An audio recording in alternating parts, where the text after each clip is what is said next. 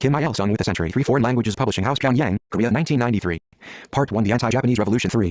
Only those who have shed their blood and sacrificed their lives to repossess their country can be said to have fully experienced how valuable their fatherland is and how arduous and tortuous is the road to return to it. Kim Il-sung translation from the preceding page. On my visit to the old man Othe who back in the homeland, whom I used to call on in the guerrilla zone Jiandao, was soaked in a sea of blood by the barbarous atrocity of the Japanese imperialist wandering men and women on their way to Jiandao, carrying heavy loads on their backs and heads. Dong Ilbo, in November 1933, reported that Koreans accounted for 80% of Jiandao's total population of 570,000 border policemen searching the wandering men and women. Oh, the sea of blood spilled by the suffering people in the icy cold. How many have died a wretched death? Nayad Ocean Yulankan guerrilla bases on the coast of the Tulin River, 1932-1935. Yaoingu Jilin Province on Wasan Yewanda Yuan Waisan Yuan Go Au Shiren Gushanki and Dong Yaoingu Waizagu Chechangzi Yulankan Yanji and Chechangzi Nayad Ocean Miu Dong Yaoingu China Baike Kugeyi Makun Hia Wangching Jinchang Jiandao Province Hia Wangching Yuangu Lishagu USSRKOREAC Korea Sampil Hunshan Yantong Lazi Yuangu Sampang Hei Langu and Song Jongsong, the log cabin of the headquarters of the guerrilla army in Macon, Hia Wangching, the seal which I used in September 1933. I met Comrade Cho Hyun, the amber cigarette holder which I gave him in memory of our first meeting which we used a guerrilla army training ground, the first commanders of the guerrilla zones Ryang Song Ryan and Kil Pak Tong Gun Pak Kil Charayang Dak Cho Chung Gok Kim Hei San Wang J Mountain, the place where the meeting of the heads of the underground revolutionary organizations and the political workers in the Yonsong area was, held on March 11,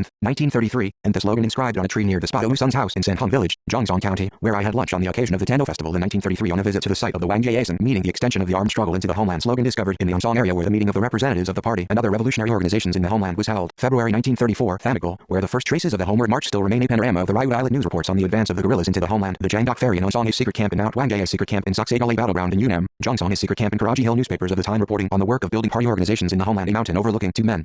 Materials for political study published in the guerrilla base. Reminiscences of an officer of the government general of Korea concerning the activities of the party organizations in guerrilla zones. A guerrilla army barracks in WNY and an underground passageway. Rikidong, Panchingyu, an inspector from the Comintern. A pamphlet published on the basis of a treatise which I wrote in May 1933. A panorama of the Hiawangching area. Historical materials relating to endeavors to obtain assistance from the Comintern. Hong Kong. Ritong Ryo on Hyang materials preserved in the archives of the Comintern. I prefer the expression a faithful horse and a pet dog to a faithful dog and a pet horse. Whenever I look back on my life in Wangching, I am always haunted by the mysterious white horse, the horse on which I braved the flames of the anti-Japanese war. My first orderly is Jo Wal Nam Risong Ren. Looking back on the past, platoon leader Opayat Ryan Cho Kun Suk, who nursed me devotedly. The anti-Japanese Allied front between Korean and Chinese peoples was achieved at the cost of blood. A secret document of the time on the arrest and slaughter during the Japanese imperialist national alienation moves of the guerrillas who had been dispatched to the Chinese anti-Japanese units. A photograph of Ri Kwon-ji's family. He is at the far right in the back row. Secret instructions of the Japanese imperialists to divide and alienate the revolutionary ranks. Japanese imperialist material concerning the Battle of Dongning County Town, 1934. Shijong Hangchai NG, the building where the machine gun was sighted and the view of the town at the time of the Battle of Dongning County Town. Wu Yicheng during the time in the guerrilla zone. The battleground of the defense of Nayad Ocean. The battleground at Sandeo Hezi. The battleground of the defense of Yeoing Yun Chang Bong Jang Ryong San Ryu. Ranpon Kim Young Won John Man Song Cho in June. The battleground in defense of Hiawangching. Inhabitants of the guerrilla zone rebuilding houses on site reduced to ashes by a punitive operation. Various kinds of weapons and ammunition, medical instruments and medicines made by ourselves in the guerrilla zone. Sunwon Gumni sewing machine used in making military uniforms. Pak to Yang Pak Young Sun medicines and medical instruments. Various weapons. The arsenal in the Hiawangching guerrilla zone. Model. A wooden gun Yangil bombs and the implements used for making them for the future of the revolution. Newspaper reports on the heroic death of Kim Kum Sun born aloft on the nationwide March 1st popular uprising. Ryu Kwan-san became a daughter of the nation at the age of 16 and under the banner of Jush, Kim Kum Sun became an anti-Japanese heroine of Korea at the age of 9. There are many other young flowers who remain immortal. In what way can we console the souls of the young martyrs, the souls of those who left us too early and whose images cannot even be reproduced in imaginary pictures? The lives of the anti-Japanese martyrs in northeast China, May 1936, made famous the name of Kim Kum-sun, an anti-Japanese girl heroine. Kim Kum-sun Ryu Kwan-sun Risun who Pak Kil-song at Children's Corps School in the Yulankan guerrilla zone. The Korean People's Revolutionary Army Dongfang Zazhi, Oriental Magazine, March 1935, containing an article stating that there are 3,000 soldiers of the Korean People's Revolutionary Army in Jiandao houses fired during a punitive operation by the Japanese troops. Aerial reconnaissance by the Japanese imperialist. Japanese troops trampling down the fields in the guerrilla base. Japanese military trains destroyed by a guerrilla army. Attacked Japanese troops on the rampage during a punitive operation against a guerrilla base. A watchtower on the western fort at the time of the Luozigu battle. Han Hong Guanzhou Kum Sancho 2 on reports on a defeat of the Japanese imperialists by a guerrilla army. Attacked the house from which I commanded the Luozigu battle. Oiling Mountains, the silent witness to the anti-Japanese revolution. I cannot recall the full name of Old Man Kim, nor have I any photograph of the man who snatched me from the jaws of death and led the way to the home of Old Man Jo Thaekju at the foot of the mountains. La Wailing Old Man Jo Thaekju and his daughter-in-law Jo Il-hwa, the horse, which was captured at the Battle of Lauhaishan and given to Old Man Jo Thaekju, later returned to me as a fountain pen on April 15, 1961. Revolutionary bonds formed in the wilds of Manchuria. Wang Yilin Tong Jengaro and Jiju Bao Ziezhou and Jiang Jingyu and Dai anti-Japanese patriots who shared the same ordeal. The martyr Kang Yu, 1855-1920, who threw a bomb at the Japanese governor-general in Korea at the age of 65. The martyr Sen Che Ho, 1880-1936, who died for his country in Lushan prison, leaving many historical and literary writings. The martyr Ri Pong Chang, 1900-1932, taking an oath before leaving for Tokyo to kill the Emperor of Japan. The martyr Yun Pong Gil, 1908-1932, who killed and wounded many enemies including the commander of the Japanese forces in Shanghai. CONTENTS Chapter 7. EAG People's World. 1. The home base. 2. The enemy's ground by day, our ground by night. 3. The choice between the Soviet and the People's Revolutionary Government. 4. The man from the Comintern. 5. The memory of a white horse. Chapter 8. Under the banner of the anti-Japanese struggle. 1. Ri Guang. 2. Negotiations with Wu Yicheng. 3. The Battle of the Dongning County Town. 4. A comment on ultra-democracy in the army. 5. Operation Bacon. 6. Arsenals in the thick forests. 7. An Immortal Flower. Chapter 9. The first expedition to North Manchuria. 1. The Korean People's Revolutionary Army. 2. The haves and the have-nots. 3. Crossing the Loiling Mountains. 4. The sound of the Mouther Gan ringing across Ningnan. 5. The snowstorm in the Tianqialing Mountains. 6. In the bosom of the people. 1 Chapter 7. The People's World. The home base. The enemy's ground by day. Our ground by night. The choice between the Soviet and the People's Revolutionary Government. The man from the Comintern. The memory of White Horse. February 1933. February 1934. 2. 1. The home base. In mid-February of 1933, guided by Old Man Ma, we marched towards the Wangjing guerrilla zone. When they reached the road, the 18 guerrillas, who had spent the long tedious hours of the last 20 days in the mountain hut in constant discussions of political affairs, lengthened their stride in high spirits. Although the traces of the winter-long trials they had undergone still lingered about them, the marching column was lively and moved at a brisk pace. It is said that the inhabitants of Wangjing, if asked nowadays what are the distinctive features of their district, will remark wittily that the place is noted for the long speeches made by their county chief, the long primary school buildings, and the long valleys. This comment must be the brainchild of a local humorist fond of cracking jokes to express his feeling of attachment to the place. If such a witty phrase had occurred to me at the time in 1933 when my comrades in arms asked me what Wangjing was like, I could have given them a chance to laugh following their terrible hardships, but I merely replied that it was a place where many exiles had settled. 3. By exiles, I meant revolutionaries. In Wangjing, the anti-Japanese independence struggle had raged more fiercely than in the other counties of the Jiandao area, even from the early years. It was in this county that Hong Pengtu, a famous veteran commander of the Volunteers Army, dealt a crushing blow to the Japanese punitive forces, and it was here too that Korea's independence army under the Northern Political and Military Administration headed by So-il, Kim Jwa-jin and Ri Pom-sok had established its base. It was in this county that Ri Tong-wi set about the training of cadres for the independence army. The vigorous activity of the independence army and the frequent appearance of independence fighters in this area had awoken the inhabitants' national consciousness and stimulated them to fight for their country against the Japanese. As the tide of the independence army movement receded and the independence fighters withdrew into the maritime province of Siberia and Soviet Manchurian border districts, the leadership of the national liberation struggle in the Wangjing area gradually passed into the hands of the communists, and the main trend of the struggle shifted from nationalism to communist movement. On the patriotic soil which had been fertilized by the blood of the nationalists, the foreigners of a new ideological trend developed the communist movement. For all this, the motive force of the struggle remained basically unchanged. The overwhelming majority of the nationalists became converts to the communist movement. The ranks of the communist movement thus included not only those who had, from the outset, taken the communist path, but also those nationalists who had gradually come to accept communism. It would have been impossible to launch the communist movement if it had been restricted to people free of all political taint. This is the principle of inheritance and innovation, one of the principles which have guided us in the development of the revolution. Communist ideology is the acme of human thought, and the communist movement is the highest stage of the revolutionary movements, but it would be a mistake to think, for this reason, that the communist movement starts and develops from a tabula rasa. In any case, Wangjing was famous for its long record of anti-Japanese struggle, for the favorable mood among its masses and its firm political footing. It was also located near the 6 towns in the northern frontier region of Korea, and adjacent to Yanji and Longjing, which were the centers of the patriotic cultural enlightenment movement in the Jiandao area. These circumstances presented various advantages. The Sang has it that deep pools attract fish, and this place naturally attracted many revolutionaries. In those days people used to say, those who wish to work their way through university should go to Japan, those who wish to eat bread should go to the Soviet Union, and those who wish to work for the revolution should go to Jiandao. This reflected the thinking of the young people of Korea in those years, when they regarded East Manchuria as the theater of battle for national liberation, and 5 aspired to join the struggle there. Going to Jiandao was as dangerous as approaching the opening of a pillbox, but we marched straight towards the pillbox without hesitation in order to forward the triumph of the revolution. We marched with light steps towards the guerrilla zone, not because a sumptuous meal or comfortable beds awaited us, but because there we would find the comrades and people with whom we would share life and death, the ground which we would tread with the step of freedom, and a land of our own, which defied the ordinances of the Japanese emperor and the decrees of the governor-general. By February 1933, when we advanced towards Junjiao under the guidance of Old Man Ma, the work of developing guerrilla bases in many parts of East Manchuria had been almost finished, and they had begun to demonstrate the effect they could have. To establish the guerrilla bases and use them as a source of strength to launch a powerful armed struggle was one of the major policies adopted by the Korean communists at their winter meeting at Mingyugu. At this meeting we had stated that in order to launch a campaign of armed resistance, we must establish our positions, which was simply an expression of our intention to develop guerrilla bases. At the meeting at Yaoshie in the spring of 1932, we raised the matter again, as a separate item on the agenda, and discussed seriously how we could develop the guerrilla bases in the form of 6 liberated areas, a matter which had already been discussed at the Mingyugu meeting the previous winter. After the meeting at Yaoshie, we sent able leaders to different parts of the Jiandao area and increased the tempo of revolutionary training for the rural villages. This was the first stage in our work of establishing the guerrilla bases. The revolutionized rural areas had served as temporary bases for the anti-Japanese People's Guerrilla Army pending the establishment of the guerrilla zones, and they provided the ground on which to develop the guerrilla bases. One guerrilla base after another had been developed in the places we had selected as most suitable at the Mingyugu meeting in winter, that is, in the mountainous areas around Antu, Yanji, Wangjing, Heilong and Hunchengyu Fudong, Wanguguao, Heilanggu, Shirangu, Sandaewan, Zaya Wangjing, Gaiye, Yaoyanggu, Yuelankun, Dahuanggu and Yantunglauzi. All this was achieved through the titanic efforts of the Korean communists and at the cost of their blood in a fierce struggle against the enemy. The blood spilled in the efforts dedicated to the establishment of these guerrilla bases in the area along the Tumen River by the Korean communists Ryangzong Ryong, Ri Guang, Jang Ryong San, Cho Chung Guk, Yu Jin, Pak Tong Gun, Pak Kil, Kim Il-wan, Cha Ryong Dok, Kang Sok Wan, and Kil, Ri Ku Jin, Ri Pong Su and others will be long remembered in history. Prominent figures of the time were quick to assemble in the guerrilla bases in the Jiandao area, traveling from the homeland 7 and abroad. Many people came to the Wangjing area, including Kempei at Ryong, Jo Tong UK, Cho Song Suk, John Mun Jin and other communists of North Manchuria who settled at Yadao Wangjing. The new inhabitants of Yadao Wangjing also included communists and independence fighters who had been operating in the maritime province of Siberia, as well as the people who, after many years of underground activity in the enemy-held area, had moved here because their identity had been exposed, and patriots and Marxists who, on hearing that Jiandao was the center of the Korean Revolution, had crossed the border from the homeland. The guerrilla bases in East Manchuria thus became the assembly area for the elite who were firmly resolved to work for the revolution, or already tempered by experience of the practical struggle.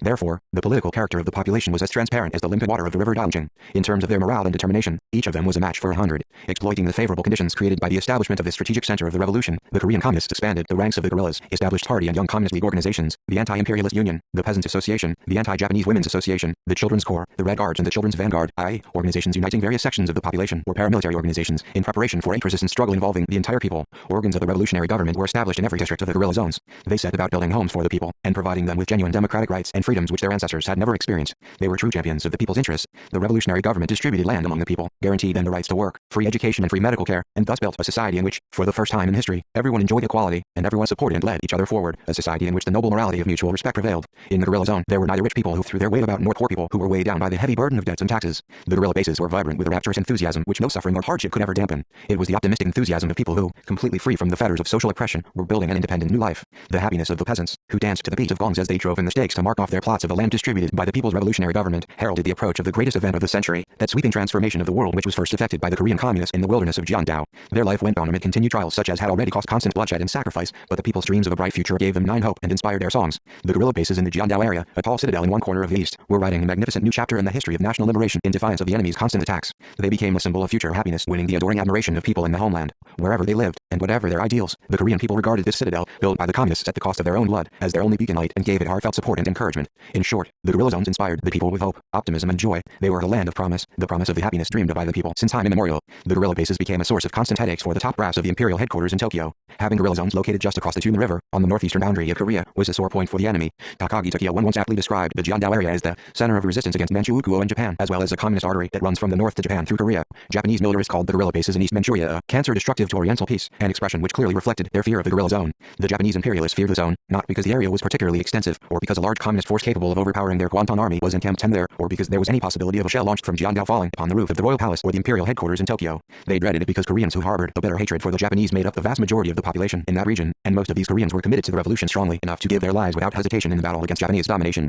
The fact that more than 90% of the communists and young Communist League members in that region were Koreans is sufficient to explain why the rulers of Japan were so concerned by the guerrilla zone, regarding it as the greatest obstacle to their effective rule of Manchuria. Both the valorous generals of the Righteous Volunteers Army, who had fought for over a decade in the homeland and in the wilderness of Manchuria against the Ulsa Treaty, the Protectorate Treaty concluded in 1905 TR, and the annexation of Korea by Japan forged by the Japanese militarists, and the surviving forces of the Independence Army, equipped as they were with matchlock rifles, were still operating in that region against the Japanese army and police. The example of indissoluble fraternal ties between the Korean and Chinese communists was established there, and spread throughout Manchuria and China proper. The guerrilla zone in Jiangdao was not a cancer destructive to Oriental peace, but a very beacon light of that peace. Our efforts to fulfill our strategic task of establishing guerrilla 11 bases for our revolution suffered a severe test when the Japanese militarist forces launched a wholesale, punitive operation intended to smother the anti-Japanese armed struggle in its cradle. The result of their scorched earth operations, however, was to speed up the establishment of guerrilla bases in Jiangdao. In the spring of 1932, the Japanese Guantan Army in Manchuria and their army forces in Korea discussed measures for dealing with what they called the Jiangdao affair. The scheme was to dispatch a task force from their army in Korea to Jiangdao in order to put down the revolutionary movement there. Accordingly, a Jiangdao task force composed of a regiment from the Japanese Army Division in Ranam, Korea, reinforced by the troops of the Kyangwon Garrison, a cavalry troop, a field artillery battery and an air force company, set out on an expedition to the 4 counties in East Manchuria where the flames of rebellion had raged during the harvest season and the seasonal spring food shortage.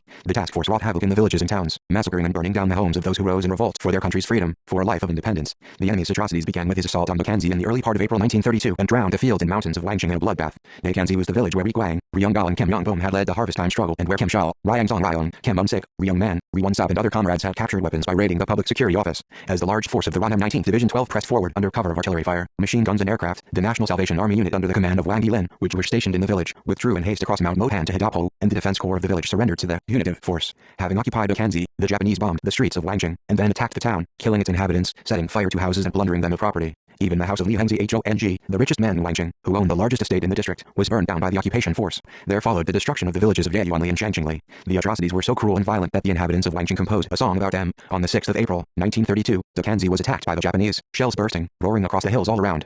Under the rain of bullets and shrapnel and bombs dropped from aircraft, the poor people were massacred. Flames from Daejeon soared into the sky. The village of Daeyuanli was reduced to ashes. Innocent people were killed all over the fields, and the fields of Wangjing became deserted. 13 proletarian masses of Manchuria rise in unity and fight the enemy. Boiling blood drives us out to take the field and raise the flag of victory. Throngs of people who had lost their homes and families in this barbarous, punitive operation surged into the valleys of Hiao Wangjing and Daongjing. The Japanese aircraft even bombed the defenseless refugees. The crystal clear water of rivers in Wangjing was suddenly stained red with blood. The guts of dead people drifted down the rivers. The village of Juanjiaolu, to which we were guided by old man Ma, had suffered heavily from the atrocities perpetrated by the Jiangdao task force. The barbarous beasts who fell upon the defenseless village had locked up scores of young people, women and children in the house and burned them to death. The village had been instantly reduced to ashes. The fact that many counties in East Manchuria circulated a written protest and appealed to our fellow countrymen in protest against the massacre at Jiangjiaolu indicates just how extensive and how brutal that punitive action was. Jiangjiaolu, which is located near Luozigu in Hiao-Wangjing, one of the major bases of the revolution in Jiangdao, had been under the powerful revolutionary influence of the anti-Japanese struggle from the early years. The valley, which was home to thousands of peasants, raftsmen and lumbermen, provided 14th fine ground for the activities of vanguard organizations such as the Party, the Young Communist League and the revolutionary organizations of various sections of the population.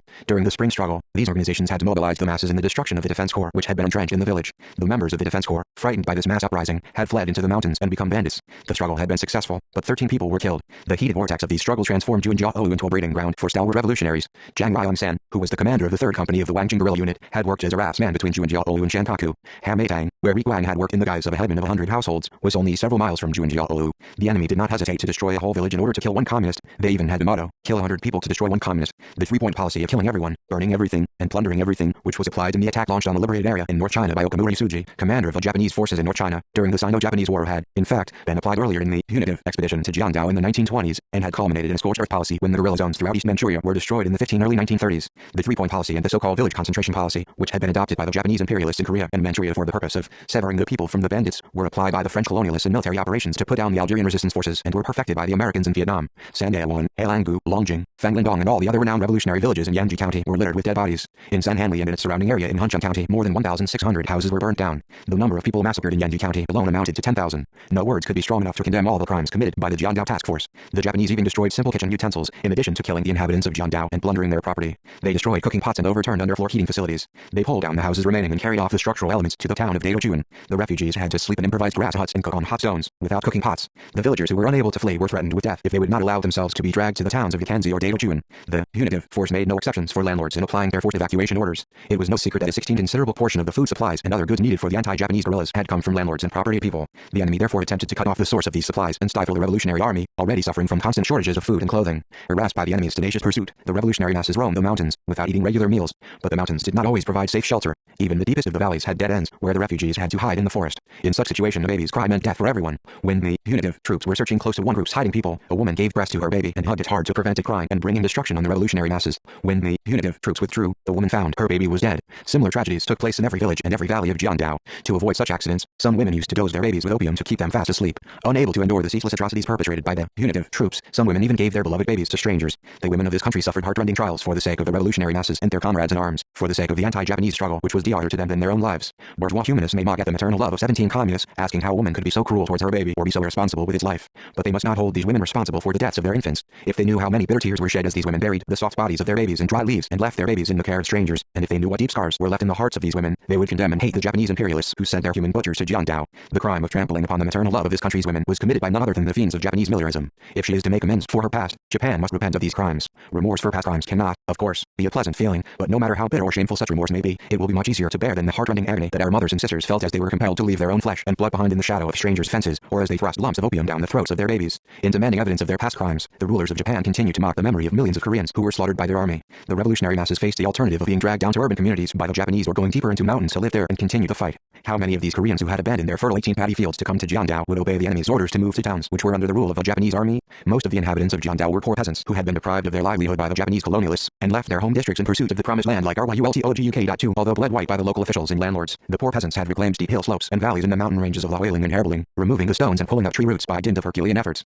Exhausting as slash and burn farming was, and poor as they remained, these peasants had been contented with their lot simply because they were free of molestation by the Japanese. Which of them would ever obey the Japanese orders to follow them to towns, leaving behind homes and lands which they had made fertile with their own sweat and blood? This was the test set for the people of Wangjing who had experienced the massacre. A few people, terrified into submission by the enemy's atrocities, began to move down to the towns.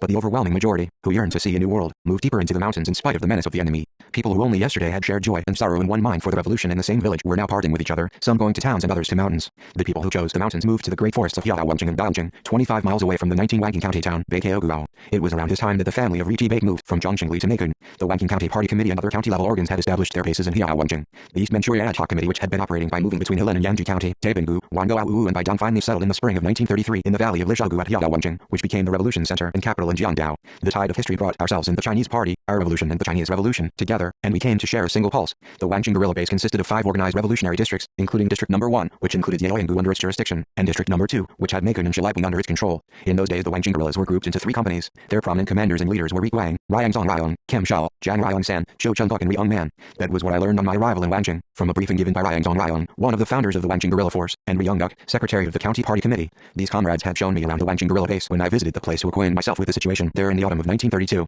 At that time, as I made the rounds of the guerrilla zones in the 20 Wangjing County, I had given guidance to the work of the primary party organizations, the Anti-Japanese Association, the Anti-Japanese Women's Association, and other mass organizations. I had also received reports from the political workers operating in the Chinese nationalist anti-Japanese units. Also around this time we had given a short training course on explosive weapons for workers from the munitions factories in different counties of East Manchuria and for the commanders of the guerrilla army. In those days the leaders of Wangjing County were racking their brains in the search for solutions to the food problem. More than 1,000 people had thronged into the narrow valley at Wangjing, where there were only a few dozen houses. The food reserves were too small to feed them all. Now and then the guerrillas had attacked the enemy and captured food, but the amounts were not enough to satisfy the hunger of the many people in the bases. The contribution of the harvest from the small plots of arid land in the guerrilla zone was also negligible. In these circumstances, it was suggested that the food problem could be solved for the moment by harvesting the crops in no man's land. By no man's land I mean the deserted farmlands between the guerrilla bases and the enemy ruled areas. There were deserted villages near Wangjing and Daongjing. Unable to endure the atrocities perpetrated by the barbarous, punitive force, the villagers had fled, some of them to the enemy area, and others to the guerrilla zone, leaving their crops 21 unharvested. Some of the crops belonged to the landlords and reactionaries who had fled to the enemy area, and some of them belonged to the peasants whom the Japanese had forced at bayonet point to move to Beikanku and Daejuan. The abandoned crops were also coveted by those who had fled to the enemy area.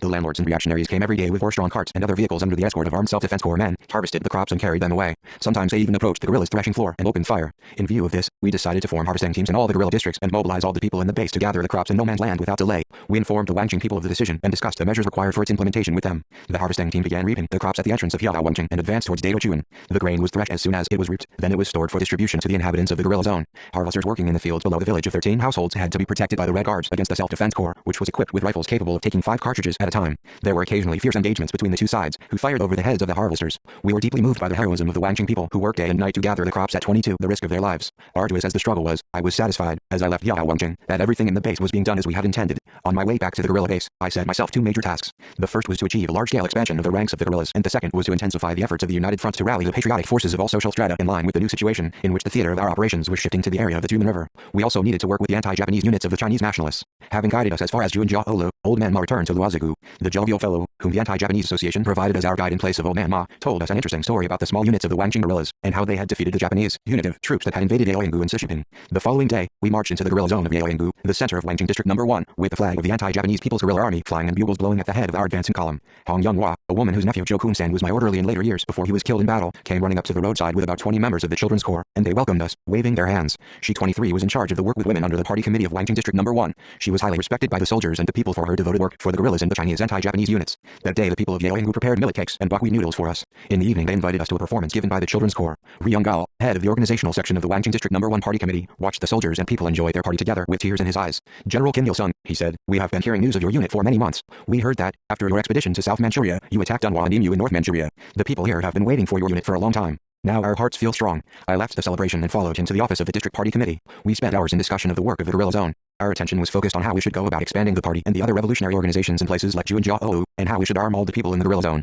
When we were elaborating measures for the defense of the guerrilla zone, a messenger came to us with a secret note from the enemy ruled area. The note stated briefly that the Japanese garrison troops at Doxingu would attack the guerrilla zone the next day. 24. They must be coming to avenge themselves on the guerrillas who attacked them in December last year. Ri Young-gal remarked with a wry smile, as if you were responsible for the enemy's attempt to attack Yaoyanggu. Those devils can't even show proper respect for guests who have made the journey of hundreds of miles. We were planning to give your unit a few days good rest before you left. What an unfortunate coincidence. Oh no, I said, it's a happy coincidence. The men's hands have been itching after all these months without a fight. It seems the moment has come for the enemy to pay for the blood spilt by our people at Dokanzi, Xianjiaelu, Dayuanli and Sanhenli. I sent a messenger to Ri Guang, telling him to transfer his unit to Yaoyanggu in a hurry. Ri Young-gal puffed at his hand-rolled cigarette in agitation for a while, then stood up to go to the party and summon the commander of the Red Guards. It was clear from his expression that he had decided to give orders for a general mobilization. Smiling, I took him by the sleeve and pulled him back into his seat. Comrade Young-gal, you are going to tell the Red Guards that the enemy is coming, aren't you? The party seems to be at its height at the moment. So don't disturb them, please. Send them all home in an hour and let them sleep well until early next morning. And I, too, will send my men for a sound sleep early tonight. It might seem contrary to normal military practice to allow the 25 men and the people to enjoy themselves, instead of alerting them when we knew that the enemy was going to attack us very soon.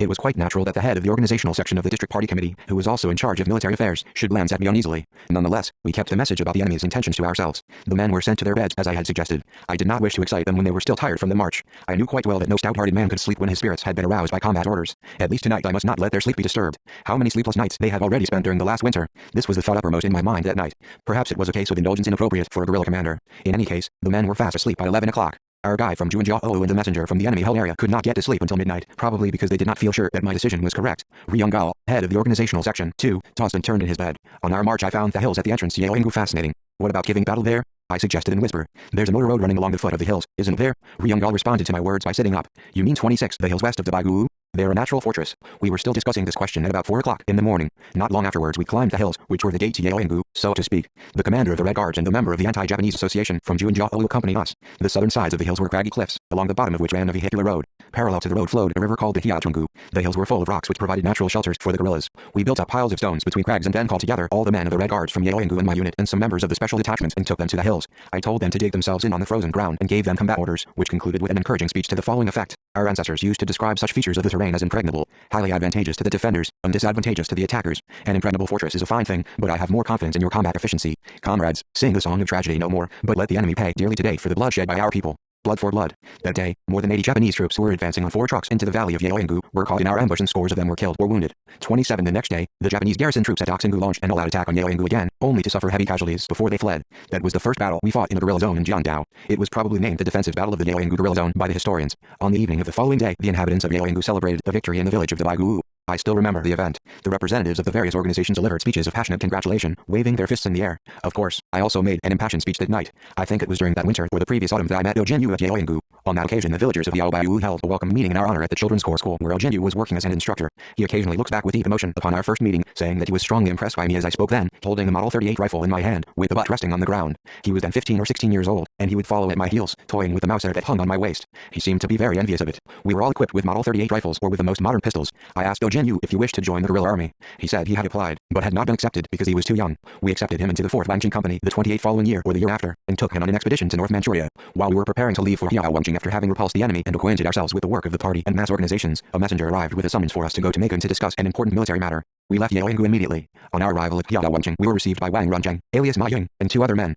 He was more often known by another nickname Wang Dainode, which meant a man with an unusually large head. Dao Jizi and some other personnel of the guerrilla zone guided me to the foot of the hill at the back of Macon and the house of old man Richi Bake, where I stayed and where I met the representatives of the East Manchuria Party Committee. Dao Jizi is Young Duck's nickname. It means a long fellow. He was the secretary of the Wangjing County Party Committee at the time. There was a bachelor's quarters which had been made into a traveler's home, but I was persuaded to stay at the old man's house because the traveler's home was crowded and noisy. Richi Bake was Kim Young-won's father-in-law, and the name of the old man's wife was So Song Nao. Richi Bake's family were all patriots and revolutionaries. In his house, I dressed in Dable Shanzi, a Chinese gown tiara, for talks with Wang Runjang and his company. 29. Congratulations upon your arrival in Wangjing. Wang Dainode greeted me. I am glad to see you again, I replied, shaking his hands. I was lucky to meet a revolutionary who was an old acquaintance of mine in Wangjing, where I was a stranger. I had first met him at Antu, when I was concentrating on work with the anti-Japanese units of the Chinese nationalists, following my return from the campaign in South Manchuria. In those days he and Zhen Hanzhong had been working with the soldiers of Commander Meng's regiment of the National Salvation Army. Commander Meng's regiment had moved from North Manchuria to the Antu area in order to make contact with Tang Ju's units of the Self-Defense Army in the Liaoning area and enter into cooperation with them. The Chinese communists who were working with Wu Yicheng and his National Salvation Army unit had been trying to extend the anti-Japanese struggle throughout Manchuria by arranging an alliance of the anti-Japanese forces in North and South Manchuria.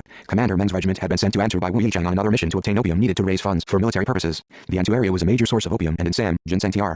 Tang Yuo had also sent his men to Antu with a view to establishing a monopoly of the opium trade in that area. In those days opium was used in place of currency. Comrade Kim Il-sung, Wang Runcheng said half-jokingly at a meeting of the anti-Japanese soldiers committee held at 330 Guangji's house, the success of the National Salvation Army units in cooperation with your unit in the attack on Dunhua and Yimu can be attributed to opium. The large amount of opium that was obtained in Antu and distributed among my men had strengthened their morale. We were familiar enough with each other to speak our minds frankly on such matters. Wang helped us a great deal in the course of our work in Antu. He used to carry messages to maintain contact between myself and Hu Jinmen or Zhu Bao Zhong. Since he was in charge of propaganda in the National Salvation Army, he had free access to the commander's headquarters, to say nothing of regimental, battalion and company headquarters. He was a good messenger for me and for the communists who had been posted to the National Salvation Army. As was usually the case with intellectuals who had been trained in a normal school, Wang, though a man of large build, was gentle and good-natured. He had taken up the revolutionary cause during his normal school days at Ningnan, under the influence of schoolmates who had studied in large cities like Beijing, Nanjing and Tianjin. His final commitment to the revolutionary cause was due especially to the influence of Comrade Pan, who was on the provincial party committee. Comrade Kim Il-sung, Wang said, the revolution is raging fiercely in East Manchuria now, and in this situation we expect a great deal from you. We are very glad of your arrival in Wangjing 31 at a time when the revolution in East Manchuria needs able strategists to develop party work, guerrilla activities, and work with the National Salvation Army.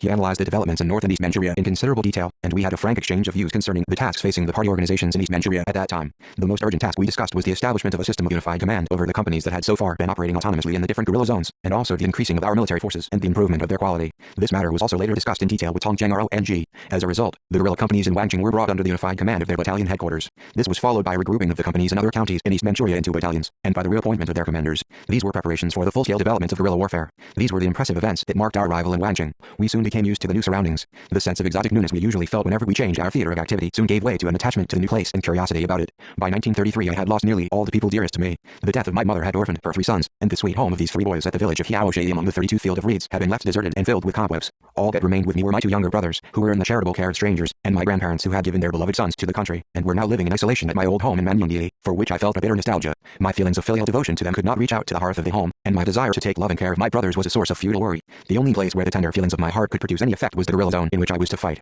The people here would become as dear to me as my own grandparents, my own parents, and my own brothers. In the personality of the mistress of the house, Sosong Nao, I rediscovered the warm character of my own mother, her loving benevolence. Because of the enemy's constant blockade and punitive assaults, the guerrilla bases in East Manchuria faced numerous trials from the outset. In this historic land of Wangjing, which is fixed forever in my memory, many battles were fought, much blood was spilt, and we endured great agonies. Sometimes scores of people were killed, or scores of houses and barracks burnt down. In a single day, the hospitals were crowded with wounded soldiers and sick people. Food shortages throughout the guerrilla zone and recurrent famine caused innumerable deaths. Sometimes an epidemic threatened the entire population of Jiandao with extinction. 33 in that part of the world there were neither shops, nor markets, nor merchants, nor any money in circulation. Here the law of value had no effect. Shoes and clothing for the population were obtained by capturing the enemy's supplies. From time to time leftist deviation shook the guerrilla zone and plunged it into apprehension. Nonetheless, all these difficulties by no means dominated life there. A new way of living in freedom and happiness, although in a somewhat limited and relative sense, together with the optimistic spirit of a people who had been liberated from the tyranny of the enemy, defined the main line of development in the guerrilla zone. The difficulties were enormous, but the morale of the soldiers and civilians was high. In this isolated region, beyond the reach of the administrative power of Manchukuo and Japan, the Korean communists created a culture and a morality which were more progressive and revolutionary than those in any other part of the world.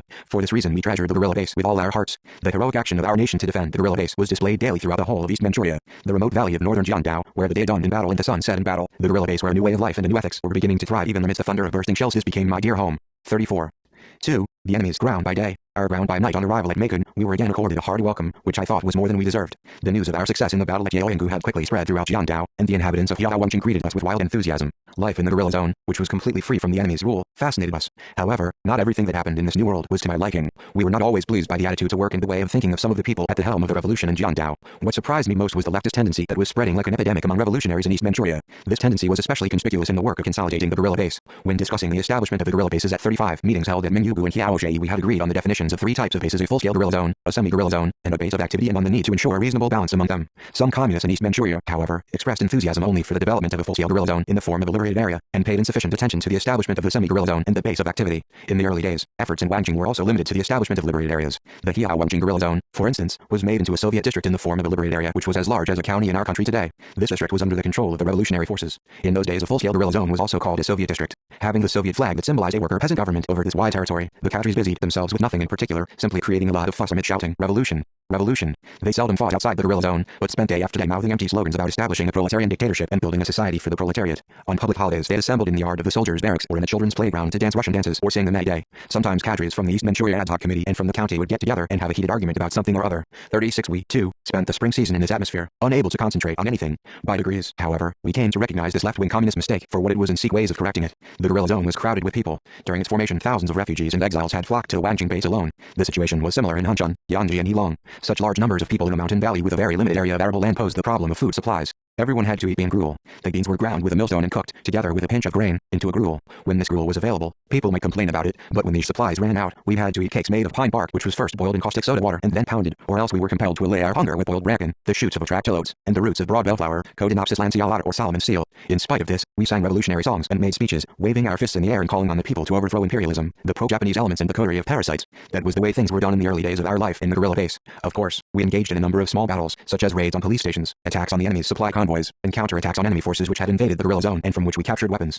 When we 37 returned from triumphant battles, the people shouted hurrah and waved flags, but there were not many major battles, and we spent most of our time on standing guard on hilltops and protecting refugees. The territory under our control was large, but there were not many rifles or armed troops. A few rifles were allotted to each of the groups of soldiers, mostly in order to guard the base. When we tried to increase the ranks of our armed soldiers, we were obstructed by weak-kneed secretaries or committee members who whined that the Revolutionary Army was not a United Front Army, and that therefore it must recruit only the most stalwart of the workers and peasants, not taking just anybody, in case it should become a rabble. In those days the anti-Japanese guerrillas in the Soviet area were called the worker-peasant guerrillas. The defense of a territory that covered thousands of square kilometers was overtaxing the strength of a few companies. Since there were many gaps in the defense structure, the punitive forces could easily penetrate deep into our defenses, and then thousands of the local inhabitants had to pack up their things and seek refuge. Such situations caused panic among the population almost every day. The leftist leaders, who regarded the size of our liberated territory as the decisive factor in the triumph of the revolution, were bent on maintaining a large territory without any scientific assessment of the balance of hostile and friendly forces, and were motivated only by their subjective desires. They even demarcated 38, the guerrilla zone in the enemy rule area, in an artificial manner, by calling the former the red territory and the latter the white territory. They labeled the inhabitants of the enemy held area as reactionaries and those in the intermediate zone as double-faced and suspected or rejected them for no reason.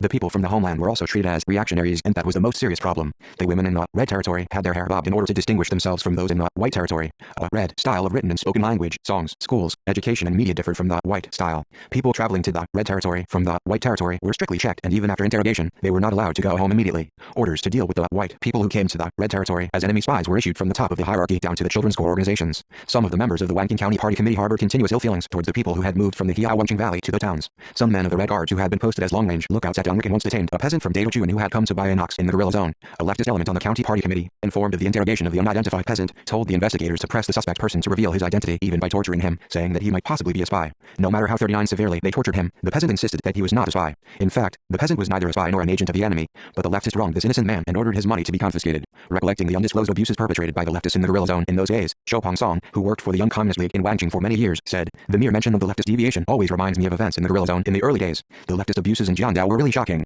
Once we guerrillas captured a cartload of salt from the Japanese on the Wanqing Pass and took it to Hiaowangqing. This was probably at the time when you, Mr. President, were operating in South Manchuria. The carter was a Korean who led a hand-to-mouth existence in the lower depths of society. The leftist elements labeled him as one of the double-faced people and dealt with him as a criminal. They said he was a traitor because he had carried supplies for the Japanese. So naturally the people outside the guerrilla zone did not view the red territory in a favorable light. It was disgusting. Such abuses as the punishment even of innocent people, without discriminating friend from foe, were also frequent in the guerrilla zones in other counties as well. The problem was very serious, because all these cursed acts were committed unhesitatingly in the noble name of the revolution, and they forced a large number of revolutionary people who were opposed to the 40 Japanese to move across to the white territory. The leftists went so far as to arrest the relatives of old man Richi Bake when they came from Ansong to Shangqingli to attend the memorial ceremony for their parents, who had been killed in a punitive action by the enemy. The leftists regarded them as reactionary people. Whenever I saw cases of such injustice, I felt thoroughly ashamed. If a man who professes to be a communist punishes an innocent person by labeling him a reactionary, he is no longer a communist, but the worst of criminals. Even after our arrival in Wanqing, these criminals continued to throw their weight about, behaving like privileged revolutionaries that no one could ever touch, and lording it over the masses. Some people regarded the Soviet as everything, and this viewpoint was a serious problem to us. We came to the conclusion that if we were to preserve the base and develop the revolution, we must overcome the tendency of isolation and extend the theater of our operations. In other words, it was imperative to abandon the short-sighted practice of clinging only to the defense of the guerrilla zone, and to form large elite forces so as to launch active military and political operations with freedom of mobility. If the army was to launch full-scale operations, it had to be relieved of the burden of defending the base. We found a solution to this problem in creating and expanding many semi-guerrilla zones in the vast territory surrounding the full-scale guerrilla zone 41 and in getting them to support it. We sought our breakthrough to fresh victory in the creation of semi-guerrilla zones. I met and talked with Tong RONG on many occasions in order to learn the experience of guerrilla zones established in China proper. In the autumn of 1931, a Chinese-Soviet provisional government was proclaimed in Wuhan, Jiangxi province, and a Soviet zone was established. According to Tong RONG, the Central Soviet Zone, in which the headquarters of the Chinese Revolution was located, covered a very large area with millions of inhabitants and the military forces of several armies. Tong Changrong himself had experience of establishing a Soviet zone in Henan province. In those days the Red Army under the leadership of the Chinese Communist Party numbered more than 100,000 and controlled a vast area extending from the southern part of Jiangxi province to the northern area of Guangdong province. My interview with Tong RONG convinced me that the experience of the establishment of the Chinese Soviet zone, which was equivalent to a sizable independent state in terms of territory and population, could not be applied to our efforts in the area on the Tuma River, and that establishing semi-guerrilla zones in the area that surrounded the full-scale guerrilla zone and in the northern region of Korea was the only way for the Korean communists active in the base of Jiandao to defend their revolutionary headquarters and launch a guerrilla war on a large scale.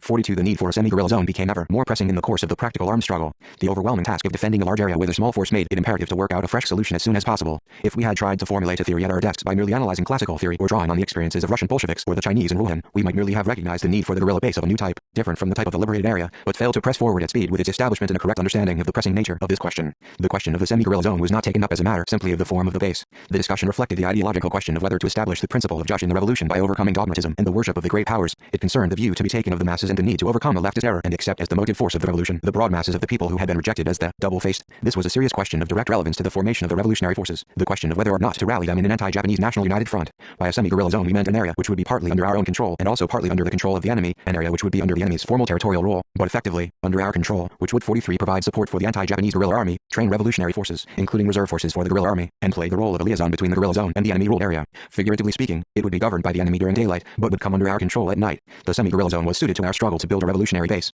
We found no significant examples of this type of guerrilla zone in the foreign experiences of guerrilla warfare. It was the development of our revolution that posed the establishment of the semi-guerrilla zone as a pressing task. In mid-March 1933, we advanced to the area around Mount Wangji, Ansong County, North Hamgyong Province, in order to extend the armed struggle to the homeland and bring about a rapid acceleration of the Korean Revolution as a whole, centering on the anti-Japanese armed struggle. The strategic objective we had maintained since we began fighting the Japanese was to spread the armed struggle to the homeland and liberate the country, an idea which nothing could ever erase from our minds. Creating a semi-guerrilla zone in the area of the 6 towns and the surrounding area of the northern part of Korea was a prerequisite for extending the armed struggle to the homeland. A firmly structured semi-guerrilla zone would contribute to the elimination of various leftist practices in the development of the guerrilla zones. We had formed a detachment consisting of 40 men from the 2nd Company of the Wanqing Battalion, who had been operating 44 from their base at Zanzidao, and 10 commanding officers and political workers who had been selected from the companies, a detachment to be sent to the homeland. We then sent an advance party of several men under the command command of platoon leader Pak Thaewa to the Yongsan area. Certain people, who were influential in the East Manchuria Party organization at the time, were very displeased with our plan of operations in the homeland, and obstructed its implementation in every possible way. They warned us that the Korean communists in China were demonstrating a nationalist tendency to extend a revolution to Korea by fighting for the Korean Revolution, and that we should abandon the idea of operations in the homeland because it was contrary to the principle of one party in one country.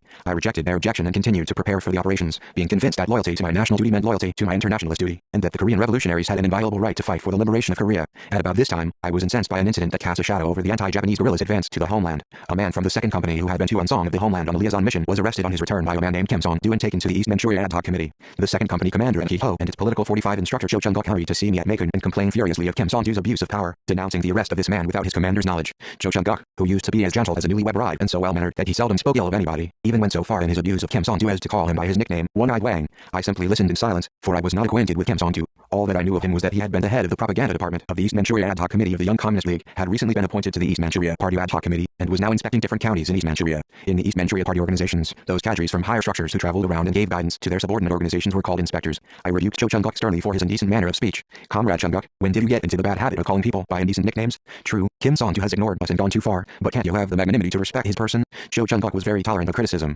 I am sorry, he apologized with a serious expression. Forgive me if I was indecent or rude. The guerrilla zone is a place where people lie close together. 46 so people may well have nicknames, but One-Eyed is too rude a nickname. At that moment, I was more offended by the Wangqing people who called Kim Song-do One-Eyed Wang than by his arrest of the second company man. I asked why Kim was called Wang. Cho Chung-guk answered that the inhabitants of Jiangdao had probably nicknamed him Wang because Kim Song-do, a Korean, smelled like a Chinese and groveled too much to his superiors. On my way to the East Manchuria Ad Hoc Committee, I dropped in at the County Party Committee and discovered that there, too, Kim Song-do was known by the name of One-Eyed Wang. From Ri Young-guk in the office of the County Party Committee, I learned that Kim Song-do was a veteran party member who was admitted to the Korean Communist Party as early as 1927, and worked as a member of the party cell committee under the Manchurian General Bureau of the Tuesday Group before being arrested by the Japanese consulate police and imprisoned and beaten. After his release from prison, he quickly transferred to the Chinese Party and was promoted to a post at ad hoc committee level. He wore dark glasses, probably in order to disguise his ruined eye, and went about in table shunzi. Ri Young-guk described Kim Song-do as a man not only eloquent but also tactful enough to slip socks onto the feet of a flying crow. I had interviewed Kim Song-do for about 3 hours in the 47 office of the East Manchuria Ad Hoc Committee. As I sat face to face with him, my intention of accusing him of an abuse of power gave way to a feeling of pity for him. The eye that had withered away and his darkish complexion gave him an exhausted look that aroused pity in me. How praiseworthy and moving it was that despite the physical handicap of the loss of one eye, this man was trekking across steep mountains in Jiangdao in the service of the revolutionary cause. Comrade Inspector, I addressed him, trying to be courteous and refraining from raising my voice. Why did you arrest a man at his workplace, without so much as discussing his case with us? Kim Song-do gazed at me over his glasses. His look seemed to express displeasure with me and questioned how I dared to ask such an insolent question of an inspector of the ad hoc committee. It is strange that you should ask me such a question. You know quite well that this man's act in crossing the border is an expression of nationalism, which contradicts proletarian internationalism. We consider him to be a member of the Minsaengten. On what grounds? His journey to and from Korea is an expression of nationalism, and this nationalistic error has made him a member of the Minsaengten. Can he be anything else? Is this your own view? Yes, and my superiors also. After this answer, I was tongue-tied for a short while, because I 48 felt more pity than repugnant for him. It was strange that I should feel a certain sympathy for him, not contempt. At that moment, I should have been angered by the tomfool and shattered his nonsense with cogent argument. His totally absurd prejudice and childish way of thinking, so much out of keeping with this illustrious position of inspector on the East Manchuria Ad Hoc Committee, must have aroused this sense of pity for him and me. How miserable that he should be mentally crippled in addition to his physical handicap. I thought to myself, of course, the stamina with which he devotes himself to the revolution, even wearing dark glasses to conceal his withered eye that could be noticed by secret agents, is laudable. How good it would be if this metal were reinforced with a sound intellect. How can a man suffer from such miserable mental disorder? You seem to be identifying nationalism with the Minsaengten, I said in a quieter tone of voice. How can you dare to weigh them on the same balance? Is it not too fallacious a syllogism to tar the two with the same brush because a few nationalists like Pak Sok-yoon, Jo Pyongsang and John Song-ho have suggested the formation of the Minsaengten? As far as I know, you, too, first belonged to an organization which was under nationalist leadership, and then later you joined the communist movement. Would you accept that for this reason you were labeled a Minsaengten member? Answer me. How could I? He mumbled. 49. I gave him a few minutes to reflect, and then resumed my forceful argument. I presume you had Tong Cheng Rong in mind when you mentioned a superior of yours, but I don't think he is such a narrow-minded man. If Secretary Tong Cheng Rong had made such a decision out of minor prejudice or misunderstanding, without being fully informed of the actual state of affairs, you comrades, who are familiar with the Korean situation, should have advised him in every possible way so that he had a correct understanding, shouldn't you? Kim Song-do was silent. On my way back to my headquarters, taking with me the arrested comrade, I could still hardly rid myself of a feeling of pity for him. To be candid, I always felt sympathy for him through all the many conflicts we had during debates on theoretical matters, until he directed the purge of revolutionaries, dancing to the tune of others. But I ceased to sympathize with him then, when I saw him murdering many staunch revolutionaries under the pretext of purging the Minsaengten. Later, he himself was executed on a charge of being a Minsaengten member. My experience over decades of turbulent events showed me that terrorists fell at the hands of terrorists, that leftists were tried and executed by leftists, and that self-destruction was the fate in store for those who lacked the guts to stick with their own conviction and tried to run with the hare and hunt with the hounds. 50. The detachment detachment to the homeland that had left Macon early in March arrived on this side of the Tumen River opposite Thamagul, Onsong County. It billeted itself on the village of Sogol, and during the week while it awaited the arrival of the advance party that had infiltrated the Onsong area, it set about the work of revolutionizing the village and its surrounding area to build a semi-guerrilla zone. During daylight, we had combat training at the western foot of Mount Songdong, and at night we visited the villagers, establishing underground organizations among them. At that time, we also worked among the chiefs of 10 households and 100 households, who were at the bottom of the administrative hierarchy of the puppet state of Manchukuo. Because we respected the interests of the people and established our relations with the local inhabitants in accordance with the code of conduct of the Revolutionary Army, we left an excellent impression on the people. While staying at the village of Sogol, the guerrillas gave the peasants a helping hand with many jobs. Some of us brought bush clover down from the mountain and even mended the fences of the villagers with whom we were billeted. The story of an axe, well known from the reminiscences of Pak Young Sun, occurred during our stay in the village. One day, with a view to helping my Chinese host, I took an axe and a water pail to the Tumen River. In winter, the villagers used to fetch drinking water from the river. The water was drawn from a hole made by breaking the ice with an axe or a pickaxe. 51 When I had nearly finished breaking a hole in the ice, the sharp head of the tool slipped from the handle and fell into the hole. I raked about 4 hours with a long pole with hooked prongs on its end, but it was in vain. I offered a generous price to the master of the house, apologizing to him sincerely for my carelessness. The old man would not accept the money, saying that, although he was too old to help the Revolutionary Army, he was grateful to me for my helping hand every morning. I insisted on his taking the money, saying that if I were to leave the place without making good his loss, I, the commander, would be violating the discipline of the Revolutionary Army. Although I had paid generously for the axe, I was still haunted by the thought of it. No amount of money would be able to make up for the old man's loss of his cherished tool. In the spring of 1959, I asked a group of visitors to old battlefields of the anti-Japanese armed struggle in northeast China to apologize once again for me to the old man in the village of Liangzuikensi. To our regret, however, when the group arrived at the village, the old man was no longer in this world. We crossed the Tumen River, and then, guided by the advance party, climbed Mount Wangjie at about 4 or 5 o'clock one afternoon. The heads of the revolutionary organizations in the region of the 6 towns and the political workers, who had been in hiding among the larches on the ridge, came out to meet us. 52 On the summit of the mountain, which was densely covered with young oak trees, I surveyed the scenery for a long time. There's a saying that a decade changes a world, but this part of the country had been changed in less than 3 years. The slag heaps from a coal mine were a new sight that had not existed when we were forming the Homeland Party organization on Yuru Hill, and so was the train that was running along the Onsong-Nongyi-Sanbong line, one small piece of the new Onsong, which had not been there in the autumn of 1930 or in the spring of 1931. Along with the mountains and the rivers, the people and the revolution had grown and advanced. Since we were here last, new anti-Japanese revolutionary organizations had been created one after another and begun their activity. The fighters in the 6 towns and surrounding areas had been enveloping the enemy's administrative machine in an immense steely network of revolutionary organizations in the northern frontier zone of Korea, where the heads of the Japanese military and police structures in charge of keeping the peace boasted of perfect security on the border. Our armed struggle, too, had grown. The guerrilla forces in East Manchuria, for instance, had developed into battalions. The battalions in different counties were to develop into regiments and then into divisions before very long. The armed guerrilla forces of the Korean Communists were active in South and North Manchuria as well. The day when our divisions and corps would advance in force into the homeland and destroy the enemy was not too far 53 away. We, their advance party, were already on the soil of Onsong. As I stood, lost in these thoughts, I recalled a piece of poetry composed in Chinese characters by General Namai, which I had learned at Jiangdok School from my maternal grandfather. I chanted it in a calm voice. Grinding my sword wears down Mount Peichu's rock. My horse gulps and dries the Tumen River. Should a man at 20 fail to subdue the land, who will in later years call him a man of caliber? My grandfather had explained to me that General Nam distinguished himself in the battle against invaders from the north and was promoted to the post of Minister of the Army at the age of 20. My grandfather encouraged me to become a general or commander of the vanguard when I was grown up, and to fight the Japanese invaders. Hearing that General Nam was executed on the basis of a false accusation against him by a treacherous subject, I had lamented his death. I resolved to grow up to stand in the van of the war, repulse invaders and fight for the security of my country and my fellow people just as General Nam had done. On the summit of Mount Wangjie, I pledged to myself, as General Nam repelled the invaders from the north by fighting on the strong basis of the 6 forts on the northeastern frontier, so we will spread the armed struggle deep into the homeland by drawing on the support of the semi-guerrilla zone created around the 654 towns, and will trap the Japanese imperialists and destroy them. The political workers and heads of revolutionary organizations who assembled on the mountain reported to me the situation in the homeland and the activities they had conducted. I spoke words of encouragement to them, telling them that the work of laying the mass foundations for the anti-Japanese revolution was proceeding without a hitch in the northern frontier. I also set them the task of developing the armed struggle and extending it into the homeland. In this question, I laid special emphasis on the task of establishing the semi-guerrilla zone. We intended to establish semi-guerrilla zones in the Onsong area and many other regions of the homeland, secret rendezvous points and other bases for our activities in the dense forests, and thus lay the cornerstone of the armed struggle in the homeland. The meeting on Mount Wangjie discussed the task of rallying the whole nation as a single political force under the banner of an anti-Japanese national united front on the basis of a worker-peasant alliance, as well as the task of the revolutionary organizations in the homeland in speeding up the development of the mass movement and the preparations for founding the party. The guerrillas' advance to the Onsong area was a prelude to the spreading of the anti-Japanese armed struggle to the homeland, and it marked a new milestone in the development of the national liberation struggle. It demonstrated at home and abroad our unshakable conviction in the view that the Korean Communists had 55 an inalienable and inviolable right to fight for the Korean Revolution.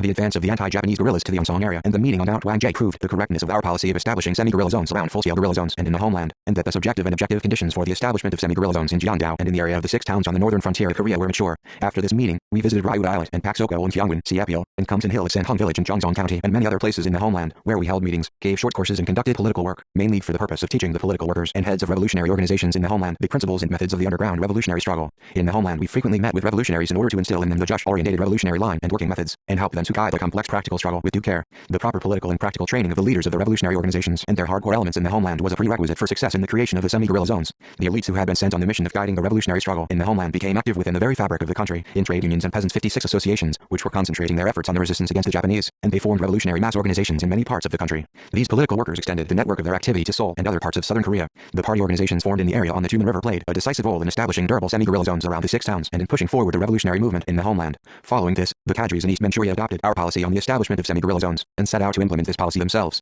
Some people denied the correctness of our proposal and called it a rightist deviation, but they were refuted on the spot. From the spring of 1933, strenuous efforts were made to establish semi-guerrilla zones in the Soviet districts of East Manchuria. Semi-guerrilla zones were established in wide areas in Luozigu, Dahuangwei, Xianjialu and Liangjiaganzi in Wanking County, in Yanji, Hanchun, and to Heilong. They made a great contribution to the development of the anti-Japanese armed struggle. Some full-scale guerrilla zones which were unsuitable for defense were reorganized into semi-guerrilla zones. Many of the village heads who had been appointed by the puppet state of Manchukuo sympathized with us and supported us. The area surrounding Luozigu, for instance, was completely under our control, and nearly all of its inhabitants took our side. 57 The experience of the development of semi-guerrilla zones proved valuable for the activities of the Korean People's Revolutionary Army in the Mount Puktu area in the subsequent years, and the validity of the policy was fully demonstrated through these activities. The semi-guerrilla zone had proved very effective, so when we established our bases in the Mount Puktu area on the Amnok River in the latter half of the 1930s, we built secret camps only in the places where the Revolutionary Army units were stationed, and established semi-guerrilla zones elsewhere. We formed revolutionary organizations among the masses, without defining them as either red or white, and we sent political workers to them. We did not remain in one spot, but moved from place to place, so as to prevent the enemy from discovering the base of our operations. The semi-guerrilla zones produced many patriots such as Zhang Tongshao, Ri Hun, Ri Juik, Ri Chui, and many others from among the district heads, the heads of 100 households or 10 households, sub-county chiefs, policemen and self-defense corps men.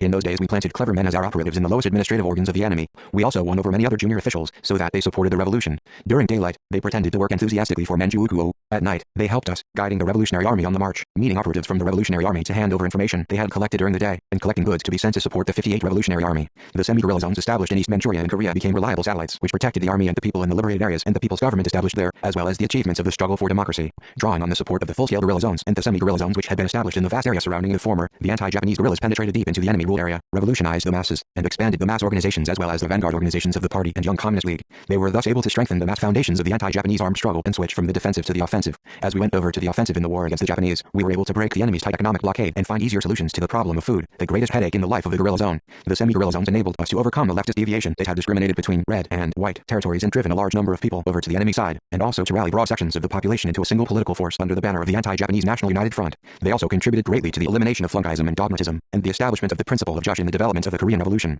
Luozigu and Liangzuikanzi were the most exemplary of all 59, the semi-guerrilla zones in the Wanqing area. Ri Guang rendered distinguished service in transforming Luozigu into a semi-guerrilla zone. When he was dispatched there, he built up strong footholds for us by working among the soldiers of the anti-Japanese army of Chinese nationalists as well as among people from the independence army. Luozigu had been made a major base of the independence movement led by Ri Tongli and his group since the beginning of the 1920s. The old people who had joined him in the independence army movement had great influence in the area. Under the auspices of these people, Ri Guang was able to educate and organize the inhabitants on revolutionary lines. Many able political workers were sent to Luozigu to help transform it into a semi-guerrilla zone. Some of them laid down their lives. Cho Zhonghua, who contributed greatly to the work of revolutionizing Luozigu, was one who died there. Pak Kil-song, an able detachment commander of the Korean People's Revolutionary Army, and Cho Guang were working underground at Luozigu in those days. The enemy formed reactionary organizations such as the Concord Society or Cooperative Society in that area and made frantic efforts to stamp out the revolutionary forces, whereas we formed large mass organizations like the Anti-Japanese Association and united all the patriots. Luozigu also served as food supply base for the revolutionary masses of people in Wanqing. Whenever there was a food crisis in the Wanqing 60 guerrilla zone, messengers were sent to a revolutionary organization in Luozigu to fetch emergency supplies. The members of the revolutionary organization in Luozigu would carry loads of cereal on their backs as far as Xiamen at Shiliping and deliver them to the people from Wanqing. Even after Luozigu was occupied by the enemy, food was still carried from there to liberated areas. It would be no exaggeration to say that, from the latter half of 1935, when the guerrilla zone was disbanded and the main force of the KPRA left on its expedition to North Manchuria, the revolutionaries in Wanqing County survived by eating food from Luozigu. Some of the revolutionary masses who took refuge from the enemy's punitive operations on the hill to the west of Luozigu also ate the food from Luozigu during the autumn and winter of 1935, as did the soldiers of the 3rd Company of Wanqing. Luozigu became such an excellent source of food supplies for the revolutionaries in Wanqing, partly because the place was a natural granary surrounded by fertile land, where even passing beggars were welcome to share meals of millet, but more especially because many revolutionary organizations had taken root there and given the inhabitants a good education. Kim Ryo-ngun, the head of 100 households in Luozigu, a grassroots civil servant who enjoyed the confidence of the Manchukuo authorities, was a member of our organization. He took advantage of his official position in order to help us revolutionaries a great deal. 61 In order to prevent the guerrilla operatives from infiltrating into the wall town and the people from maintaining secret contact with the revolutionary army, the enemy strictly controlled the flow of people going in and out of the town by posting young men on guard at all times, while at the same time taking stringent measures against the smuggling of food and consumer goods out of the town. The guards were each equipped with a club, which served as a sort of credential issued by the puppet state of Manchukuo. When soldiers of the revolutionary army went to Luozigu to obtain food, Kim Ryo-ngun used to select only young men under our influence for guard duty. When the soldiers who had come for food reached the town, the guards would hand over their clubs to them, then run back to the head head of 100 households. Under his direction they collected food and delivered it to the provisions detail. Members of revolutionary organizations in Luozigu would coax soldiers of the puppet Manchukuo army into selling their ammunition to them. One shop in the town was run by a veteran of the Young Communist League. In order to obtain goods to assist the revolutionary army, he swore an oath of brotherhood with soldiers of the puppet Manchukuo army. One puppet army soldier, who desperately loved money, would buy things at low prices in various places and then ask the shopkeeper to sell them for him at a high price. The soldier did this because, if he were discovered selling things himself, he would be punished. He swore brotherhood with the shopkeeper and even 62 sold him ammunition. The shopkeeper bought it at 25 fen a piece and sent it on to the revolutionary army. As many as 5,000 cartridges were obtained in this way. This is merely one simple instance proving the validity and effectiveness of the semi-guerrilla zone. The semi-guerrilla zone established around the village of Liangzuigenzi in the southern tip of the Wangjing area gave a great support to the revolutionary army. The revolutionary organizations in that village sent food and goods to the liberated area on dozens of occasions. In those years, we obtained much of our cereals, clothing, matches, drugs, explosives, salt and other essentials required for the guerrilla zone from the revolutionary organizations in Ansong and Liangzuigenzi. Salt was the scarcest commodity in the guerrilla zone. Things were so hard that we had to satisfy our craving for salt by putting the tiny grain of it into our mouths after eating every 5 spoonfuls of gruel. In order to make life impossible in the guerrilla zone, the enemy used every conceivable means to stop food and salt finding its way there.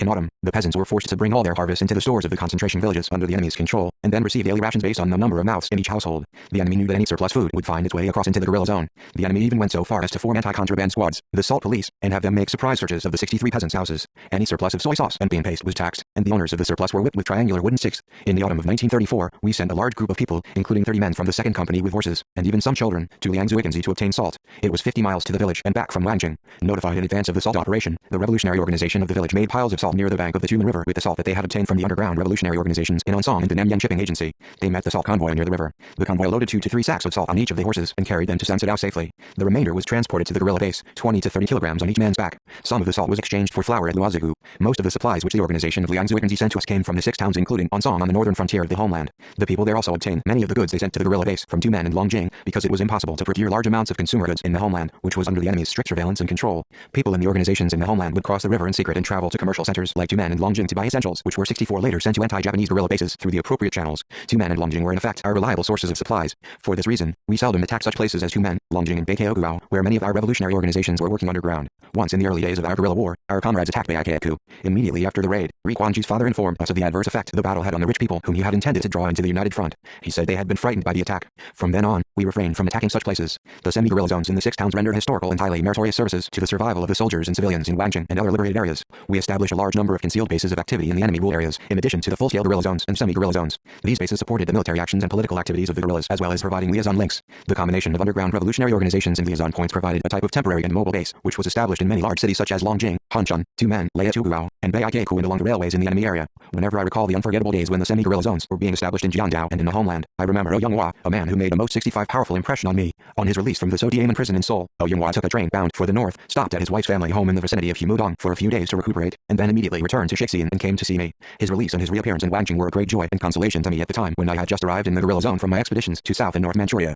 The first thing he asked for in the interview with me was a major assignment. Judging from his unhealthy complexion, I thought he needed a few months of convalescence, but since he insisted on having something to do, I told him to establish a semi-guerrilla zone in some part of the area around Gyeohee, District Number 5, in which he worked was adjacent to Liangzuigenzi, Tumen, Yanji, Baikeoguao, Daeochun and other major bases of the enemy's punitive forces, and in Gyeohee there was a substation of the Japanese consulate police. Baikeoguao was raided by the enemy early in January 1933, and later Sishuping was attacked twice by the punitive forces. Though he had been released from prison, Oh Younghua himself was being shadowed by an enemy agent, but he could not conceal his joy at the assignment he had received. I gave him the assignment of establishing a semi-guerrilla zone near Gyeohee because the area was so close to the enemy's bases and also because the area was a frequent target of enemy attack. The assignment was difficult and dangerous, but I had 66 every confidence in Oh Younghua. He had already made a strong impression upon me when I first met him in the autumn of 1930, an impression that gave me confidence in him. At that time I had a serious talk with him in his own house. When I came out after the conversation, I found several sturdy young men standing alertly on watch outside the fence. Similar young men were also on guard at the entrance to the village. These arrangements demonstrated his working ability and his revolutionary attitude to me in a very powerful way. His revolutionary prowess found brilliant expression in rallying the masses to action. As the first step towards giving the village a revolutionary training, he obtained a pair of hair clippers and formed a scissors association which enlisted all the villagers.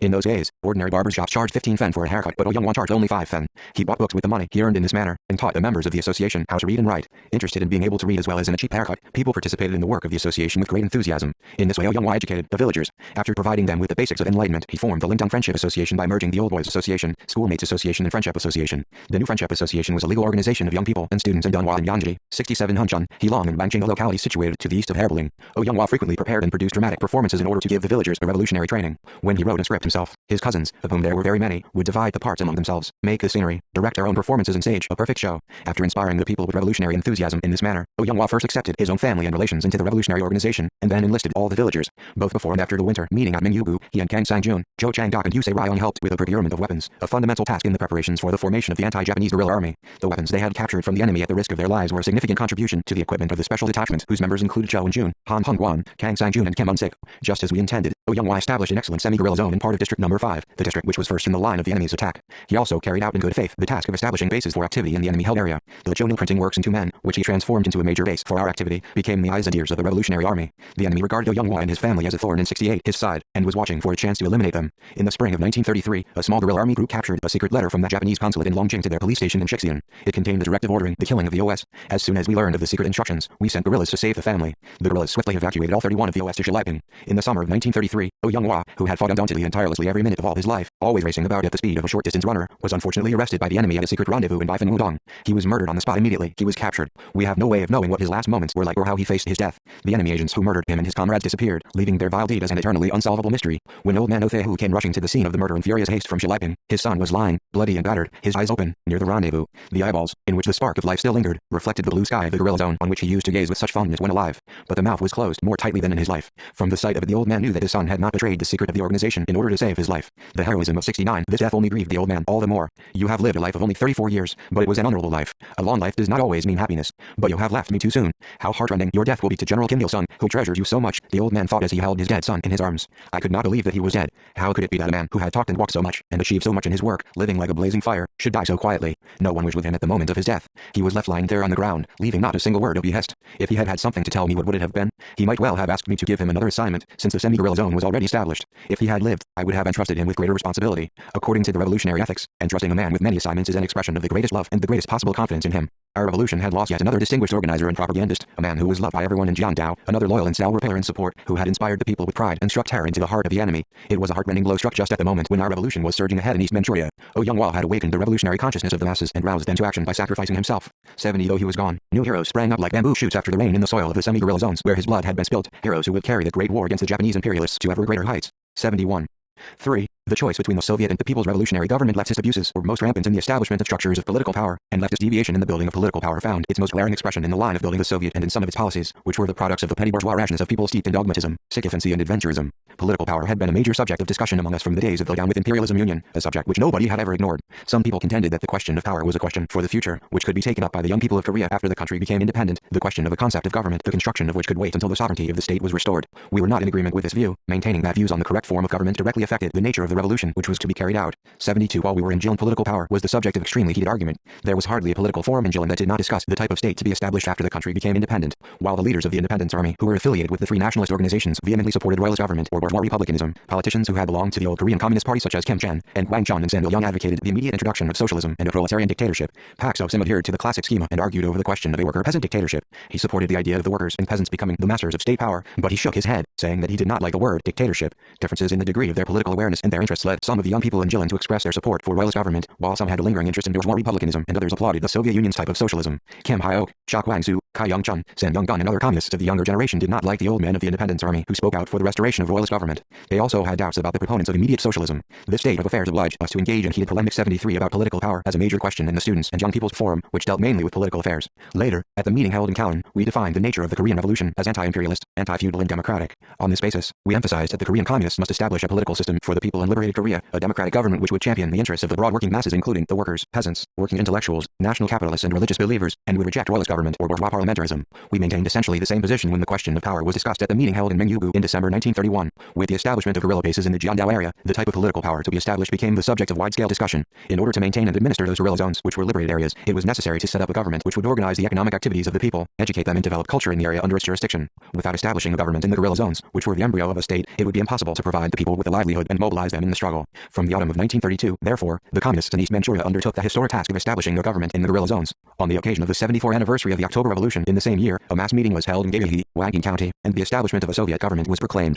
Almost simultaneously, Soviet power was established in Wango-Au and Sandiawan in Yanji County. The establishment of the revolutionary government in the guerrilla zones must be regarded as a significant step towards realizing the people's cherished desire. In its initial stage, I, too, was pleased at the establishment of Soviet power in the guerrilla zones. I considered that the name of the government was not important as long as the government championed the people's interests. In those days, Soviet enthusiasm was sweeping throughout East Manchuria. The establishment of Soviet power was recognized as a historical trend by revolutionaries and progressive people in all countries which aspired to socialism and communism. This hot wind swept through Europe and Asia. The establishment of the Chinese Soviet in Wuhan and of the Unghatin Soviet in Vietnam are clear examples. Even those who regarded the Korean Revolution as a bourgeois democratic revolution spoke about a worker-peasant Soviet government. The action program of the Communist Party of Korea, which had been drafted by Cho Song-yu, a Korean, and other people working at the Comintern headquarters, in cooperation with the officials in charge of the Oriental Department of the Executive 75 Committee of the Comintern, Kuzanen, Magyar and Dokano, proposed the immediate task of establishing a Soviet state of workers and peasants, along with the complete independence of Korea. Unconditional support and acceptance of the Soviet line and revolutionary practice was a matter of common sense beyond dispute in the international communist movement and was regarded as a criterion for distinguishing between the stances of communist revolution and opportunism. The establishment of a Soviet government was regarded as the most important task by the communist parties and communist organizations in capitalist countries, to say nothing of the colonies and semi-colonial countries.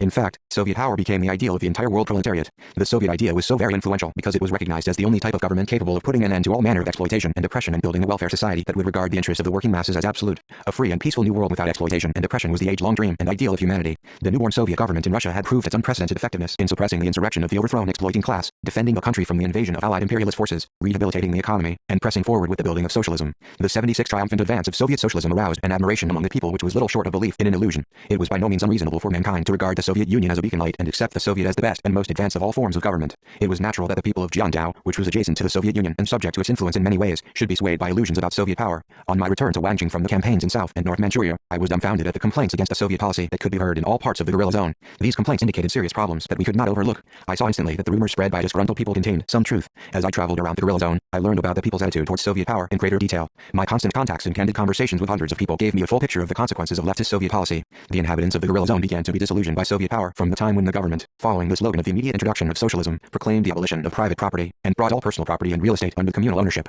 Everything was communalized, from land and provisions to the farming tools and 77 implements such as sickles, hoes and pitchforks that had belonged to individual peasants. After the sweeping introduction of communal ownership, the Soviet government subjected all the inhabitants of the guerrilla zone, men and women, young and old, to the new order of communal life, communal labor and communal distribution. This was the life of the ideal proclaimed by the Soviet radicals. This policy amounted to sending kindergarten children to university without giving them primary and secondary education. The Soviet government also expropriated, without compensation, all the rich farmers and landowners, regardless of whether they were large landowners, small landowners, pro-Japanese landowners or anti-Japanese landowners, and even confiscated their cattle, horses and provisions. Those landowners who remained in the guerrilla zone even after the land of East Manchuria had been divided into red territory and white territory were in general patriotic and strongly opposed to the Japanese. They gave enthusiastic support to the guerrilla army when the communists were raising an army in Wangjing. One of those progressive landowners was a Chinese named Jiang Shiming. At the time of its large-scale, punitive invasion, in the spring of 1932, the Japanese Jiandao task force even burned down his grain store. Even though the punitive forces ordered a forced evacuation at bayonet point, Jiang Shiming remained in the guerrilla zone instead of moving to Daedochuan. His previous 78 grievances against the Japanese were augmented that spring. Landowner though he was, he had given unstinting material and moral support to the people in the guerrilla zone. Officers and men from the guerrilla army, he would say to the guerrillas who came to him for contributions, "I am remaining here in this valley because I hate to see the Japanese. Please at least drive them away from Daedochuan." The people in the guerrilla zone were on good terms with him, but the Soviet government drove even this landowner away to the enemy-ruled area. He pleaded with the Soviet government for permission to live in the guerrilla zone, but the Soviet rejected his request. The Soviet government has decided to expropriate the property of all landowners. The Soviet informed him, "It is true that your anti-Japanese spirit is strong and you have given generous support to the work of the guerrilla zone, but you are a member of the exploiting class, and we are obliged to eliminate you. Leave this place quickly." All the property of this landowner who had given wholehearted support to the revolution was confiscated there and then put into a storehouse which was at the disposal of the Soviet government. The beggared landowner left in tears to go to Daedochuan, where the Japanese forces were stationed. Those who obeyed the order to carry out a purge at that time even took the children's flower pattern shoes from the chests at landowners' houses. The Chinese people had an interesting custom 79 according to which, when a female baby was born to them, they prepared the shoes for the children the female baby would have when she grew and married. Such shoes were called flower pattern shoes. They used to make shoes of various sizes for babies younger than 1 year, for 1-year-olds, 2-year-olds and so on upwards, and then store them in chests. The chests contained some shoes as small as thimbles. Having meekly allowed even these shoes to be taken away, what thoughts would these landlords carry with them as they left the guerrilla zone? The valley of Wangjing was crowded with cattle and horses that had been confiscated from property people. There were more than enough of them to stock a sizable farm, and every young person in the guerrilla zone went about on horseback. It was what one might call a fashion under Soviet rule. The leftist elements even regarded Chinese women's customs of wearing earrings and wrapping their feet tight to check their growth as evils to be combated. During the first half of the 1930s, leftist abuses were rampant in East Manchuria, and this leftist tyranny subjected the sacred revolutionary principles to a severe test. How did this leftist wind come to sweep a whole of East Manchuria? Were all the revolutionaries in the guerrilla zones and Jiandao hooligans or lunatics? No, the overwhelming majority of the communists who were administering the guerrilla zone were good people with noble revolutionary ideals and warm hearts. They loved people and nourished the aspiration to justice more warmly than others. How was it, then, that these sympathetic and discreet people committed the irretrievable error of advocating and implementing this leftist policy? We identified the cause in the policy itself and in the ideological immaturity of the people who had determined the line. These absurdities in revolutionary practice were produced by the unrealistic directives issued by people at the top of the hierarchy who, in ignorance of specific circumstances, aped the ill-digested principles of the classics and lessons of earlier experience. In those years, the blind rejection of people, indiscriminate elimination, overthrow and ostracism were considered to be in keeping with a thorough and class approach, the qualities of the most advanced revolutionaries. The instance of a widow who lent at a small rate of interest the money she had earned by weaving cloth by hand was labeled as a usurer, so that her promissory note was thrown into fire and even her capital confiscated by some peasants in Wanqing, shows what a sacred cow this leftist practice had become. Unless they were misled by some of their leaders, the simple peasants could not have resorted to such absurdities. Once I was surprised to hear how a company commander, a young man, had joined the guerrilla army in Wanqing. In the early days of recruiting, only people from the working class, poor peasantry and hired farm hands were admitted to the 81 armed ranks. The young man's father had owned a little more than 3 hectares of sterile hillside land, so he had not been considered a poor peasant. He had applied to join the ranks more than once, but his earnest requests had been turned down because he came from an undesirable family. He had been told that a man with more than 3 hectares was a middle peasant. After many days of mental torture, he had sold his father's land without his parents' knowledge, bought a box of Browning pistols, and taken it to the armed group, begging to be admitted. Only then had he been accepted. He was glad that he had become a guerrilla, but his family was at a loss, left without any means of livelihood. My resolve to combat leftist evils grew still firmer after I moved to Jiangdao. I have been combating them all my life ever since. My experience in those days has been of great help in my post-liberation struggle to counter leftist evils and eliminate bureaucratic tendencies. Under the cloak of slick revolutionary phrases and ultra-party slogans, the leftists continually mock the masses, abuse and deceive them, in pursuit of their own glory and advancement. From these selfish motives, they depict themselves as tanks or armored vehicles advancing in the forefront of struggle. Thus counter-revolutionaries make use of the cloak of leftism. So all communists must always be highly vigilant and not allow the leftists to get a foothold in their camp. The leftist Soviet policy plunged the guerrilla bases into a state of vacillation and confusion which was difficult to rectify. A large 82 number of families, disillusioned and discontented with the Soviet policy, departed for enemy rule territory. One night, on our way to Sansadao where Zhou Chengok, the political instructor of the second company, was working, my men and I met a middle-aged man and his family who were fleeing from the guerrilla zone. The man was leaving by night for fear of being labeled a counter-revolutionary if he was caught traveling in daylight. The 5 members of his family were carrying a few bundles or almost empty-handed. The 3 children were helped by their parents as they hobbled along. The man, who looked about 50, trembled at the sight of our armed group. He seemed struck with dismay at having been discovered by a guerrilla commander. "Have you done anything wrong?" I asked in a gentle voice, drawing the 3 shivering children to me one by one. "No, nothing." "Why, then, are you leaving the guerrilla zone?" "It is too hard to live here." "Where are you going, then?" "Things will be even worse in the enemy area, won't they?" "We have been living here because we couldn't endure the Japanese atrocities, so why should we go back to them?" "We are going deeper into the mountains to live by slashing and burning the land where no one will disturb our peace." At his words my heart felt weary with oppression. I wondered if they could find the peace of mind they sought in a deeper recess of 83, the mountain thing they could, a recess which offered no guarantee of a livelihood in the days to come. "The thaw has not yet set in. Have you food enough to last until it does?" I asked. "No, we shall live as long as we can, and we may die, that's all there is to it. My very life is a nuisance to me now." As she listened to him, the sobs of the man's wife shook her shoulders. The 3 children who were in my arms also burst into tears. I fought back my own tears as I was standing blankly in the darkness. If all the people left one by one in this manner, on whom could we rely in making the revolution? Why had our revolution entered this dead end? The consequences of the reckless Soviet policy had been too destructive. Things will be put to right soon. So don't feel too discouraged. Let's wait till things are smoothed over. I sent him and his family back home with an escort of my men. I changed my plan of staying overnight in the barracks of the second company and called on old man Zhou Jiaik at Hidapo. The heartrending incident of the miserable family prompted me to try to dig into the depths of the people's minds. Zhou Jiaik was the father of Zhou and Jun, who, after joining the Wanqing Special Detachment, had been promoted to company commander and then to regimental commander of an independent brigade before he fell in battle. Whenever I visited Sansadao, I had paid a call on Zhou Jiaik. Being a well-informed man, he had even served as secretary of 84, the Northern Political and Military Administration headed by Soil.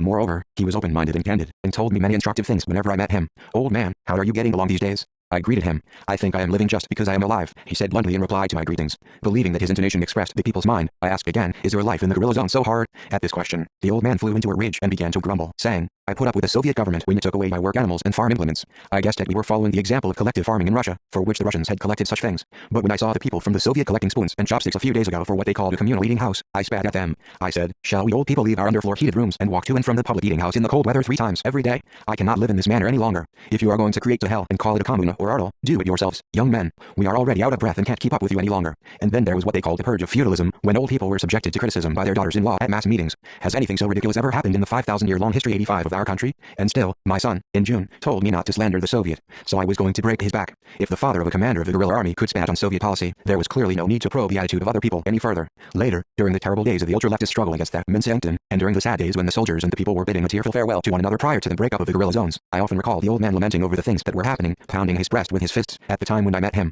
Less than half a year after the establishment of the Soviet government, the relations between the Korean and Chinese peoples had deteriorated again. Most of the landowners who had been expropriated were Chinese, so it was natural that a situation similar to one at the time of the May 30th uprising should recur. The Chinese Nationalist Army, which was opposed to the Japanese, once again became hostile to the Korean Communists. The National Salvation Army and Chinese landowners were now our enemies, in addition to the Japanese and Manchukuo armies. The anti-Japanese guerrilla army found itself once again in the restricted circumstances of the days of its establishment, when its small units had to hide in the back rooms of other people's houses. The guerrillas once again had to be built cautiously on Korean settlements. It was quite impossible to rename ourselves as Chinese Chinese special detachments. Whenever they met us, the National 86 Salvation Army units would attack us, calling us Jalibangsi, a Chinese derogatory term for the Korean TR. Guerrilla activity was effectively reduced to a semi-underground struggle. Everything that had been built up by our year-long struggle was being brought to naught. Our comrades began to develop divergent opinions of Soviet policy. Some of them said that, since things had come to this, we should go to Russia to learn the methods of revolution and then make a fresh start. Some of them insisted that, since the way the people in Jiandao were doing things would make a mess of the revolution, we should return to our own ground and fight in our own way. And another man let slip that it would be better to go home and fulfill his filial duty to his parents than to fight for something which was not much like a revolution. The Chinese comrade who wished to go home was allowed to do so, and another Chinese comrade who wished to study in the Soviet Union was sent there. Even in this state of affairs, the people in charge of the guerrilla zone could not bring themselves to change their policy.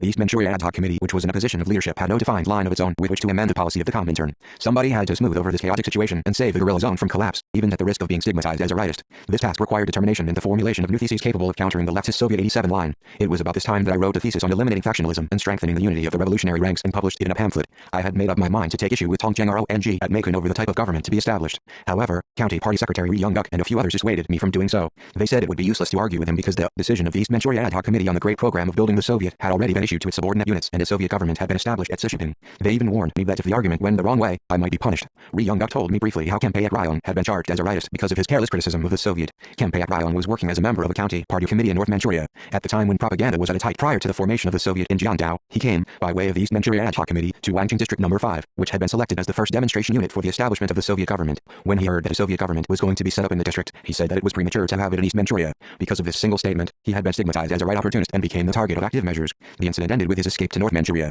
In the winter of 1934, 2 years after I heard the story of his 88 case from Ri Young-guk, I met Kempeiat Ryong at Badaohezi, Ningmen County. At the time, he was the secretary of the district party committee. He recollected with sadness the incident in the autumn of 1932 in which he had been branded as a rightist capitulator because of his statement that a Soviet government was premature. By the time I met him, the leftist Soviet policy had been rectified, and the People's Revolutionary Government had long been administering the guerrilla zone, so he did not hesitate to criticize the proponents of the reckless, leftist Soviet line. In my talk with him I found him an extremely intelligent and upright man. I asked him why he had said that it was premature to establish the Soviet. The reason is simple, Kempeiat Ryong replied. When I was in Gaya, I talked with a lot of peasants and found that they did not even know the meaning of the word Soviet. So I said it was premature to create the Soviet which was beyond the people's comprehension. In fact, the people in those days did not understand the meaning of the word, and this fact indicated their lack of preparedness. The old people in Gaya who participated in the election to the district Soviet took the word Soviet to mean Soxiafo, automatic gun TR.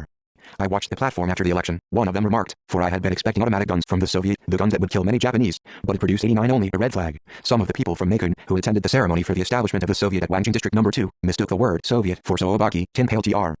Another villager was said to have asked voters to take a close look at the Soviet and see whether it was large or small. Some other villagers were said to have gone out with baskets to gather wild vegetables, because they had nothing special to offer the Soviet, an important guest. These subjective interpretations of the meaning of the word or comical mistakes were due, of course, to the people's ignorance, and in particular to ineffective propaganda on the part of their leaders. The titles of public lectures, for instance, were full of loanwords such as Soviet, Kolkaya and Kamla, which were beyond the people's comprehension. As for the Soviet itself, the propagandists themselves had no clear idea of what it was. After the establishment of Soviet power everywhere, the radical elements who had been poisoned with leftist ideas swaggered about, shouting loudly about the dictatorship of the working class, poor peasants and hired farm hands, as if the revolution had already been carried through. In spite of the advice of the comrades at Wangjing, I did challenge Tongjiang RONG to a debate about the appropriate form of government. The birth of the revolutionary government in Jiandao and its proclamation is an event to rejoice at.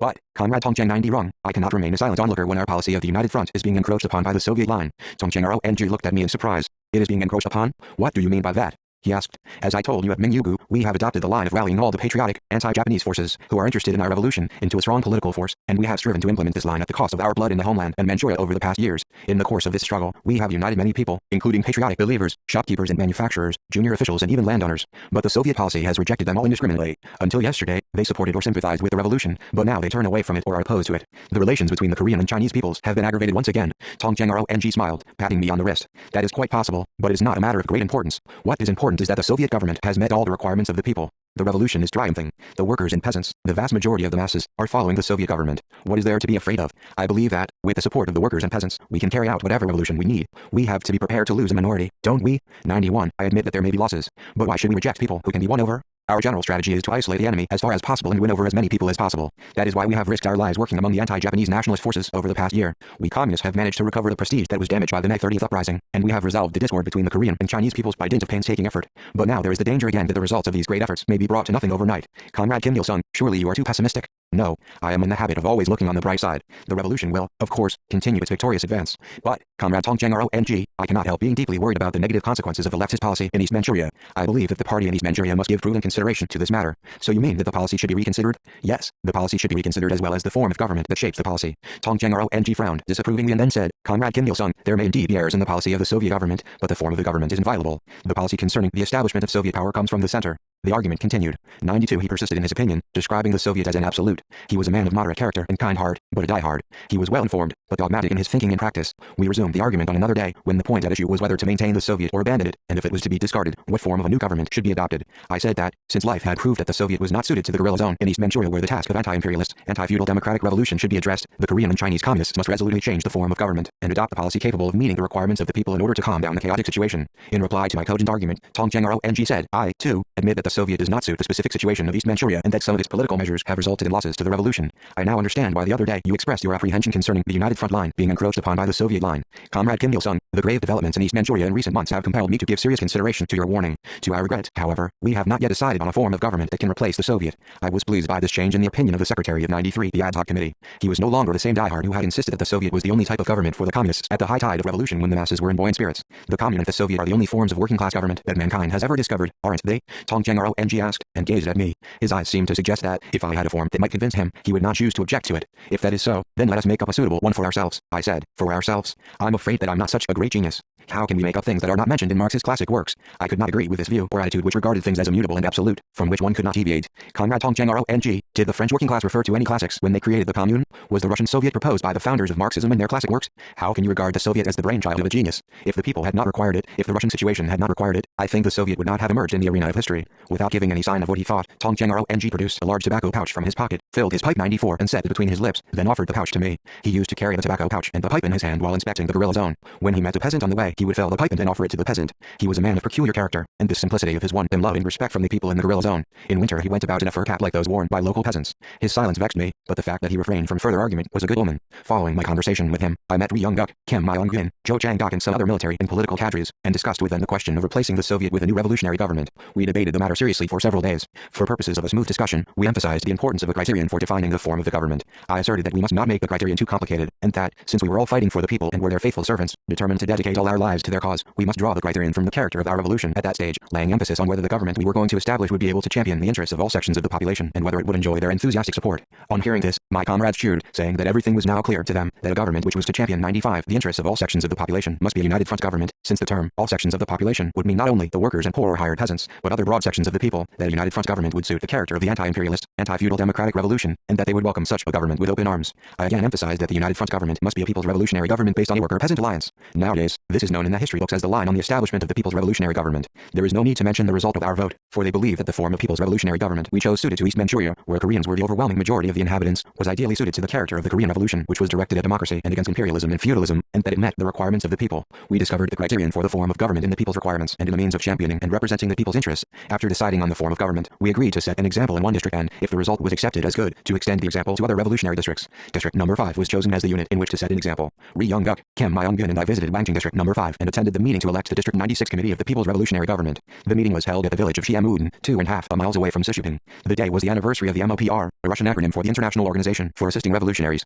The Executive Committee of the Comintern decided in 1923 to establish this organization for the purpose of assisting the families of revolutionary martyrs, and set March 18th as the international anniversary of the MOPR. Jo Chang-dok, chairman of the 5th District Soviet government, showed us into the office of the Soviet, where I talked to about 20 peasants from Gyeonggi. We have decided to set up a new government to replace the Soviet government. It must represent your will. What kind of government would you like to set up? I asked. An old man rose and answered, if the government to be set up will make our life easier, we'll ask for nothing more. I declared excitedly that a people's revolutionary government would be established in place of the Soviet government, and that the new government would be the first genuine people's government in the world history of political power. This government will represent and champion the interests of all the people who love their country and their fellow people. It will fulfill their most cherished desires. What are your cherished desires? The people's revolutionary government will fulfill all your desires to own land, to have the right to work, to educate your children, and to have equality for all. 97 The people from Gyeonggi fully supported the line of the people's revolutionary government, which I explained to them. Prior to the ceremony to proclaim the establishment of the people's revolutionary government, we saw to it that all expropriated private property was returned to the former owners. In order to compensate for what had been damaged or consumed after expropriation, Ryangdong even organized an armed raid on the lumber station. The cattle and horses captured from the enemy in that battle were used by the peasants to cultivate the land distributed to them in the spring of that year. At the meeting I made a speech to the effect that the people's revolutionary government was truly a people's government, and then the government's 10-point program was announced.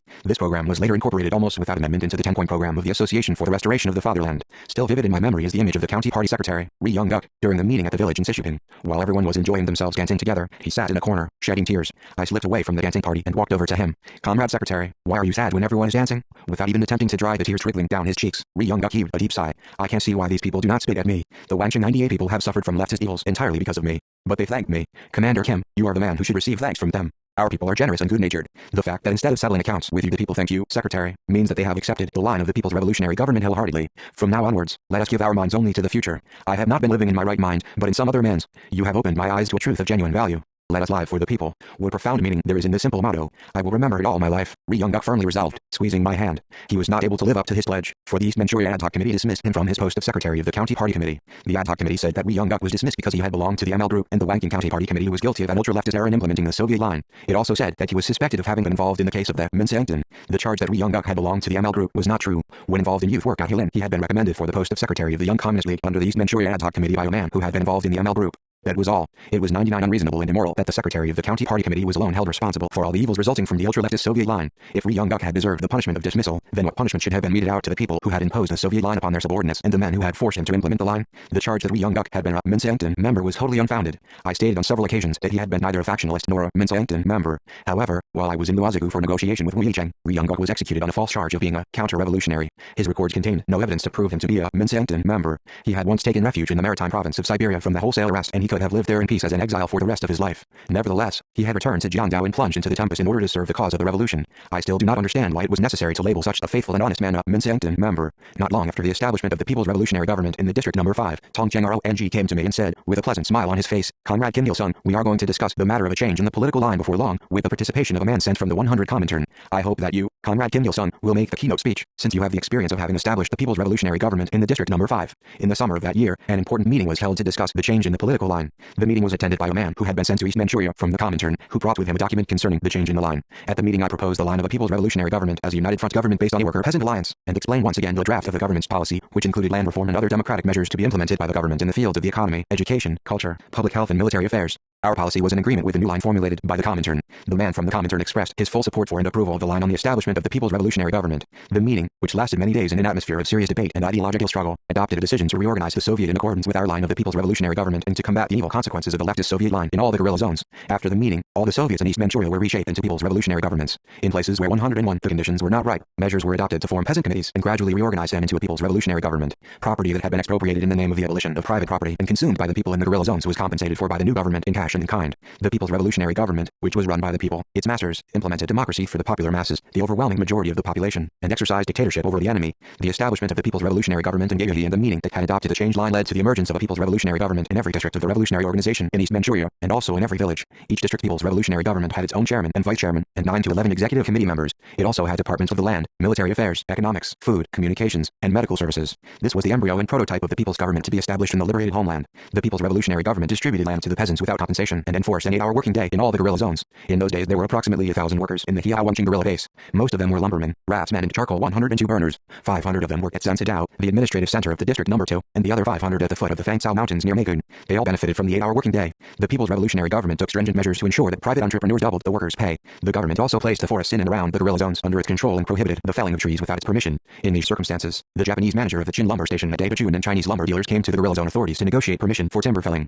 The matter was settled so that the purchasers paid 1 yuan for a piece of lumber, but payment was made in kind, in items such as clothing, food and other consumer items. The People's Revolutionary Government established the children's core schools and gave the children free education, and it ensured that all the population received free medical care at the hospitals at Lishagu and Shiliping in the guerrilla zone. A law on women's equality was enforced, and women participated in public life and work on the basis of equal rights with men. Printing works, tailor shops and weapons repair works were operated in the guerrilla zone. Cultural activities in the guerrilla zones produced many famous songs of lasting significance for our people, and theatrical art flourished, producing many original works, which later developed 103 into such masterpieces as The Sea of Blood, The Fate of a Self-Defense Corps Man, and so on. The term Soviet, symbolic of inhumanity and expropriation, remained only a memento of the past. The people who had fled to the enemy-held area from the evils of the Soviet policy began to return to the guerrilla zones one by one or in groups. Old people freely visited their neighbors, carrying their pipes at their waists. The guerrilla zone rang once again with the laughter of a large and harmonious community of people who trusted, loved and relied on one another. The valleys and mountains of Wangjing, which had withstood the severe winter, began to be adorned with various kinds of rustling flowers. The throbbing of a new life was in evidence. This life roused such envy that the son of a landowner, who had been held hostage at Wangjing by Commander Chai's unit, begged to be allowed to live in the guerrilla zone. 104.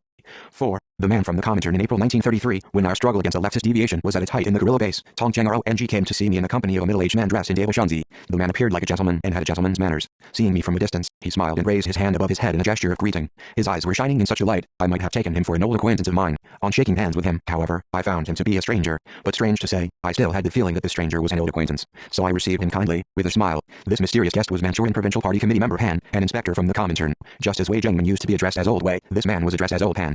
Han is the Chinese Chinese pronunciation of his surname. According to Chinese custom, an elderly or respected person was given the title old, which was used as a polite way of addressing him. Few people called him by his real name Riki Dong or by his nickname Pan Qingyu. 105 Inspector Pan was renowned as a revolutionary and party worker among the communists in Manchuria. I first heard of Pan from Wang Runcheng. When Pan worked as secretary of the Ningbo County Party Committee after the September 18th incident, Wang Runcheng was a member of the committee for propaganda under him. Wang said that he was put in charge of propaganda on that committee on Pan's recommendation, and he was very proud of the fact. According to him, Pan was a veteran who graduated from the Huangpu Military Academy, participated in the uprising at Wuchang and the Northern Expedition in China, and studied in the Soviet Union. He had also been the secretary of the Suning Central County Party Committee. Wang said that he had been charmed more than once by Pan's noble qualities and keen understanding. Wang's respect for him was quite exceptional. Hearing about him from Wang, I was delighted at the fact that able revolutionaries like Pan were working in our local areas. I later heard more about Pan from Cho Song-suk and Jo Tong UK, who came from North Manchuria. Jo Song-suk said that she had been advised by him to come to Wangcheng, and she described in an interesting manner how she had participated under his guidance in the May Day demonstration in the streets of Ningbo. These previous contacts led us to spend much time on recollections of our common acquaintances Wang Runcheng and Cho Song-suk. Is Comrade Cho Song-suk from Ningbo well? Pan asked at 106, the beginning of our conversation. His inquiry made it clear to me what Jo Song-suk had meant when she said that Pan's consideration for his subordinates was his particularly good point, and I was deeply moved.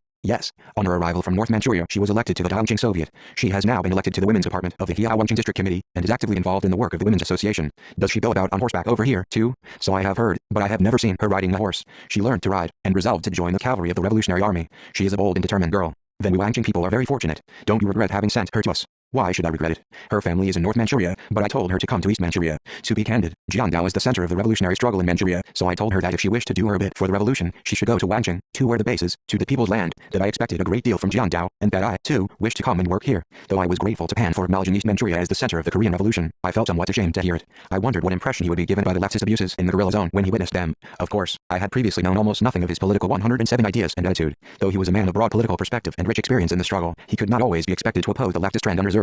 However, I set great store by Wang and Joe's opinion of Pan. They often emphasized that Pan, being an experienced man, had never suffered from prejudice against his subordinates and dealt with every matter on the basis of his own conviction, with fairness and prudence. Moreover, Pan produced a good impression on me when I first met him. That day's conversation allowed me to get to know him. We parted with a promise to have more serious talks later. The visitor from the Comintern had timed his visit badly for me, for I had to go to command my unit in the fight to repulse thousands of punitive troops who were attacking us in waves. Then I must go with you to fight, he said. Please give me an old rifle at least. Pan insisted on taking the field with us for at least one day, saying that as an envoy of the Comintern, if he returned without so much as seeing how we were fighting in East Manchuria, he would feel ashamed of himself and would regret it all his life. Comrade Pan, bullets do not make exceptions for inspectors from the Comintern. There will be many chances to see battle, so please rest from the fatigue of your journey today. After I had dissuaded him, I went to the battlefield. The enemy had surrounded the Heilongjiang guerrilla zone on 3 sides, and had been attacking us persistently for 3 days. 108 in stubborn defensive tactics, we mowed him down. The enemy suffered hundreds of casualties before he retreated. The punitive forces, which had invaded the guerrilla zone in the direction of Guamanlazi and Mount Pyojak under cover of spring fog, began fighting among themselves, in the style of a Dragai comedy, which was much talked about among the inhabitants of Heilongjiang. Pan, too, burst into laughter at the news. His appearance in Wangqing provoked different reactions among the inhabitants.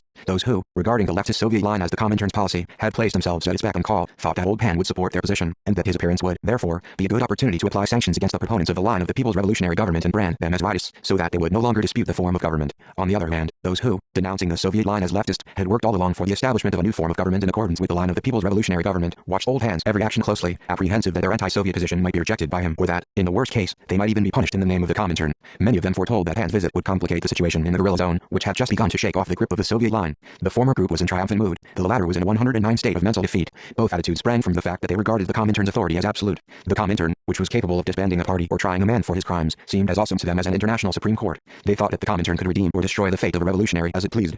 Pan's appearance placed a strain on the guerrilla zone. I, too, could sense the strain in the atmosphere at every moment. The attitude which Pan would take towards those of us who had supported the line of the People's Revolutionary Government against the Soviet line of the Comintern and denounced the Soviet measures as leftist abuses was a matter of serious concern for us. I thought it fortunate for our revolution that the Comintern had sent its representative to East Manchuria, where the people were groaning under the yoke of leftist high-handedness. At a time when the advocates of the Soviet line and the line of the People's Revolutionary Government were arguing with each other over who was correct, Pan's appearance would initiate a decisive phase by his supporting or rejection of the different lines. Nobody had yet given any assurance that the Comintern would support our position, but I was determined to lodge a protest to Pan against the directives that had been issued in turn by the Comintern, the Manchurian Provincial Party Committee, and other organizations, directives which did not suit the actual conditions in the guerrilla bases. I was also ready, if necessary, to argue with him about theoretical questions, in order to rectify the ultra-leftist tendency in 110, the implementation of the Soviet line and the anti-Minsanctum struggle. I was not in the least afraid of punishment or sanctions. In short, I believe that the decisive moment had arrived. During those days certain disgruntled comrades apparently sent a letter of complaint to the Comintern, requesting it to settle the dispute in East Manchuria. Having examined the letter, it had apparently sent Pan, a Korean, to settle the dispute, because the majority of the inhabitants in East Manchuria were Koreans. Inspector Pan himself later said that such a letter had been received by the Comintern. When I came back from the battle in defense of Heilongjiang, Pan came to see me again.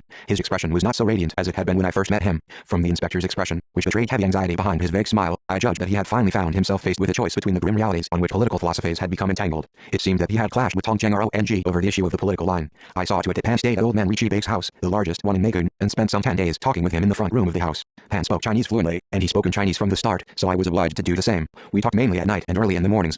During daylight hours, I had no time to spare to talk with him because I was commanding my unit. Pan traveled around the guerrilla zone during the day, busily 111 acquainting himself with the actual conditions there. People who have frequently stayed away from their homes will understand very well how intimate traveling companions who share the same lodging can become, despite the inconvenience, and how charming and interesting stories become woven through their intimate relations. Pan and I, too, became intimate during those 10 days, so intimate that we became like members of one family. Although Inspector Pan was my elder by more than 20 years, as well as being a veteran revolutionary with a rich experience of struggle, he never put on airs or betrayed any awareness of his seniority. He talked to me frankly and enthusiastically, placing himself on comradely terms with me. First we introduced ourselves, tracing our pasts, but avoiding formal matters relating to revolutionary practice. I did this first, and then Pan followed suit, and then we took turns in filling up the blanks in our past experiences or relating our impressions of the events we had experienced, not noticing that the night was passing. Pan became very curious about me when he learned that I had been in prison 4 times before I was even 20 years old.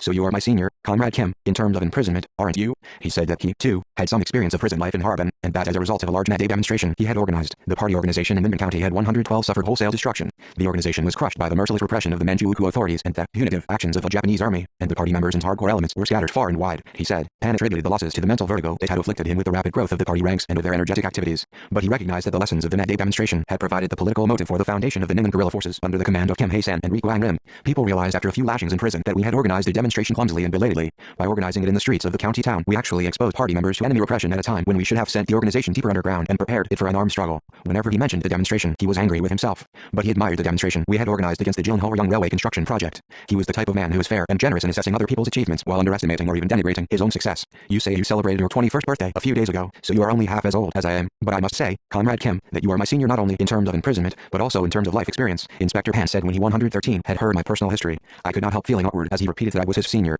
Comrade Pan, if you praise me to the skies, I am afraid you will make a fool of me. He shrugged his shoulders in the way Russians do. I should like you to know that it is discontent with my own life which underlies my admiration of you. I am a man who has not led a satisfactory life. At my age of 43 I can say that the prime of my life is past, but I have done nothing which I can be proud of. That is my sorrow. Don't be too modest. You have experienced a scorching sun in the south and the snowstorms in the north. Your life has known laughter, anguish and tears. To be frank, I am not fond of people who look down upon themselves. How can you say that the prime of your life is past at only a little more than 40? He was not displeased by my criticism. I thought he was too modest with himself. The meritorious service he had rendered as secretary of the Minden County Party Committee and the Suning Central County Party Committee, and the role of a midwife he had played in the birth of the Ningnan guerrilla forces, not to mention his activity in southern China, all these could never be ignored. The Suning Central County Party Committee was a very large organization that had been formed by the merger of the Muling, Ningnan, Dongming, Mishan and other county party committees. Once rumor had it that Pan 114 was to receive honorable promotion to the post of a senior cadre in the Eastern Area Bureau of Jilin Province, which was to play the role of an intermediary liaison echelon between the Comintern and the Manchurian Provincial Party Committee. I was not sure whether he actually had been promoted or not, but the mere fact the Comintern had appointed him as the inspector in charge of the work in East Manchuria was eloquent proof that he was a man of high reputation. Our conversation proceeded with an exchange of information and opinions concerning the current political questions of mutual interest. The first subject of our discussion was the Comintern and the International Communist Movement. This discussion was extremely valuable to me, for although I was in touch with the workers of the Comintern's liaison office, I had never had candid and serious talks with them. I explained to him the efforts made by the Korean Communists to implement the decisions of the Comintern, and then clarified our position and attitude towards its line and directives. We consider that the Comintern fulfills the role of the general staff of the International Communist Movement excellently. Over the past years it has achieved a great deal by rallying the communists throughout the world into an international alliance and struggling against imperialism, for peace and socialism. In the clear understanding that the Comintern is the international center which performs the function of centralized control of the 115 communist movement, we will, in the future as in the past, remain loyal to its rules and its line. But, Comrade Pan, I would like to take the liberty of telling you something else about the activity of the Comintern. The final part of my statement immediately made him tense. How should I take what you have said? You don't happen to hold any opinion opposed to it, do you?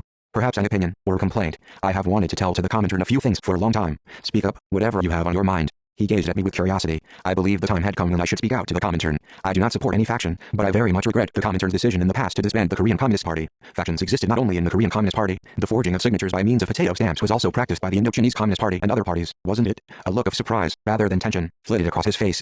My words had taken the inspector by surprise, a man who had been through all manner of bitter experiences. As a Korean communist like yourself, Comrade Kim, not as an inspector from the Comintern, I regarded the disbandment of the Korean Communist Party as a disgrace, and share you in your regret that the Comintern had declared its disbandment. But there 116 is one thing you must understand in this matter, and that is why the Indochinese Communist Party remains in existence while the Korean Communist Party was disbanded. It is because a prominent figure like Ho Chi Minh represented Indochina in the Comintern. By contrast, in those years the ranks of the Korean Communist movement contained no such outstanding figure or center of leadership who would be recognized by the Comintern.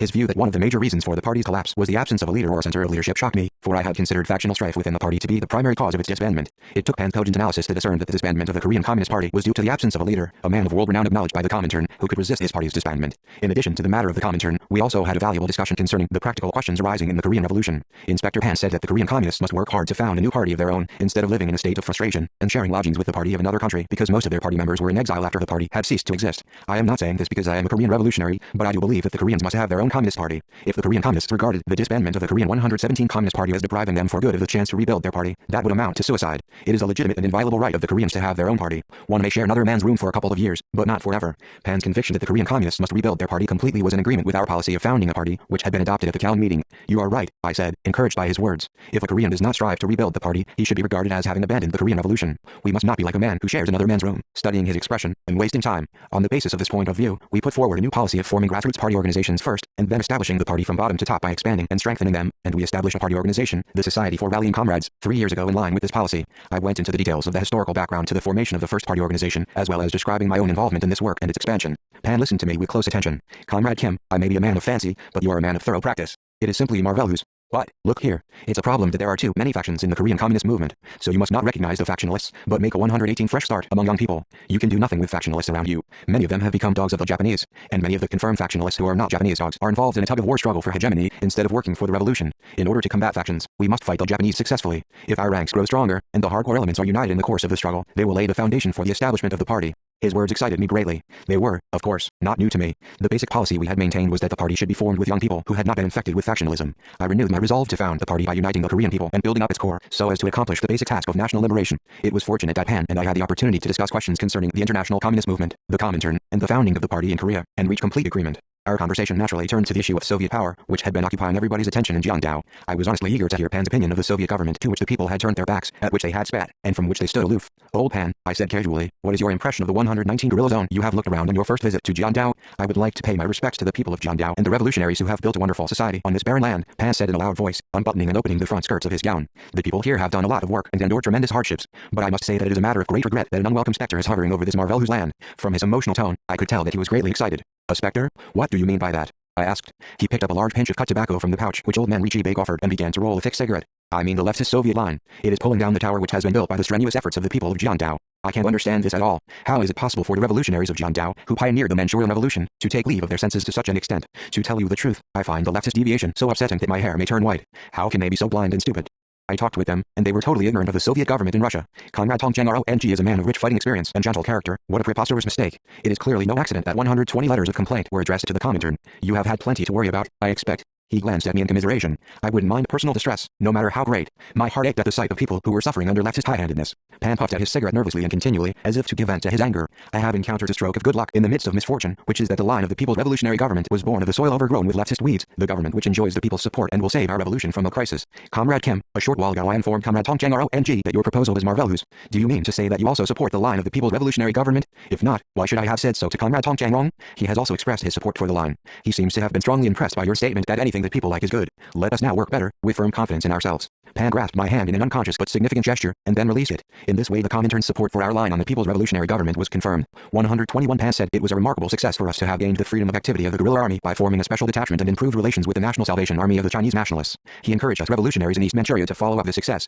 saying that our line on the People's Revolutionary Government was basically in accord with the line of the revolutionary masses government proposed by the Chinese party. He explained the Chinese line briefly. The Chinese line proposed a new and clear strategy on the Manchurian issue, centering on the switchover of their political line. It had been formally issued in the name of the Central Committee of the Chinese Communist Party, but was in fact drafted by the Comintern. It could be said, therefore, to represent the will of the Comintern. Their idea of forming peasant committees as organs of rural government attracted our attention. The proposal was that the peasant committee should manage relations between the peasants and the guerrilla army, supplying food to the army and organizing armed self-defense guards on a routine basis, and that the party should ensure that hired farm hands and poor peasants become the leading force in the peasant committee, and thus rally the masses of middle peasants around them. In other words, the Comintern had recognized the irrationality of the leftist Soviet line in the question of political power, and had acknowledged the need to replace it with a new form of 122 government. After all, this was the confirmation of the correctness of the line of the People's Revolutionary Government which we had proposed. However, Inspector Pan was very concerned about the name of the peasant committee. Although peasant committees were better suited than Soviets to the situation in Manchuria, he said, a policy which was orientated towards the hired farm hands and poor peasants would not be able to rally the broader masses behind them. He stressed that the People's Revolutionary Government was an improvement and advance, a type of united front which was capable of rallying all sections of the population, workers, peasants, students, intellectuals and others who were opposed to the Japanese. He said he would express this opinion in a letter to the Comintern and the Manchurian Provincial Party Committee.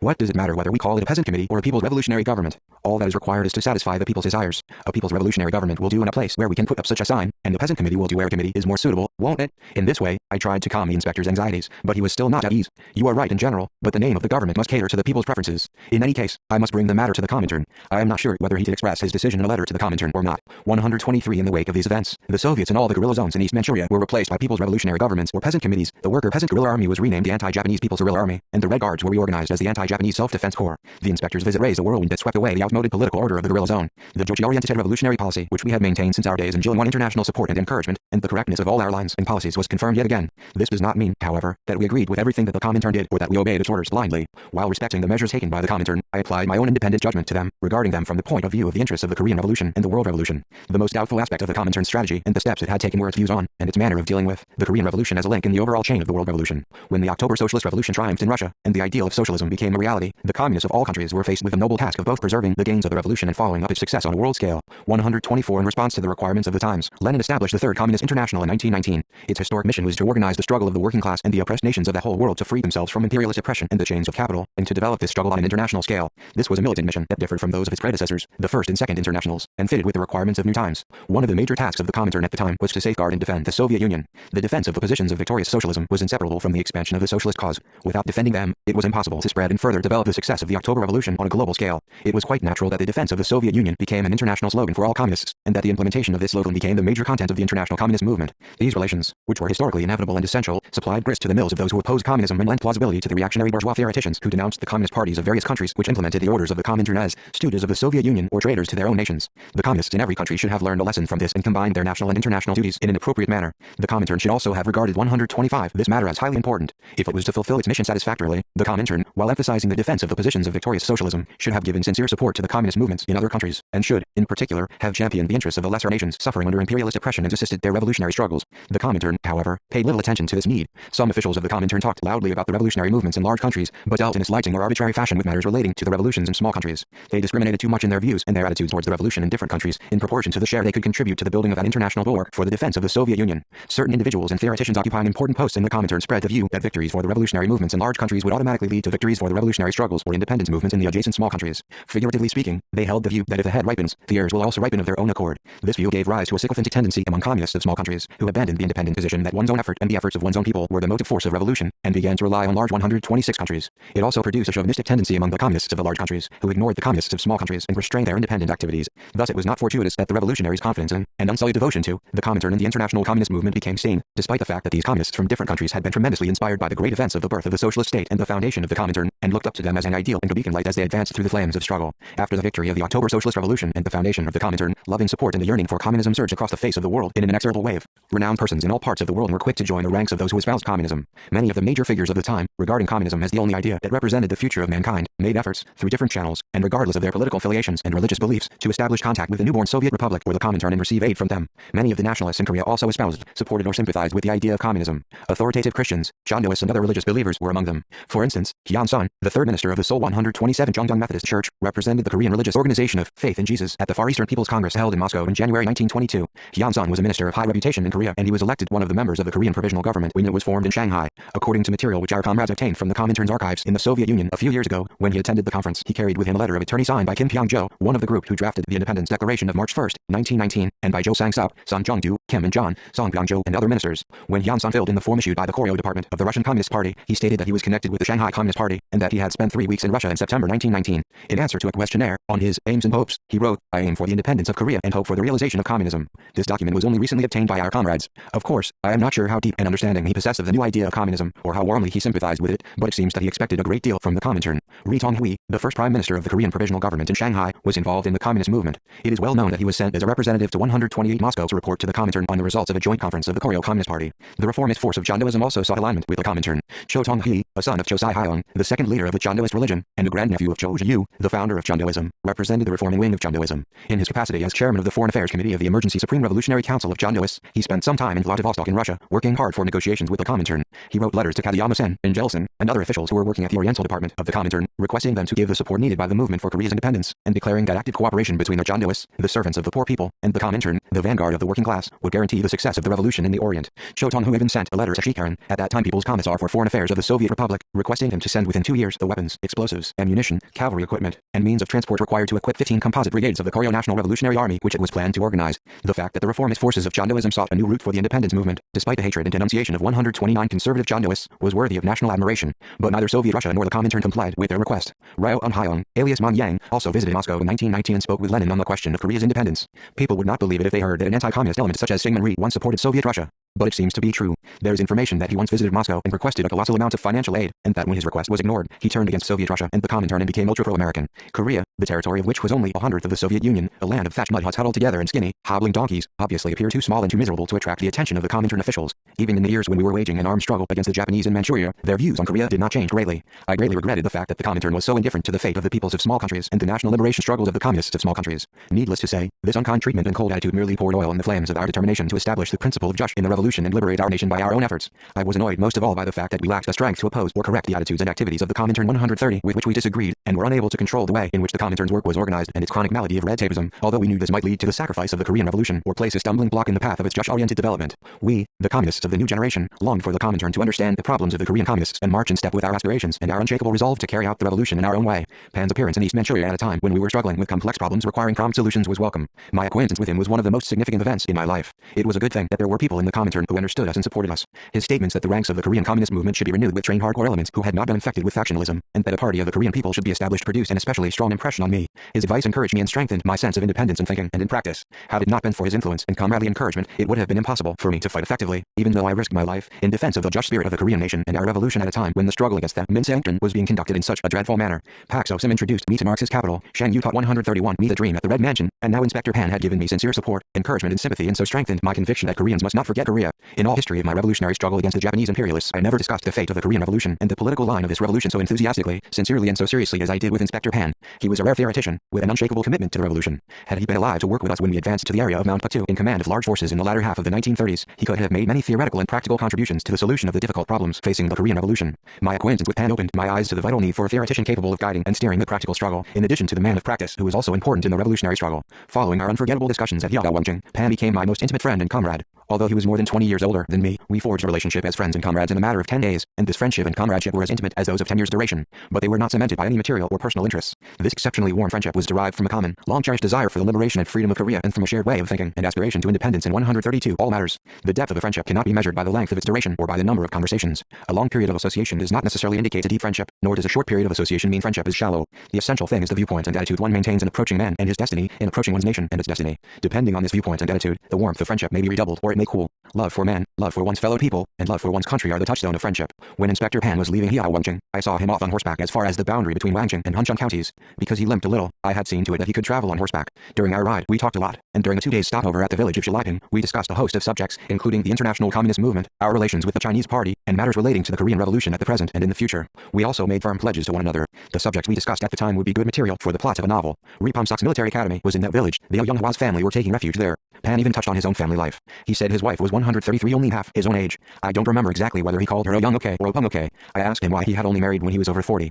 Ha ha, he laughed. No need to ask why. I did not have the charm a husband needs, so girls stayed away from me. Who would ever love a lame man like me? If it were not for Madame O, I might have remained an old bachelor. He seemed to have been born with a low opinion of himself. I sympathized with him deeply for his delay in marrying. I expect Madame O has a sharp eye for a man. I have heard that she is a rare beauty. Late love must be as sweet as honey. Of course, but strangely enough, it was she, not I, that proposed. Anyway, late love is indeed exceptionally sweet. Rumor has it that she is the envy of all in North Manchuria. But, Comrade Kim, I hope you will not take so long as I did, if only for the sake of male dignity. Well, I, too, may be late. It does not depend on what I wish. We chatted and laughed, sitting in a grass field near the village of Shiliping, and deepening our friendship. Pan said that he had become deeply attached to Wangjing, and regretted parting with me. His next destinations were Hunchun and Heilong. Comrade Kim, I will carry your image in my memory all my life. I am very happy to have met you in Wangjing, Comrade Kim Il-sung, he said, with a serious look, his eyes brimming with tears, his hand squeezing mine, as he crossed the 134th order. So am I. I am most fortunate to have met you, Comrade Pan. Frankly, I don't want to bid you farewell. How could I wish to part? I wish that after this journey I could come to East Manchuria with my wife and work hand in hand with you, Comrade Kim. I am outdated in some ways, a little sane. Please be Korea's Ho Chi Minh. With these words, Inspector Pan took his leave of Wangjing. When he was some distance away, he turned round and raised his hand above his head. Looking at his hand as I had when I first met him, I felt as if a long time had passed. The details of his expression seemed to have been imprinted on my eyes to remain there for decades. Feelings of loneliness and sorrow at parting from a man with whom I had forged a friendship in so short a time gripped my heart as he looked back at me, and I wondered why the farewell was so sad. Pan was smiling, but he, too, looked sad. His smile lay heavy on my heart. If he had not smiled, my heart would have been much lighter. He left me, wishing that he could return, but died in Hunchun, and we never met again. He was murdered by Pak Tu Nem, the political commissar of the Hunchun guerrilla battalion. Pak Tu Nem was criticized most severely by the inspector at an enlarged meeting of the Hunchun County Party Committee which discussed the change in the revolutionary line. Branded as a ringleader of factional strife, he was dismissed from his post as political commissar. While the 135 inspectors guards in the yard of the house were looking at some Model 38 rifles that had been captured from the enemy, and the inspector was busy writing something, the traitor picked up one of the rifles and shot the inspector dead. The news shocked the people in Wangjing. When I heard the news, I locked myself up in the front room of Ricci Bake's house, where Pan and I had discussed the revolution and the meaning of human life, and wept over his death all day long. 136. 5. The memory of the white horse. I was intending to leave out this anecdote, because I considered a war horse too insignificant to be given a space in the memoirs of my 80 years of life, in which there were so many heroes, so many benefactors and so many events that should be remembered. But my affection for this horse seems to tint my memory of it too strongly, and the impulse to make it known to the public is too strong for me to keep it to myself. Moreover, the animal is unforgettably linked with many people by the bonds of human feelings. The stories of these people are also too valuable to be consigned to oblivion. In the spring of 1933, I came into possession of a horse. One day an official of the People's Revolutionary Government of Shiliping came to see me with some guerrillas, and brought me a white horse. In those days, the headquarters of the Wangjing guerrilla battalion was located in the valley of Lishagu, Macon, Wangking. The procession these people formed appeared too ostentatious for a company leading a war horse with them. The visitors hitched the horse in the front yard of the 137 headquarters, and then announced their arrival. "Commander Kim, we respectfully wish to present a horse to you, who have to travel many rugged miles. Please accept this gift," said the official, speaking for his company.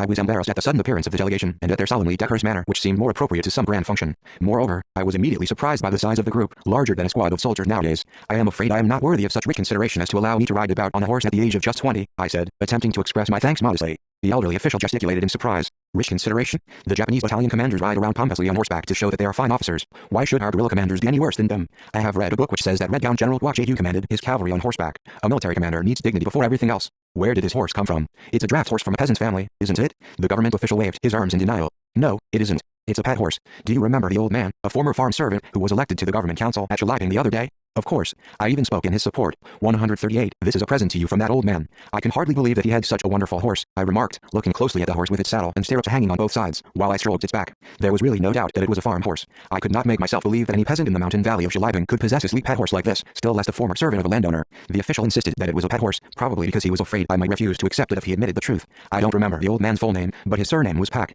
Old man Pak had a reason for making the present of the horse to me. It is a moving story which should be told here. The story begins at the time when he left the landowner's house after serving out his term. When the old man became too old to work, his master released him. In return for his lifelong service, the landowner gave him a white foal which was a few months old. Immediately after it was born, the unfortunate animal suffered serious bruising when it was stepped on by its mother, and it was ailing in the stable, too sick to romp about outside. It was infirm and undernourished. The niggardly landowner pretended to show him favor by giving him the sick animal, which might die the same day or the next, which was already as good as dead. Old man Pak came home to his hut with the sick foal in his 139 arms, shedding tears. The sight of this sick foal, given as a reward for all the drudgery he had performed for decades, made him feel sad at the absurdity of his whole life and at the hardness of the world. Nonetheless, the old man, who led a solitary, lonely life, treasured the animal as if it were a precious stone in his hands and tended it with all the care he could muster. The foal grew into a full-fledged horse. Whenever he felt lonely, he would go to the horse and grumble to himself, giving vent to his feelings at his sad plight and grieving over his fate. The horse was a loving son and daughter and friend to him. Having been mistreated all his life, the old man ranked himself with draft animals and accepted worldly abuses as natural. When on rare occasions he was treated as a man should be, he would feel uncomfortable or awkward. This old man was elected to the government council for the Shiliping guerrilla zone. There is surely no need to explain how deeply he was moved and how many tears of thanks he shed on that occasion.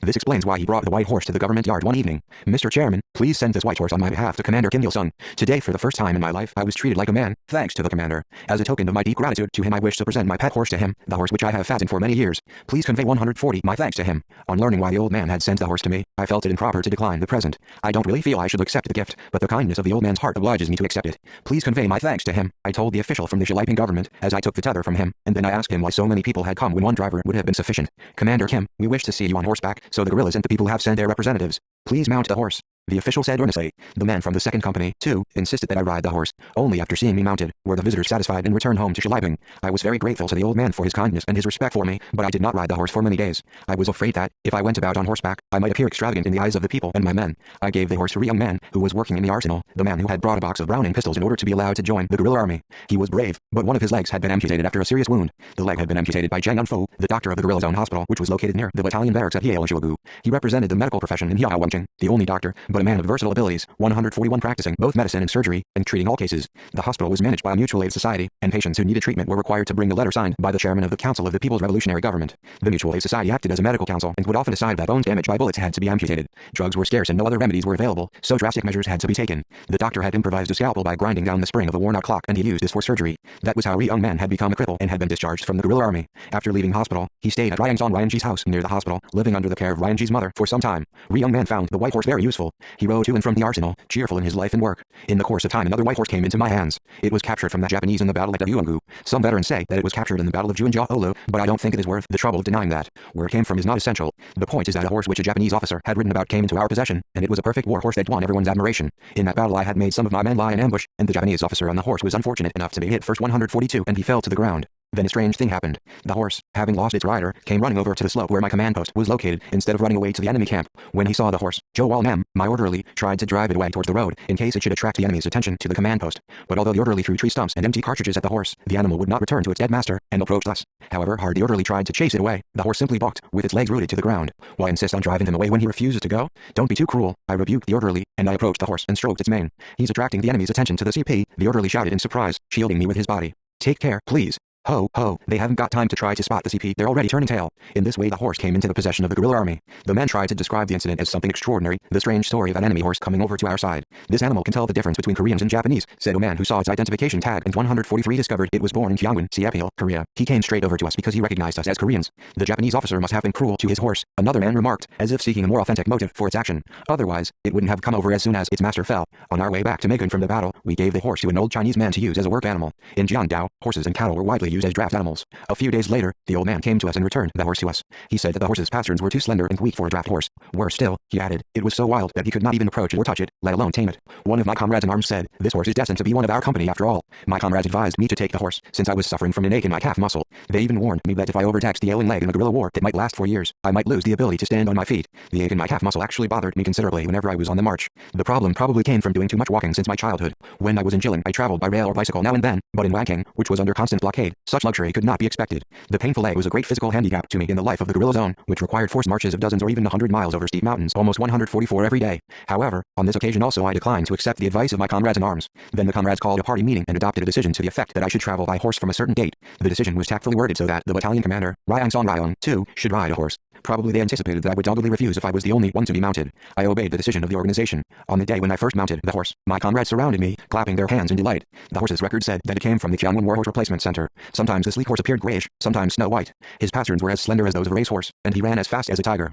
This horse carried me on his back to battlefields and sometimes through primeval forests for approximately 2 years, sharing every hardship with me. His image still rises out of my memory now and then, thrilling me with emotion. My daily routine began with tending of the horse. I would rise early in the morning, pat him on the head and brush his coat with a broom. As I had had no experience of tending a horse, I did just as my grandfather and Menyunye had done when he tended a cow. The horse jerked away whenever the broom touched him. Once when I was struggling with the horse, old man Richie Bate gave 145 me a metal comb and told me to comb the horse's back with it and see what would happen. I did as I was told, and the horse stood quiet with his hoof stuck to the ground. While saddling the horse one day, I discovered a pouch between the saddle leather and the padding. The pouch contained a small notebook inscribed, horse's record, a metal comb, a brush, a piece of rug, and a pointed piece of steel. I could guess the use of all of the things except for the piece of steel shaped like a scalpel. I picked up the steel tool and approached the horse. Now came the miracle. He lifted one leg high, as a circus horse might. This suggested some relationship between the tool and his hoof, but I could not pinpoint exactly what. He circled around me a few times, then approached a stake a little distance from me, and rested one of his forelegs on it. I found dirt, stone splinters, and pieces of straw stuck between his sole and shoe. I removed them from his hoof, and then he lifted another hoof on the stake and looked at me as if an invitation. While I was learning from guesswork how to tend the horse, a man from a horse breeding farm in the homeland came to visit a relation at Hiawangjing.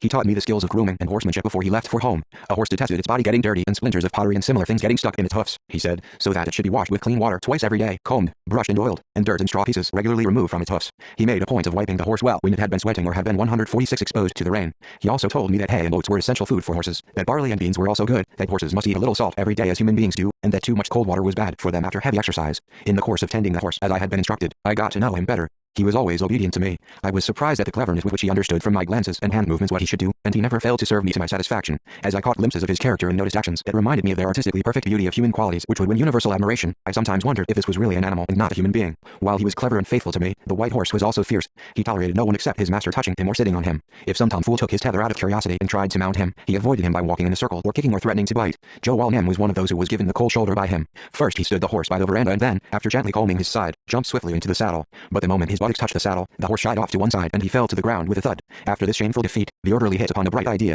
He took the horse to soft ground, where his pastern sank into the 147 mud, and while he was grazing, he slid onto his back. He failed again. He was thrown into the mud. Next, the young orderly tied the horse to a tree and gave vent to his anger by whipping him. After the incident, the horse ran away or kicked at him whenever he approached. The orderly even cried in his exasperation. For all the efforts he had made to tame the animal, he could not even approach him, still less ride him. In the end, he said he had to return to his company. I said to him that the horse rejected him because he did not love him, and that, therefore, he should try to feel warmer devotion for him. I taught him how to tend the horse with great care. The orderly followed my advice, and the horse naturally obeyed him in proportion to his kindness. Time has obscured many details of my memories, but I can still picture a few events vividly. Once I went to Luazagu to carry out political work among the people. Opayat Ryong and his platoon accompanied me. In those days, I used to sleep only 2 to 3 hours a day. The day's battle, training my men, and work among the people usually kept me awake until 1 or 2 o'clock in the morning, and sometimes right through the night. When our company reached the foot of the Jiaprigu Pass, I dozed off on horseback.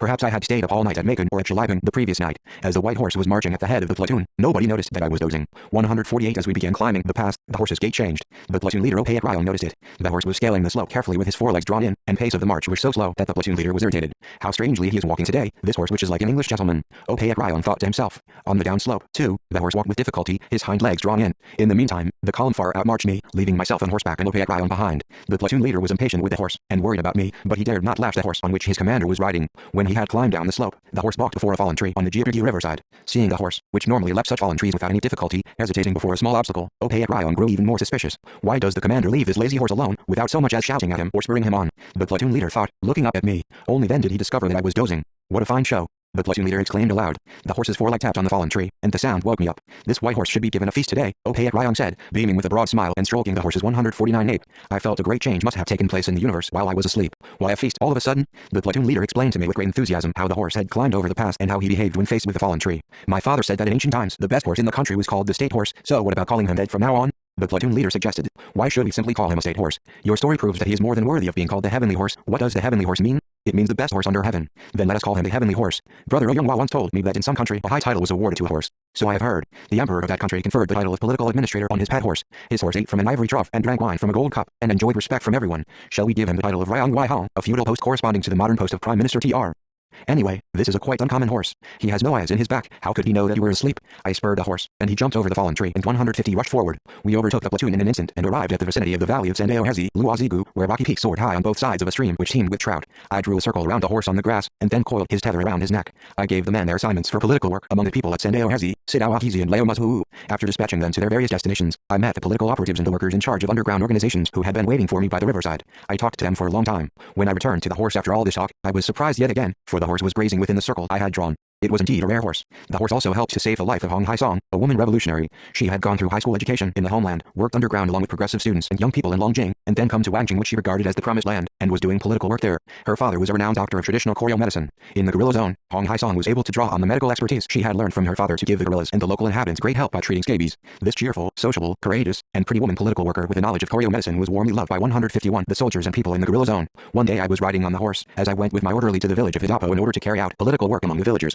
When we were not far from the village, we heard a sudden gunshot. Suspecting an invasion by the punitive force, we hurried toward the place from which the sound had come. We found Hong Hai-song, who was caught in an enemy ambush on her way back after her political work in villages and fighting against heavy odds. The enemy was shouting and threatening her with blank fire in an attempt to capture her alive. I spurred my horse on towards her, where on the brink of being taken prisoner, she was returning the enemy fire, and picked her up instantly. The horse, sensing my intention, shot off like an arrow and galloped for a couple of miles. Hong Hai-song was saved. After that, the horse became an object of universal admiration to the people in the guerrilla zone. If she had not been killed in the enemy's punitive action at Baikayaku, Hong Hai-song would now be gratefully sharing with me in my recollections of the white horse. I rode a horse to Liangzuiganzi many times when I was building up a semi-guerrilla zone there. Our organizations were active in the villages of Nandadong, Biidadong, Shichuazi and Clagal around Liangzuiganzi, and also in villages in the vicinity of Tumen, as well as in Luazigu, Sandaohezi, Sidawahizi, Leomazuu and Tabangu. 152 If I say that I nearly gave up this wonderful war horse, the reader will not believe me. It happened when, together with the men of Opayat Ryang's platoon, I was working among the people in the Gufang Mountains or a place nearby. Circumstances obliged me to decide to part with the horse. It was the time of the spring food shortage, and the people were suffering from lack of food. We attacked the enemy near that place on several occasions, capturing food and distributing it among the people. But the amount was too little to meet their need.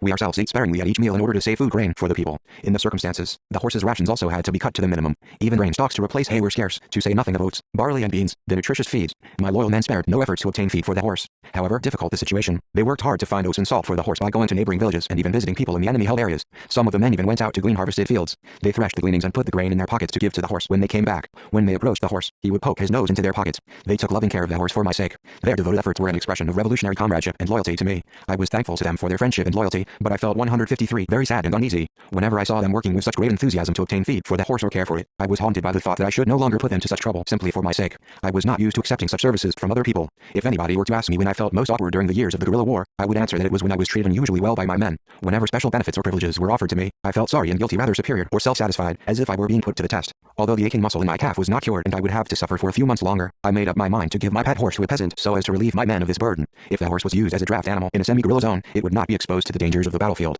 I thought at first of giving it to the old man who had once been a servant and had given me his white horse, but I dismissed the idea for fear that he might feel embarrassed and upset. I summoned the duty officer and told him to prepare a special noon meal for the horse even if it used up all the remaining feed. Feed a white horse with the best of the provisions today. Take him to the chairman of the anti-Japanese association of the village beyond the mountain in the afternoon. The remaining feed should be sent with the horse. Tell the chairman to give the horse to the poor peasant who has no draft animal. 154. Yes, sir, answered the duty officer, but he hesitated to leave. Go and do as you were told. I urged him sternly. When the duty officer was gone, I thought things over, and regretted having given such cruel orders to send the white horse away. I went out of the room to bid farewell to him. As usual, I combed him and brushed him all over and stroked his nape many times. As I looked back upon the thousands of miles I had traveled with the horse, I felt as if my heart were breaking. Then I was surprised to see tears trickling from his eyes as they were fixed on me. It was really astonishing that he should have a premonition of parting. The horse had evidently read my mind from my look. For the first time in my life, I realized that even in the world of beasts slaved under the lash, there were beautiful emotions that would increase and enhance the beauty of the human world. Forgive me, my pet. Though I am sad, I must bid farewell to you.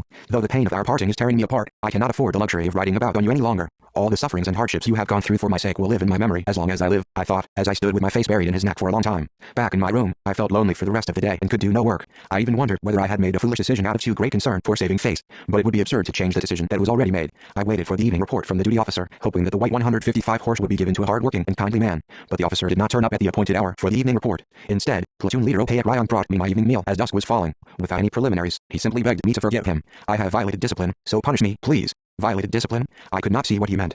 I have raided a lumber station without obtaining your approval in advance. He hastily explained why he had done it. The duty officer who received my orders in the morning had gone to Opayat Ryan and told him about the orders, and that he would obey any orders from me except orders about the horse. He had asked him to discuss the matter. Opayat Ryan sympathized with him. He told the duty officer, perhaps the commander gave the orders because he was sorry to see his men taking so much trouble over the horse. But how can we allow the horse to be taken away from our commander when he is still suffering from the aching muscle in his calf? If we find plenty of feed and then beg him to withdraw his orders, he may reconsider the matter. You should keep the horse out of sight for a while, instead of sending it to the neighboring village, and I will go to the Chin lumber station to get feed. Don't tell the commander where I've gone. The lumber station was a little more than 10 miles from Hiawangjing. One of the foremen was an acquaintance of Opayat 156 Ryan. They had probably got to know each other during the foreman's frequent visits to the guerrilla zone to fell trees. The platoon leader went to the lumber station with a foraging party of several men, saying that if he gave the feed to the guerrillas he might get into trouble. The foreman told the platoon leader to raid the lumber station instead. Realizing that the foreman's suggestion was reasonable, Opayat Ryan arrested the sentry, then broke into the office where the other sentries and supervisors were gambling, and disarmed them instantly. The raiding party returned safely to base carrying with them 4 or 5 sacks of oats and beans. I put aside my evening meal and went out of the room. The horse was in the stable, having been brought back from that hiding place.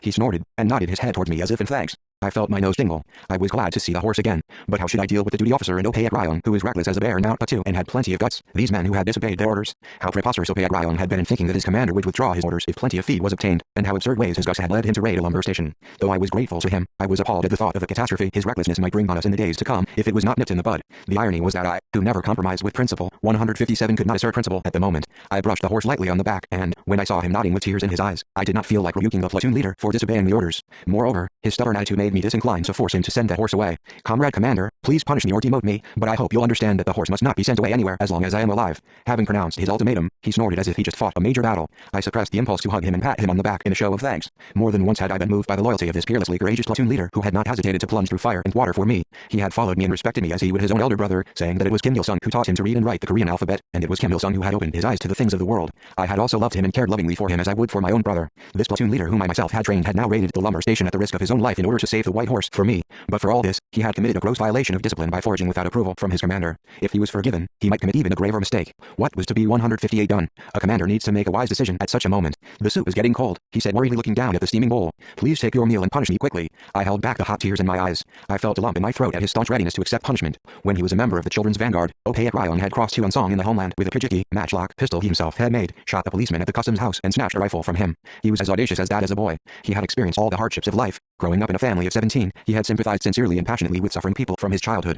For this he was loved by all his comrades. From his days in the Children's Vanguard, he was eager to join the guerrilla army. His antics included an episode involving empty cartridges. He once heard that an applicant for the guerrilla army needed a trustworthy reference or rifle the applicant himself had captured from the enemy, or at the very least a stick grenade as a substitute for reference. So he went to a battlefield where fire had just been exchanged. He tied the bottoms of his trousers with string, and then he held the waist of his trousers open with one hand while he gathered cartridges, live and empty, with the other hand and filled the legs of the trousers with them. Then, he came to the guerrilla army base, sweating all over. As he untied the legs 159 of his trousers, nearly a gallon of cartridges poured out.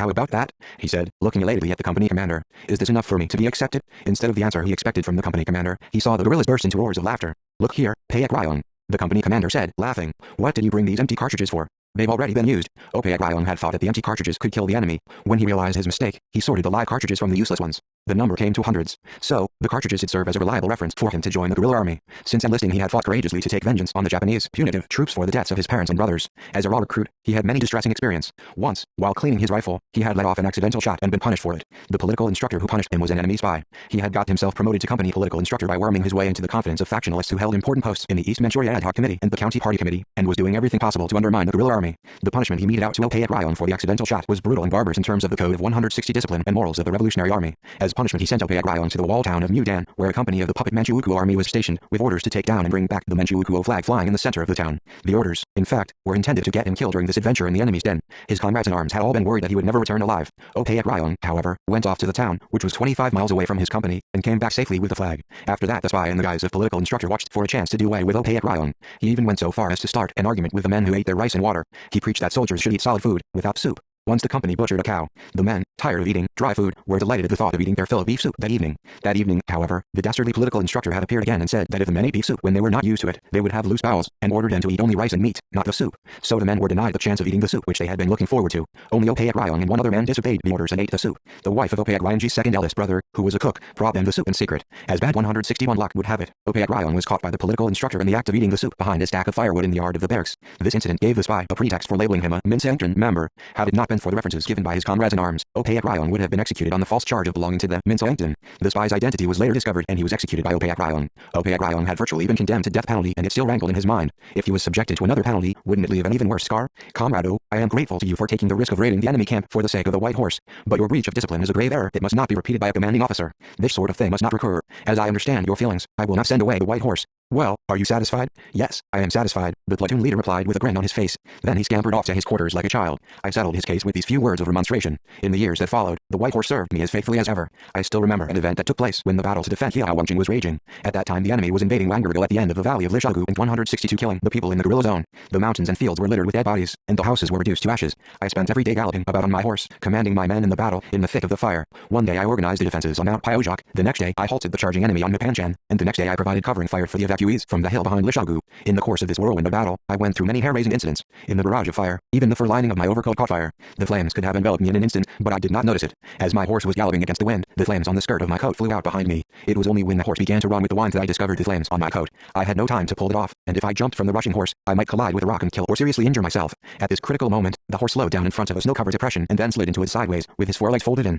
I stumbled into the snow, and the fire on my coat was put out as I rolled over in it. The horse's two legs were bleeding. Had it not been for the horse, I would have suffered fatal burns and not survived to tell the tale. I marveled at the horse's seemingly supernatural powers. How 163 could he sense that I was in a fire? It still remains a mystery to me. His unusual clarity of judgment might be attributed to animal instincts, but to what can one attribute his loyal devotion, the self-sacrificing devotion which led him to save his master, while injuring his own legs? The expression says, a faithful dog and a pet horse, but I would rather change the word order and say, a faithful horse and a pet dog. The White Horse became a legend, beloved of all the people in the guerrilla zone. The story of the horse spread to the semi-guerrilla zones around Hiaowangching and even to the enemy ruled areas. Wu Yicheng, too, heard the story and coveted the horse. Commander Kim, wouldn't you exchange your White Horse for 50 war horses? He asked when I was at Luozigu negotiating with him for the formation of a common front with the Chinese anti-Japanese nationalist forces. I do not remember what I said to him in reply. I only remember that I returned to Macon on the same horse after the negotiations. The White Horse that had carried me over thousands of miles of wet and dry trails for nearly 2 years, with his shoes changed only occasionally, died at Hiaowangching in the winter of 1934. When I returned from the first expedition to North Manchuria, I found the stable empty. They led me to the horse's solitary grave, where the earth had been mounded up by my comrades in arms. I did not know how to express the depth of my sorrow. 164 Seeing how grieved I was, my men suggested firing gun salutes to the horse, but I declined, asking what was the use of a gun salute, for the horse had lived among the roar of guns all his life, so he should be allowed some peace at least in his grave. The grave is somewhere in Wangching. One day in the early 1960s, when Payak Ryong was the head of the General Bureau of Guards, he and I went for a casual ride, and we reminisced about the White Horse. Even though several decades had passed, the former leader of a guerrilla platoon could recall every detail of the horse's story. Somehow the story became known to writers, Song Young and Riki Young. An officer is said to have asked them to write about the White Horse, but I am not sure how the matter came up and how it was settled. The White Horse that was born of the flames of the war against the Japanese and lived through fire all his life appeared on a small piece of canvas in the Korean Revolution Museum. The legendary anecdote of the White Horse came to the attention of the artist Jung Kwon-chul, perhaps through Riki Young or Song Young. Jung Kwon-chul painted the subject in oils. I discovered the picture when I visited visited the museum at the suggestion of Opayat Ryong. It depicted me and the white horse. The canvas reminded me of the orderlies in Opayat Ryong, who had shared that horse's loyalty to me. I suggested that it would have been even better if these comrades had been shown together, and the artist changed the picture, following my advice, to include 2 orderlies. That is the 165 picture now on exhibition in the museum. Whenever I missed those loyal orderlies and the white horse, I used to go to see them in the museum. Nowadays, at the age of 80, I occasionally picture them only in my memory. The image of my faithful white horse still moves as vividly before my eyes as he did 60 years ago. If he had been a human being, he would have won higher commendation than the most loyal of men. 166 Chapter 8 Under the banner of the anti-Japanese struggle, Requang negotiations with Wu Yicheng, the Battle of the Dongming County Town. A comment on ultra-democracy in the Army. Operation Macon Arsenals in the Thick Forest and Immortal Flower. February 1934 October 1934 167. 1. Requang. I made friends with Requang in Jilin. One day Kim Jun and his company from the General Federation of Korean Youth in East Manchuria brought a young man to me and introduced him. He was Requang. Our comrades had assumed from his appearance in Jilin that he had come either to study, to get in touch with an organization, or to learn how the student and youth movement was progressing. Kim Jun hinted to me that Requang seemed to have come to Jilin to attend a secret provincial meeting of teachers. My first impression of Requang was that he appeared intelligent and magnanimous, but reticent. In the course of repeated contacts thereafter, I learned that he was indeed a young man of exceptional sensitivity, with a kind heart and the ability to form strong friendships. My comrades were charmed when they met Requang, and they tried to persuade him to settle in Jilin, even suggesting to him that the Wenguan Middle School would be good for developing his knowledge, that the law college would give him an ideal start in life, and that the Yuan Middle School would be best for a man 168 who wished to become a revolutionary. Requang himself did not wish to leave Jilin. He said that, in his primary school days at Guchengzi, Yanji County, he had visited Jilin several times on errands for leaders of the Independence Army, that the life of the young people and students had now changed beyond recognition, and that the city was now buzzing with the social campaigns organized by students, whereas in previous years the young people had been so lethargic that their campaign had gone almost unnoticed. So Requang stayed and attended middle school number 5 in Jilin for some time. In his early days Requang had been influenced mostly by the Korean Independence Army leaders, such as Hong Pom-du, Kim Jwa-jin, Wang Pyongyul and Cho Myung-rok. The headquarters of an Independence Army unit had been built on his wife's parents' house at Guchengzi for a long time, so he had met many leaders of the nationalist movement. Requang was sharp-eyed, quick-witted and modest, and he attracted the attention of the Independence Army leaders. They seemed to have tried to make him heir to the cause of the Independence Army, just as Otong-jin and Ryung had tried to make me their successor. During his boyhood Requang had learned Chinese characters at the village school, which was run by his mother's father. As his father's health was poor, he had given up the idea of going to secondary school, and at the age of 14, he began to help his father support the family. At the tender age of 16, he began to manage the household affairs as effective head of the family, and his modern 169 schooling was therefore delayed. After graduating from school he taught at primary schools in Yanji and Wangjing for some time. Until that time he had been known by his real name Ri Myung-chun, but from the time he started teaching at Baihamatang in Chunhua Sub-County he was known by the nickname Requang. In those days 8 schools at Baihamatang and its neighborhood used to hold joint debating contests and athletic meets as part of the Enlightenment movement, and Requang, who was working underground, used to compete for the football team of Hamatang, using his nickname. From that time onwards everybody called him Requang. It was the Independence Army that guided me to nationalism, and it was the independence movement that led me to communism, he said to me when we first met, recollecting the days in Guchengzi. His words sounded very strange to me. How could that be? Did the old men of the Independence Army teach you 2 thoughts at a time? No, I wasn't exactly taught. How can I explain? I should really say that they influenced me, and there were both nationalist and Marxist-Leninist influences. The old men must have been double dealers. I would say they were seeking a shift of direction, rather than double dealing. While leading the Independence Army movement, they read communist books in secret. When I visited the house of my wife's parents, I saw in a corner of a room lots of the books the old 170 men were reading. So I began to read them, too, to kill time, but now I simply enjoy reading them. I squeezed Requangji's hand, and said, I am glad to meet a man who espouses communism. Requang waved his hand in a hasty gesture, saying, No, I am not yet a communist. There are quite a few concepts I cannot understand among the communist principles advanced by Marx and Lenin. To my simple eyes, the communist ideal appears somehow too fantastic. You may feel sorry to hear this, Comrade Song-ju, but I hope you will understand that I am speaking frankly. I liked his candidness during our first conversation. It was this, more than anything else, which attracted me to him. At the time Requang was neither a nationalist nor a communist. In short, he was in the process of changing his direction. In the course of his association with us in Jilin, he became a communist, but he did not join the Young Communist League or Anti-Imperialist Youth League which we had organized. An informed source states that when he was coming to Jilin, Requang mortgaged some of his school's 10 hectares or so of land for 400 yuan for travel expenses, but I am not sure this story is authentic. The school lands had been allocated by the state for the running of educational institutions. So if it is true that he took the risk of mortgaging such public property, he must have been very ambitious. In a letter to his brother-in-law which he sent after he left home, 171 he is said to have expressed the following grim resolve. I think I must find a true patriot even if I have to comb the whole of Manchuria and the Korean peninsula. It may take me 10 years or 20 years to do this. However, I pledge myself not to return to my paternal home until I succeed. His determination gives us a glimpse of his character, and explains why he left his home and traveled round all the major cities and political centers of Manchuria. Requang was honest, meticulous and resourceful.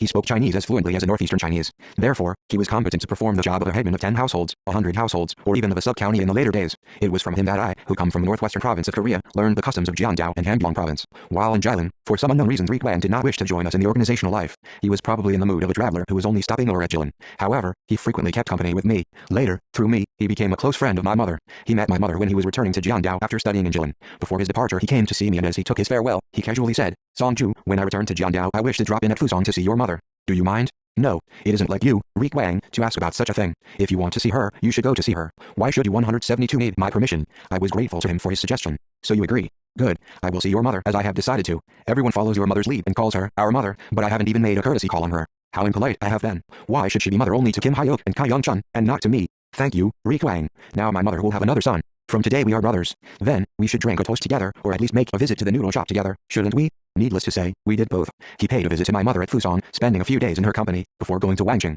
In those days his family was living in Wangjing County, not at Yulangu in Yanji County. After Riguang left Fusong, mother sent me a letter, telling me a lot about him. The letter said, Songju, Riguang left today for Jiandao. I saw him off at the ferry on the river Zonghua. I feel so lonely, just as I did when I said goodbye to you, that I don't feel like working today. He is so affable. Strange to say, I feel as if he were one of my own sons. He himself said that he felt as if I were his own mother. My heart overflows as I think of taking more and more sturdy boys under my wing as the days pass by. Can there be any greater pleasure than this in the world? You have introduced a really fine boy to me.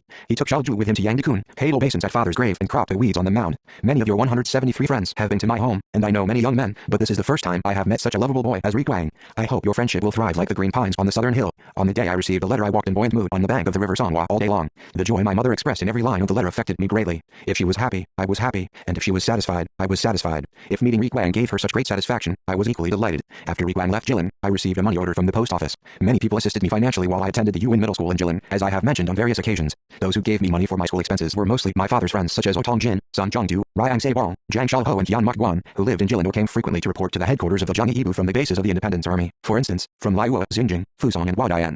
My patrons in my Jilin days included members of the Young Communist League and the Ryujil Association of Korean Students in Jilin. Sen Young-gun, who was working as an activist of the Young Communist League while attending the Wenguan Middle School, also contributed to my school expenses, though he was far from rich. 174, as I have already mentioned. In those days my mother earned only 5 to 10 fen a day by taking in sewing. If she earned 10 fen a day on average, her monthly earning was 3 yuan, which was just enough to pay my monthly school fees at the Yuan Middle School. She did not send me the school expenses by post, in order to save the cost of postage. She used to save her daily earnings until she had enough for the monthly school fees and then send them with someone she knew traveling to Jilin. This saved me the trouble of calling at the post office. I used to accept the money from my mother with mixed feelings. There was a feeling of relief at not having to worry about being disgraced by failing to pay my school fees, but there was also a feeling of concern for my family, who would have to get by without any money. In fact, 3 yuan was a trifling amount, scarcely enough for a rich man's son to buy himself lunch. Most of the students at the Yuan Middle School came from rich families. Sometimes scores of money orders, which we called slips, would arrive for the rich men's sons at school in a single day. On these occasions the children of poor people like myself, who scarcely knew what a money order looked like, went about in low spirits. In this context, the arrival of 10 yuan for me, one of the poor students, was a great event. As I took the money order to the post office, I tried to guess who might have sent it. 175, but I could not think of any relations or acquaintances who could send me so much money at one time.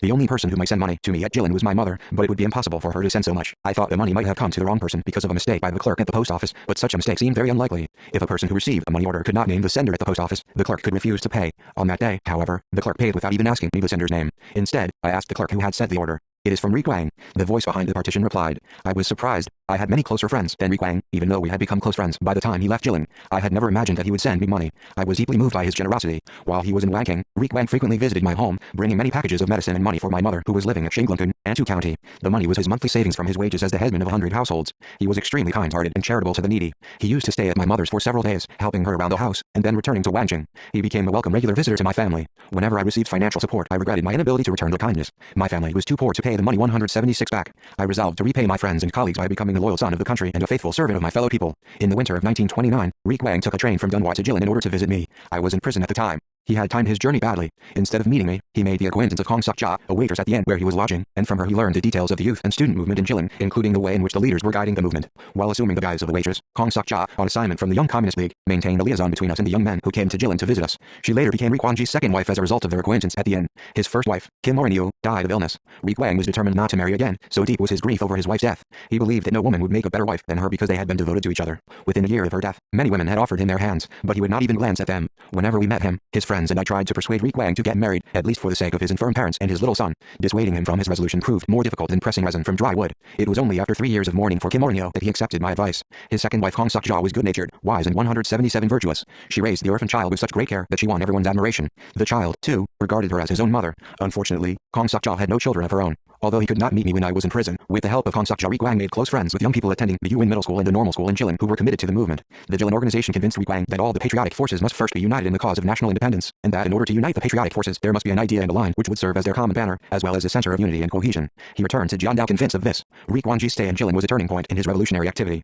As a result, he was put under surveillance by the secret agents of the Japanese consulate and the Manchurian police, but he was never afraid of them and continued courageously along his new course of action. The autumn and spring struggles were important events which proved the correctness of the lessons he had learned in Jilin. His worldview made a leap to still greater heights as a result of these struggles. After he moved to Wangjing, Riguang worked as the sub-county head at Baihamatang. The fact that a man who had declared his commitment to the great cause of revolution and regarded it as his exclusive ideal was appointed as an official at the lowest rung 178 of the enemy's administrative hierarchy was an event worthy of considerable interest. I met Rick Wang again at Mingyugu in December 1931. At that time he was occupied with providing bed and board for the representatives to the meeting at Mingyugu that winter. When I saw him appear at the meeting place with a knapsack full of foxtail millet and with 5 pheasants hanging over his shoulders, I was moved to admiration, and thought that he was a man worthy of his name. The starch noodles, a speciality of Jiandao, with a sauce of minced pheasant and chicken were so delicious that we could not resist the temptation of asking for a second helping. After Rick Wang and I each ate 2 bowls of noodles at the same table, we lay in the front room of Ri Chongsan's house with wooden pillows under our heads, talking through the night. First of all, I thanked him heartily for helping my mother in her household affairs and also for sending me money for my school expenses. While I was eating the noodles tonight, I thought a lot. The efforts you put into preparing the meat sauce moved me to tears. While I was studying in Jilin, you often took me to restaurants. I don't know how I can repay your kindness. When he heard me say this, he tapped me on my shoulder.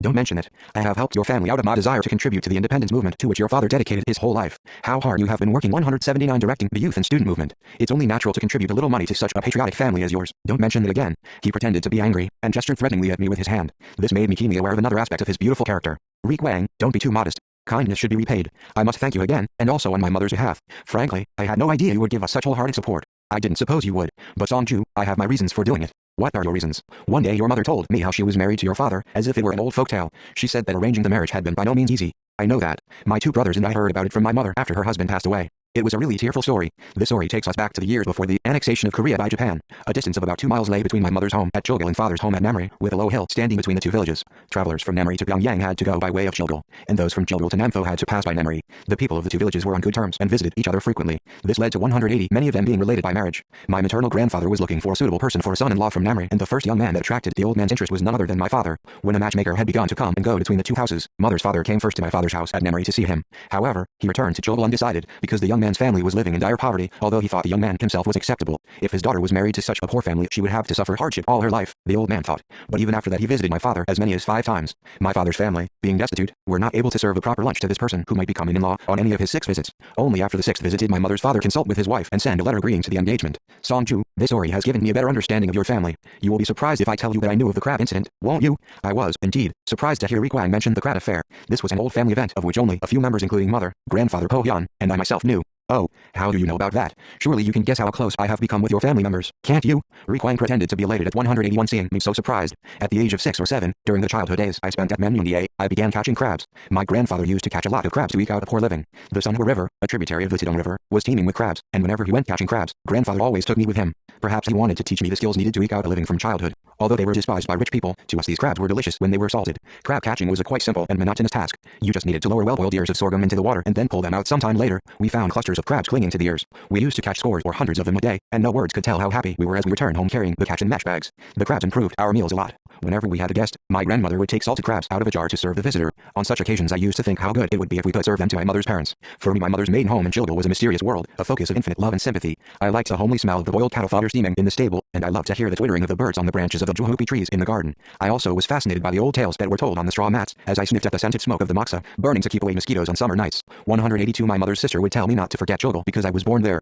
Perhaps my mother spent some time at her maiden home before she gave birth to me, but my grandparents always said that my birthplace was Namri. They said that my mother stayed for several days at her parents' home at about the time I was born, but that was no reason for me to be known as a boy from Chilgil. A woman might give birth to a baby away from home, they said, but according to ancestral law the home of the child's father should be considered to be its birthplace. In any case, I liked my mother's maiden home as much as my father's home, and I felt this very strongly when I was catching crabs. When I was studying at the Changdok school at Chilgil, I would return to Manyunye on Sundays to go crab catching with my grandfather. One day I hid half of the catch in a nearby bush before I showed the match bag to grandfather. He was saddened by the small catch, but I pretended not to hear his expressions of regret. Of course, I should have told him the truth, that I had put aside half the catch for my mother's side of the family, but I was not sure whether he would like it or not, so I hesitated. After I took the match bag home for him, I went to the Sunhua River again and took the other half of the catch to Chilgil. My maternal relations were glad to see the crabs, and thanked me for the present. I told them that thanks were due to Grandpa Po Hyun, who had caught the crabs. 183 One day, my maternal grandfather came to Manyunye and thanked Grandpa Po Hyun for the crabs, which he said were delicious. At first Grandpa Po Hyun was embarrassed by the unexpected thanks, but when he heard the whole truth he was pleased. Later he praised me for being a very considerate boy. This was the incident mentioned by Rick Wang, an anecdote of poverty and the drama of kindness.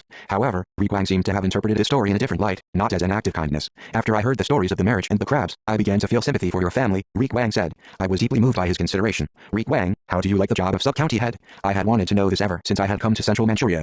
A report from the political workers in the Jiandao area, whom I had sent to East Manchuria, said that Rick Wang, in whom I was most interested, had been working as a sub-county head in Wangjing. He smiled at my question. It is irksome, but I've done quite well at it. Last autumn, some of our comrades were held in custody at Hamatang by the Defense Corps, but they were released when I gave them a reference. The authority of a sub-county head seems to have been effective. He said jokingly that if he were allowed, he would like to be a sub-county head all his life. 184 I talked proudly about my home village, and Rick Wang joked. If Manyunye is such a beautiful place, I will follow you there with my family after the country becomes independent. Not to Zhongsong? I heard that you come from Zhongsong. I can make myself at home anywhere so long as I feel attached to a place, even though I was not born there. Anyway, if I do go there, please help me to find a place where I can teach primary school children. You'll be a schoolmaster and I will work under you as a teacher. Oh, my. I hate teaching at primary school. Oh, really? I heard that you taught at Antu or Gaiaushu, and your father was a teacher for many years, I heard. Our friendship grew deeper when we were organizing the special detachment. Immediately after he organized the special detachment at Wangjing on our advice, Ri Guang came to Hiaozhi to see me. The hostile activities of the National Salvation Army against Korean communists and young patriots were a great obstacle to the efforts of our comrades in Wangjing to prepare for the founding of the anti-Japanese People's Guerrilla Army. Even after he had organized a special detachment, Ri Guang was still left in suspense, unable to decide the future direction of his activities. At that time I told him about my views on matters of principle and the means of forming a united front with the Chinese nationalist anti-Japanese units, and I discussed about the goals and methods of the special detachment's activities with him in detail. 185. He accepted my proposals with an open mind. Foxtail millet mixed with sorghum, bean paste soup, and dry wild vegetables were the only food that my mother could afford at that period, but she still accorded him cordial hospitality. And he respected my mother greatly, too. Mother's warm love moved him, and his youthful enthusiasm and his simple and honest mind were a comfort to my mother. It was while Ri Guang was staying at Shinglunken that we founded the anti-Japanese People's Guerrilla Army. Though she was ill, my mother came with Xiaoju to see the guerrilla army. Stroking the rifle which Ri Guang was shouldering, she said, "With these weapons you can fight in real earnest now. How can the Independence Army fight the Japanese without motive weapons? Now as I see your army and the weapons on your shoulders, I feel as if my lifelong grievances had been resolved. How glad your mothers would be to see you as you are now. Mothers' hearts are broken and they weep if their sons act like fools or behave badly, but they would be delighted and moved to tears if they could see their sturdy sons under arms ready to fight for their country." Back at Wangjing, Ri Guang worked hard with the National Salvation Army. Our success in achieving cooperation with Commander Yu Antu provided valuable experience in work with the Chinese nationalist anti-Japanese units. At first this work went comparatively smoothly and successfully. 186. Many of these anti-Japanese units were enthusiastic about forming an anti-imperialist united front with us. We communists took the initiative in forming the united front. However, the leftist elements obstructed this work. Their adventurous motto, "Down with the upper stratum and win over the rank and file," was a provocation to the higher echelons of the anti-Japanese units, leading to bitter resistance and resentment, and many of the commanders of these units began to take measures against the communists, repressing or even killing them. It was something to be wholeheartedly welcomed in this situation that Ri Guang started working among the anti-Japanese units. In order to work with these units, Ri Guang moved from Baihamtang to Taipinggu.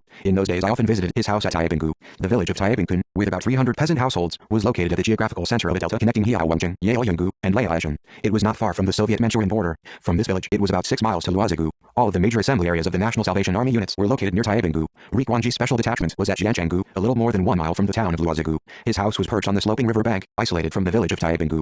There was an imposing well with a large water dipper by the house, which was known as the house with a 187 dipper. I drank from this well on several occasions. When we appeared in front of the house on hot summer days, streaming with sweat, Ri Guang used to fetch a bucket full of cool water from the well and offer the water to me. The water was most refreshing. Whenever I went to Luozigu, I used to drop in at Taipinggu to inquire after his parents. At this house, together with Chinese communists such as Yu Baozhong, Chen Hanzhong, Hu Jinmin and Wang Runcheng, we held the last meeting of the Anti-Japanese Soldiers Committee which discussed the question of a united front with the National Salvation Army. In the battle in defense of Hiaowangjing and many other large and small battles, Ri Guang demonstrated distinct ability and capacity as a commander. The practical example he set influenced the soldiers of the National Salvation Army, and he became renowned as a military and political worker among the broad masses of East Manchuria. Wu Yicheng, who regarded Ri Guangji's special detachment as a genuinely anti-Manchukuo and anti-Japanese armed force, appointed him commanding officer of the security squad under the forward headquarters of the National Salvation Army, and even gave him bodyguards. After that, Ri Guang established contact with Tongchen Hao in order to develop further cooperation with the National Salvation Army against the Japanese. Though he had taken up arms to fight the Japanese, Tongshan Hao had degenerated into a bandit. In those days, many people 188 identified the bandits with the mounted rebels as, indeed, they still do. There had been many mounted rebels in Manchuria. When a large number of people of the Han nationality flowed into Manchuria through Shanghai from China proper in the closing years of the Qin dynasty, the Manchurian people began arming in self-defense to protect their farmland and their ancestral heritage from the plundering immigrants.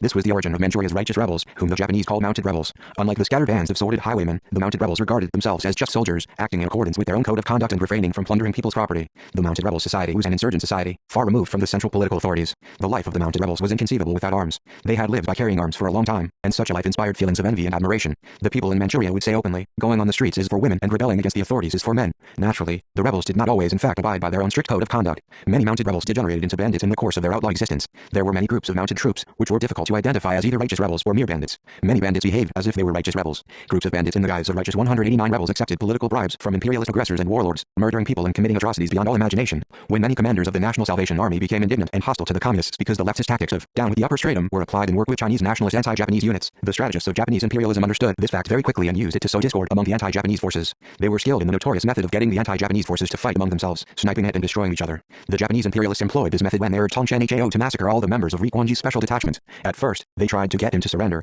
They put up notices everywhere stating that the person who captured Ri Guang would be rewarded with lots of money, and that if Ri Guang himself surrendered he would receive an important appointment. In their judgment, in order to disband Wu Yicheng's army, it was imperative to check the influence of the communists on it, and Ri Guang was the man who wielded that influence. Ri Guangji's special detachment was regarded as a united front shock force operating in the heart of the National Salvation Army. Thus the Japanese intelligence service was aware of his true significance and role. Tongshan Hao, the worst of the bandits, was politically and 190 obtuse, brutal and capricious man, and was easily bribed by the Japanese strategists. Knowing the views Ri Guang supported, he baited a trap by proposing negotiations for a joint operation at Luohaishan, in accordance with a script prepared by the Japanese imperialists. Ri Guang made the mistake of taking the bait. Not knowing that Tongshan Hao had become a running dog of Japanese imperialism, he set out for Luohaishan with more than 10 members of his special detachment, including Wang Changfu, the chief secretary of the forward headquarters of the National Salvation Army. The party organization warned him against the danger of dealing with a blind and brutal bandit commander. Ri Guang, however, insisted on going to negotiate, even at the risk of his life, saying that if the line of the anti-imperialist United Front was not implemented, it would be impossible for the revolution to advance any further. Tongshan Hao held a banquet for Ri Guangji's party and then massacred all of them except one, who narrowly escaped death. When the bandits fled, they left him at the site of the massacre, thinking he was dead like the others. When we got there, we saved him.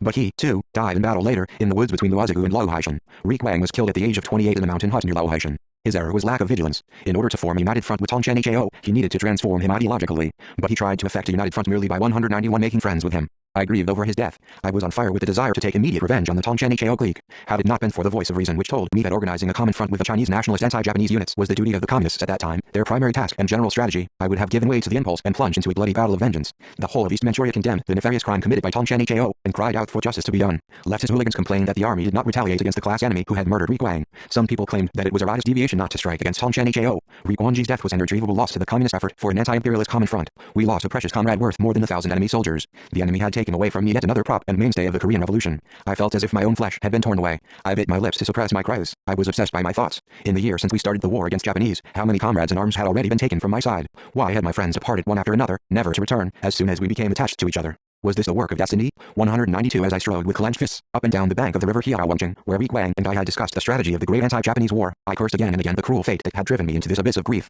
Then I came to a decision. Ri Guangji's death must not be pointless. If I succeeded in establishing the united front with the Chinese nationalist anti-Japanese units to which he devoted such great efforts and so much energy, then he too would be delighted, though in his grave. Ri Guangji's death drove me to speed up the negotiations with Wu Yicheng. It did not make me flinch from the path to the united front, but urged me on along it. I had to visit Wu Yicheng. If I could succeed in negotiations with him, I would be able to avenge Ri Guangji's death. With this in mind, I speeded up the daylight march to Luozigu. I dropped in at Taipingkun to console Ri Guangji's bereaved family. His wife Hong Suk-ja spread her arms wide to stop me. General, you must not go there. It is not the place you should go to. My husband went there and, General, please don't go there for God's sake. But strangely enough, her tearful warning only urged me on to complete the daylight march. The woman's shoulders heaved up and down as she held a 7-8-year-old boy in her arms, and wiped the tears from her eyes. The boy in her arms was Ri Po-chan, Ri Guangji's own son. The 193 boy also stared at me with his eyes brimming over with tears. Whenever I went there, Ri Po-chan, who would be playing on the porch, used to call out to me, Uncle Songju, and come out of the gate. One day he pestered me with a request to make a grasshopper for him. When I saw Po-chan run out to the road led by her mother, I regretted that I had not done this for him. How good it would have been now if he had clung to me, asking for the grasshopper as he had before. How much happier I would feel even if the boy had not dared to ask, but simply climbed up on my shoulders like the innocent child of former days, who used to call me uncle and beg me to let him ride on my shoulders. But Po-chan was weeping silent bitter tears. Ri Po-chan at my side was not a friendly, cheerful and mischievous boy, but a downcast and fearful child suffering great distress, a person who had bid farewell to his boyhood and its rainbow illusions. His father's death had destroyed the boy's world of playful fancy in which his greatest desire was for a grasshopper. In this way, Po-chan lost both his parents before he was 10 years old. Po-chan would never again ask me for the grasshopper. His tender soul was grieving over the tragic death of his father. I gazed into his face helplessly. The words were on the tip of my tongue. Po-chan, goodbye. I will return soon when I take vengeance for your father on his enemy. 194 Instead, I said, Po-chan, I'm thirsty. Whenever I came here your father used to bring me a bowl of cold water, but today you can do it for your father, can't you? At that moment, his dreamy eyes suddenly became animated and he darted off like the wind, reappearing just as swiftly with a brass bowl full of water from the well with the large dipper. This small event seemed to transform his mental state. The rippling water in the brass bowl revived Ri Guangji's image in my mind. The intermingled images of the boy and his father reflected on the surface of the water moved me to tears. Mentally thanking the boy, I gulped the water until the bowl was dry. Po-chan wiped his nose and glanced at me lovingly as he held the bowl in his hand. I felt a little lighthearted as I ordered my men to resume the march. Just as I was about to take my leave, Po-chan darted towards his house. I wondered where he was going. He ran back quickly and held out a handful of oats to my white horse. This silent gesture released the tears that I had been holding back. Po-chan stood there on the riverside as we crossed the river and moved far away. When I turned my head as I sat on the saddle, all I could see was a flickering white dot. Po-chan, you must grow up to be a revolutionary like your father. 195 I held my hand up in salute from afar, wishing him a bright future. Later, when the guerrilla zones were dissolved and the second expedition to North Manchuria was begun, I stayed at Ri Guangji's house for about 1 week and discussed Po-chan's future with Hong Suk-ja.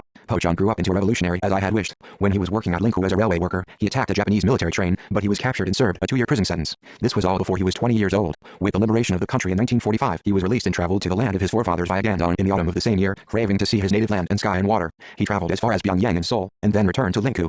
That journey left vivid impressions on the mind of Ripo-chan, a sensitive 20-year-old with a bright future. Feeling an irresistible desire to devote himself heart and soul to the construction of the country of his father's friends, he crossed the railway bridge over the Amnok River with reluctance. In the motherland, there was the new world of which his father had dreamed, the promised land which he himself had longed for since his boyhood. But this promised land was engulfed in the flames of war 5 years later, as the young republic fought a decisive battle for survival. At the news of the war that was raging far away, Ripo-chan, now a company commander of the Chinese People's Liberation 196 Army, volunteered for action and joined the Korean People's Army on the Korean front. To our great sorrow, he fell in battle in the autumn of 1950 while fighting as a commanding officer in a mechanized army division. Later, in the 1970s, Kim Jong-il, secretary in charge of organizational affairs, who took a particular interest in Ri Kuan-yee's fiery career and his revolutionary activity, instructed film workers to produce a film entitled In the First Armed Unit, based on Ri Kuan-yee's life. Since then, Ri Kuan-yee's name has been known to the entire country. Kong Suk-ja, Ri Kuan-yee's wife, died while fighting as a member of the sewing unit in the guerrilla army. Ri Ju-fyong, Ri Kuan-yee's father, who worked in support of the revolutionary army with an enthusiasm fueled by grief over the death of his son, and Ri Pong-ju, Ri Kuan-yee's elder sister, died of illness induced by enemy torture. We must be grateful that Ripo-chan left his son with us before his death. The son is advancing stoutly along the path that was pioneered by his grandfather's generation and transformed into a broad highway by his father's generation.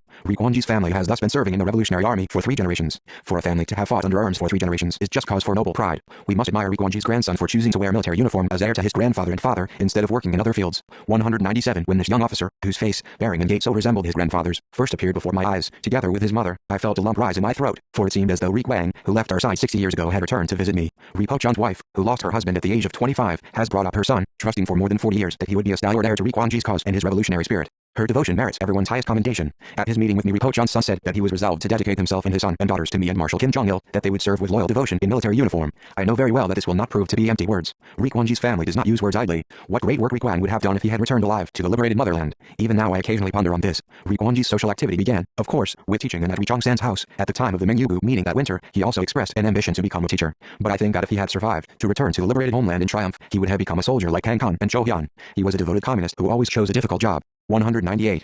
2. Negotiations with Wu Yicheng. One of the most serious and pressing problems we faced in our activities after we moved to Wangjing was sharp confrontation with the Chinese nationalist anti-Japanese armed forces. In the year 1933, the Japanese imperialists' persistent machinations, intended to sow dissent, the frequent vacillations on the part of the leaders of the Chinese nationalist armed forces, and the harmful effects of a leftist Soviet line, brought the relations between the anti-Japanese People's Guerrilla Army and the National Salvation Army again to the brink of armed conflict. I have mentioned before that the communists of Korea and China invested great efforts in the work with the Chinese nationalist units in Manchuria after the September 18th incident. Thanks to these efforts, the Wangjing guerrilla unit was able to maintain intimate relations with those Chinese nationalist units in the early days. To cite an admirable example, on one side, 2 armed units, the JPGA and the Self-Defense Corps, and, on the other side, Commander Guan's battalion concerted their efforts to repulse an attack by Japanese garrison troops at Takal in the 199 spring of 1932. At that time, the Japanese garrison troops in Daedochuan had moved scores of carts towards Takal in order to transport timber that had been cut during the reign of the Kuomintang. There were large stockpiles of timber in the valleys of Daojing and Kiaowangjing. That day our forces lured the enemy into an ambush, killing most of the force of 40 to 50 garrison troops and capturing many weapons. The battle at Takal marked a turning point in the work to improve the image of the communists in Wangjing, where anti-communist feelings were deep-rooted, and in the development of relations with the NSA from hostility to cooperation. The battle paved the way for the Korean communists to infiltrate into the NSA.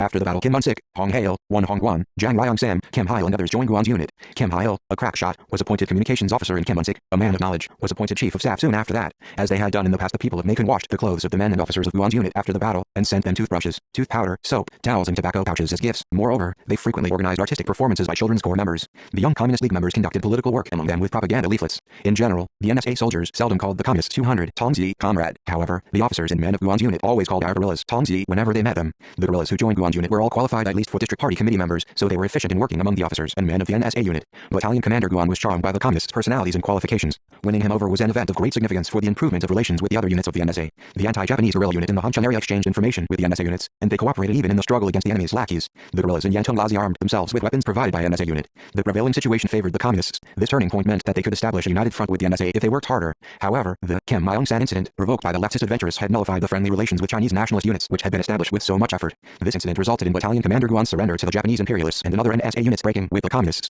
At about the same time, the guerrilla unit led by Cho Hyun opened fire with a machine gun on the soldiers of a Chinese nationalist unit in Yanji County as they defected to the enemy. This incident further complicated relations 201 with the NSA. In its early days, the Wangjing guerrilla unit made quite a few mistakes in its relations with the NSA. Swayed by his desire to obtain a few rifles, Ryang Song Ryong, who was in charge of the battalion, did not implement the line of the United Front to the letter. He had a fine personality and was a competent officer who commanded skillfully in battle, but his ingrained military routinism and adventurism led him to slight the United Front. We criticized him severely for this. Only Kaohsiung Unit, which had been under our constant influence, did not follow the example of Battalion Commander Guan. This unit maintained a lasting alliance with our anti-Japanese guerrilla army. On the Tenno day of the 5th day of the 5th lunar month of 1933, the unit, in cooperation with the Self-Defense Corps in Jadogi, the present Taebankun, which was led by Pak Tu-song, repelled an attack of the 300-strong Japanese garrison troops and the puppet Manchu Ukuo army when they invaded Shiliping by Dongnansha from their base in the Dongning County town. Many of the invading troops were killed. The NSA units neglected long-range observation, posting sentries only directly in front of their headquarters, so the anti-Japanese Self-Defense Corps maintained long-range observation posts for Kaohsiung Unit. When he had to send important, urgent messages to other Chinese units, Kaohsiung would often ask the paramilitary organizations in Shiliping for help. The members of the Children's Vanguard were extremely responsible in the way 200 until they transmitted these messages for him.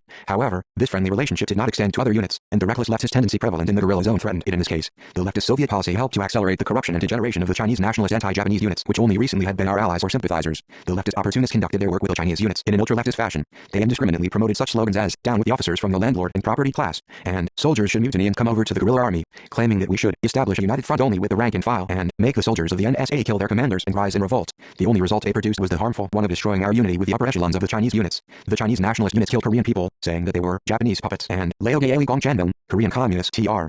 The Japanese imperialists took advantage of this situation to launch an all-out offensive to drive wedges between the Korean and Chinese peoples, between the Korean and Chinese communists, and between our anti-Japanese People's Guerrilla Army and the Chinese Nationalist Army. From the first day of their occupation of Manchuria, they made desperate efforts to gain control over the NSA units, which had broken with Jiangsu 203 Liang's former Northeast Army and fought under the anti-Japanese banner. What they feared most here was the alignment of our guerrilla army and the NSA. They were well aware that such an alignment of communists and NSA units would produce a formidable force that would undermine Japanese imperialist rule and be a stumbling block in their path of aggression across the continent. Japan's skill in sowing dissension was clearly revealed in the Wanbaoshan incident, the Longjing incident, an abortive scheme, and the Fushan incident. The Japanese Strategic Intelligence Service, which were skilled in underhand subterfuge, did not hesitate to invent such a murderous drama as the Fushan incident, at which even a beast or a stone Buddha might feel shame, in order to weaken the good neighborly relations between the Korean and Chinese peoples. The Fushan incident involved the murder of an innocent Chinese in Fushan by a Japanese who was ordered to stab him with a dagger provided by the Japanese Intelligence Service. The murder was committed, but the scheme failed to create bad blood between the Korean and Chinese peoples, even though the plotters had disguised the murderer in a Korean overcoat to reinforce the rumor that it was a Korean who had murdered the Chinese and escaped. He was identified as a Japanese when his Japanese clothes were spotted under the Korean coat. A number of such incidents culminated in the Liushegu incident and the Lugo Bridge incident. The method Japan applied every time she hatched a plot was equally primitive and brutal.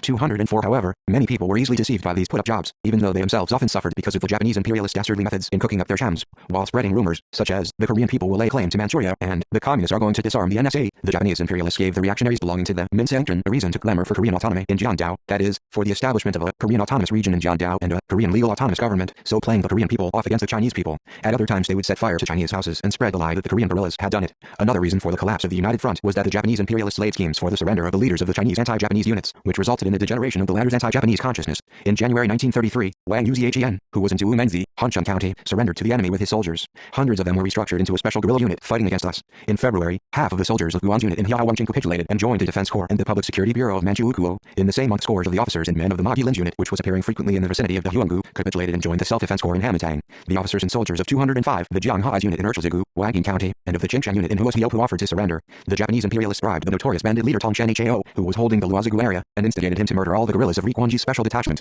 The situation was so bad that the guerrilla army, afraid of the NSA's violence, had to march by night. The Koreans would not be able to keep their heads above ground unless relations with the NSA were improved. Reversing the hostile relations with the NSA and developing an alliance with them was once again a vital task for the Korean communists if they were to continue the revolution. I made a firm decision to pay a visit to Wu Yicheng, the forward area commander of the NSA. Since Wang Dilin left Jiangdao, Wu Yicheng held the real power in the NSA. I felt confident that if I prevailed upon him, I would be able to put a stop to the difficulties created for guerrilla activities in East Manchuria as a result of the Kim Myung-san incident and the massacre of Rikwanji's special detachment, and at the same time I could possibly break the deadlock in which our revolution found itself. I had a serious discussion with Pan, the provincial party committee member, about negotiations with Wu. Pan acknowledged that my decision was reasonable, but he advised me not to go to Wu in person. He was of the opinion that it would be difficult for a Korean, rather than a Chinese, to persuade him, for he was too self-important and too prejudiced. He added that in 206 order to win over commanders Wu and Chai we would have to prevent Ri Chongshan, the latter's advisor, from interfering in the negotiations, and that this was a problem. I insisted on going to negotiate in spite of all the difficulties Pan had pointed out. I said, Ri is a Korean, even though he is anti-communist, he will not place obstacles in our way if we argue persuasively. He is an old acquaintance of mine. I spoke with him several times during the meeting on the merging of the three nationalist organizations in Jilin.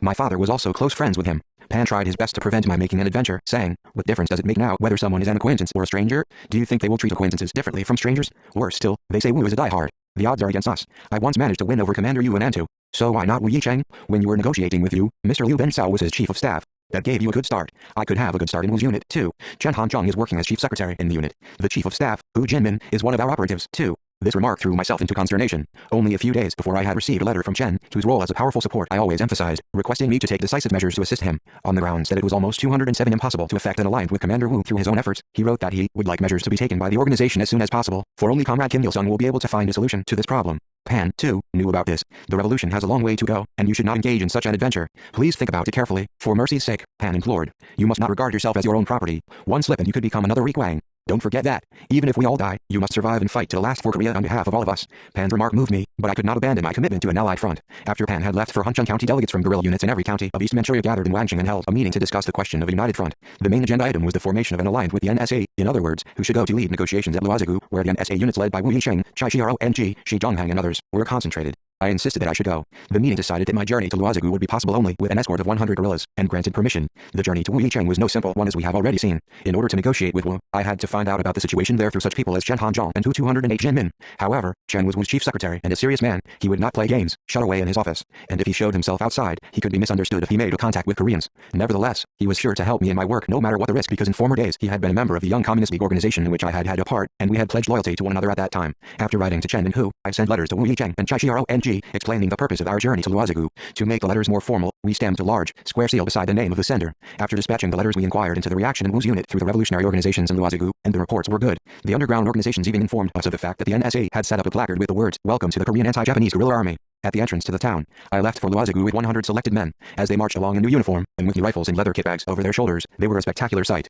I rode on a white horse at the head of the column. On arrival at Taipinggu, he issued a statement on the AJPG's entry into Luozigu and dispatched an orderly to Wu's unit. Then we settled in for the night, waiting for a reply. The following day we received notice from Luozigu that they 209 had agreed to the proposed negotiations. Chen Hanzhong's assurances had proved effective in persuading Wu to accept our proposal. When he received my letter, he recommended Commander Kim to Wu as someone he knew well, and said I was a very good-natured man. As he listened to his recommendation, Wu asked him, "He is a communist, how is it that you know him so well? Are you then a communist, too?" Chen replied that Commander Kim was his schoolmate and an old acquaintance. If he is our schoolmate and a good fellow, then I will talk to him over luncheon. We posted a company from Huncheng in the lower village of Taipinggu so that they could support us in case the NSA should detain us or do us harm. Then our remaining 50 men entered the town of Luozigu in an imposing array, flying a red flag and sounding a trumpet. Chen Hanzhong, who came to greet the guerrilla army, guided me to the headquarters of the NSA. Zhou Tonguk and Ri Songrim, my orderly, who were to assist me during the negotiations, followed Chen, with wooden case mousehairs at their sides. There were several aides of Kuomintang origin in the headquarters. Wu Yicheng was a man of fine presence with a long beard. I had heard a rumor that he was so arrogant he would not stand up even when a visitor called and would talk to him, sprawling on a tiger skin and drinking tea, but on the day he greeted me with all 210 to formality. However, he did not maintain the Chinese custom of offering his guest tea. At first I greeted him in a humble manner, saying, "We highly appreciate the patriotism of your units joining the anti-Japanese struggle when many units from Zhang Zulian's former Northeast Army were surrendering to the Japanese army."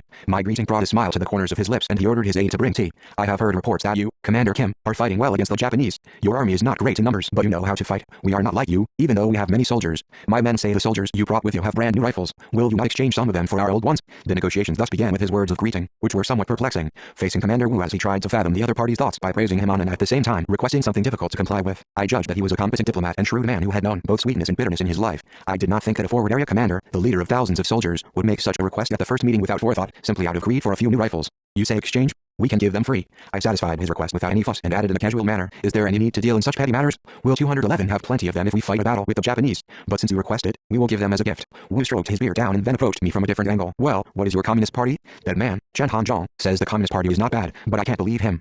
Zhu Baozhong is also a communist, and when he was my advisor, I found him not to my liking, always wasting time for some reason, I don't know why. So I got rid of him. By the way, I heard that you communists destroy the mountain shrines when you pass by them. Why should we destroy the shrines? It is a lie told by wicked people to discredit the communists. Then, do you, Commander Kim, pay tribute at the shrines? I neither destroy them nor pay tribute to them, for it is nothing to do with me. What about you, Commander Wu? Neither do I. Then both of us are the same in that neither pays tribute." Dumbfounded, he stroked his beard once again with a smile on his face. "That's right. By the way, they say that communists, men and women alike, all sleep under one quilt and they plunder the people of their property. Is this true?" I realized that the success of the negotiations depended on how I could manage this question, and that I must give him an appropriate answer which would give him a correct understanding of communists. 212. That is another fabrication of the bad elements. It is true that some alleged communists have deprived landowners of their lands, regardless of whether they are pro-Japanese or anti-Japanese, but we don't regard it as a good thing. However, the landlords should have had the generosity to give the sharecroppers who were dying from hunger some grain. Can it be right that they regard them with indifference while they feather their own nests? Why should the poor peasants revolt if they are given food grain? Hungry people have no way to survive but by fighting. I may be wrong, but I believe the Taiping Rebellion took place in China in the last century for the same reason. Wu Yicheng nodded his head.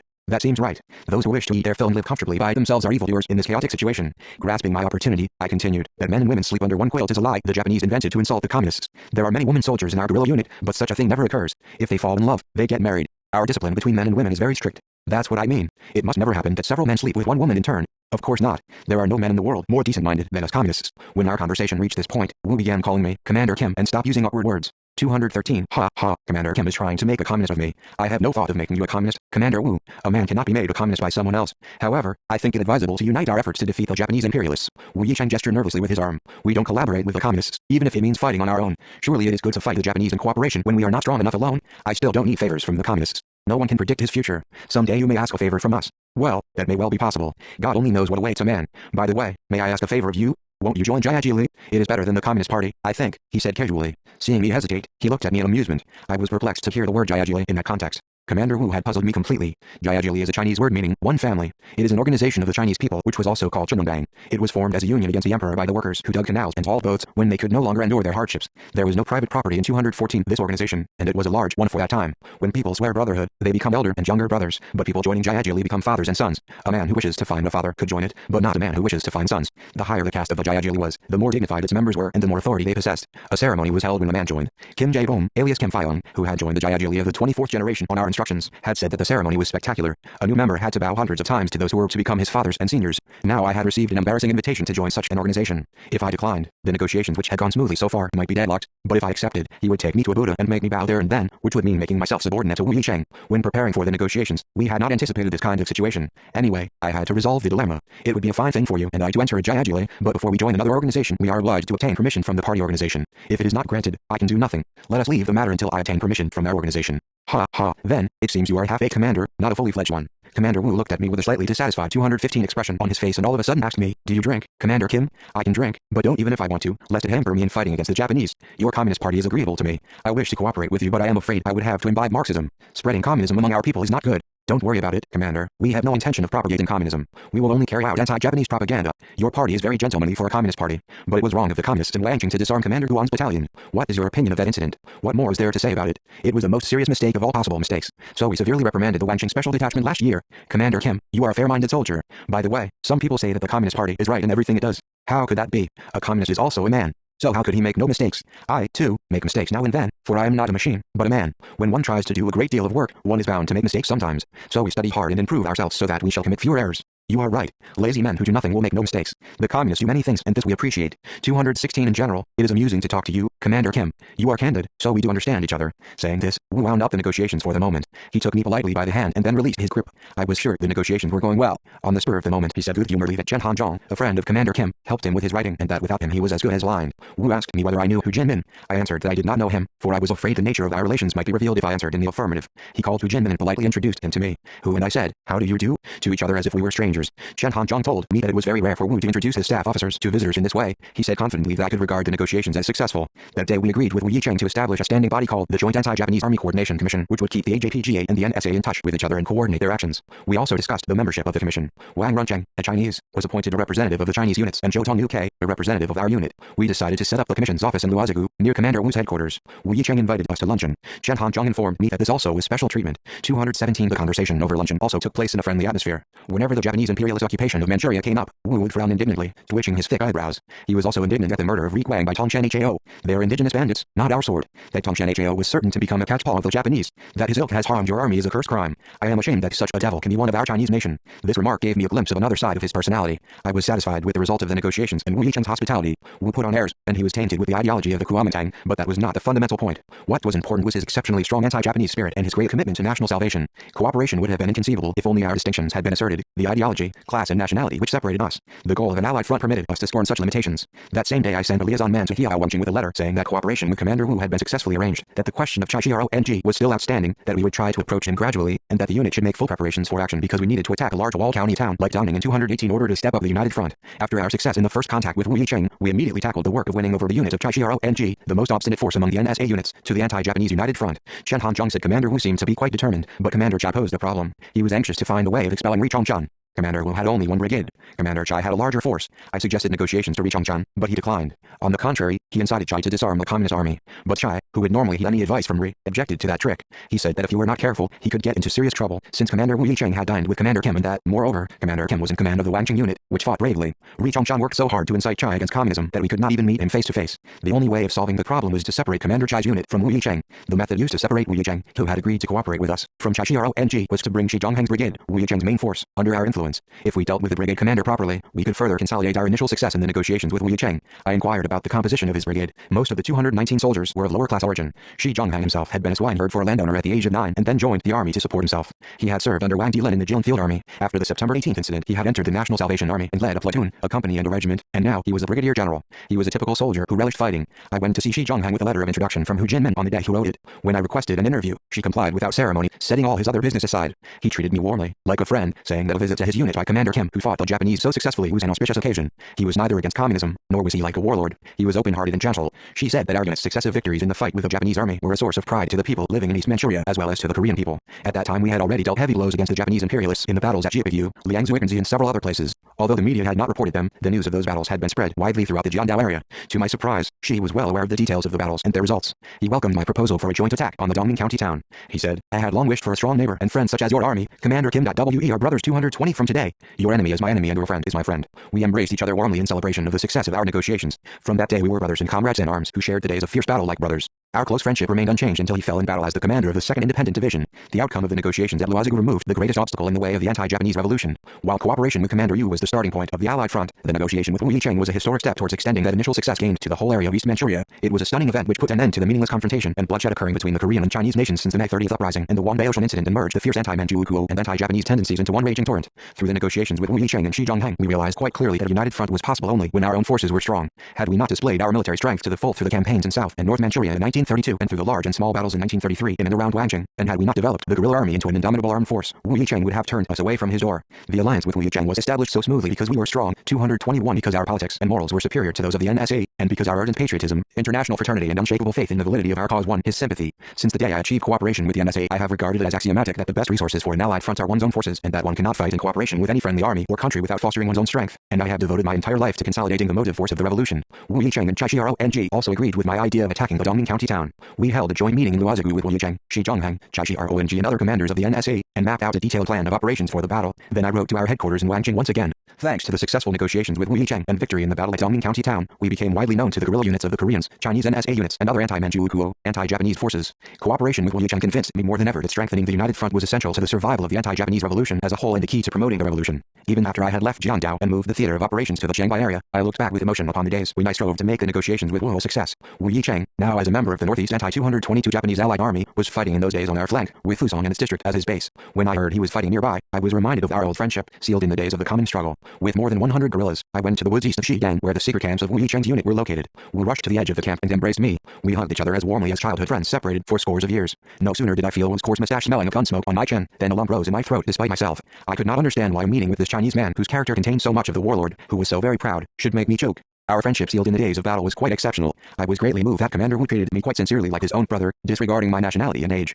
No friendship in the world can be more sincere, more ardent and more durable than friendship formed under the hail of fire. Is this not the reason why we call the friendship between the very closest of friends a militant friendship? I could find no trace in him of the former haughty pride which led him to assess people's ability with his sharp eyes while lounging over a tiger skin. He looked like an old, generous villager rather than a hero of the Green Forest with thousands of soldiers under his command. He seemed to have lost weight and his eyes 223 seemed less bright. I stayed for 2 days in Wu Yicheng's secret camp before returning. As I was leaving, Wu Yicheng offered to turn over 100 of his soldiers to me. When I declined, he feigned anger, saying, "You obviously lack or want nothing. However, Commander Kim, as a friend I must give you some assistance towards your preparations for a great campaign. Those 100 men must fight under your command rather than following me. As the saying goes, my word grows straight on the hemp plantation." I have not met Wu Yicheng since then. At the end of the year I heard that Wu had gone to the Soviet Union after entrusting his unit to another man. Then I lost contact with him and heard no more of him. Wu Yicheng was not simply a companion of convenience while we were putting together the Allied front. He was an unforgettable comrade in arms who braved the hail of bullets shoulder to shoulder with us in battle. How Commander Wu spent the latter part of his life and how he met his fate still remain unclear. Worst of all, there is nowhere I can turn for reliable information.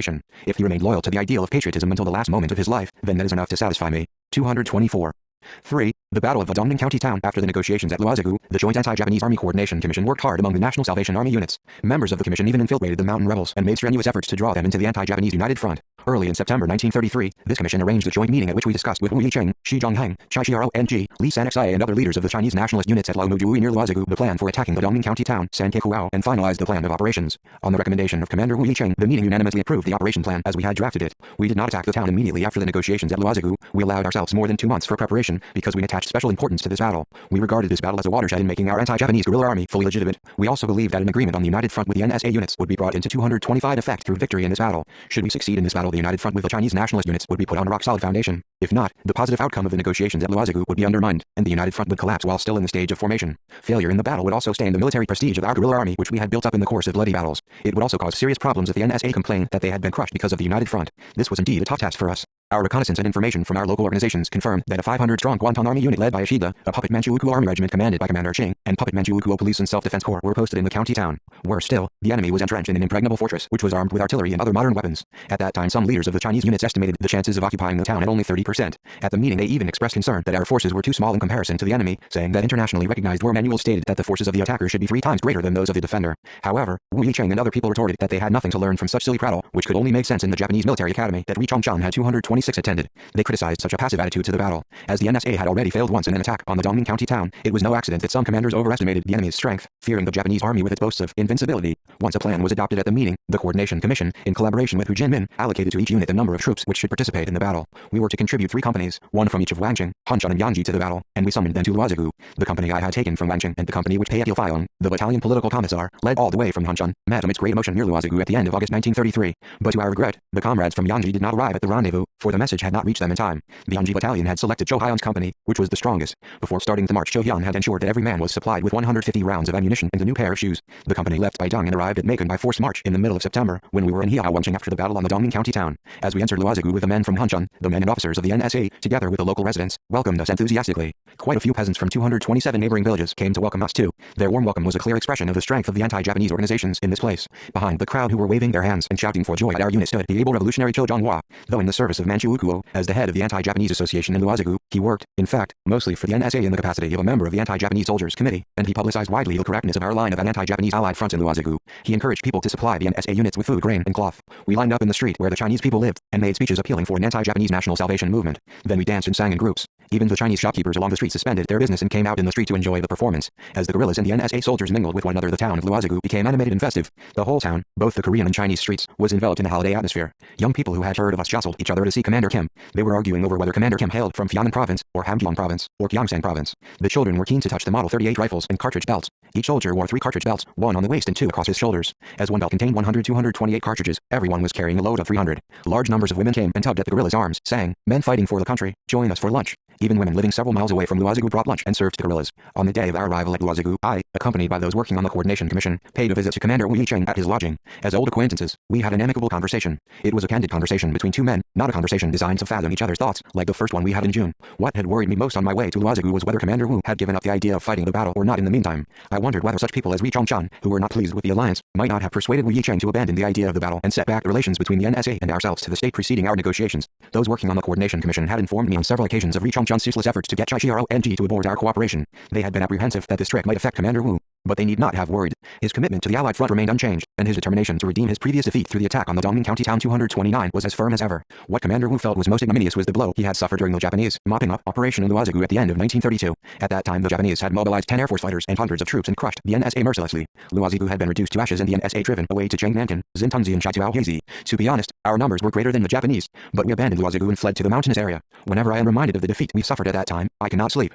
Even though the Japanese ruffians who occupied Luozigu beheaded innocent people and hung their heads on the south gate, we remained entrenched in the mountainous area without so much as a thought of revenge. We were simply afraid of the Japanese army. What shame! I will make them pay dearly for it at Dongming. As he said this, Wu frequently put his hand on the mouse on his side. As I saw him burning with thoughts of revenge, I realized that his determination had not lessened. It was a good omen for the Allied front. That day I told him the story of my past life in outline, as I had done to Pan, the member of the provincial party committee. In return, Commander Wu told me his own personal history. Through the unceremonious talk of that day, I learned that his native district was somewhere near Dongcheng in Shandong province, and he had the nickname of Wu Jicheng. When we were holding our 230 conversation, 2 of our guerrillas stood sentry on the roof of Commander Wu's lodging. The NSA organized a strict watch around the headquarters that day. That day Wu Yicheng talked as the rumors portrayed him, lounging idly on a tiger skin. He disliked talking formally, sitting cross-legged on a chair, probably because he was corpulent. So I had to talk to him while I lounged with my arm across a wooden pillow. Wu Yicheng ordered his men to prepare delicious food for lunch as he had a distinguished guest. I told him I had brought my own food and there was no need to take the trouble to prepare lunch for me. The man who accompanied us and carried our meals in those days was a Chinese soldier with a pockmarked face. Wu was very interested in the fact that I was speaking fluent Chinese. The knowledge of Chinese I had acquired thanks to my father proved its worth in my work with Wu Yicheng. In Luozigu, the Wancheng and Hanshan companies discussed on several occasions the tactics for political work among the people.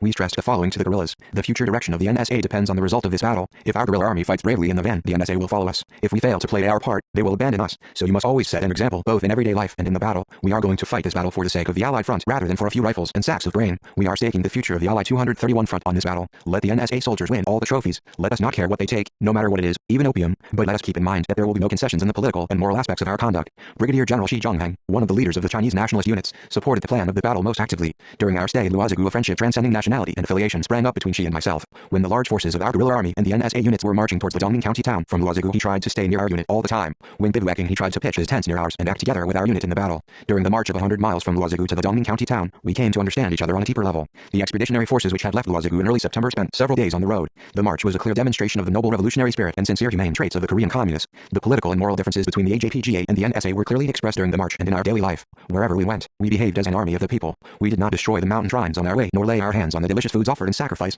We did not give it a second glance. When we stopped at Chinese villages, we held parties, hung posters on the walls and conducted oral propaganda. 232 other units caused the villagers much trouble, but we helped them in fetching water, grinding grain, threshing and weaving corn stalks for fences. In the villages where Koreans were living, we read to them from storybooks. Since we behaved in this way, the people made rice cakes and killed pigs for us, saying that our army really appreciated them. They said that other units were hopelessly bad-tempered and rude, but Commander Kim's unit was so gentle, affable and warm-hearted that they spared nothing in their efforts to please us. Whenever he witnessed the sincere loving care we took of the people and the genuine support and welcome the people accorded us, Brigadier General Shi Zhongheng praised us profusely, holding his thumb up and saying that Commander Kim's army was a unique gentleman's army. On several occasions he instructed his men that they should follow the example of the communist army led by Commander Kim. At present some villains are disgracing the NSA in the van of our column. You should not follow their example. God will bless you only if your manners are noble. I hereby warn you in advance that if any unpleasant acts such as toying with women, laying hands on others' property, or blustering at people should occur, the man will be strictly dealt with, whoever he may be. Shi Zhongheng's orders were effective in alerting his men to the need for good behavior. Some soldiers of the NSA took flight at the sight of grain stacks on moonless nights, saying that the stacks were Japanese soldiers. 233 after this occurred, several times we made our guerrilla army march in the van of the column and the NSA units were made to bring up the rear. This insignificant measure inspired the guerrillas to new efforts.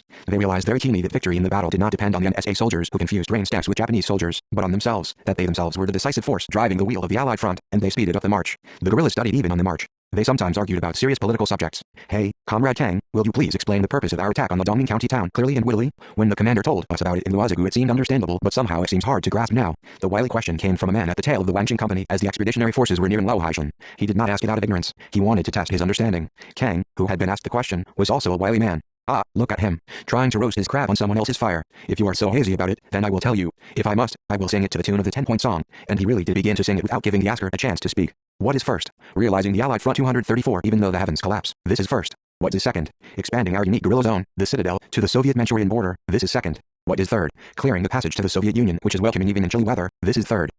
Pak, who asked the question, was struck speechless and gestured in astonishment. Your talent is worth far more than its weight in gold. The purpose is as clear as the full moon in a blue sky, even to such a stupid man as me. Kang, the talent of the Wangjing Company, deserved this admiration. He was able to encapsulate in that song the complicated circumstances of World War I and the appalling course of political calamities, beginning with the outburst of the September 18th incident to the foundation of the Kingdom of Manchukuo. His song, which expressed the purpose of the battle poetically 235 in simple words, spread in no time from the Wangjing Company to the Huncheng Company to the brigade of Shi Zhongheng and to Chai Ng's unit. Some of the NSA soldiers hummed the song on the march. The NSA soldiers tried their best to follow the example set by our unit, but not all the officers and men of the NSA behaved in that way. Many of them were expecting a windfall, dreaming of the trophies they would be distributing before long. I could seldom find the soldiers who were talking, with noble anti-Japanese sentiment, about expanding the area of operations to the border area of the Soviet Union and Manchuria or restoring Manchuria through a strong and secure Allied front with the AJPGA. One of Shi Zhongheng's soldiers marching in the rear of our unit asked one of his companions, "Hey, will there be much opium in Dongning?" "Well, it may be easily obtainable as there is a regiment of the puppet Manchukuo army there. They cannot exist without opium, can they?" "But why are you talking about opium all of a sudden when you don't smoke it?" said the other, glancing at him dubiously. "Why, opium is the same as money, and money is opium. They say you can fly to Yangzhou on a crane if you have a lot of money. You are right. They say one cannot see the sights of Hangzhou without money. You can go to Hangzhou and Zhuzhuo with opium, which is worth a lot of money. All I want to get is a Japanese 236 made electric torch. Don't worry about a small thing like that. You can surely get one, since there are so many Japanese soldiers. Don't talk so big. Opium and electric torches can only be taken when the battle ends in victory. Do you think the town will be so simple to capture?" This conversation I overheard weighed heavily on my mind. Would those soldiers of the NSA who were preoccupied with trophies fight hand to hand with the warriors of the invincible Imperial Army? Would they charge like human bullets at the enemy's battery, for the sake of the Republic of China? There was something unsettling in their way of talking and their gloomy eyes. It was a bad omen. In Luohaishan we held the joint meeting of the Wangjing and Huncheng guerrilla units and once again conducted political work to give them a clear understanding of the purpose of the battle and its military and political significance. Afterwards we advanced to the area of Gaoyuan and Washigu near the Dongning County town, and there we reconfirmed the enemy's condition and decided upon a plan of battle. That night we located the underground party organization near Dongning. It was an organization Pan had formed in Dongning, Gyeonkun, Zinlikun, and Luohaishan in which he had guided while he was working as the secretary of the Suning Central County Party Committee. It had been exposed and tracked down by the enemy in the spring of 1932. Some of its members 237 had escaped to Wangjing and the others, remaining in Dongning, had gone into hiding. At that time Pan had sent not only party members members and young communist leaders, but also many guerrillas and civilians to Wangjing. When leaving for Hanchun, Pan had asked me to locate and contact the party and YCL members hidden underground, re-establish their line of organization and take good care of them for him if I had a chance of going to Dongming. Faithful to his request, when we announced in Luozigu the program of the political work among the people, I included an item on reconstructing the underground party organization in Dongming County through efficient political work among local population. We restructured the underground party organization in Dongming County with some party members we found in Gaonkan and its vicinity, and re-established its line of organizational guidance in such a way that the underground party organization in Luozigu guided its activities. This organization furnished us with a lot of information. Thanks to its efforts, we opened a passage to the Soviet Union without difficulty. This organization continued to exist in good condition until the 1940s, implementing our orders for secret operations to the letter. Following the meeting at Yalhairling, we frequently used this passage when the Korean People's Revolutionary Army was operating in small units from the secret camps around Mount Patu and training camps in Khabarovsk, the Soviet Union. Many small units used to travel through this passage to the homeland in 238 Jiangdao and enter the border area of the Soviet Union and Manchuria from Mount Patu. Individual operatives who were sent to the homeland used this passage when traveling to the maritime province of the Soviet Union. The small unit of Jeonmun UK, which had been operating on a reconnaissance mission in the Soviet Manchurian frontier region, also received much help from this underground party organization in Dongming. T. Novikenko III, an internationalist soldier who served at that time in the army on the opposite side of Dongming County on the Soviet-Manchurian border, recalled that he saw small units of the KPRA making frequent use of this passage. The underground organizations in Dongming were active in harassing the enemy's rear at the time of the war against Japan, and rendered great assistance in the liberation of the county town. From talks with the inhabitants of Gaowenkan and the local area, and with members of the secret organizations, we learned that the regimental commander of the puppet Manchukuo army was strongly anti-Japanese, even though he served Manchukuo, and that there was bitter discord between the puppet Manchukuo army and the Japanese garrison in spite of their apparently peaceful relations. They said that the regimental commander was on good terms with Chinese shopkeepers in the county town and he acceded to their requests. The members of the underground party organization were well acquainted with the shopkeepers. We ordered these members to bring influence to bear on the shopkeepers in order to get the regimental commander to agree to 239 collaborate with us. The Battle of the Dongming County town began on the night of September 6, 1933, and ended at noon on September 7. I think there were not many instances of battles lasting for 2 days in our war against Japan. The main thrust of our attack on the county town was directed against a two-story fort built on a mountain ridge outside the west gate. Several heavy and light machine guns were mounted in the fort. They had constructed a secret underground passage and a deep communication trench between the fort and the command post of the Japanese aggressor's army unit, so as to counter the enemy's attack by continuously throwing in reinforcements as necessary. This fort was responsible for the NSA's failure in their attack on the county town. I posted the Hanchun Company, which was to block the enemy's reinforcements at a place called Jajagul, and ordered the Wangjing Company to advance along the main line of attack and seize the fort. At 9 p.m. a demolition party from our unit, which had approached the enemy's line by stealth, concentrated its fire on the fort when my shot gave the signal for the attack on the town. The enemy reinforced his troops continuously through the communication trench and the underground passage. The fierce engagement between our forces and the enemy lasted for hours. I made the guerrilla unit which had stormed into the town through the west gate blockade the enemy's barracks while other 240 forces bypassed the fort to the north so as to divert the enemy's fire. Then I sent in the demolition team to seize the fort by means of a violent bomb attack. The fort abandoned resistance and fell quiet near dawn. Our main force surrounded the barracks of the Japanese garrison in tight formation and mercilessly checked the enemy's desperate attempt to launch a counterattack. Some of the Japanese narrowly escaped through the north gate. NSA units which had entered the town in advance in civilian disguise, and the other NSA units which had charged into the town through the east and south gates took up their specified places and fought the enemy. The headquarters of the puppet Manchukuo army unit sent a representative to us to convey its acceptance of our proposal to attack the Japanese aggressors in joint operation. If the scheme had gone smoothly, the whole town would have fallen into our hands. At that moment, however, some of Chaichiaro NG's units began plundering the shops under the control of the puppet Manchukuo army and robbing civilian houses. This caused the puppet Manchukuo army to withdraw from the agreement and instead launch an all-out attack on us. The Japanese garrison joined this attack. Some of the NSA units, scared at the vigor of the enemy's attack, deserted the areas they had occupied and began to flee from the town. Nevertheless, our unit, succeeding in pinning the enemy into a corner of the town, expanded the area we occupied by means of 241 all-out street fighting. Encouraged by this, the NSA units then occupied the munitions factory and raided the munitions yards. The street fighting continued for hours. Recognizing that the purpose of the joint operation had been largely accomplished, I gave orders to withdraw. Guerrilla units that had withdrawn on their own initiative provided covering fire for the withdrawing NSA units. At this moment we were informed that Brigadier General Shi Zhongheng had been seriously wounded and was still in the town. His men had fled the town, leaving their commander in the jaws of death. His aide-de-camp had not assisted him, either. In my mind's eye I saw the NSA soldiers who had been talking about trophies. When I heard them dreaming about opium and electric torches, I had been apprehensive of pillage and the effect it might have on the course of the battle. Such pillage had taken place during the battle. And then, to our surprise, the soldiers had deserted their commander. In general, soldiers regard their superior officers as their fathers or mothers. So in a sense, the NSA soldiers had fled, leaving their parent in the jaws of death. I had heard many stories of soldiers' conduct in war, but I had never heard of such dereliction of duty. There were links between the NSA soldiers' pillage and their faithless desertion of their commander. The greed for material wealth had been overflowed into an extreme of egoism and cowardice. A dipper that leaks in the house will also leak outside. How profound the truth of this proverb handed down to us by our 242 ancestors. A battle may be regarded as an extension and concise expression of everyday life. Soldiers' success in battle is always determined in advance in their everyday life, not on the battlefield. A battle is no more than the epitome and reflection of that life. History knows no case of an army with inferior moral fiber being crowned with victory. The Nazi army of Hitler's Germany trembled to defeat mainly because they were morally inferior, having abandoned moral principles and driven their caterpillar tracks roughshod over the good and beautiful. The main reason why the Japanese army, which boasted of its invincibility, met its end was also its moral leprosy. Japan could not avoid being smothered by the encirclement of the Allied forces and billions of honest-minded people who condemned and hated the Japanese army as the most brutal and shameless in the world. Never in the history of war has there been such a barbarous army as the Japanese army, which invaded other countries and slaughtered their peoples, even taking comfort girls with them to battlefields. War is not only a contest of strength, but also a test of morality and ethics. An army that neglects the influence which morality exerts on the course of a war or regards it as an essential adornment is no more than a heap of rubbish. I ordered Zhou Chunbok to rescue Shi Zhongheng. Zhou and his men risked their lives to carry out my orders. Carrying Shi, who had been rescued by our guerrillas, on our backs and covering our withdrawal with fire, we withdrew safely 243 onto a hill. The guerrillas abused Shi's men, who had abandoned him as cursed cowards. The NSA soldiers deserved this abuse for their behavior, but the relationship between the NSA and ourselves was not damaged by this affair. The Battle of the Dongning County town was significant not only because we killed several hundred enemy soldiers.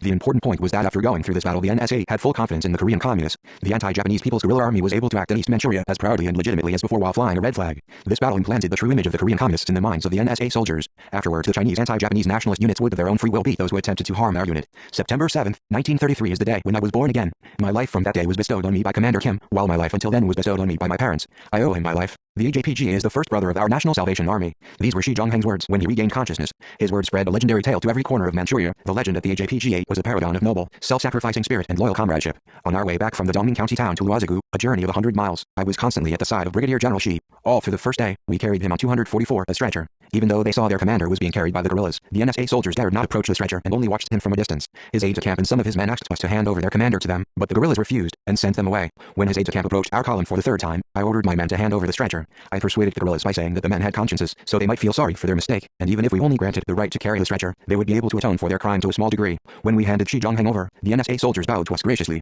Brigadier General Shi greatly regretted the behavior of his men, and he apologized to us as a commanding officer for his subordinates' misbehavior. I am ashamed in front of you, Commander Kim, for these creatures of no account. It is because I have not educated them properly, so please blame me if you will, and have mercy on my men. I was moved by his regarding his men's shame as his own. I would not have been so deeply moved had he given vent to his anger against his men or felt even a little bitterness against them. He was indeed a generous, fair-minded soldier. I said, as the Chinese proverb has it, even a sweet melon hangs on a bitter stalk. A man cannot always be perfect nor a flower be beautiful for 1,000 days. You have regained consciousness 245 following a serious wound, and we are satisfied with that. Another Chinese proverb says that if a man wants to buy a horse, he should study his teeth, and if he wants to make a friend, he should know the other person's mind. I will take it as a godsend that I made your acquaintance, Commander Kim, and treasure the gift for all my life. Shi Zhongheng, a dozen or more years older than I, became my blood-bound comrade in arms as we worked to establish the anti-Japanese Allied front. After the Battle of the Dongning County town, he moved his unit to Haibaigu near Megun. We frequently visited each other as one visits relatives, and deepened our friendship. I sent him various medicines for the treatment of his bullet wound, and exposed him to communist influence in an attempt to transform his ideology. As a result, he joined the Communist Party and became a commander of the People's Revolutionary Army. He fought well in the anti-Japanese joint operations at Luozigu in June 1934, and rendered highly distinguished service as commander of the 2nd Independent Division after his unit was incorporated into the People's Revolutionary Army. In every battle he would lead the charge at the enemy's positions with a mauser in his hand. This led his men to believe that he was the bravest commanding officer in the world. The soldiers of the other NSA units also respected and adored him. Quite a few of them transferred to Shi Zhongheng's unit. He was fatally wounded in the abdomen while leading a charge at the Battle of Luozigu. The bullet did not pass through him, 246 lodging in the intestines. He went to the Soviet Union to have the bullet removed, but breathed his last there. When I heard others were mourning his death, I remembered him with aching grief. Chai Chiaro-ng, who had joined us in the anti-Japanese front amid the flames of battle in the Dongning County town, was later transferred to the People's Revolutionary Army, becoming vice commander and then commander of its 5th Army Corps. He made great efforts to maintain friendly ties with us when he was fighting under Zhu Baozhong in North Manchuria. I kept in close touch with him even as late as the early 1940s, when the Allied front between the AJPGA and the NSA had apparently become too strong to break as a result of the Battle of the Dongning County town. An unexpected incident occurred which threatened to damage it. The root cause was a remark by Wu Yicheng in praise of Jiangji Shi. After returning to Luozigu, we held a joint meeting to review the battle. Wu Yicheng spoke first. Speaking about the victory of the combined forces in the battle, he suddenly began to extol Jiangji Shi and went on to say that the anti-Japanese war in the northeast of China would only be brought to a triumphant conclusion when Jiang sent guns and reinforcements from the south. This provoked the guerrillas to anger. Pei Ilfaiong, who was there as the commander of the Hanchun guerrilla unit, took the floor and accused Commander Wu, who had praised and supported Jiangji Shi, of being a reactionary, asking how Jiang could possibly assist and lead us 247 when the whole world knew that he was a running dog of imperialism. In a blaze of anger, Wu had him arrested and threatened to have him shot. At this point, Pei's men rebelled. They protested. We did not lose a single rank-and-file guerrilla during the battle, and it is not logical to lose our commanding officer for the sake of the Allied front. How could we possibly return to Hanchun after losing our commanding officer? We must save Comrade Pei Ilfaiong, even if it means fighting with Wu Yicheng to the last man of our unit. They were about to dash out with rifles in their hands. The NSA soldiers had taken their rifles and were preparing to fire back. In this hair-trigger situation, a single gunshot would result in wholesale deaths and the disruption of the Allied front, which had cost so much effort. Wu Yicheng turned pale and pursed his lips. I jumped up on the platform and argued with both sides, in Korean and Chinese, and tried to reason with Wu Yicheng. You may feel angry, Commander Wu, but be generous and set Pei Ilfaiong free. It was most presumptuous of him to call you a reactionary and impugn your dignity, but you, too, must think this matter over. Will others listen willingly to your praise of Jiangji Shi when the whole China condemns him as a puppet of the imperialists? It was he who kept telling Zhang Zuliang not to fight against Japan before the September 18th incident. If you kill Paek, the whole of Manchuria will call you a traitor to the nation. 248 So please give the matter deep thought. As I finished my speech, some of the NSA soldiers asked themselves, who is that man? Is he from the south? A delegate from the Kuomintang? Others answered, from the south? No, he is Kim Il-sung, the commander of the guerrilla army. I spoke as I did out of ignorance. Please do not regard me as the same kind of man as Jiang Jia Wu Yicheng said, and declared he would withdraw his order to have Payet killed. However, 2 days later he still had not released him. The rank-and-file soldiers of the NSA accused their commander of foolhardiness, saying, "Why does not Commander Wu keep his promise to Commander Kim?" Some of Wu's men said, "Everything will be alright if we do not shoot him. Can he kill any man he wants?" Another said, "Our National Salvation Army will be cursed if we kill him." While the masses of the soldiers were agitated in this way, the officers lodged letters and petitions with Wu Yicheng, urging the release of Payet Il-filing. Payet was released from detention by Wu after 3 days. The process of cementing the Allied front with the Chinese Nationalist Army units was beset with many such painful incidents. Perseverance and sacrifice were required. How could the two organisms with the different blood types be effectively combined without difficulties and distress? For 3 successive days the enemy cremated the bodies of the 249 soldiers who had been killed in the battle. Meanwhile, we lost Hu Jinmin. He was killed by an accidental shot on our way back to Luozigu. 250. 4. A comment on ultra-democracy in the army. The Soviet line was a leftist tendency in the establishment of government. Military ultra-democracy was a leftist ideological tendency which occurred in the command and administration of the army. It advocated absolute equality for every soldier, irrespective of his rank, in the command and administration of the army. In other words, it advocated excessive equalitarianism in all aspects of military activity, regarding it as an absolute. It was while we were directing the guerrilla army on our return to Wangjing from the campaign in South Manchuria that we first encountered the practice of ultra-democracy in the guerrilla army. At that time, the tendency was at an incipient stage, and its effects were not serious. As I acquainted myself with the work of the guerrilla army on my return to Wangjing after the Battle of the Dongning County town, I realized that the ultra-democracy which had barely been germinating had now assumed definite weight in the command system of the army and was paralyzing that system. 251. The alarm was first raised concerning the danger of ultra-democracy in Yuangu, Hancheng County, in the autumn of 1933. Daewongu was a central guerrilla zone in Hancheng. Pan, the inspector from the Comintern, was murdered there by Pak Tu-nam. At the same place, 13 soldiers of the Hancheng guerrilla unit who had fought in the Dongning County town were all killed in a single incident, bringing grief to all the people in East Manchuria. A group of guerrillas who had returned to the guerrilla zone after the review of the battle held at Luozigu broke the fatigue of their journey for a while at a solitary house, celebrating Chuseok, or the day of the harvest moon. They relaxed the following day and the day after that, with a guard posted. A Japanese garrison discovered them and surprised them by surrounding the house by night. The wisest thing to do in such a situation would have been to strike at the enemy's weak point and quickly fight away through the enemy's encirclement. To do this, the commander needed to judge the situation properly and make a prompt decision. But the company commander had no right to make a decision. One of the men was Open, an experienced soldier, but his words carried no weight because he had been demoted by the leftists from the post of head of the military department of the county party committee to a mere soldier. The leftists who were in the higher levels of the leadership of the party bodies in those days did not allow the commanders the right to make a decision on military affairs. They maintained that 252 everything concerning military operations must always be discussed at meetings and decided collectively, on the principle of majority rule. This became an iron rule which no one could ever break in the command and administration structures of the army, binding the commander's hand and foot. This abuse of democracy in military affairs weighed so heavily even on able commanding officers that it produced a state of functional paralysis. Even at the critical moment when the armed enemy was tightening his encirclement in order to destroy them, they continued their nonsensical argument over whether to stand and fight the enemy or break out of the encirclement. Some sensible men insisted that they should fight, and not continue their empty talk until they were all destroyed, but the ultra-democrats declared that no military action should be taken without a decision of the meeting. This was nothing short of criminal suicide for the besieged guerrillas. While they continued their futile argument, the enemy fell upon them. Only then did the guerrillas stop arguing and begin fighting. The enemy fire mowed down 13 guerrillas. Only a few of them escaped death by a miracle. One of them came to Wangjing at Open's request and told me the details of how the 13 men had been killed. Payet Il-filing and Open were among the dead. The soldier from Hancheng told me that, as he was elbowing his way through the heap of dead bodies, Open, with his intestines tumbling out of a wound in his belly, had said with his last breath,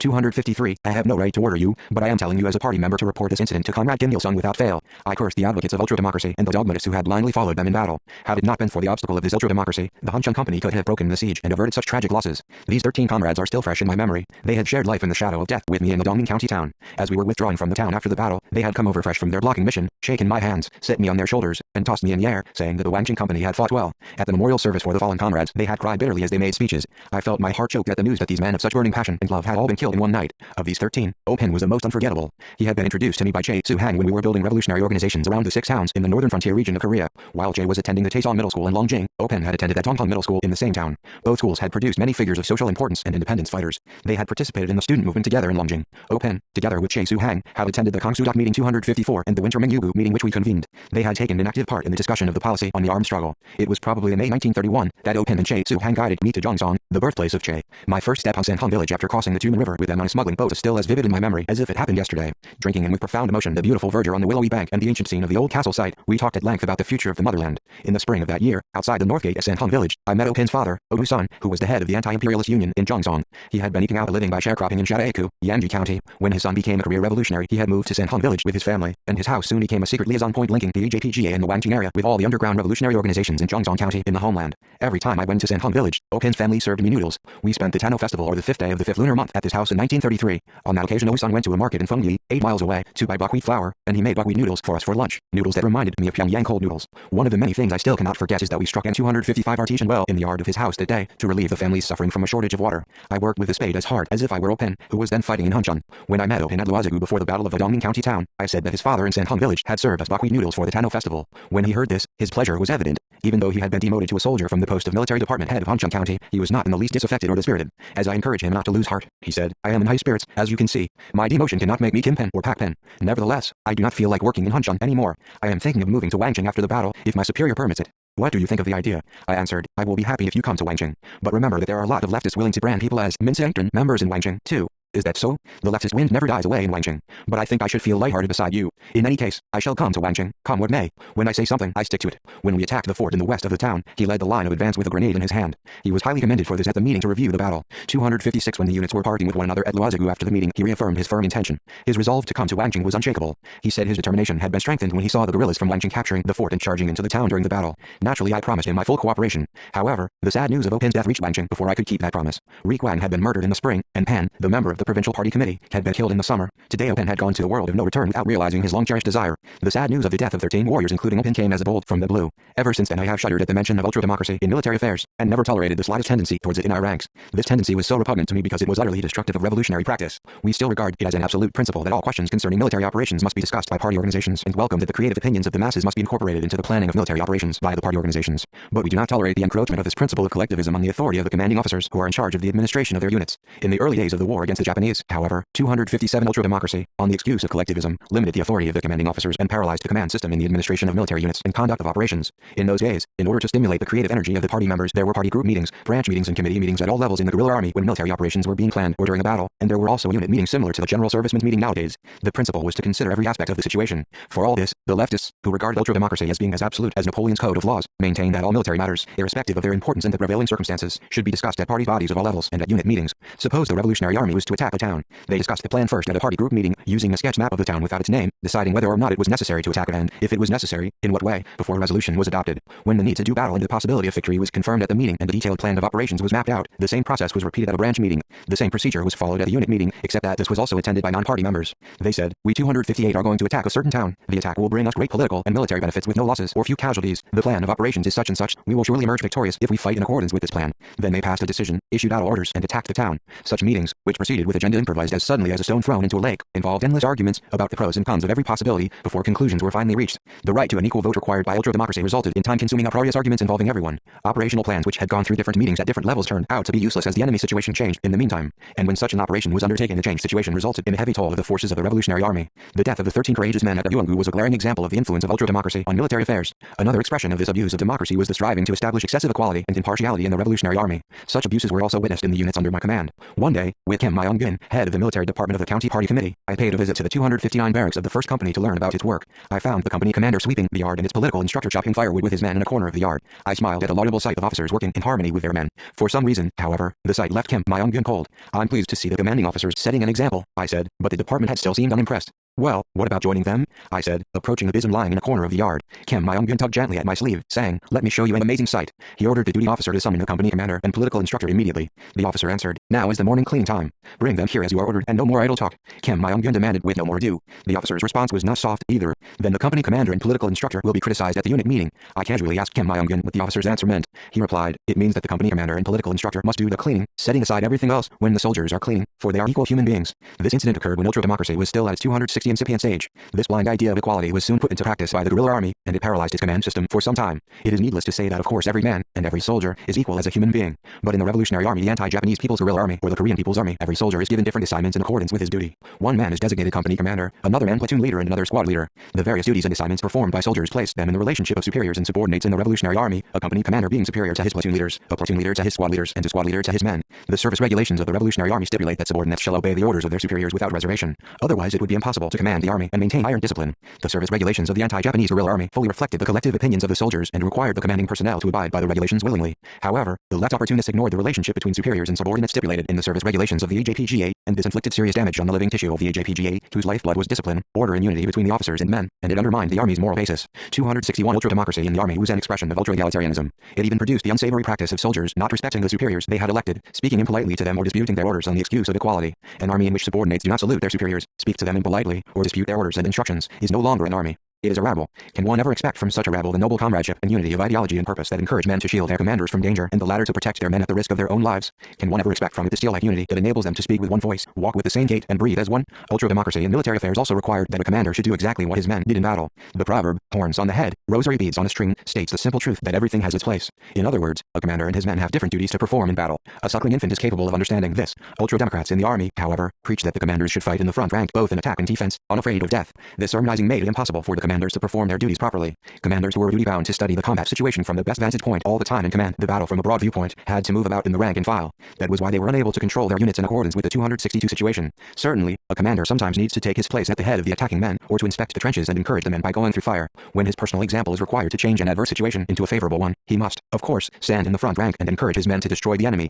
But doing this in every situation is not the correct way to set an example. When summing the results of battles in those days, commanders who moved in the front rank of the attacking formation, away from their command posts, were always extolled. Men would compete with one another in praising their commanders, one saying that his platoon leader did not fear a hail of bullets as he stood on the hill, commanding the battle, another boasting that his company commander jumped into the enemy's trench several meters ahead of his men, and another bragging that no battalion commander could be braver in fighting the enemy hand-to-hand than his battalion commander. In this climate, the adventurous tendency to plunge, single-handed, into the enemy's position became endemic among the platoon leaders, company commanders and battalion commanders of all guerrilla units in East Manchuria. The very commanders who should have maintained the positions defined in the battle regulations calculated the general development of the battle and determined their forces' future course of action. This tendency led to the deaths of many platoon and company officers, the basic unit 263 commanders of the guerrilla units, in the early days of the war against the Japanese. A great number of these single-handed heroes were produced in Wanshing men such as Kim Shao, Kim Song-hyun and Ri Young-man. Kim Shao and Kim Song-hyun fell while leading charges in battle, and Ri Young-man was wounded in the ankle while leading the fighting from the front. Cho-dan and Jo-tuan and Yanji were master hands at the bayonet charge, famous throughout the whole of East Manchuria. They even carried out reconnaissance missions themselves, instead of sending their men. They were innocent adventurers, as naive in their actions as schoolboys, rather than military commanders. Jo-tuan was a famous adventurer produced by the Yanji guerrilla unit. He was so good at whistling that from the early days the people in Yanji called him by the nickname of Whistling Joe. Wherever he went, his nickname attracted the people's attention. Even when his hair was gray and he had long given up whistling, he used to be known as Whistling Joe, an expression of people's affection for this veteran who always braved the hail of bullets at the head of his men during the war against the Japanese. He became so accustomed to the nickname throughout his life he felt uncomfortable when he was called by his real name. Once a visitor knocked at his door and asked, "Is this a house of Comrade Jo-tuan?" He answered bluntly, "Not Jo-tuan, but Whistling Joe." This reply embarrassed his visitor, but it showed how fond he was of the nickname his comrades in arms had given 264 him during the anti-Japanese war. If he had been alive, I would wish to recollect him by his nickname which was so popular among the masses. Jo-tuan did not know how to write even his parents' names. Only when he was much older than school age did he learn how to read and write the Korean alphabet, as well as studying the multiplication table in the children's reader. As soon as he was able to read and write, he became a member of the organization in the guerrilla army and then developed further to shoulder the heavy responsibility of a company commander. This company commander would go himself to reconnoiter enemy strongholds within sight, come back to his company, issue orders for a raid, and then dash like hurricane in the vanguard of the attack. When he had captured several rifles at one time after reconnoitering and raiding positions of the enemy's self-defense corps in broad daylight, the leftists gave wide publicity to his distinguished deed at various meetings and in the official papers. But this was one-sided propaganda which gave no consideration to the fact that Joe was a commanding officer who should have refrained from such adventures. However, as a result of that propaganda he became famous as a soldier throughout almost the whole of East Manchuria. He was seriously wounded in the Battle of Dadianzi while rushing at an enemy machine gun emplacement at the head of his unit. He was so near the machine gun that a bullet which hit him in the belly emerged diagonally from his back. His life was saved by 265 miracle, but he had to live in hospital for 6 years because of the wound he received. He was unable to return to his beloved company. He was bedridden while the anti-Japanese armed struggle was developing to the level of victorious, large unit operations over wide areas in South and North Manchuria and the homeland. The Korean People's Revolutionary Army became the legendary army known to the whole world, and its just struggle became a beacon of light to the oppressed peoples of the world. This war required efficient commanders and veterans capable of directing new regiments and divisions. If he had not been disabled, Jo-tuan could have rendered tremendous service when the war against the Japanese was at its triumphant high tide. The leftists refused to pay attention to the safety of commanders until the distorted concept of democracy was finally eliminated from the army. It was only some time later that guards were organized in each of the regiments and divisions to protect the commander. The abuse of democracy in the Revolutionary Army was also expressed in the indiscriminate use of reward and punishment. The anti-Japanese guerrilla army had a system of reward and punishment designed to strengthen its fighting efficiency. We rewarded soldiers who were exemplary in combat, training and everyday life, and punished those who seriously violated the service regulations, applying various standards according to specific merits and demerits. 266 ultra-democrats, however, disputed this system by arguing over why one comrade was awarded the first prize and another the second prize when they had both performed the same duty in the same squad, over why somebody was only given a reprimand and somebody else was given a warning when they had committed the same mistake. Thus they bolstered opinion in support of indiscriminate application of regulations and brought pressure to bear upon us. This realistic attitude undermined the basic aim of a system of reward and punishment. In short, ultra-democracy was a pernicious ideological trend that ran counter to our aspirations and efforts to foster the military, political and moral superiority of the anti-Japanese guerrilla army and advance the anti-Japanese armed struggle towards ultimate victory. If we had not eradicated this ideological trend in good time, all the commanders of the guerrilla army would sooner or later have been reduced to mere figureheads, and the guerrilla army to a lawless collective in which there was no distinction between the commanders and the rank and file, and ultimately to a rabble disarmed by itself. Ultra-democracy, no matter what specific forms it took, was an opportunist trend derived from petit bourgeois ideology. It was, in effect, an anarchic tendency which had nothing in common with the revolutionary ideology of the working class. Anarchism, a reflection of petit bourgeois ideology, derives from an extreme hatred for authority in general and a resistance to the political power of the bourgeoisie in particular. It attempted to 267 introduce anarchic disorder and immoderate conduct into society, extolling ultra-democracy, radical freedom and self-indulgence. Some radical ideologists, who represented the distress of the petty bourgeoisie, which was economically bankrupt and politically disenfranchised under the pressures of capitalist mass production and the political dictatorship of the bourgeoisie, attempted to lead the masses in opposition to state power in general by alleging that the political power of the capitalist class should be overthrown by violence and anarchism established. The so-called theory of anarchism of such ideologists as the French petit bourgeois, Proudhon, and Bakunin and Kropotkin in Russia, which found expression in an extreme hatred for political power and unreasonable demands for social equality, was a destructive ideological trend which made it impossible to rouse the working masses to the struggle against the repression of the capitalists, to safeguard the gains of the revolution and establish truly popular and democratic systems in those countries which had overthrown the dictatorship of the exploiting class. It was condemned by the impartial judgment of history. Nevertheless, for some time this ideological trend gave the petit bourgeoisie illusions about ultra-democracy and unrestricted freedom, and it spread to some extent to the regions and countries where capitalist industry had not been developed on a large scale and the petit bourgeois and peasant mentality remained dominant. This is the major reason why quite a few people thought that anarchism made certain contributions to the struggle against 268 capitalism. Some working class parties enlisted anarchic forces in the struggle to overthrow the reactionary regime of the landlords and bourgeoisie. It is well known that the Soviet government cooperated with Makhno and his clique, an anarchic collective in the Ukraine, during the Civil War. In the early days, when ultra-democracy emerged in the guerrilla army, anarchism still existed as a political idea that served a certain social stratum, the petit bourgeoisie in particular, as an expression of their revolutionary character, and inflicted tangible harm on the revolutionary theory and practice of the working class. This does not mean, however, that the only form taken by ultra-democracy was anarchism. The activities of the revisionists who emerged in the international working class movement also had elements in common with ultra-democracy. Under the cloak of democracy, they promoted bourgeois liberalism, anarchism, immoderacy and disorder, and they gave rise to social confusion and self-indulgence. In the light of this experience, we cannot but conclude that there is an ideological community between extreme bourgeois democracy and anarchism. If ultra-democracy finds its way into the military sector, it will eventually produce anarchic confusion. Had it not been eliminated from the guerrilla army before it was too late, ultra-democracy could have irretrievably damaged the process of building up the guerrilla army and its military operations, and could have seriously 269 hampered the overall development of the revolutionary movement.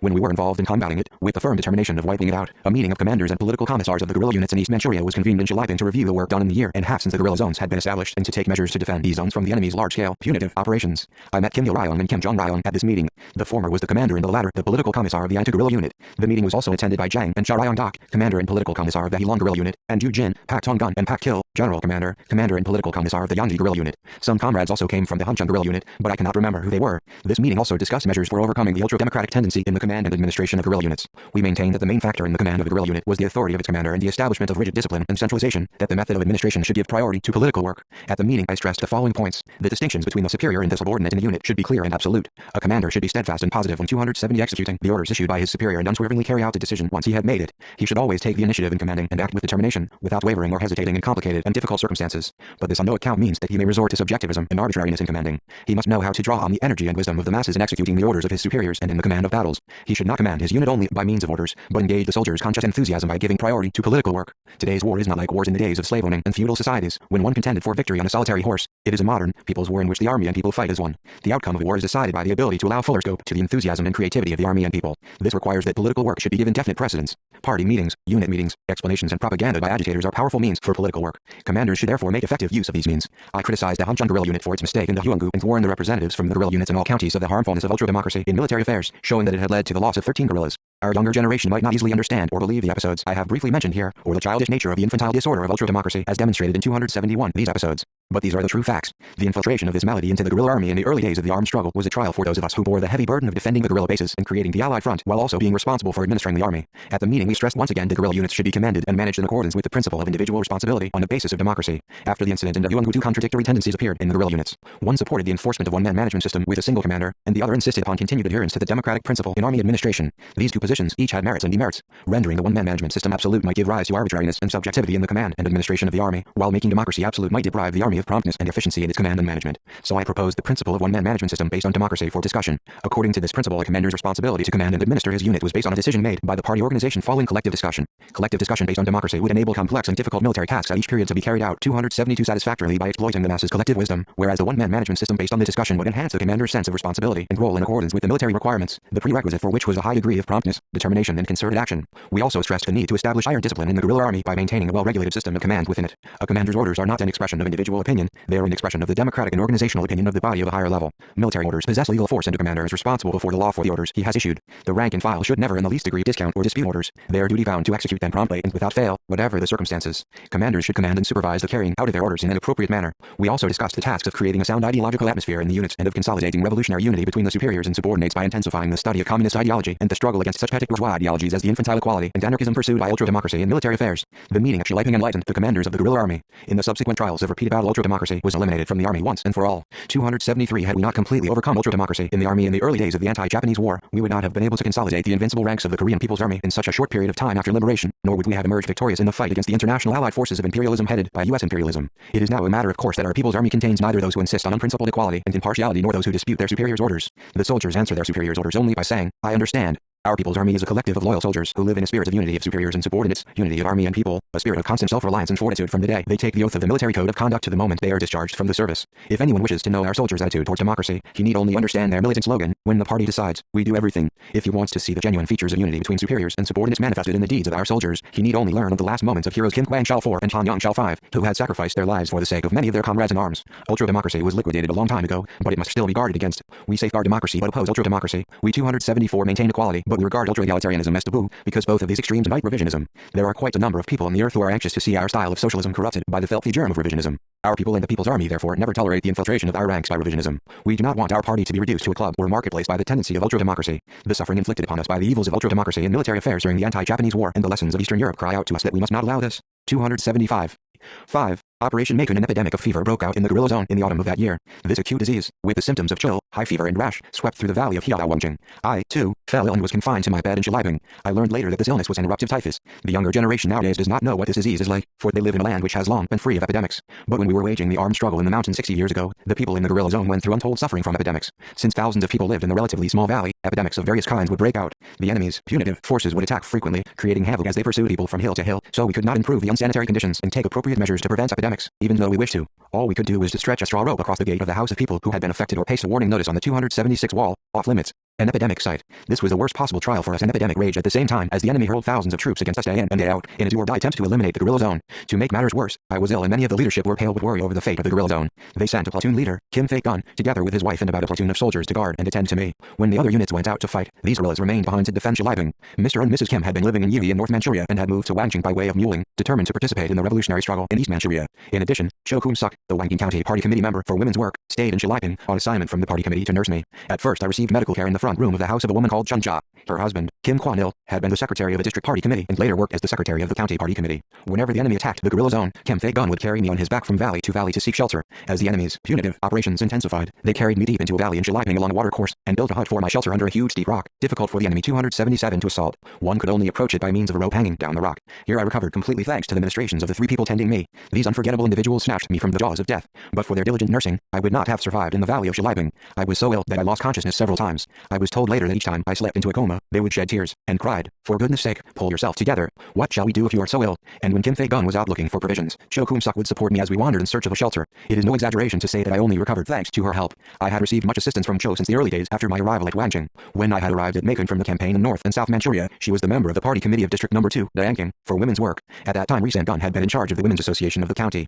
Whenever Cho came to Ri to discuss their work, I would often see her at Ri-ji-bake's house. They were on intimate terms, as close as sisters. Ri-san-gun praised her greatly for having a fast hand at writing, to which I paid no heed at first. I simply wondered how fast she could write, but I was surprised when I saw the minutes of a meeting she had taken. The contents of the speeches delivered at the meeting had been recorded in full. Modern stenographers are said to write fast, but I have not seen one who could compare to her. She could file away 278 all the discussions we had in a single night. We let her record the proceedings of important meetings. She was as magnanimous as a man and warm-hearted, and at the same time, she was a woman of principle, faithful to the revolution. She would have hauled a boat over a sandy beach if I had asked her to do it. I sent her to the enemy-controlled areas on several occasions on various missions, and she worked efficiently there. As a woman, she sympathized very much with me for having lost my parents. She took the same loving care of me she would have taken of her own younger brother, and I called her sister. She would visit me before anybody else whenever I returned from the battlefield, slipping into my hands something she felt I needed. Sometimes she would sew up tears in my clothes and knit wool into underwear for me. If she did not come to Lishagu for a long time, I would go to see her. We were so much like brother and sister that we would laugh and joke when we met. When she met old people in the village, she would address them in the dialect of Hamgyong province. The words she used were funny and her intonation was even more interesting. Even when I mimicked the way she spoke and carried the joke too far, she did not get angry, but simply smiled.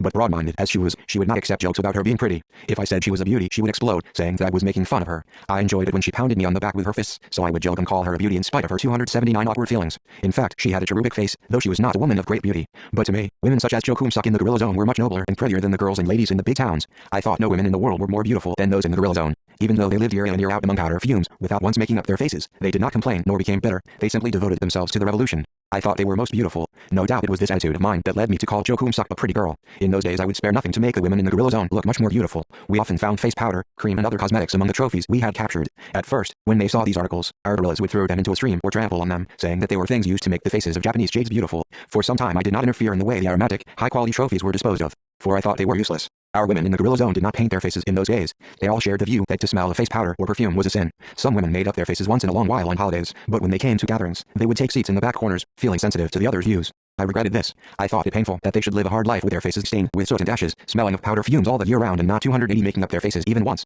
So I said to the gorillas, none of us must throw away cosmetics from now on. We have women among us, our women in the gorilla zone. Where on earth are there women more wonderful than our women gorillas and women's association members? The soldiers replied in one voice, you are right. There are no women in the world more wonderful than our women in the gorilla zone. They did not go to the enemy-controlled area, but have shared their lives with the gorillas for a year and a half, even though they are bereaved of husbands, children and lovers by the punitive atrocities, live on our roots on tree bark and shiver with cold out in the open and unlined clothes in the dead of winter. We feel ashamed and regret that we Korean men have not made it possible for them to dress in silks and paint their faces with rouge and lipstick so that they could show themselves off to the world. Let us send them all the best things we have captured, even though we don't eat enough and are poorly clothed. Let us allow them to powder their faces if there are cosmetics. One day we captured cosmetics from the enemy and took them to Chokumsuk to give to the Women's Association members. She was tremendously excited at the sight of a bundle of cosmetics. From that day the smell of face powder began to hang in the air in the Hiawangching Gorilla Zone. When I went to a club to enjoy a performance of the children's art troupe on one holiday, I could smell face powder and cream there. Only Chokumsuk did not make herself up even after several 281 days had passed. I was concerned, and I asked her why she did not. She only smiled instead of answering. There seemed to be some reasons I did not know, so I asked Gun what the reason was, and was told that Cho had given her share of cosmetics to a Women's Association member in Chilibing. Later, we attacked the enemy behind his lines and again captured plentiful cosmetics.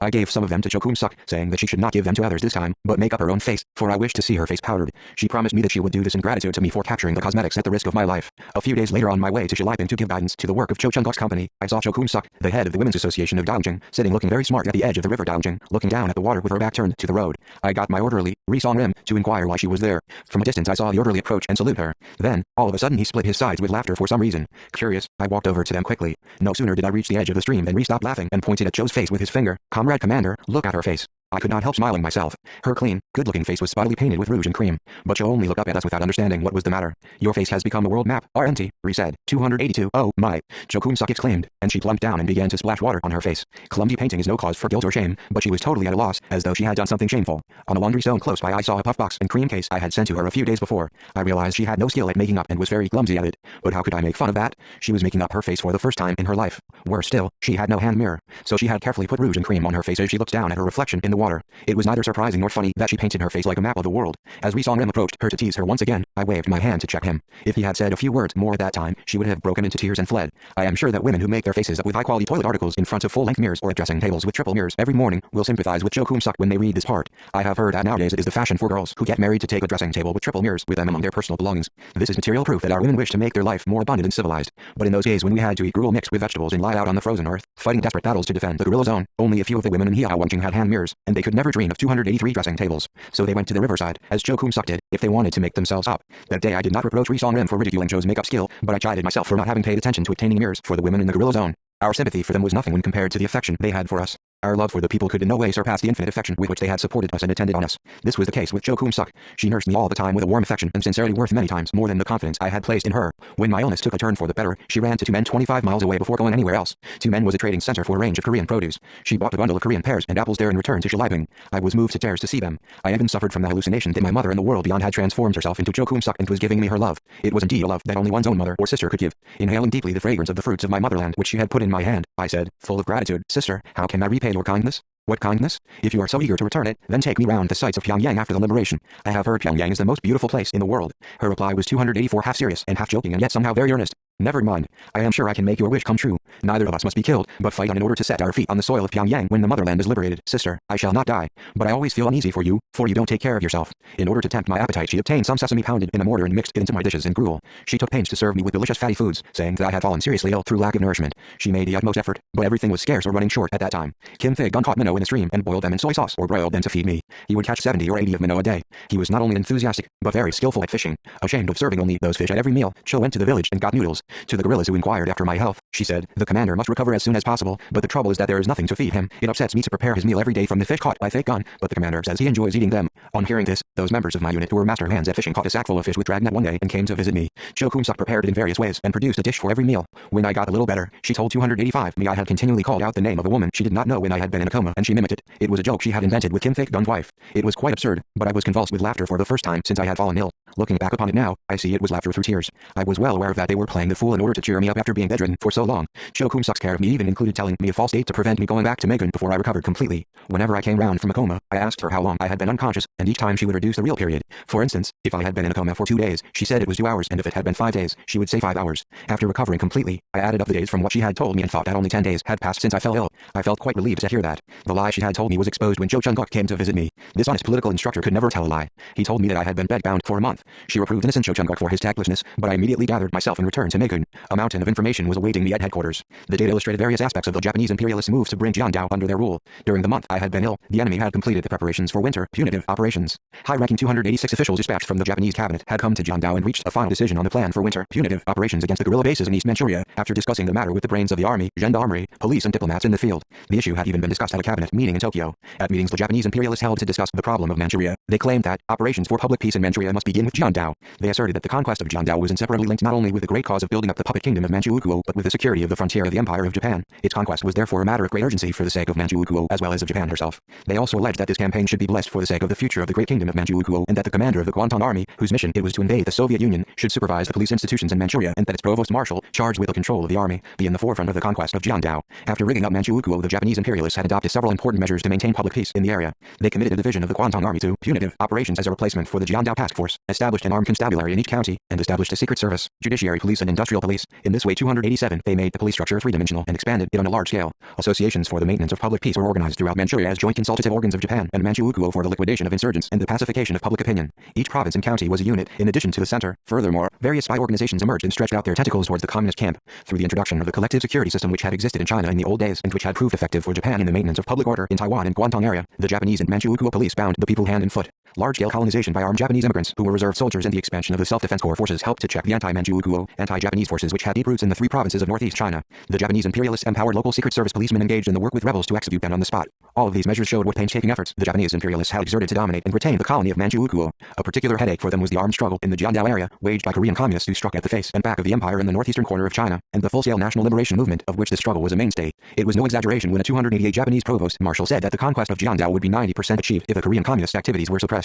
The so-called Great Empire of Japan was so afraid of the anti-Japanese People's Guerrilla Army and the guerrilla zones, its strong points. The Japanese imperialists therefore made frenzied attempts to eliminate the anti-Japanese guerrilla zones in East Manchuria at any cost. In the summer of 1933, the military authorities of Japan recalled to Korea part of the Jiandao task force which had suffered heavy casualties from the attacks of the AJPGA and dispatched in its place the Hitomi unit and many other crack troops of the Guangdong army to various parts of East Manchuria. The main forces of their occupation army in Korea were concentrated in the northern frontier region of our country so that they could be promptly committed to mopping up operations in the guerrilla zones. Large armed forces over 10,000 men all encircled the guerrilla zones in Jiandao and began winter punitive operations. Directing his main effort to the Hiawangjing guerrilla zone, where the general staff of the Korean Revolution was situated, the enemy hurled against this area forces of 5,000 men from the Guangdong army, the puppet Manchukuo army, the police and self-defense corps. The density of the enemy's troop dispositions in this battle has never been surpassed in any war except the wars of pre-modern days in which the belligerent armies contended for victory in square formation, and the battle fought in Lushan, Port 289 Arthur during the Russo-Japanese War. Since the advent of skirmish line warfare, the enemy even put his air force on alert. Special detective teams supervised by the Jiandao Secret Service were also dispatched to the area surrounding the guerrilla zones. Thus a whole region of East Manchuria became the field of the most fierce and bloody battle between the Japanese imperialists and the Korean communists. It was more a final showdown than a battle for the defense of a few guerrilla zones. The guerrilla forces in Hiawangjing were only 2 companies. Worse still, food reserves were low there. The guerrilla bases in East Manchuria found themselves in a critical situation that threatened their very existence. No one in the guerrilla zone was optimistic enough to believe that the 2 companies could defeat the powerful enemy armed with guns and aircraft. We were caught between 2 alternatives: fighting to the last man or abandoning the guerrilla zone and surrendering to the enemy. We chose to fight to the last. According to the principles of guerrilla tactics, the best thing to do was to avoid a showdown. But if we did not fight, the enemy would swallow up the guerrilla zones on the Tumen River in a single gulp. If we did not defend these zones, the revolutionary masses who had been enjoying genuine equality and freedom under the care of the People's Revolutionary Government would be frozen, starved and shot to death in the dead of winter. Furthermore, the people would no longer look up to us. The autumn scenery of Wangjing was magnificent, but it was 290 about to be ruined by the furious storm of the winter puntive operations. All of the guerrilla zones turned to us intense anticipation. The people's countenances brightened or clouded depending on the soldiers' expressions. I began to look for some ingenious scheme, but none occurred to my mind. There was no man at my side with whom I could discuss tactical problems. Pak Hun, a graduate from the Huangpu Military Academy, was absent. Kim Myung-bin, Xiao Jizi, Little Man Tr, who had served in the Soviet Army for some years, and Ri Young-gao, a graduate from a military academy of the Independence Army, had disappeared after being accused of being members of the Minsaengton. Ryang Song Ryong, too, had fallen a prey to the Minsaengton nonsense. I even thought how happy I would be if such a famous general as Hong Pom-du was with us. Hong was a righteous volunteers army general who had won a brilliant repute on the soil of Wangjing. The brilliant victories the Independence Army had won at Qingshanli and Fen Wu could be said to be the brainchild of Hong Pom-du. Some people belittled him by saying that he was a general who fought with an intuitive knack, without any strategy, but that was nonsense. What they had described as a knack was in the final analysis the product of strategic genius. When he was alive, my father often said that Hong Pom-du was a man man of remarkable resources. Had he not been a resourceful man, he would not have dealt such a telling blow to the Japanese 291 army on the Jiaoli Pass by employing skillful ambushes so cleverly and prudently. Those who could not discern the intelligence concealed beneath his woodcutter's appearance should not have claimed that they knew him. Many years had passed since this commander-in-chief of the Korean Independence Army, who once had the area around Erbil under his thumb, concealed his whereabouts. His image seemed to be fading from the people's memory with the passage of time. My distressed mind was tormented by a yearning for help from my foreigners. As I was struggling day in and day out with the problem of strategy in the log cabin of the headquarters, the old man Richie Bay called on me with a pot of honey one midnight. Holding out the pot to me, he said, "I am sorry that I did not give you anything when you were suffering from fever. Please take this honey to help you recover. Wild honey is worth its weight in gold. You did wonders to obtain it." Old man Ma, who lives at the entrance of Wangarago, got it. A few days ago he boasted that he had collected some wild honey, so I went to see him. He gave me the whole pot, saying he would sell even his house to obtain anything that was helpful to your health. I am on my way back from his house now. I felt my heart overflow with gratitude for their consideration. Thank you very much, but I am young. You should take this honey. Please do not decline the kindness of old man. I have suffered 292 constant regrets for not nursing you. You look haggard beyond description, Commander. He pulled at my sleeve, suggesting that we take potluck at his house. I followed him without objecting. A meal with him was welcome, but I was more interested in spending a night in the house, still scented by the presence of Pan. Even though I had moved my lodging, I left a large share of my affection with a generous, kind-hearted family who had taken care of me as warmly as if I was their own son. We ate corn gruel mixed with kidney beans and pumpkin as a midnight snack. The food tasted sweet, perhaps because I had just recovered from my febrile disease. The hostess, Mrs. So-Song Nyo, was well aware of my likes and dislikes in food. The most notable food she used to treat me to was potato and maize roast. The potatoes in the Jiandao area were large and the year-old ones contained a lot of sugar. Such roasted potatoes with turnip pickle soup tasted wonderful on a day when it was snowing heavily. After the snack I lay beside the old man in the room where Pan had stayed. The old man could not sleep for some reason. He kept sighing continually. I thought he was yearning for his son, who had passed away a few months before. His son, Ri Min-Guan, had been severely wounded in an attempt to disarm Guan's unit when it was about to surrender to the enemy in the spring of 1933. He had died while undergoing treatment in a hospital in Fuyuyu. I myself participated in the ceremony held in the memory of Ri Min-Guan. 293 in September 1932, a memorial service for the guerrilla, Cho Yun-sik, was held in this house. "Why do you keep sighing all night long, father?" I asked him, pushing aside the quilt and turning round on the bed to face him. "I cannot go to sleep.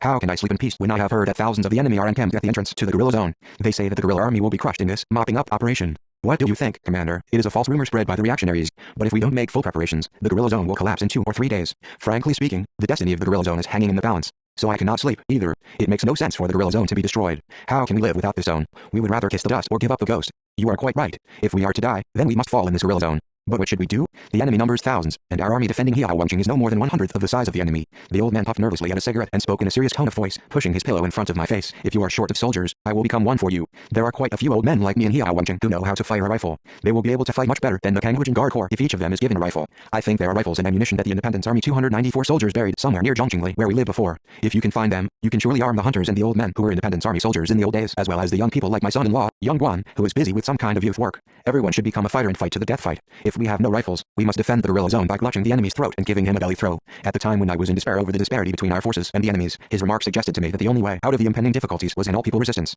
I felt confident that we could seize the initiative in the fight if we fought a death-defying struggle in every quarter by enlisting not only such paramilitary organizations as the Self-Defense Corps and the Children's Vanguard, which I had intended to use to man the front line with the guerrilla army, but also the unarmed people. The defensive battle at Hiaowangching would have to be a battle between the enemy's army and every soldier and civilian in the guerrilla zone, rather than a battle between the enemy's army and the anti-Japanese guerrilla army. We could also count on the support of the people from the semi-guerrilla zone. This talk with Richie Bake encouraged me. I thought, he is right. When the people say they will fight and they can win, they mean what they say. Victory in war depends on the will of the people and on how efficiently one enlists them. Thus I received my first inspiration while listening to the calm 295 voice of an old man who represented the opinion of thousands of people in the Wangqing guerrilla zone. The plan of operations we were mapping out had without fail to contain the people's will as expressed by the old man Ri. I resolved that the defensive battle we were going to wage at Hiaowangching should be made an all-out fight fought by all the people, young and old, men and women, in the guerrilla zone. This definition of all-out resistance was an expression of our supreme confidence in the people in the guerrilla zone, who had been sharing life and death, weal and woe, with the army for the past 2 years. The significant period for which fighting itself had been our routine in the guerrilla zone allowed me to feel such confidence. The guerrilla zones could not have remained strong for 2 years after their establishment through the efforts of the army alone. One factor was the efforts of the people, who had played a considerable part in building up the army and defending the guerrilla zones. When we fought a hard battle with the enemy, who was 10 or 100 times stronger than us, we felt strong when we had the people in our rear.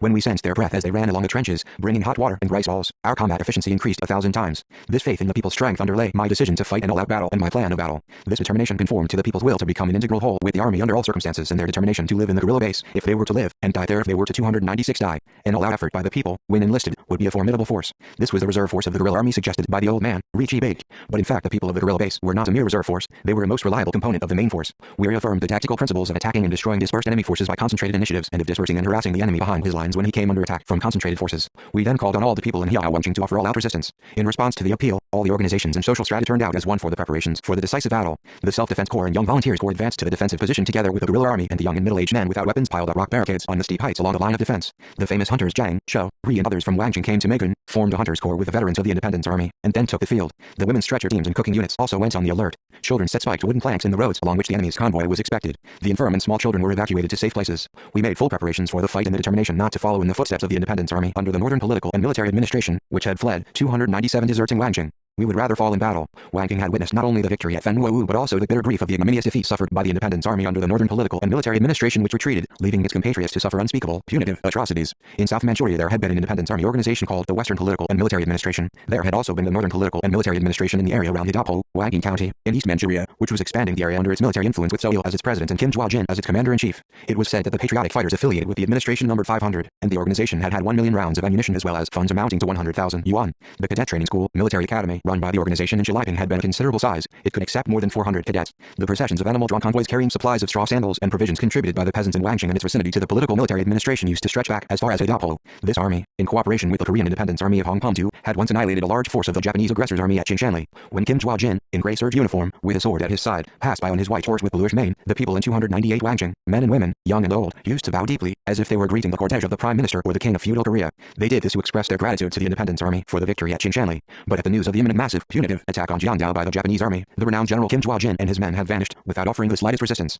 Unaware of this, the Wangjing people had gone out on the road to have a look at the commander-in-chief, Kim Jwa-jin. Only one company remained. For some reason this company had attended the graduation ceremony at the Tongil school just prior to the cleanup of Jiangdao. In accordance with custom, the school had prepared a sumptuous feast for the grand graduation ceremony. As soon as the ceremony was over, the soldiers had given 3 hasty cheers for independence, sat at the table and wolfed down unrefined liquor, rice cakes, cold noodles and other food. When the punitive forces arrived, they all fled. The pupils and their parents, too, had scattered in all directions. The scene was said to have been like a disturbed anthill. The punitive forces had shot, bayoneted, and slashed with swords the defenseless people who were running HELTER for their lives. The Independence Army under the Northern Political and Military Administration had been routed. The people in Wangjing lamented over the sudden ruin of the army which had seemed so impressive. If such a tragic event were to recur in the land of Wangjing, where power was in the hands of the people, we would not have 299 the face to claim that we were the sons and daughters of Korea. We decided to strike at the enemy by employing elusive tactics, ambush, allurement, surprise attack and night storming as guerrilla warfare required. We had evolved these guerrilla tactics ourselves in the course of defending the guerrilla zone from the enemy's repeated punitive offensives. In the early days, when the Korean communists defined guerrilla warfare as the basic form of armed struggle and began to put it into effect, we had known practically nothing about tactics. We could have referred to the experiences of others and their manuals if they had been available, but we could not find them.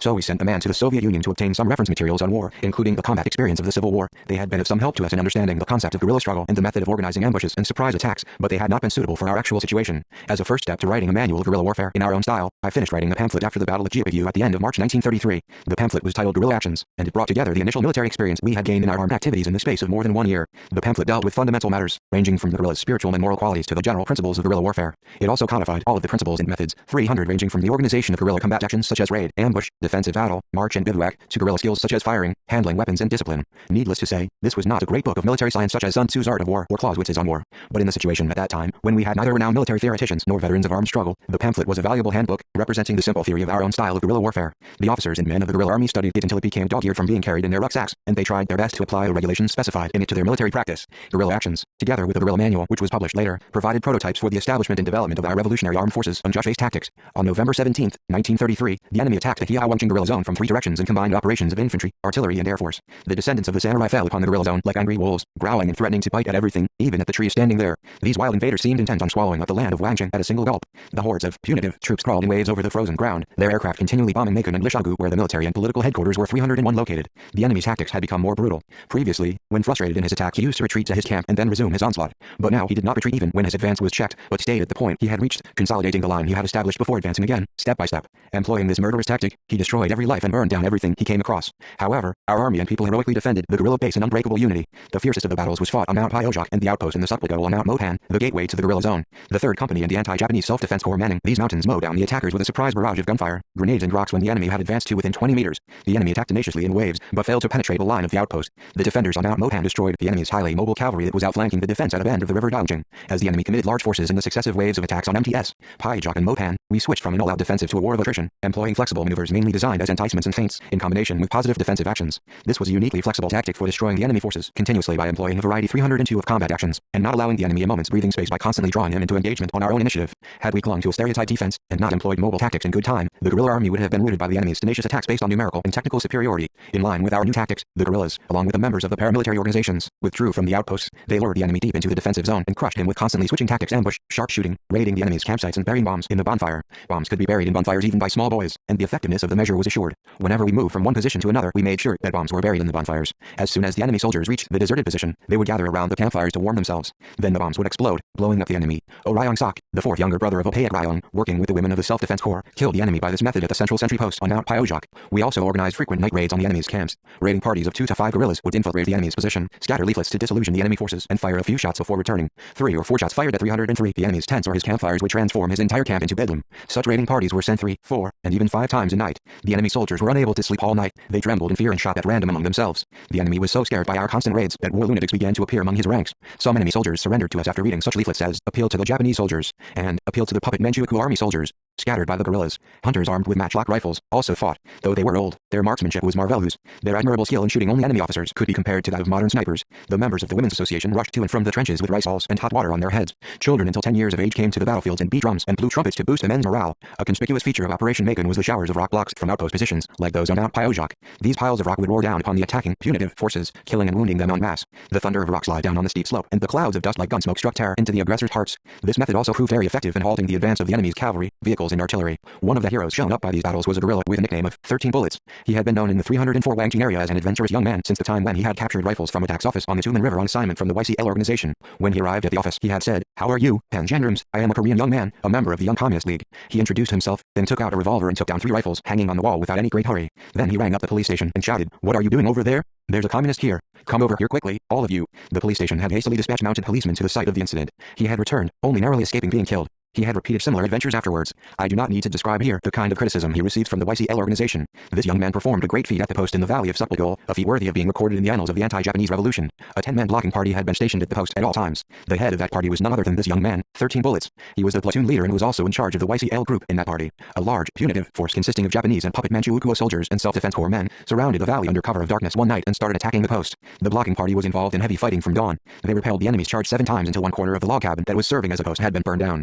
305 calling a YCL group meeting in the thick of the battle. The young man said, "Comrades, behind us is the guerrilla base and our beloved brothers and sisters. If we fall back a single step from here, we will have no right to live in this world as young Koreans. Let us hold out to the last, even though it costs our lives, even though our bodies are torn to pieces." The blocking party members, ablaze with hatred, fixed bayonets to their rifles in order to fight hand to hand with the enemy. 13 Bullets was keen to fight in that way as well, but he calmed himself in order to carry out his assignment. This brave fighter, who had been criticized for his self-opinionated attitude and adventurism, had grown into a seasoned commanding officer who could control and regulate himself in bloody battles. When we reached the valley with reinforcements, he was lying at the post with 13 shots in his body. Hence his nickname, 13 Bullets. Members of the blocking party had been wounded in 7, 3 and 2 places. They were given the nicknames of 7 Bullets, 3 Bullets, and 2 Bullets. The people in Wangjing called him 13 Bullets instead of his real name. I also called him by his nickname. Eventually his real name faded from the people's memory. It is annoying that I cannot remember his real name, but I draw comfort from the fact that the nickname he earned in the anti-Japanese war will have a more lingering effect on the minds of the readers than that his real name would have. The battle became heavier as the days went by. People were 306 evacuated from Wangjing, which had been reduced to ashes by the gunfire of the Japanese army to Shiliping. The enemy killed everybody who came into their sight, soldiers and civilians, young and old, men and women. Hundreds of people were killed in Wangjing during the winter punitive operations. When we were fighting in front of a lumber camp at Usadao in Shiliping, a Japanese army unit, which had passed a sentry post disguised as refugees, fired a machine gun at the backs of people who were moving from Macon to Daojing. This raid alone cost a scourge of casualties. The enemy surrounded the village of Yashuanping in one night and killed all the sleeping people with volleys of machine gun fire. The family of Paekil Ryong, a secretary of a district committee of the youth association who was a skilled playwright, were all killed. A great number of children in Wangjing were killed during the punitive operations of that year. When the situation in the guerrilla zone was at its worst, the refugees in the valley of Lishagu numbered more than 1,500. The guerrillas went to indescribable lengths to evacuate them to Daojing.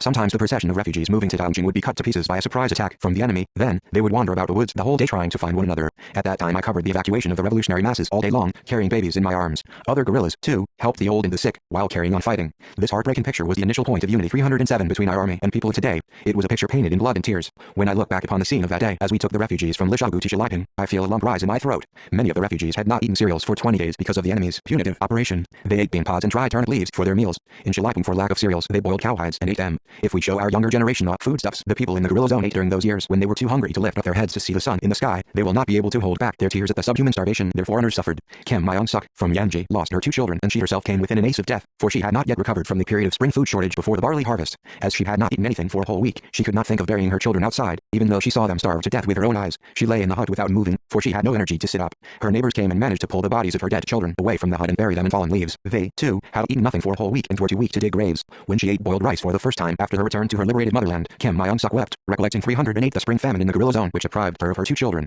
In the Chechengzi guerrilla base, there was a man who, in the battle at Yulankun, had been wounded by 8 machine gun bullets, his skull being split open to reveal his brain, but had miraculously survived. His tenacious grasp on life earned him the nickname of 8 bullets. Later he, too, died of starvation while working in the government office at Dongnansha. On his deathbed, he said, "If I had died when I was wounded 8 times, I could have been remembered as a hero. How lamentable it is to die here of hunger." The enemy besieged the guerrilla zones and starved the people to death or drove them out to freeze to death. The Korean people endured unbearable trials in those years. The sacrifices imposed upon them still rankle as unhealed wounds in the heart of our nation. The rulers of Japan are under a moral obligation to reflect upon the crimes they have committed in Korea and Manchuria. Repentance implies neither shame nor humiliation. It is a process of self-reform by means of reason in the effort to approach perfection. They may close their eyes, but time will never erase the facts of history. Japan must remember that her high rate of growth, the economic bed of roses in which she glorifies, is stained with the blood of the Korean nation. Japan, also, has experienced a national disaster in lives which were lost under foreign fire, and her beloved daughters were raped by occupation troops, as in 309 she. In spite of the heavy losses he suffered having invaded the guerrilla zone, the enemy tenaciously attempted to prolong the battle in order to make us die of cold and hunger, by denying us reinforcements and fresh supplies of weapons and provisions. Effecting a decisive turn in the tide of battle was the only way we could save the army and the people in the guerrilla zone.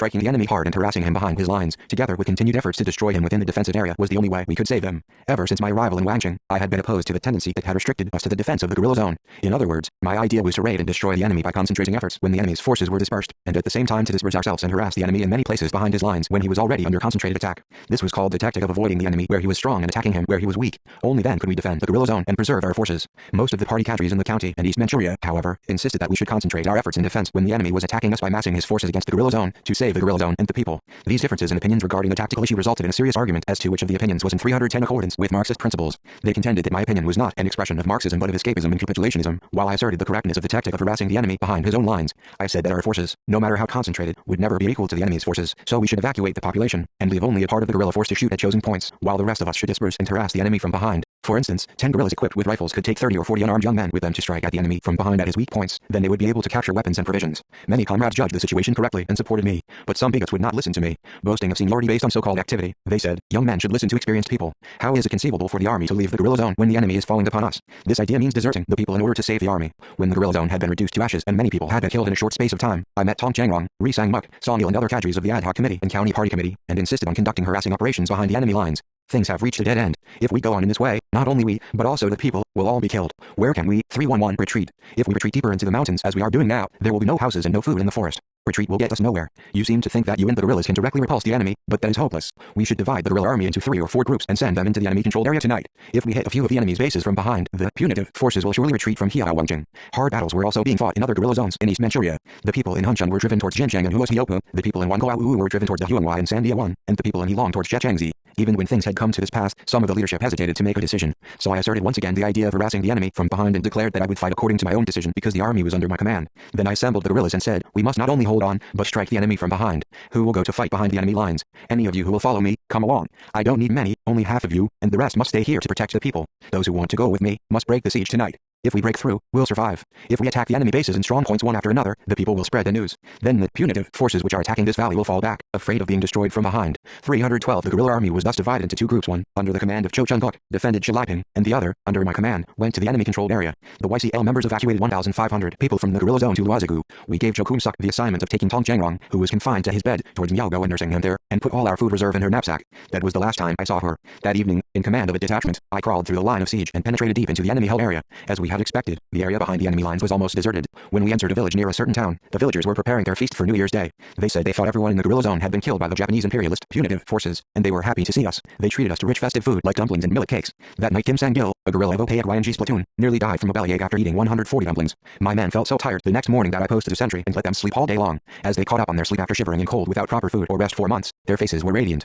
We began striking at the enemy the very next day. Our tactic was to attack primarily the small bases of the punitive forces and combine to attack considerably large bases. 313 We struck at the enemy first in Liangzuikanzi, destroying the puppet Manchukuo Army unit and the self-defense corps, and then fell upon the barracks of the Japanese consulate police. And then, after a feinting maneuver far away from Liangzuikanzi, we again raided an enemy convoy of trucks at Zunangu, capturing a great amount of wheat flour and munitions. From there we slipped away to the mountainous area of Ifan-Mudong and made preparations for a new battle. On the night of February 16, 1934, we eliminated most of the puppet Manchukuo Army soldiers, policemen and self-defense corps members in Ifan-Mudong, and captured some of them. After winning a victory there, we crossed the Big Aoli Pass and advanced to Sidong. Then we attacked the Forest Ranger base in Tongol, killing and capturing all the enemy at their barracks. The final battle, which made a decisive contribution to frustrating the enemy's winter punitive operations, was fought at Daejeon, a site of strategic importance on the Tumen-Mudanjiang Railway. Disguised as a punitive force, we raced over 25 miles of steep mountain pass by means of forced march, divided our force into 3 groups, stormed the police station in the quarters of the Self-Defense Corps, and set fire to the munitions depot. After this battle, the enemy began to lift the siege of the guerrilla zones and retreated to the position from which he had started 90 days before. He could not eliminate the scourge. The punitive operations, which had threatened the very existence of the guerrilla 314 zones for 3 months, had failed.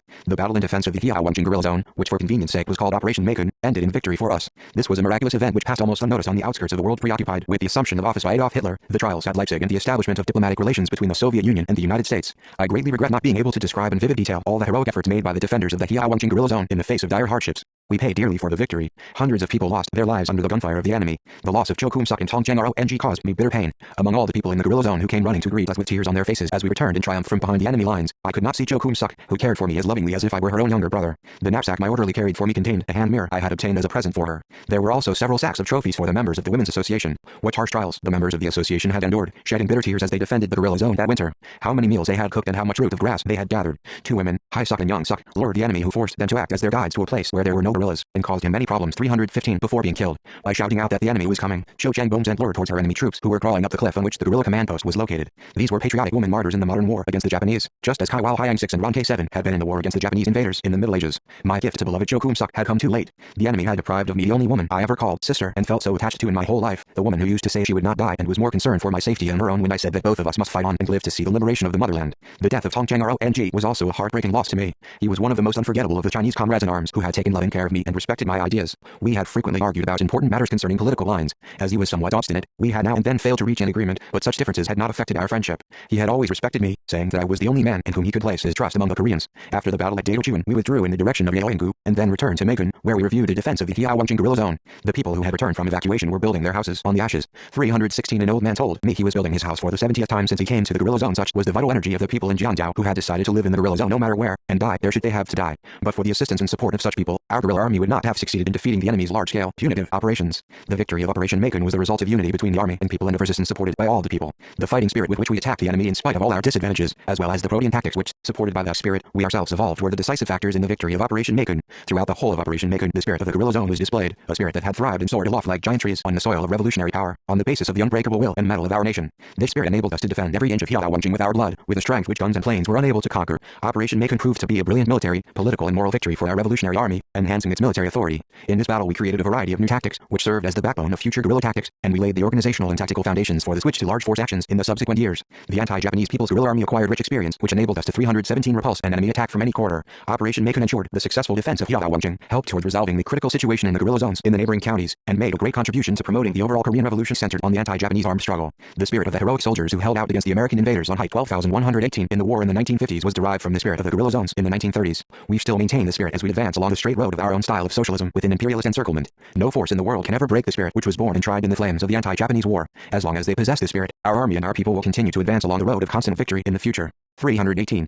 5. Operation Makun. An epidemic of fever broke out in the guerrilla zone in the autumn of that year. This acute disease, with the symptoms of chill, high fever and rash, swept through the valley of Hiawangjing. I, too, fell ill and was confined to my bed in Shiliping. I learned later that this illness was an eruptive typhus. The younger generation nowadays does not know what this disease is like, for they live in a land which has long been free of epidemics. But when we were waging the armed struggle in the mountains 60 years ago, the people in the guerrilla zone went through untold suffering from epidemics. Since thousands of people lived in the relatively small valley, epidemics of various kinds would break out. The enemy's punitive forces would attack frequently, creating havoc as they pursued people from hill to hill, so we could not improve the unsanitary conditions and take appropriate measures to prevent epidemics, even though we wished to. All we could do was to stretch a straw rope across the gate of the house of people who had been affected or paste a warning notice on the 319 wall, off limits. An epidemic site. This was the worst possible trial for us. An epidemic raged at the same time as the enemy hurled thousands of troops against us day in and day out in a do-or-die attempt to eliminate the guerrilla zone. To make matters worse, I was ill and many of the leadership were pale with worry over the fate of the guerrilla zone. They sent a platoon leader, Kim Fake-gun, together with his wife and about a platoon of soldiers to guard and attend to me. When the other units went out to fight, these guerrillas remained behind to defend Shiliping. Mr. and Mrs. Kim had been living in Yi in North Manchuria and had moved to Wangjing by way of Muling, determined to participate in the revolutionary struggle in East Manchuria.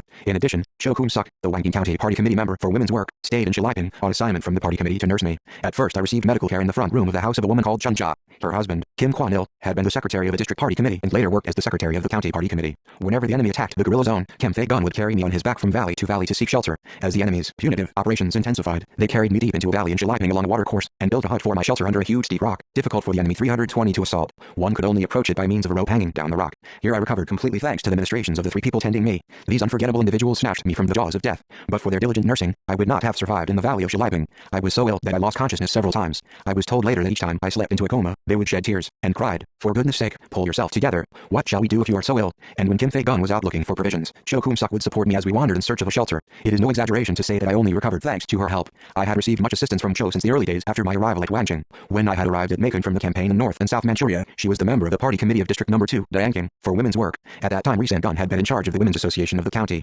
Whenever Cho came to Ri to discuss their work, I would often see her at Ri Ji-baek's house. They were on intimate terms, as close as sisters. Ri San-gun praised her greatly for having a fast hand at writing, to which I paid no heed at first. I simply wondered how fast she could write, but I was surprised when I saw the minutes of a meeting she had taken. The contents of the speeches delivered at the meeting had been recorded in full. Modern stenographers are said to write fast, but I have not seen one who could compare to her. She could file away 321 all the discussions we had in a single night. We let her record the proceedings of important meetings. She was as magnanimous as a man and warm-hearted, and at the same time, she was a woman of principle, faithful to the revolution. She would have hauled a boat over a sandy beach if I had asked her to do it. I sent her to the enemy-controlled areas on several occasions on various missions, and she worked efficiently there. As a woman, she sympathized very much with me for having lost my parents. She took the same loving care of me she would have taken of her own younger brother, and I called her sister. She would visit me before anybody else whenever I returned from the battlefield, slipping into my hands something she felt I needed. Sometimes she would sew up tears in my clothes and knit wool into underwear for me. If she did not come to Lishagu for a long time, I would go to see her. We were so much like brother and sister that we would laugh and joke when we met. When she met old people in the village, she would address them in the dialect of Hamgyong province. The words she used were funny and her intonation was even more interesting. Even when I mimicked the way she spoke and carried the joke too far, she did not get angry, but simply smiled.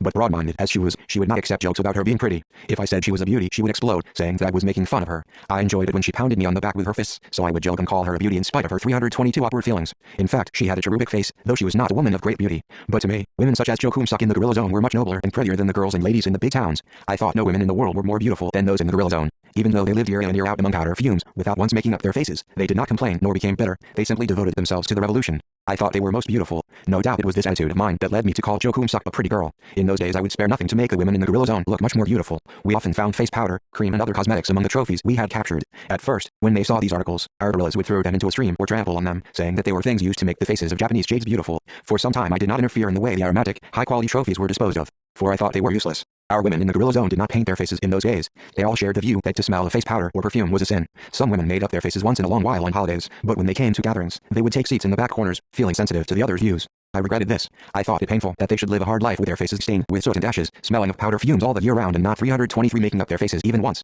So I said to the guerrillas, none of us must throw away cosmetics from now on. We have women among us, our women in the guerrilla zone. Where on earth are there women more wonderful than our women guerrillas and women's association members? The soldiers replied in one voice, you are right. There are no women in the world more wonderful than our women in the guerrilla zone. They did not go to the enemy-controlled area, but have shared their lives with the guerrillas for a year and a half, even though they are bereaved of husbands, children and lovers by the punitive atrocities, live on our roots and tree bark and shiver with cold out in the open and unlined clothes in the dead of winter. We feel ashamed and regret that we Korean men have not made it possible for them to dress in silks and paint their faces with rouge and lipstick so that they could show themselves off to the world. Let us send them all the best things we have captured, even though we don't eat enough and are poorly clothed. Let us allow them to powder their faces if there are cosmetics. One day we captured cosmetics from the enemy and took them to Cho Kum-suk to give to the Women's Association members. She was tremendously excited at the sight of a bundle of cosmetics. From that day the smell of face powder began to hang in the air in the Wangjing guerrilla zone. When I went to a club to enjoy a performance of the children's art troupe on one holiday, I could smell face powder and cream there. Only Cho Kum-suk did not make herself up even after several 324 days had passed. I was concerned, and I asked her why she did not. She only smiled instead of answering. There seemed to be some reasons I did not know, so I asked Ri San-gun what the reason was, and was told that Cho had given her share of cosmetics to a Women's Association member in Shiliping. Later, we attacked the enemy behind his lines and again captured plentiful cosmetics. I gave some of them to Cho Kum-suk, saying that she should not give them to others this time, but make up her own face, for I wished to see her face powdered. She promised me that she would do this in gratitude to me for capturing the cosmetics at the risk of my life. A few days later on my way to Shiliping to give guidance to the work of Cho Chung-guk's company, I saw Cho Kum-suk, the head of the Women's Association of Daojing, sitting looking very smart at the edge of the river Daojing, looking down at the water with her back turned to the road. I got my orderly, Ri Song-rim, to inquire why she was there.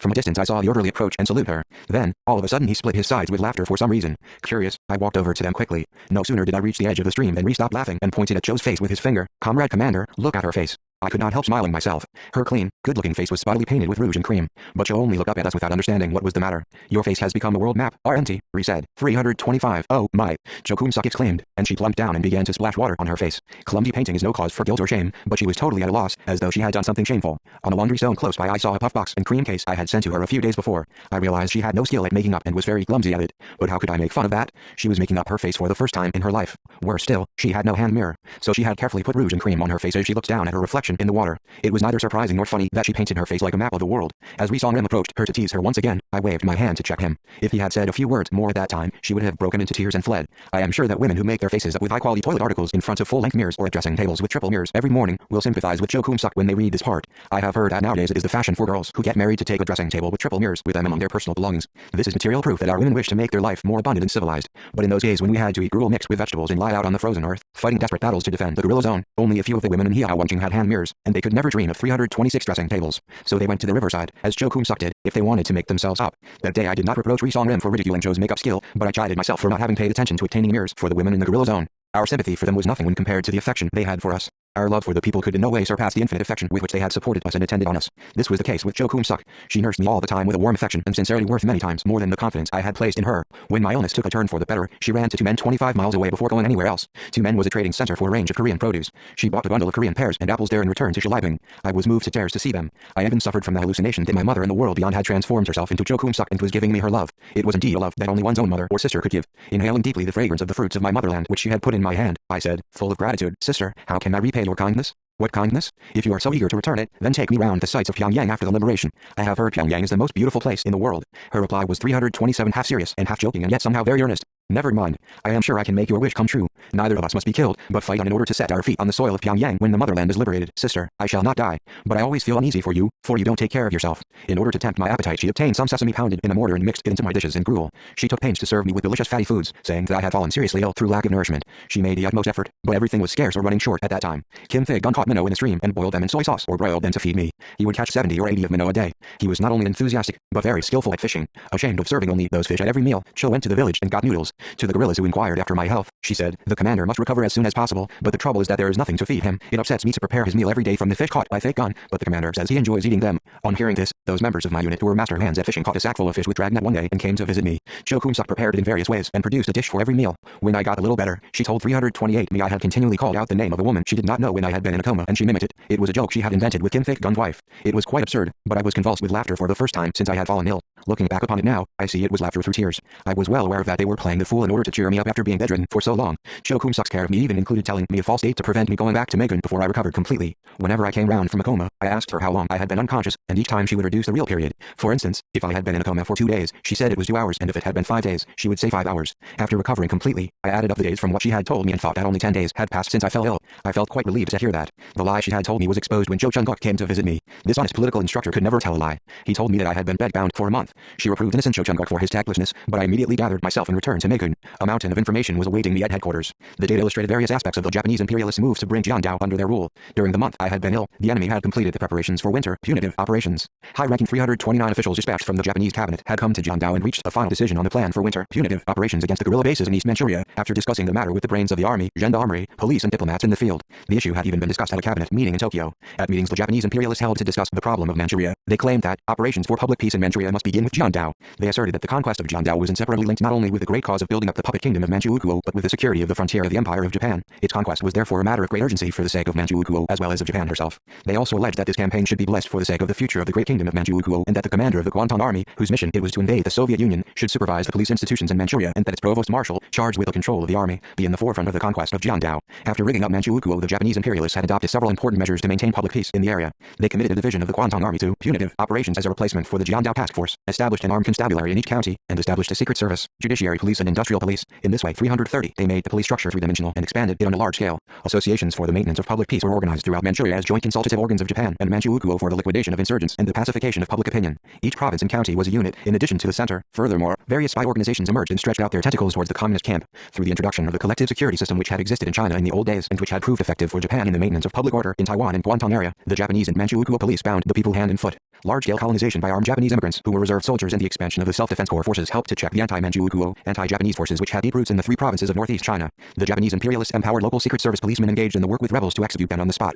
All of these measures showed what painstaking efforts the Japanese imperialists had exerted to dominate and retain the colony of Manchukuo. A particular headache for them was the armed struggle in the Jiangdao area, waged by Korean communists who struck at the face and back of the empire in the northeastern corner of China, and the full-scale national liberation movement of which this struggle was a mainstay. It was no exaggeration when 331 Japanese provost marshal said that the conquest of Jiangdao would be 90% achieved if the Korean communist activities were suppressed. The so-called Great Empire of Japan was so afraid of the anti-Japanese People's Guerrilla Army and the guerrilla zones, its strong points. The Japanese imperialists therefore made frenzied attempts to eliminate the anti-Japanese guerrilla zones in East Manchuria at any cost. In the summer of 1933, the military authorities of Japan recalled to Korea part of the Jiangdao task force, which had suffered heavy casualties from the attacks of the AJPGA, and dispatched in its place the Hitomi unit and many other crack troops of the Guangdong Army to various parts of East Manchuria. The main forces of their occupation army in Korea were concentrated in the northern frontier region of our country, so that they could be promptly committed to mopping up operations in the guerrilla zones. Large armed forces over 10,000 men all encircled the guerrilla zones in Jiangdao and began winter punitive operations. Directing his main effort to the Hiawangjing guerrilla zone, where the general staff of the Korean Revolution was situated, the enemy hurled against this area forces of 5,000 men from the Guangdong Army, the puppet Manchukuo Army, the police and self-defense corps. The density of the enemy's troop dispositions in this battle has never been surpassed in any war except the wars of pre-modern days, in which the belligerent armies contended for victory in square formation, and the battle fought in Lushun, Port 332 Arthur, during the Russo-Japanese War, since the advent of skirmish line warfare.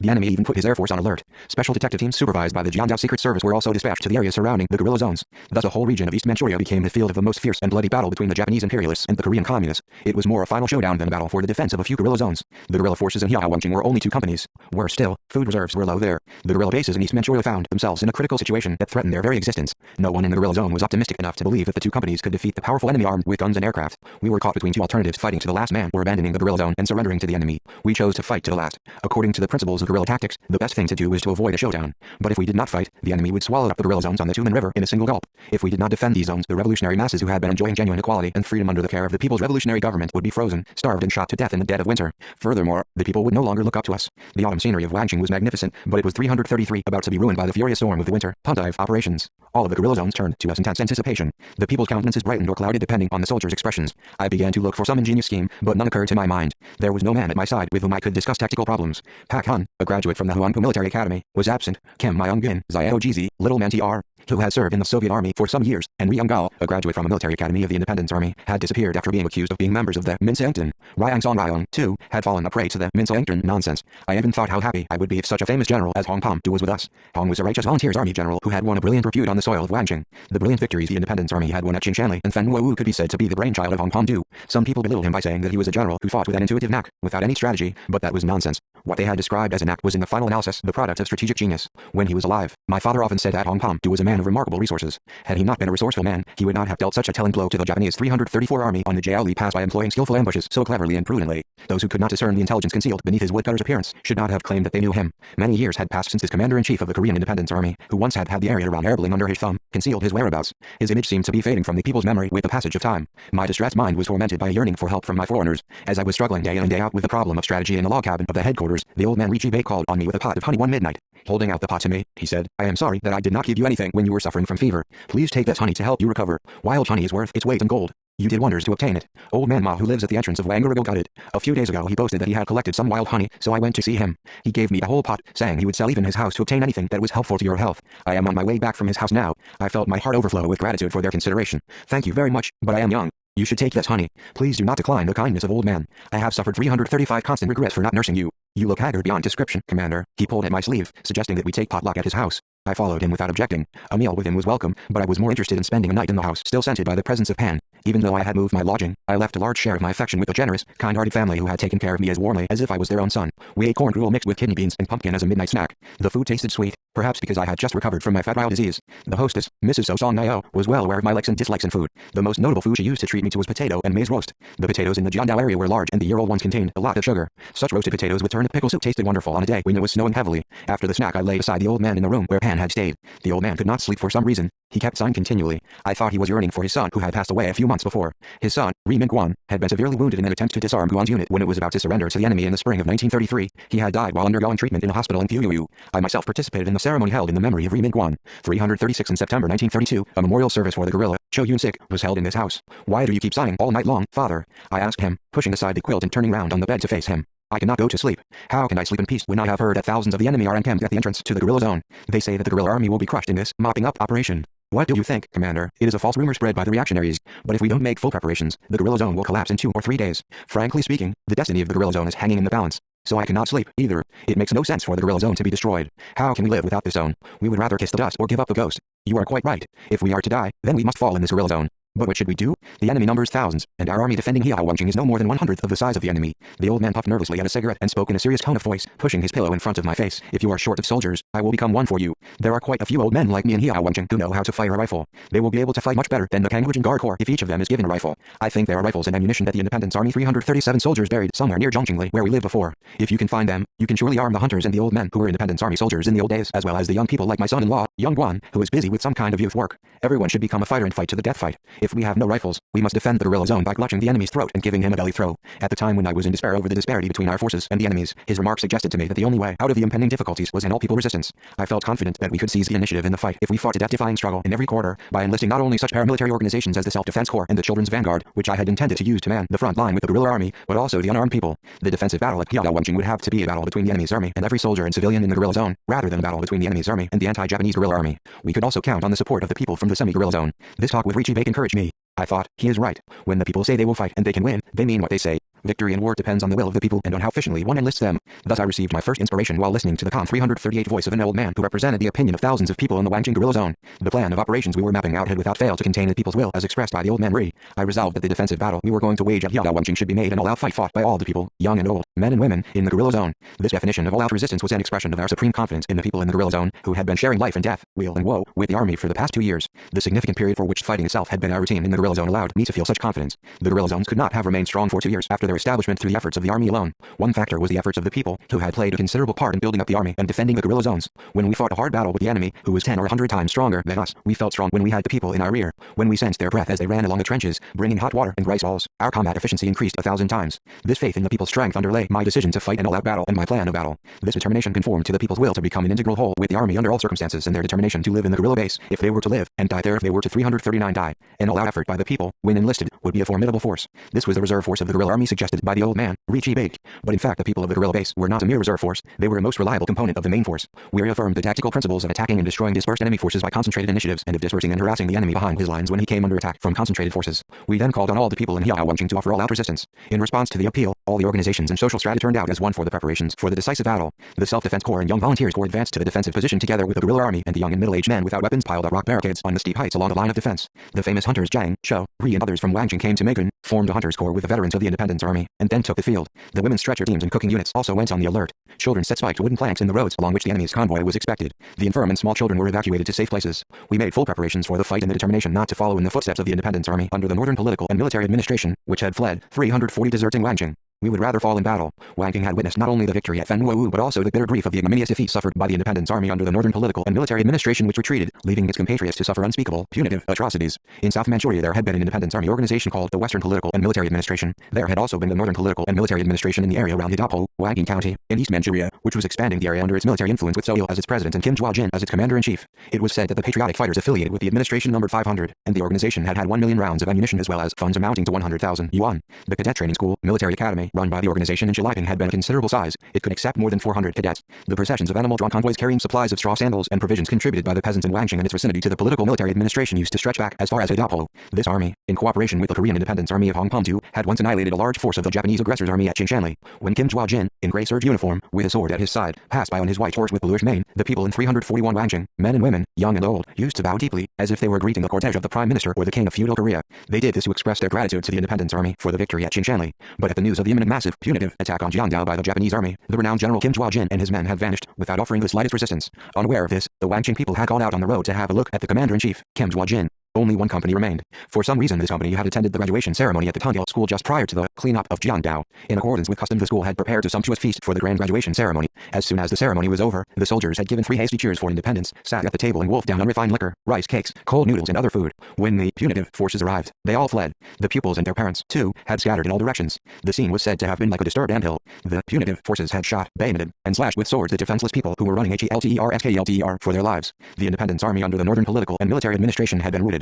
The people in Wangjing lamented over the sudden ruin of the army which had seemed so impressive. If such a tragic event were to recur in the land of Wangjing, where power was in the hands of the people, we would not have 342 the face to claim that we were the sons and daughters of Korea. We decided to strike at the enemy by employing elusive tactics, ambush, allurement, surprise attack and night storming as guerrilla warfare required. We had evolved these guerrilla tactics ourselves in the course of defending the guerrilla zone from the enemy's repeated punitive offensives. In the early days, when the Korean communists defined guerrilla warfare as the basic form of armed struggle and began to put it into effect, we had known practically nothing about tactics. We could have referred to the experiences of others and their manuals if they had been available, but we could not find them. So we sent a man to the Soviet Union Union to obtain some reference materials on war, including the combat experience of the Civil War. They had been of some help to us in understanding the concept of guerrilla struggle and the method of organizing ambushes and surprise attacks, but they had not been suitable for our actual situation. As a first step to writing a manual of guerrilla warfare in our own style, I finished writing a pamphlet after the Battle of Geopigu at the end of March 1933. The pamphlet was titled Guerrilla Actions, and it brought together the initial military experience we had gained in our armed activities in the space of more than 1 year. The pamphlet dealt with fundamental matters, ranging from the guerrilla's spiritual and moral qualities to the general principles of guerrilla warfare. It also codified all of the principles and methods, 343 ranging from the organization of guerrilla combat actions such as raid, ambush, defensive battle, march and bivouac, to guerrilla skills such as firing, handling weapons and discipline.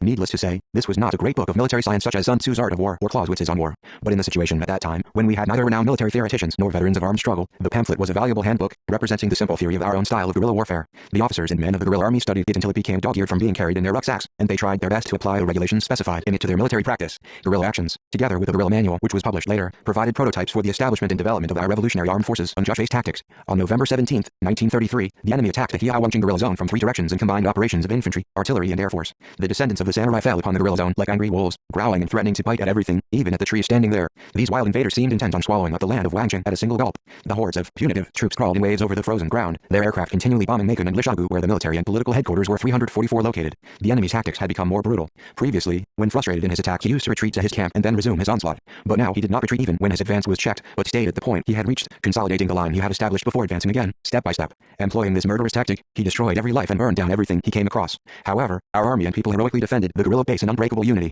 The fiercest of the battles was fought on Mount Pyojak and the outpost in the Supplicable on Mount Motan, the gateway to the guerrilla zone. The 3rd Company and the anti-Japanese self-defense corps manning these mountains mowed down the attackers with a surprise barrage of gunfire, grenades and rocks when the enemy had advanced to within 20 meters. The enemy attacked tenaciously in waves, but failed to penetrate the line of the outpost. The defenders on Mount Motan destroyed the enemy's highly mobile cavalry that was outflanking the defense at a bend of the river Daljing. As the enemy committed large forces in the successive waves of attacks on MTS, Pyojak and Motan, we switched from an all-out defensive to a war of attrition, employing flexible maneuvers mainly designed as enticements and feints, in combination with positive defensive actions. This was a uniquely flexible tactic for destroying the enemy forces continuously by employing a variety 345 of combat actions, and not allowing the enemy a moment's breathing space by constantly drawing him into engagement on our own initiative. Had we clung to a stereotyped defense, and not employed mobile tactics in good time, the guerrilla army would have been routed by the enemy's tenacious attacks based on numerical and technical superiority. In line with our new tactics, the guerrillas, along with the members of the paramilitary organizations, withdrew from the outposts. They lured the enemy deep into the defensive zone and crushed him with constantly switching tactics: ambush, sharpshooting, raiding the enemy's campsites and burying bombs in the bonfire. Bombs could be buried in bonfires even by small boys, and the effectiveness of the measure was assured. Whenever we moved from one position to another, we made sure that bombs were buried in the bonfires. As soon as the enemy soldiers reached the deserted position, they would gather around the campfires to warm themselves. Then the bombs would explode, blowing up the enemy. Ryong Sok, the 4th younger brother of Opayat Ryong, working with the women of the self-defense corps, killed the enemy by this method at the central sentry post on Mount Pyojak. We also organized frequent night raids on the enemy's camps. Raiding parties of 2 to 5 guerrillas would infiltrate the enemy's position, scatter leaflets to disillusion the enemy forces, and fire a few shots before returning. 3 or 4 shots fired at 346 the enemy's tents or his campfires would transform his entire camp into bedroom. Such raiding parties were sent 3, 4, and even 5 times a night. The enemy soldiers were unable to sleep all night. They trembled in fear and shot at random among themselves. The enemy was so scared by our constant raids that war lunatics began to appear among his ranks. Some enemy soldiers surrendered to us after reading such leaflets as "Appeal to the Japanese soldiers" and "Appeal to the puppet Manchukuo army soldiers." Scattered by the guerrillas, hunters armed with matchlock rifles also fought. Though they were old, their marksmanship was marvelous. Their admirable skill in shooting only enemy officers could be compared to that of modern snipers. The members of the Women's Association rushed to and from the trenches with rice balls and hot water on their heads. Children until 10 years of age came to the battlefields and beat drums and blew trumpets to boost the men's morale. A conspicuous feature of Operation Macon was the showers of rock blocks from outpost positions, like those on Mount Pyojak. These piles of rock would roar down upon the attacking punitive forces, killing and wounding them en masse. The thunder of rock slide down on the steep slope, and the clouds of dust like gunsmoke struck terror into the aggressors' hearts. This method also proved very effective in halting the advance of the enemy's cavalry, vehicles and artillery. One of the heroes shown up by these battles was a guerrilla with a nickname of 13 Bullets. He had been known in the 347 Wangjing area as an adventurous young man since the time when he had captured rifles from Attack's office on the Tumen River on assignment from the YCL organization. When he arrived at the office, he had said, "How are you, Pangendarmes? I am a Korean young man, a member of the Young Communist League." He introduced himself, then took out a revolver and took down 3 rifles hanging on the wall without any great hurry. Then he rang up the police station and shouted, "What are you doing over there? There's a communist here. Come over here quickly, all of you." The police station had hastily dispatched mounted policemen to the site of the incident. He had returned, only narrowly escaping being killed. He had repeated similar adventures afterwards. I do not need to describe here the kind of criticism he received from the YCL organization. This young man performed a great feat at the post in the valley of Supplicol, a feat worthy of being recorded in the annals of the anti-Japanese revolution. A 10-man blocking party had been stationed at the post at all times. The head of that party was none other than this young man, 13 Bullets. He was the platoon leader and was also in charge of the YCL group in that party. A large, punitive force consisting of Japanese and puppet Manchukuo soldiers and self-defense corps men surrounded the valley under cover of darkness one night and started attacking the post.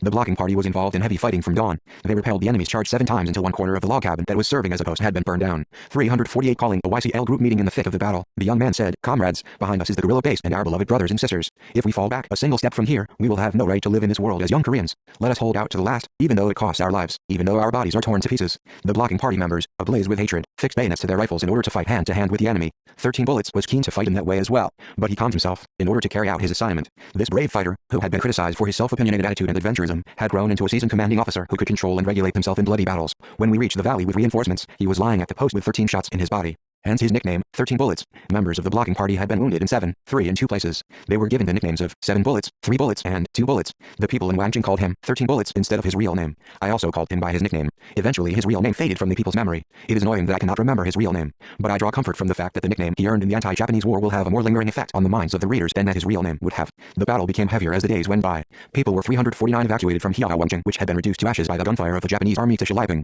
The enemy killed everybody who came into their sight, soldiers and civilians, young and old, men and women. Hundreds of people were killed in Wangjing during the winter punitive operations. When we were fighting in front of a lumber camp at Usadao in Shiliping, a Japanese army unit, which had passed a sentry post disguised as refugees, fired a machine gun at the backs of people who were moving from Macon to Daojing. This raid alone cost a scourge of casualties. The enemy surrounded the village of Dashuanping in one night and killed all the sleeping people with volleys of machine gun fire. The family of Paekil Ryong, a secretary of a district committee of the youth association who was a skilled playwright, were all killed. A great number of children in Wangjing were killed during the punitive operations of that year. When the situation in the guerrilla zone was at its worst, the refugees in the valley of Lishagu numbered more than 1,500. The guerrillas went to indescribable lengths to evacuate them to Daojing. Sometimes the procession of refugees moving to Daojing would be cut to pieces by a surprise attack from the enemy. Then, they would wander about the woods the whole day trying to find one another. At that time I covered the evacuation of the revolutionary masses all day long, carrying babies in my arms. Other guerrillas, too, helped the old and the sick, while carrying on fighting. This heartbreaking picture was the initial point of unity 350 between our army and people of today. It was a picture painted in blood and tears. When I look back upon the scene of that day as we took the refugees from Lishagu to Shiliping, I feel a lump rise in my throat. Many of the refugees had not eaten cereals for 20 days because of the enemy's punitive operation. They ate bean pods and dried turnip leaves for their meals. In Shiliping, for lack of cereals, they boiled cowhides and ate them. If we show our younger generation what foodstuffs the people in the guerrilla zone ate during those years when they were too hungry to lift up their heads to see the sun in the sky, they will not be able to hold back their tears at the subhuman starvation their foreigners suffered. Kim Myung-suk from Yanji lost her 2 children, and she herself came within an ace of death, for she had not yet recovered from the period of spring food shortage before the barley harvest. As she had not eaten anything for a whole week, she could not think of burying her children outside, even though she saw them starve to death with her own eyes. She lay in the hut without moving, for she had no energy to sit up. Her neighbors came and managed to pull the bodies of her dead children away from the hut and bury them in fallen leaves. They, too, had eaten nothing for a whole week and were too weak to dig graves. When she ate boiled rice for the first time after her return to her liberated motherland, Kim Myung-suk wept, recollecting 351, the spring famine in the guerrilla zone which deprived her of her 2 children. In the Shechangzi guerrilla base, there was a man who, in the battle at Yulankun, had been wounded by 8 machine gun bullets, his skull being split open to reveal his brain, but had miraculously survived. His tenacious grasp on life earned him the nickname of 8 Bullets. Later he, too, died of starvation while working in the government office at Dongnansha. On his deathbed, he said, "If I had died when I was wounded 8 times, I could have been remembered as a hero. How lamentable it is to die here of hunger." The enemy besieged the guerrilla zones and starved the people to death or drove them out to freeze to death. The Korean people endured unbearable trials in those years.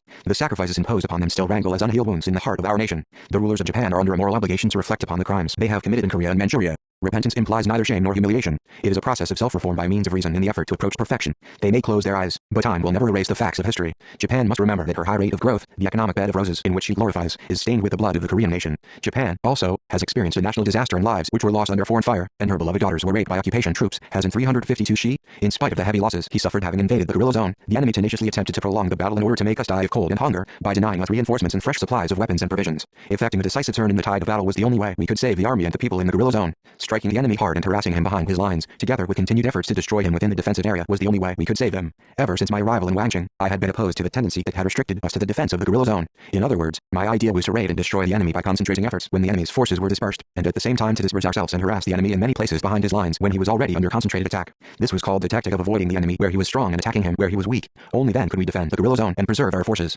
Most of the party cadres in the county and East Manchuria, however, insisted that we should concentrate our efforts in defense when the enemy was attacking us by massing his forces against the guerrilla zone to save the guerrilla zone and the people. These differences in opinions regarding the tactical issue resulted in a serious argument as to which of the opinions was in 353 accordance with Marxist principles. They contended that my opinion was not an expression of Marxism but of escapism and capitulationism, while I asserted the correctness of the tactic of harassing the enemy behind his own lines. I said that our forces, no matter how concentrated, would never be equal to the enemy's forces, so we should evacuate the population, and leave only a part of the guerrilla force to shoot at chosen points, while the rest of us should disperse and harass the enemy from behind. For instance, 10 guerrillas equipped with rifles could take 30 or 40 unarmed young men with them to strike at the enemy from behind at his weak points. Then they would be able to capture weapons and provisions. Many comrades judged the situation correctly and supported me, but some bigots would not listen to me, boasting of seniority based on so-called activity. They said, young men should listen to experienced people. How is it conceivable for the army to leave the guerrilla zone when the enemy is falling upon us? This idea means deserting the people in order to save the army. When the guerrilla zone had been reduced to ashes and many people had been killed in a short space of time, I met Tong Changrong, Ri Sang-muk, Song-il and other cadres of the ad hoc committee and county party committee, and insisted on conducting harassing operations behind the enemy lines. Things have reached a dead end. If we go on in this way, not only we, but also the people, will all be killed. Where can we 354 retreat? If we retreat deeper into the mountains as we are doing now, there will be no houses and no food in the forest. Retreat will get us nowhere. You seem to think that you and the guerrillas can directly repulse the enemy, but that is hopeless. We should divide the guerrilla army into 3 or 4 groups and send them into the enemy-controlled area tonight. If we hit a few of the enemy's bases from behind, the punitive forces will surely retreat from Heilongjiang. Hard battles were also being fought in other guerrilla zones in East Manchuria. The people in Huncheng were driven towards Jinjiang and Huoxiaopu, the people in Wankuawu were driven towards the Huanghua and Sandiawan, and the people in Heilong towards Zhejiangzi. Even when things had come to this pass, some of the leadership hesitated to make a decision. So I asserted once again the idea of harassing the enemy from behind and declared that I would fight according to my own decision because the army was under my command. Then I assembled the guerrillas and said, we must not only hold on, but strike the enemy from behind. Who will go to fight behind the enemy lines? Any of you who will follow me, come along. I don't need many, only half of you, and the rest must stay here to protect the people. Those who want to go with me must break the siege tonight. If we break through, we'll survive. If we attack the enemy bases and strong points one after another, the people will spread the news. Then the punitive forces which are attacking this valley will fall back, afraid of being destroyed from behind. 355 The guerrilla army was thus divided into 2 groups. One, under the command of Zhou Chengok, defended Shiliping, and the other, under my command, went to the enemy-controlled area. The YCL members evacuated 1,500 people from the guerrilla zone to Luozigu. We gave Zhou Kumsuk the assignment of taking Tong Jiangrong, who was confined to his bed, towards Miaogo and nursing him there, and put all our food reserve in her knapsack. That was the last time I saw her. That evening, in command of a detachment, I crawled through the line of siege and penetrated deep into the enemy-held area. As we had expected, the area behind the enemy lines was almost deserted. When we entered a village near a certain town, the villagers were preparing their feast for New Year's Day. They said they thought everyone in the guerrilla zone had been killed by the Japanese imperialist punitive forces, and they were happy to see us. They treated us to rich festive food like dumplings and millet cakes. That night Kim Sang-gil, a guerrilla of OPAYG's platoon, nearly died from a bellyache after eating 140 dumplings. My men felt so tired the next morning that I posted a sentry and let them sleep all day long. As they caught up on their sleep after shivering in cold without proper food or rest for months, their faces were radiant. We began striking at the enemy the very next day. Our tactic was to attack primarily the small bases of the punitive forces and combine to attack considerably large bases. 356 We struck at the enemy first in Liangzuikanzi, destroying the puppet Manchukuo army unit and the self-defense corps, and then fell upon the barracks of the Japanese consulate police. And then, after a feinting maneuver far away from Liangzuikanzi, we again raided an enemy convoy of trucks at Zunangu, capturing a great amount of wheat flour and munitions. From there we slipped away to the mountainous area of Ifan-Wudong and made preparations for a new battle. On the night of February 16, 1934, we eliminated most of the puppet Manchukuo army soldiers, policemen and self-defense corps members in Ifan-Wudong, and captured some of them. After winning a victory there, we crossed the Beigaoli Pass and advanced to Sidong. Then we attacked the Forest Ranger base in Tongol, killing and capturing all the enemy at their barracks. The final battle which made a decisive contribution to frustrating the enemy's winter punitive operations was fought at Dezhouchuan, a site of strategic importance on the Tumen-Mulianjiang Railway. Disguised as a punitive force, we raced over 25 miles of steep mountain pass by means of forced march, divided our force into 3 groups, stormed the police station and the quarters of the self-defense corps, and set fire to the munitions depot. After this battle the enemy began to lift the siege of the guerrilla zones and retreated to the position from which he had started 90 days before. He could not eliminate the scourge. The punitive operations, which had threatened the very existence of the guerrilla 357 zones for 3 months, had failed. The battle in defense of the Heilongjiang guerrilla zone, which for convenience sake was called Operation Makun, ended in victory for us. This was a miraculous event which passed almost unnoticed on the outskirts of the world preoccupied with the assumption of office by Adolf Hitler, the trials at Leipzig and the establishment of diplomatic relations between the Soviet Union and the United States. I greatly regret not being able to describe in vivid detail all the heroic efforts made by the defenders of the Heilongjiang guerrilla zone in the face of dire hardships. We paid dearly for the victory. Hundreds of people lost their lives under the gunfire of the enemy. The loss of Zhou Kumsuk and Tong Jiangrong caused me bitter pain. Among all the people in the guerrilla zone who came running to greet us with tears on their faces as we returned in triumph from behind the enemy lines, I could not see Zhou Kumsuk, who cared for me as lovingly as if I were her own younger brother.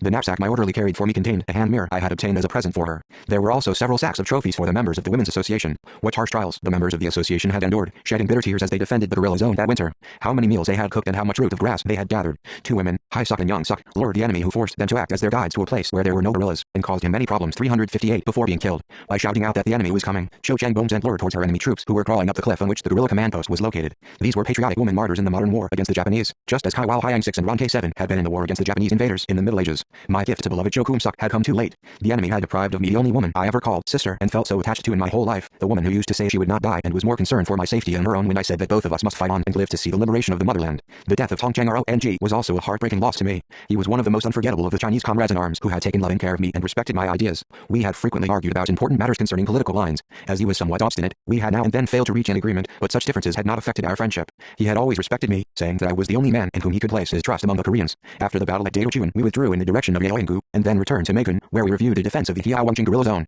The people who had returned from evacuation were building their houses on the ashes. 359 An old man told me he was building his house for the 70th time since he came to the guerrilla zone. Such was the vital energy of the people in Jiangdao who had decided to live in the guerrilla zone no matter where, and die there should they have to die. But for the assistance and support of such people, our guerrilla army would not have succeeded in defeating the enemy's large-scale, punitive operations. The victory of Operation Makun was the result of unity between the army and people and of resistance supported by all the people. The fighting spirit with which we attacked the enemy in spite of all our disadvantages, as well as the Protean tactics which, supported by that spirit, we ourselves evolved were the decisive factors in the victory of Operation Makun. Throughout the whole of Operation Makun, the spirit of the guerrilla zone was displayed, a spirit that had thrived and soared aloft like giant trees on the soil of revolutionary power, on the basis of the unbreakable will and mettle of our nation. This spirit enabled us to defend every inch of Heilongjiang with our blood, with a strength which guns and planes were unable to conquer. Operation Makun proved to be a brilliant military, political and moral victory for our revolutionary army, and enhancing its military authority. In this battle we created a variety of new tactics, which served as the backbone of future guerrilla tactics, and we laid the organizational and tactical foundations for the switch to large force actions in the subsequent years. The anti-Japanese People's Guerrilla Army acquired rich experience, which enabled us to 360 repulse an enemy attack from any quarter. Operation Macon ensured the successful defense of Yaowangshan, helped towards resolving the critical situation in the guerrilla zones in the neighboring counties, and made a great contribution to promoting the overall Korean Revolution centered on the anti-Japanese armed struggle. The spirit of the heroic soldiers who held out against the American invaders on height 12,118 in the war in the 1950s was derived from the spirit of the guerrilla zones in the 1930s. We still maintain the spirit as we advance along the straight road of our own style of socialism within imperialist encirclement. No force in the world can ever break the spirit which was born and tried in the flames of the anti-Japanese war. As long as they possess this spirit, our army and our people will continue to advance along the road of constant victory in the future. 361. 6. Arsenals in the thick forest. When I was in Macon I often visited an arsenal which manufactured arms and munitions. At that time we simply called the arsenal an ironworks. There was an ironworks of this kind in every county in Jiangdao. In the early days 1 or 2 people sent by the organization made small weapons such as swords and spears, heating with bellows the charcoal-fired furnace in the ironworks, which was sometimes called Macon Arsenal or Yaowangshan Arsenal. Just before Operation Macon I visited the ironworks and found no fewer than 7 or 8 people working there. At that time Kim Sang-UK was managing the ironworks in place of Pak Tu-young, who had been transferred to the post of head of the food department of the district government. Those I still remember among the people working there are Lo Hak-bong, Cho Sang-mun, Yang Soo-gil, Kang Hae-san, Pak Young-bok and Ri Young-man. Of these, Kang Hae-san was the only man who had joined the ironworks, already possessing the technical skill of a blacksmith. The others had almost no experience of handling iron. 362 They were rank beginners who had never repaired weapons before. But sometime later these novices were manufacturing bombs, pistols, rifles and ammunition which we had thought could be made only in a modern munitions factory, and furthermore they made the gunpowder needed for them in a rural smithy which had no lathe, drilling machine, shaper or milling machine. This was a miracle achieved only in the war against the Japanese, a miracle worked by the unshakable will and the revolutionary self-reliant spirit of the Korean communists who believed that victory in this war depends upon the independent efforts of our own nation. The naive people of Jiangdao once planned to build a hand grenade factory in the guerrilla zone with the help of the Soviet Union.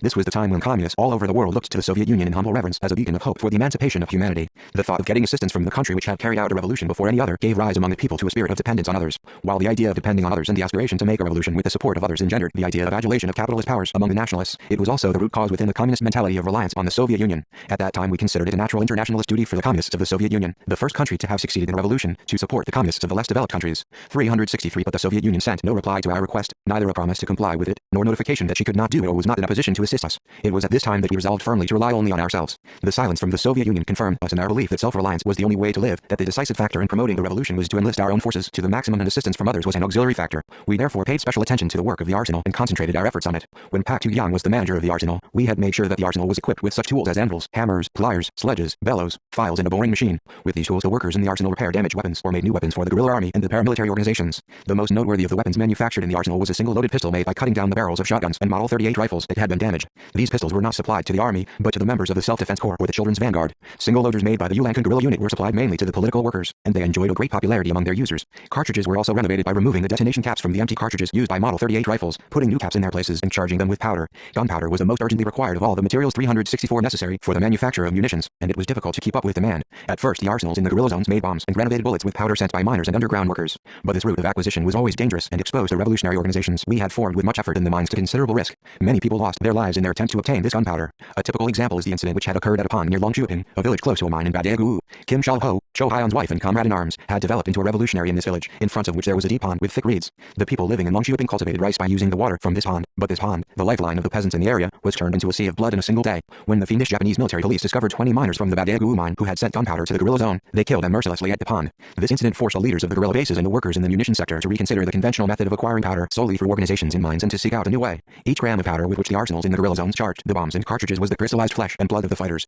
We decided to produce our own powder. Some people said this was like building a castle on sand, but I thought that if a man was 365 determined enough he could do anything, and we could surely succeed, just as our ancestors had succeeded before us. With this thought I began studying in earnest the history of gunpowder manufacture and everything relating to it. In the course of this study, I came to the conclusion that niter, the basic raw material of gunpowder, could be made manually. Niter could be made in any place inhabited by people, and we could see it every day. One sunny day I took the workers of the arsenal to the yard of Richi Bake's house, where ashes and compost were piled up. I pointed to a substance like white salt which had formed on the pile of compost, and told them that it was niter. When they heard this, they burst into laughter, saying that they had been like an old man looking for the pipe he was holding in his hand. We could obtain niter from the sites of old toilets and from the earth at the bottom of cowshed and stable manure piles. It is well known that in the Koryo period Chomyu-sun invented gunpowder and thereby made a great contribution to the defense of the nation. The firearms he manufactured were installed on warships. The naval forces of Koryo inflicted wholesale slaughter on marauding Japanese when they used these firearms in the sea battle off Jinfo. It is said that he refined ashes and dust he gathered around his house to obtain niter for making gunpowder. Some people have claimed that the gunpowder of the Koryo period was not the invention of Chomyu-sun, but a product he made by applying a method learned from a foreigner. They alleged that our country offered no theoretical or technical foundations on the basis 366 of which he could have invented gunpowder. I did not regard it as a fair assessment. Historical records show that, at the time of the Three Kingdoms, Seoul already used firearms. Our self-respect has been injured by the flunkyistic, nihilistic attitude of those who, on hearing of an invention of another country, would praise the exceptional brain power of the people of that country, but shrug their shoulders in doubt when they heard that a Korean had invented something. The workers in the arsenals obtained niter by a simple method. They used earthenware, tin and ceramic containers with perforated bottoms. They filled these containers with dirt collected from the floors of stables and toilets and from underneath manure piles, and then poured water into them. They caught the water dripping out through the holes at the bottom, and then boiled it down in a cauldron. The white crystal remaining was pure niter. The upper layer of crystals obtained in this way was called the horizontal formation, and the lower layer, the vertical formation. The vertical formation of crystals, which was deemed to have the characteristic of exploding in one direction, was used for the cartridges of rifles and pistols, while the horizontal formation, which was thought to explode in all directions, was used mostly for bombs. The raw materials needed for making gunpowder were obtained through the efforts of the masses. Sulfur, an essential material, was obtained from the insulators on the enemy's telephone poles. Gunpowder must contain an inflammable substance like alcohol. Chinese white spirit was substituted for pure alcohol. 367 Our first experiments were not successful, but we were not dispirited by failure. We repeated the experiments and at last discovered the ideal proportions for compounding the powder. I cannot forget the people who had participated in the manufacture of gunpowder at that time. One of them was Sun Won Gum.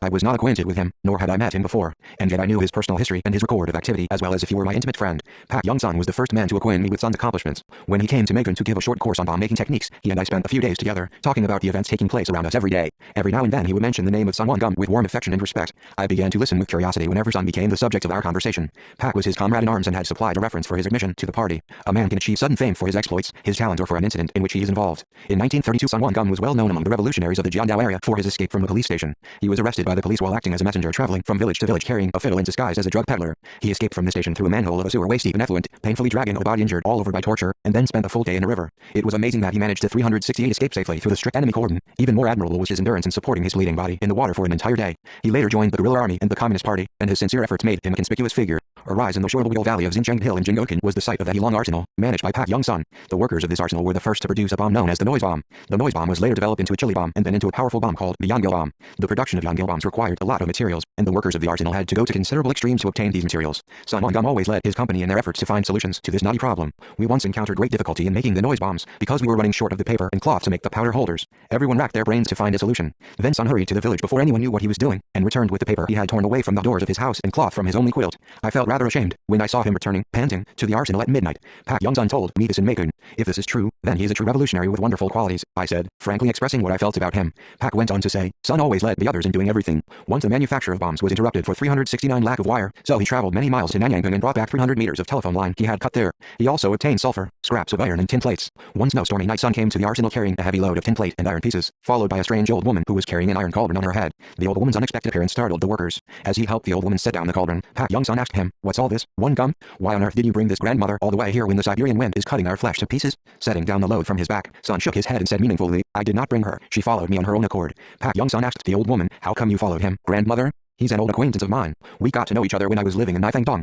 when we could not afford to buy any medicine for my daughter-in-law who was seriously ill. This young man, who was selling medicine and advertising it by playing a fiddle, gave us some medicine and rice for nothing. So my daughter-in-law was saved. I was sorry that I could not repay him for his kindness. Then, as luck would have it, he came to our village today and asked every household for scrap iron. So we thought this was our chance to repay his kindness. This is the largest cauldron we have. I hope it will be of some help. 370 She looked down dubiously at the cauldron she had set beside the furnace. Feeling embarrassed, Pak Young-sun told her, Thanks for your offer, grandmother, but we don't take new cauldrons. We only accept the damaged ones. Please take this back. This made the grandmother angry. She said, Don't say that. The Japanese swines burnt my 2 sons to death. I won't regret giving up this piece of iron. The workers of the arsenal made no more attempts to persuade her. On hearing Pak's story I felt the urge to go to Heilong there and then and see Sun Won Gum. The essential element of his image which so captivated me was his iron-willed spirit of self-reliance. I said excitedly to Pak Young-sun, You should have brought them here now. His experience is a good lesson. How happy everyone would have been to hear about his experience. You should tell them about it for him. After the short course in Macon, Sun Won Gum became known throughout East Manchuria. When Pak Young-sun was leaving Macon after the short course, I said to him, When you're back in Heilong, tell comrade Sun Won Gum that his experience had a very good influence on the participants in the short course, and tell him that one day we will meet and talk about our feelings.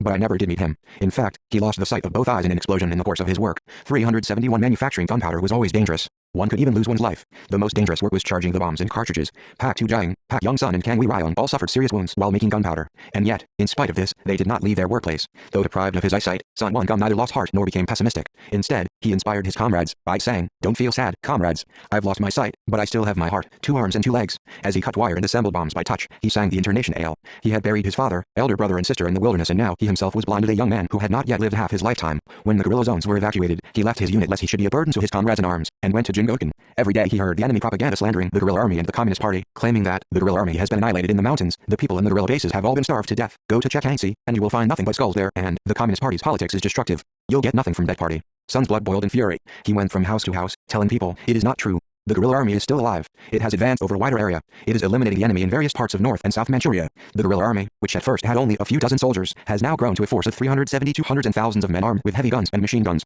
Compatriots and brothers, do not be deceived by the enemy's propaganda. Let us give stronger support to the Korean People's Revolutionary Army. The war against the Japanese will surely end in victory for us. His journeying carried him as far as Yanji and Longjing, hundreds of miles away beyond the boundary of Jinggoken. The Japanese army and police did not pay any attention to this blind beggar who felt his way with a cane as he walked and carried a fiddle on his back as he had done before. When he heard the news of the battle at Pokonbo on the road, he went around the streets and alleys in Yanji, shouting excitedly, "Korean compatriots, General Kim Il-sung and his army raided Pokonbo on the 4th of June. The Korean People's Revolutionary Army crossed the Amnok River and advanced to the homeland which we long for waking and sleeping. The enemy, scared out of his wits at the Revolutionary Army's strength, is now screaming in distress and terror. Japanese imperialism is doomed." His fiery speech set the whole town of Yanji afire, but he was arrested by the Japanese police and burned alive. "Listen, everybody. I have no eyes, but I can see the bright, liberated motherland. I beg you, stay firm until the day of victory. Long live the Korean Revolution." These were his words before he was executed. This pioneer of the spirit of self-reliance ended his days at the age of 25. Whenever he recalled Sun Won Gum, Pak Young-sun used to say, 373, Won Gum died, without even knowing what it means to be married. If he was still alive, he would have many good things to say about the spirit of self-reliance to the younger generation. His career itself would become a living textbook of self-reliance. The development of gunpowder production brought about a great change in the production of munitions. As powder became available, the production of bombs increased quickly. A bomb consisted of a fuse and a tin. Tins were sent by the underground organizations in the enemy-controlled areas and semi-guerrilla zones, and into them was inserted something like an oil bottle charged with powder, the gap between the tin and oil vessel being filled with broken pieces of damaged plows and other steel splinters for shrapnel, and then the fuse was connected. This made a simple bomb. Since it was produced manually, the bomb was neither convenient nor attractive to the eye. Clumsy handling could easily cause an accident. One guerrilla army soldier lost an arm through igniting the fuse too slowly during an assault on the enemy in Liangzuiganzi, but this bomb was much more effective than a hand grenade. The Japanese were terrified of our guerrilla army's bombs. Once gunpowder became available, we were able to make wooden guns. Wu Yicheng's unit fought using guns similar to the anti-tank guns nowadays, which we could not afford. We made wooden guns instead. Shortly after the Battle of the Dangning 374 county town, the people in Wangqing made the first such wooden gun from an ash tree. We tested the gun during the assault on Daedochuan, and its blast produced thunderous results. It would be only natural to doubt the effectiveness of a handmade wooden gun, but after our first shot from this gun, the enemy fled in horror. The people in Heilong also made wooden guns at the arsenal in Magayuanzi, Yuelingkun. When they fired one of these guns on Qianli Hill, the Japanese soldiers and policemen in Erdaegu, 8 miles from the hill, would create a hubbub. They were frightened out of their senses. When the Revolutionary Army fired its wooden guns, the enemy was stupefied, for it was beyond the limits of their common sense and imagination to believe that we could make guns in the guerrilla bases, which had no technical equipment. The revolutionary zeal, indefatigable spirit and creative initiative displayed by the workers of the arsenals in making and repairing weapons should indeed inspire admiration in the people's hearts. At that time the arsenals of the guerrilla army had hardly any modern machines or tools. The people in Wangqing had only one boring machine, and the workers of the Heilong arsenal managed by Pak Young-sun had one hand-operated drilling machine they had obtained through a man in Bawazi who worked as a steel forger. My memory is unclear as to whether the two Daegu and Nangqian arsenals in Yanji County had any such machines or not. Apart from the boring machine and hand-operated drilling 375 machine, files were the best tools they had. The workers of the arsenals used air files to repair everything. They repaired the cartridge extractor and firing pin of the rifle by filing, grinding, hammering and tempering them in fire, water and clay. Soon they were even able to repair machine guns without any difficulty. There were numerous talented people among the workers in the munition sector, such as Pak Young-sun, Sun Won-gum, Kang Wei-ryong, Pak Tu-jiang, Song Sung-fil and Kang Hae-san. They were skilled enough to set the eye in a needle. The secret of all these miracles was quite simply the spirit of self-reliance. If the Korean communists, from the early days, had not thought solely of relying on themselves, but remained captive to an illusion of help from communists in other countries, and if they had not cherished the unshakable belief that relying on themselves was the only way to survive and to revive Korea, the arsenals would never have sprung into being in the guerrilla zones, and such powerful weapons as wooden guns and Yonggyo bombs would never have been produced. We could have appealed to the people for war funds as the Independence Army did, or gone to other countries begging and entreating for help. Once you begin to beg, you begin to fawn on others, sinking to the despicable depths of licking the soles of the others' feet or plucking the mucus from their eyes if they tell you to. The slogan of self-reliance that we raised in the early days of the anti-Japanese war, and the strenuous efforts we had made to implement it ever since were also in accord with the prevailing 376 revolutionary situation. The Japanese imperialist invasion of Manchuria had aggravated the contradictions between Korea and Japan and between China and Japan, and these contradictions inevitably presented the Korean communists with a task of high-level combat and armed struggle. If we had clung to mendicant diplomacy, begging other countries to help us, instead of relying on ourselves, we would not have started the war against Japan immediately after Japan's invasion of Manchuria, nor would we have developed our guerrilla army into a powerful force within a few short years. Self-reliance was the slogan which most correctly reflected the people's aspiration and the demand to liberate the country by enlisting the nation's own independent efforts and its own strength. It was no accident that people quickly accepted this slogan, transforming smithies into arsenals and building new weapons repair works in all sorts of places. Self-reliance and fortitude was the basic spirit underlying not only munitions manufacture and repair but every aspect of the anti-Japanese revolution. It was the criterion by which to measure one's loyalty to the revolution. We did not regard any man who was not self-reliant and did not strive hard as a true revolutionary, no matter how ardent his patriotism or how committed he might be to communist ideology, because self-reliance was the key to success in the revolution. The leaders of the nationalist movement in the past had been attached to dependence on external forces. They accepted the illusion of Wilson's theory of national self-377 determination because they were devoid of the spirit of self-reliance.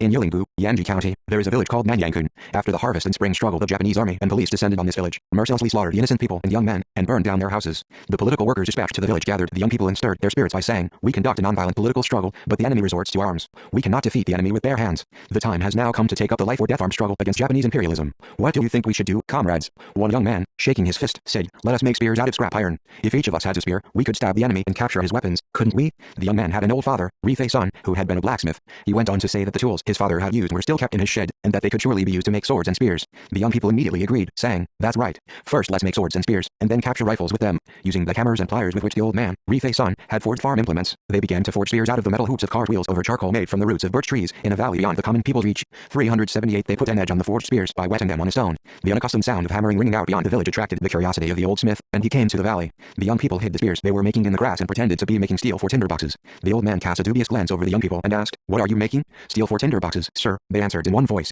"You don't seem to know what you're doing. Give that hammer to me." In an instant the old man made steel for 10 tinder boxes, and then returned home with the tools. Next day the young people took the tools again when the old man was away in the field, and began forging spears. He appeared unannounced at the young men's open-air smithy as he had the previous day. He asked them sternly, "What have you done with the steel I made for you yesterday, you children, and why are you making new steel?" His son replied on behalf of his friends, "Other people have taken them." This scene was repeated several times. The old man soon realized that the young men were not making steel for tinder boxes. Why would they take up smithying in the busy farming season just to make steel? One hot summer day the old man approached them unnoticed along the furrows of the maize field and found them 379 forging spears, learning the skill from his son. "I was wondering just what you were doing all the spring and summer, and you were making preparations to get killed, you stupid." As he fussed and objected collecting the tools together, the embarrassed young people grabbed him by his clothes, saying, "Why should we sit with folded arms when the enemy is killing young people like flies?" Dumbfounded, the old man nodded his head and thought for a while before saying with dignity, "You hammer and I will hold the pliers and keep a strict watch." That day he made spears for more than 10 young people. But then the young men in the neighboring village came with scrap iron and damaged cartwheel hoops and exchanged them for all the spears, saying that they should show kindness to people who had no blacksmith. The old man said that spears could not be made of carbonic steel and ordered them to dump the pieces in the furrows of the field. Instead, he forged scores of daggers and spears from the high-intensity steel of scores of octagonal chisels which he had been concealing.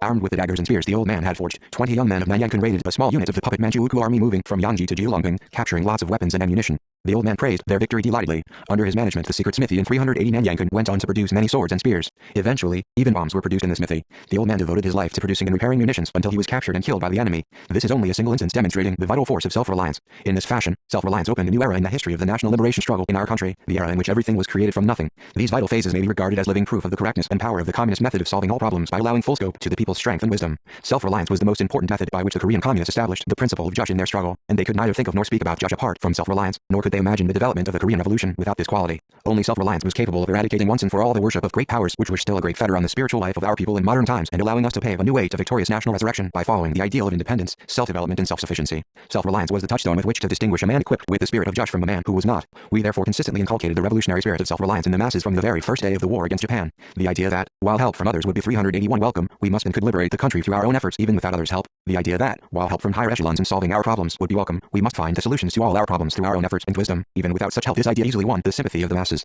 But quite a few people still retained remnants of the outworn ideas, and either did not believe in their strength or underestimated it. Some of those who had welcomed our appeal to carry through the revolution by placing our faith and reliance in the strength of our people became dubious and perplexed in the face of a minor problem such as arming ourselves. One day, when we were absorbed in the military training in Anzu, which was part of the preparations for the founding of the guerrilla army, Ri Yongbei and Pang In-hyun broke a rifle's firing pin while cleaning it. In view of the conditions at the time, when each rifle had to be captured at the cost of blood, this was a serious case which could not be allowed to pass with impunity. After examining the broken pin carefully, I said to them, "I will give you one day. Repair it by this time tomorrow." They both stared at me wide-eyed. They clearly had not expected me to make such a preposterous demand. How can we repair a rifle manufactured in a modern munitions factory? We can fight a battle or risk our lives, but this is something we cannot even imagine doing with our poor skills, isn't it? 382. How can we call our undertaking by the sacred name of revolution if it is something that can be achieved simply by picking out the easy jobs to do? I think that the true meaning of revolution and the pride of a revolutionary lie in doing those things nobody dares to do. But the broken pin is made of steel. Can it be repaired with theory alone? Pang In-hyun looked gloomily at the bolt with pin in his hand. Until that moment he regarded my demand to repair it as absurd and unreasonable. What would be the consequences of a commander revoking his orders at such a moment? Though I knew my orders were unusual, I told them again coldly, if you cannot repair it, you are not entitled to be guerrillas. How can you carry through the complicated enterprise of social transformation when you cannot repair a little pin? If you do not intend to repair it, you may not participate in drill from tomorrow. When I threatened them in this way, they were all startled. They promised me to repair it and asked me to teach them the method. I don't know the method either. You must discover it yourselves. They left the training ground with the bolt with the broken pin, their faces stained with tears. Next day they appeared at the training ground, their faces beaming, for they had repaired the pin. It was not repaired perfectly, but it worked as it was meant to. The other comrades were all surprised. Even I, who had given the orders, could not 383 believe my eyes. How could they, who had said they could not even imagine repairing it because they had no skill, repair it with so little difficulty? Pang In-hyun hastily explained the repair process. At first we thought of making a new pin with wire, but we could not get proper steel wire. So then we heated the broken pin and extended it by beating it out. We wetted it on a stone and managed to shape it, but the problem was to make it hard again. We went to Zaixiaoshi to see an experienced smith who lives there. He told us to temper it in oil. We did as we were told, and this seal is the result. Their experience greatly excited the others. Everyone greeted with excitement the lesson that anyone could work wonders if he had faith in his strength and made effective use of it. I still remember the bright smiles covering the faces of Ri Yongbei and Pang In-hyun as they ran to the training ground with the repaired pin in the hand. The smiles were doubtless an expression of immeasurable pride in their own strength. What ecstasy on earth can be more powerful than the pleasure and joy a man feels when he finds a strength he thought he did not possess? A rifle's firing pin is not such a big thing. One could easily capture 10 rifles in the time it takes to repair it, but the lesson learned from repairing it generates a power greater than that of a hydrogen bomb. Marx and Engels defined the history of the development of mankind as the history of class struggle, and, needless to say, this is 384 a correct proposition. The history of mankind can also be said to be the history of man discovering, creating and perfecting himself. In other words, it is the history of the creation of that human being who continuously discovers and develops in himself the powers and skills peculiar to himself and, at the same time, the history of the struggle to defend the independence of the popular masses. It can also be called the history of innovation by a human being who has steadily refined himself in the political and ideological, cultural and moral, scientific and technological dimensions. Through the effort of creation and innovation, mankind has ushered in the age of the rocket, computers, genetic engineering and the green revolution. From this point of view we can say that self-reliance is a powerful force which has driven the development of history. If people had lived simply believing in the grace of God, the Lord of creation, without developing their own strength, they would still be lost in the Paleolithic age. When we were operating the arsenals at full pressure in various parts of East Manchuria, Shi Zhongheng hinted to me that there was a munitions works which had once been managed by Wang Dilen's National Salvation Army in the Dongning County town. This information increased my interest in the town. According to Shi Zhongheng, the works was organized in the spring of 1932 as an ordnance repair shop equipped with a few lathes, casting facilities and sewing machines. From the latter half of 1932, this shop developed into a comprehensive munitions factory with more 385 than 200 persons involved in manufacturing hand grenades, mortar shells, 25 cartridge automatic rifles, and the guns known as hog guns. Since that time the factory had been equipped with new machine tools and other means of production. The weapons manufactured in this factory had been supplied mainly to the NSA units in Dadianzi, Wangin County, and the Ning'an region. Following the Japanese occupation, the factory was dissolved, but its equipment and machines were left intact. If we had succeeded in taking the town completely into our control in the autumn of 1933, the factory would inevitably have become ours, and we could have armed ourselves more adequately with up-to-date light and heavy weapons. The experience gained in the munitions industry in the guerrilla bases in the first half of the 1930s was applied and developed in the arsenals built in the bases on Mount Patu during the latter half of the 1930s. We organized a sewing unit in each of the guerrilla bases and thus solved the problem of military uniform by our own efforts. The cloth was obtained, dyed and sewn by ourselves. We boiled down the bark of oak, black walnut and amber cork trees in a large cauldron and soaked the cloth in the water to dye a khaki. Sometimes the color of the cloth varied a little with the proportion of the barks from various species of trees. The first members of the Wangqing sewing unit were Kim Ryanhua and John Munjin, who had once been a nurse at a hospital in the village of 6 households. There was also a male 386 designer, but I cannot remember his name. The unit was later reinforced with Ryo Fe, Kim Myung-suk and Kim Sun-hoo. It also employed temporary workers when it was short of hands. John Munjin made my uniform in the days of Hiao Wangqing. When I went from Antu to Wangqing, the women in the unit said they would make a fine uniform for the young general and they sewed a full uniform set, including an overcoat. For me, the material was ordinary cotton cloth dyed by hand, but each stitch eloquently declared warm and delicate care of the maker's hands. The Hiao Wangqing sewing unit, with only 2 or 3 sewing machines, made all the uniforms needed for a battalion or regiment and even full-dress uniforms to the order of battalion or regiment's own headquarters for the officers and men of the Chinese nationalist units. A full-dress uniform included coat, trousers, cap, puttees and cartridge belts. The amount of work assigned to the unit by far exceeded its capacity. When they were overburdened with work, the diligent and faithful sewing unit operatives would press on with their work without sleeping at night. When they were sleepy, they dipped their faces in water and sang to keep awake. They sang so much that they all learned scores of revolutionary songs by heart. The first leader of the Hiao Wangqing sewing unit was Kim Ryanhua. The people in Wangqing called her a hoyden. Some even called her a tomboy, since she occasionally smoked a cigarette. But this frivolous woman was very skillful at knitting and sewing. She began to learn sewing after she got married. Her 387 husband was a misfortunate one-legged man. The first most significant means for earning a livelihood she had found in her hopeless struggle with poverty was doing needlework for others. Her skill in sewing had developed since then. She not only made smart uniforms, but also fine Chinese clothes. Those who had accused her of being a tomboy would now bow their heads in the direction of the valley where the sewing unit was situated, saying, "Please accept my humble greeting, sister," when once they had tried the clothes she made for them. Many of the members of the sewing unit were foreigners of the culture of self-reliance with no less enthusiasm than the arsenal workers. Kim Myung-suk, John Munjin, Han Son-hoo, and Sun-hwa, Cho Hu-suk, Kim Young-gum, Kim Su-bak, Jo In-suk, Pak Jong-suk, Jo Young-suk, Pak Su-hwan, Ma No-kei and Kim Sun were all master hands who accompanied us and worked hard to produce tens of thousands of uniforms. I cannot find the words to describe adequately the well-known last moment of Sun-hwa and the heroic death of 6 members of the sewing unit at the secret camp in Ganbahazi. We built hospitals in each of the guerrilla zones to treat the wounded and ill. All the medical appliances used in the treatment, such as scalpels and tweezers, were made by the technicians in the arsenals, and most of the herb medicines were obtained and produced by the medical workers, with the help of the masses. There were only a few modern medicines. There was nowhere we could turn for doctors and nurses, so we 388 had to train them for ourselves. A few pioneers who had been doctors of Koryo medicine trained a great number of assistants. Rem Chuntu and Ri Pong Tsu were not only famous doctors with distinguished records, but also qualified teachers who rendered meritorious services in the training of our medical reserves. How many people's lives were saved by their treatment, so that they could return with joy to their units. We also solved the problem of food grains by relying on our own resources. It was not in our style to solve this problem by setting the people an amount of food to be delivered and then collecting it from them. We proposed the aim of attaining self-sufficiency in food for the army and the paramilitary organizations such as the Red Guards, Anti-Japanese Self-Defense Corps, Children's Vanguard and the Young Volunteers Corps, and issued a strong demand to them to cultivate crops through their own efforts on the arable land in the guerrilla zones. In the latter half of the 1930s, when the Korean People's Revolutionary Army expanded over a wide area and was conducting large-scale guerrilla warfare, we sent troops to the rear to farm at the foot of Mount Patu, away from the battlefronts. Self-reliance was thus essential to the survival of the Revolutionary Army in the long drawn-out war against the Japanese. The realization that one could survive only by relying on oneself became a part of the thinking of all the guerrillas. Self-reliance became their motto. Those who made this motto their very lifeblood upheld their honor even on an isolated island, and those 389 who did not surrender to the enemy or left their ranks, abandoning their principles halfway. The seed of self-reliance nurtured by the anti-Japanese foreigners in the snowstorms of Patu was implanted in the minds of the people of the whole country after liberation, serving as the motive power that kindled the flames of the effort to build a new Korea and gave birth in this eastern corner of the world to the legendary Kalima. When we began a project to manufacture an electric locomotive at a small factory, which had been a repair shop. A foreign ambassador to our country said that he would pass through the eye of a needle if the Koreans made electric locomotives by themselves. The pleasant whistle of the electric locomotive Pulgani 1, which our workers and technicians made by relying on their own ability, shattered the ambassador's complacent prediction. The spirit of self-reliance that rang out in the hammering of the arsenals in the guerrilla zones drove the pulse of the era of the Workers' Party and provided the powerful force that propelled this era forward. The spirit of self-reliance, born of the tempest of the war against the Japanese, still pulses in the slogans, "Let us live our own way. Let us meet the requirements of Jushin ideology, technology and culture." Slogans devised by the Secretary for Organizational Affairs, Kim Jong-il, and in the slogan, "When the party decides, we do everything." In the final decade of the turbulent 20th century, our people are advancing towards new heights, singing the March of Self 390 Reliance, as they go. 391.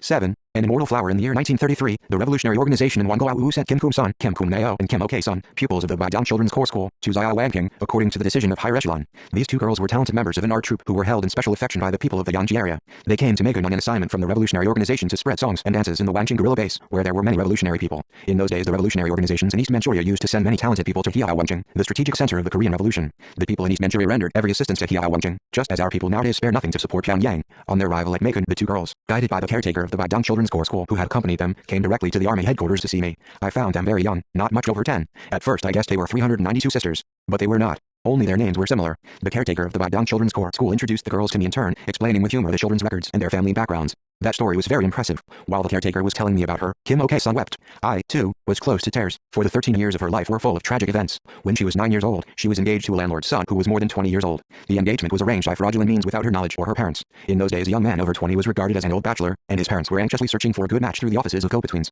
The young man was apparently a dimwit or cripple, with no hopes of getting married by fair and just means. In fact, his parents, unable to find a mate for their son who was now on the wrong side of 20, had hastily forged the engagement by treating the girl's father to a heavy drinking bout and forcing the drunken man to sealing the agreement with his thumb. According to the contract, Kim Ok-sun was obliged by law to marry the bachelor when she was 15 years old. Her father remained unconscious of the outlandish contract for 2 days. When he came to himself back at home, he cried bitterly in discovering in his pocket a document promising his daughter in marriage, sealed with his fingerprint, and 80 yuan of money of doubtful origin. The money was a present from the family of the would-be bridegroom in return for the agreement. When she 393 learned of this, Kim Ok-sun's life had been filled with tears. But her father, Kim Jae-man, who had sealed his daughter's future by means of this piece of paper, soon bought a straw thatch house, a kitchen garden, an ox and a pig, and lived in quiet prosperity. He seemed to think there was no use crying over spilled milk, no use protesting against the power of the rich, and that the best thing to do was to turn the money to good account, to turn the misfortune into a blessing. Whenever his daughter wept over her future, he would soothe her, saying, "Don't cry, my dear. That 80 yuan has breathed life into our ruined family. Anyway, this is better than dying of hunger. You will feel easier if you think that your engagement has saved your family from destruction." The ignorant and simple man did not understand the revolution. He was so naive that he thought he could free himself from poverty and even become a millionaire if only he worked his fingers to the bone. This led him to harbor illusions about the landlord who was exploiting him. Now and then the landlord brought something to eat to the house, so Kim Jae-man thought there was no kinder landlord in this world than his. His daughter once went to the yard of her school to listen to a speech by an underground operative. When he learned about this, he beat her cruelly, for he was afraid that his daughter might become involved in the revolution. Only when his village had been reduced to ashes for the 5th time by the enemy's punitive invasion was his last 394 consciousness aroused. His family lost their house and draft animal at the hands of the invaders. Some of his neighbors were killed in fire. On the night when he sent his daughter to the Wongo guerrilla zone, he said, "We must stake our lives now on a Lithian death struggle with the enemy, my dear. I was too ignorant of the ways of the world. Now you must join in the revolution and do away with those devils." Later Kim Ok-sun made her home at Kim Kum-sun's house in Songlindong. Together with Kum-sun, she attended the Children's Corps School in Baidong, and as a member of the district, and then of the county art troupe, she participated in the work of enlightening the masses. Korean children like Kim Ok-sun at the tender age, when they should have been complaining of their lot to indulgent parents, had to launch headfirst into the struggle with poverty, tugged to and fro by the rough waves of the world which made no allowances for them. Our children rose in resistance against this cruel world, which was equally oppressive to young and old. The Korean children in Jiangdao formed revolutionary organizations such as the Children's Corps, the Children's Vanguard and the Children's Expeditionary Corps in various areas, and participated in the struggle as an organized force. All our boys and girls, educated and trained in the revolutionary organizations, played their parts as more than mere small cogs in the wheel of the revolution against the Japanese. 395 Kim Ok-sun was one of these children, and so was Kim Kum-sun. When I heard her story I could not but feel pity for Kim Ok-sun. The misfortune of this little girl was the epitome of the misfortune suffered by millions of Korean children. How laudable and honorable their determination and mettle were when they left their dear homes at such a tender age and came to the guerrilla base to work for the revolution. They had walked hundreds of miles from Wongo to Meikun by way of the Huangwai and Hyeoinggu in order to support Xiaowangting, and how thankful we were. How admirable and praiseworthy for these two girls to have come all the way to Xiaowangting, making their way along the thorny path with the help of their canes, carrying heavy knapsacks on their backs and wearing work shoes made for adults. Thinking that I should exchange those work shoes for canvas or rubber shoes, I asked them, "Who sent you to Xiaowangting?" "Mr. Yun Pyong did," the girls answered cheerfully, standing to attention, their hands on the sides of their skirts. Not only were their eyes as bright as stars, but their voices rang with refreshing vitality. I was very glad. Being with children was one of the great pleasures of my life. Their laughter relieved me my sense of hardships and mental torment. Mix with children, share their feelings, and you will feel a strong urge to live, and you will understand that they bring beauty and variety to people's lives. You will also feel inspired with a sense of the noble duty of 396 bringing them to full bloom and safeguarding the ideals glowing in their eyes. Feeling pity for Kum-sun, with her calves and face covered in scratches, I asked her, "It must have cost you a great deal of trouble to come all this way. Didn't you find it hard to cross so many high passes?" "We had a hard time of it with the blisters on our soles, but we did not give any sign that we felt tired, in case the man who was bringing us might send us back to Wongo. Wouldn't it have been nice to stay at home with your parents?" "Yes, it would. But when will we become grown-ups like that?" Our instructor in the Children's Corps said we had to experience hardships to become grown-ups. I want to grow up as soon as possible, through many hardships. Why do you wish to grow up quickly? We will liberate Korea. Please don't send us back home, for mercy's sake, Commander Kim. I was surprised at her manly way of thinking. Young as she was unusually advanced in her determination to devote her life to the liberation of Korea. Don't worry about that. You two girls are among the few talented children in Jiandao. Why should I send you back? Stay with us in Wangjing from now on. Taking part in the children's core life here will not be too bad at all. Kumsun did not hide her joy. She clapped her hands. I asked the leaders of the YCL in the county and district to 397 admit them to the children's core school in Macon so that they could continue their organizational life in the core, and requested they be provided with lodgings and kind-hearted households so that they would feel at home in this strange place so far away from their parents. That year the guerrillas and the people of Wangjing held a grand May Day celebration in the playground of the children's core school in Macon. The celebration was attended by all the soldiers in the Wangjing area. The two girls from Wangoau won first place in the running and high jump respectively that day, receiving warm applause from the people of Wangjing. Kumsun was small in build for her age. When she walked, with a knapsack on her back, moving her legs quickly in her light gait at the head of the art troupe, everybody smiled at her pure cute image. I, too, derived much strength from this image. By nature, I preferred optimists. In the days when we were fighting arduous battle in the mountains and surviving on grass root, one optimist gave more strength than dozens of guns. Kumsun was an outstanding fighter and optimist, representing the youngest generation of the alliance of the three organizations, the Communist Party, YCL, and Children's Corps. Some days after I met Kumsun, I called the pupils of the school to the headquarters to learn how they were getting along. From the outset, the Children's Corps members were always supposed to carry a week's emergency rations with them in 398 knapsacks. But many of the children I examined had eaten the parched rice flour supplied by the school. Only Kumsun had kept her rations quite untouched. After examining their knapsacks, I praised her by giving the thumbs up sign, saying, the other children have eaten theirs all, but Kumsun, the youngest, has resisted temptation splendidly. She is the best. She only smiled, looking shy, and then said, I, too, have taken out the powder pouch several times. I was scarcely able to suppress the temptation to eat it. But how did you do it? While the others were eating the flour, I kept my eyes shut. If I still felt like eating, I went outside. And when I could not bear any more outside, I went to the well and drank a dipperful of water. Then I felt as full as if I had eaten the flour. I was moved to admiration by her fluent answer. This child's sorrowful mind mirrored the destitution of the people in the guerrilla zone, and the noble aspiration of these young indomitable eagles to develop the revolution staunchly in spite of crushing poverty. That day we gave each of the children 10 cups of parched rice flour and some corn cakes, and put matchboxes in their knapsacks. A few days later we sent their school 2 cartloads of supplies, including new padded clothes and quilts, shoes, notebooks and pencils. We fought frequent battles, and had kept some of the captured goods in reserve. Food and clothes were scarce, but we sent a large share of the reserves to the Children's Corps School. 399, all the best things for the children. This has become an immutable principle of our life nowadays. Even in those difficult days when we were fighting in a foreign land, we would give the children everything we could, according to this principle. In order to obtain food, clothes and other things we needed for them, we would not hesitate to take the army into battle. We promoted the slogan, let us always be ready for the independence of Korea and the liberation of the world's proletariat, among the Children's Corps, and educated them in the spirit of patriotism and proletarian internationalism. They performed truly great exploits, no less significant than those performed by the adults, enlightening the masses, giving artistic performances, standing guard duty, delivering messages, reconnoitering enemy movements, capturing weapons from the enemy, and defending the guerrilla zone. When we were rebuilding the log cabins burned down during the enemy's punitive atrocities, we could always see them at work. These young eagles, running with rice balls along the trenches where revolutionary soldiers were embattled, singing revolutionary songs amid the flames of the battle fought to defend the guerrilla base. In the farming season, they weeded and harvested in the fields. Sometimes they would pick wild fruits and send them to the guerrilla barracks. One day I saw the pupils of the Children's Corps School standing sentry at the central sentry post on Mount Pyojak, with a heavy grenade on each of their waists. They stood on guard, each 400 holding a 1.5-meter pole tipped with an iron spearhead. They said they were relieved every hour. They changed the guards when half of a joss stick the length of 2 matchsticks was burned away. They told me the stick burned for 2 hours, and I thought this method of measuring time quite ingenious. These children once came to see me with a suit of clothes consisting of lined Korean jacket and trousers, trouser-leg ties, gray silk waistcoat, riding breeches, leather shoes, boots and black rubber shoes. It was a token of their thanks to me for sending trophies to their school on many occasions. In those days we sent the Children's Corps members all the Korean apples we captured from the Japanese convoys. Many of the children were born in this foreign country and had never been to Korea or seen a Korean apple. Kim Do-K's son, who witnessed the event, often recalls with warm affection the tears full of earnest gratitude which the children shed when they received the crates of apples. Pak Kil-song, the head of the children's department, visited their school one day and told them, boys and girls, Commander Kim takes loving care of us just as a father cares for his own children. We are the beneficiaries of his love, unable to repay his kindness. We have to show our thanks to him. What do you think we should do? As soon as Pak finished speaking, Kumsun stood up and said, let us have some fine clothes made for him. They say he wears unlined clothes even in the winter cold. Pak Kil-song smiled at her words. 401, Kumsun has suggested making some fine clothes for him. What do you think of the idea? The children answered in chorus, it's a good idea. All right, then, I, too, had thought of making warm clothes for him as Kumsun has suggested.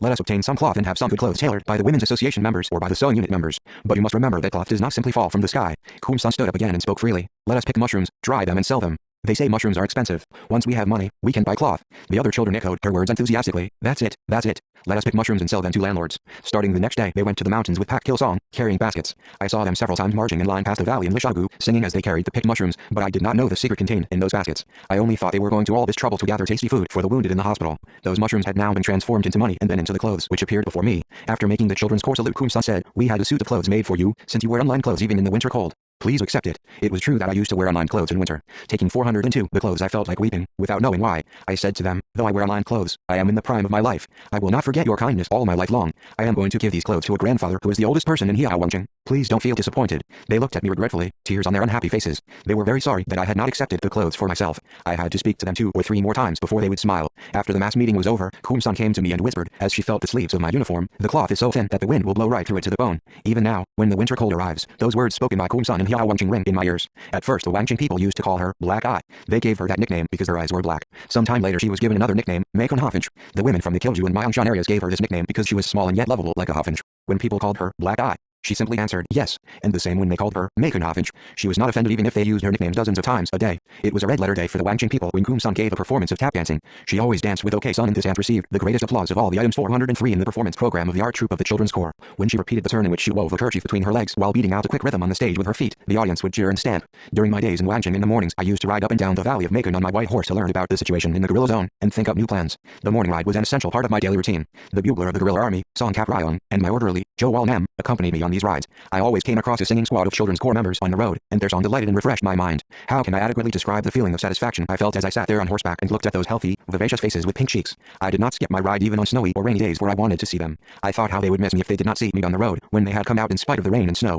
Their feelings were the same as mine. They took their stroll in all weathers. Kumsan always led the chorus. In that unharmonious ringing chorus made up of scores of voices, we could easily single out Kumsan's peculiar chirping voice. And when I heard that voice I felt a sense of security, and a rather superstitious belief that everything would go smoothly in the guerrilla zone, although I could not say why. But one day I did not hear her voice among the chorus of the pupils of the children's corps school shaking the valley in 404 Lishagu. Feeling that I was listening to a strange song sung by children from some other region, I went out into the yard of the headquarters. The singing squad was just passing a small lane near the headquarters. Kumsan was standing at the head of the squad as always. She was plodding along without singing, with her head lowered for some reason. Ri Min Hak, the head of the children's corps, was leading the chorus that morning in her place. The singing squad without Kumsan's leadership was just like a chorus troupe deprived of its leading singer. That day I could not settle down to work. I went to the school shortly before sunset to see her, and there I heard the sad news that her family in Wankoau had all been killed by the enemy. I realized why she had marched with the singing squad with her mouth closed and why Ri Min Hak had to lead the chorus in her place. That day she rested her head on my lap and cried so bitterly that she nearly fainted. Trembling like a sparrow soaked in water, she said, "What can I do? What is the point of living when my father, mother and younger brother have all been killed?" It was difficult to console her. I stayed at the school until it became dark, trying to calm her down. "Steady yourself, Kumsan. If you waver and give in to grief, the enemy will try to kill you as well. The Japanese swine are trying to wipe out the Koreans in Jiandao, but we cannot let them take our lives so easily. In spite of everything, you must grow up to be a fine revolutionary and take revenge on the enemy." Only then did she stop crying and look up at me, wiping away 405 the tears. "I will have my revenge on the enemy, as you have said." After this she became a girl of few words, and she did not laugh easily. Indeed, she seldom laughed aloud or raised her voice to chatter as before. When leading the chorus she no longer chirped like a sparrow as she had done in earlier days. Her lovable nickname, Mekon Hoffinch, disappeared from use in Heilongjiang. The young girl's thoughts of vengeance were expressed in her redoubled devotion to the life of the children's corps and the activities of the art troupe. The art troupe of the children's corps, with Kumsan as its main pillar, conducted brisk activities in such enemy-controlled areas as Shixian and Gimudong in Tumen. The fame of the Wangjing children's art troupe extended as far as North Manchuria and beyond the boundaries of East Manchuria. In those days the communists in East and North Manchuria maintained close contact with each other across the Loiling Mountains. The natural barriers of the mountain terrain could not prevent the communists in the two regions from constantly visiting each other and assisting each other. The guerrilla bases which had transformed Jiandao into a stronghold of the struggle against Japan had become a model of the ideal land for which all the people yearned, and the new society and order established in these bases aroused the neighboring people's admiration and envy. They dreamed of a similar life. In particular, the Battle of Dongning County Town 406 was a turning point in raising the prestige of the communists among the people and armed units in Manchuria. After this battle, the NSA soldiers began to call me Commander Kim, and in general it was from that time that people began to call me General Kim and Commander Kim. All the policies and democratic measures we put into practice in the guerrilla zones were addressed to the primary concerns of the times, and enjoyed the blessings of all the people. On several occasions the party organizations and military departments in North Manchuria sent visitors groups to the guerrilla zones in Wangjing and its vicinity in order to learn about the experience of the people in East Manchuria in building guerrilla zones. The center of Wangjing in those days was not Yaowangjing, it was Yaoyungu.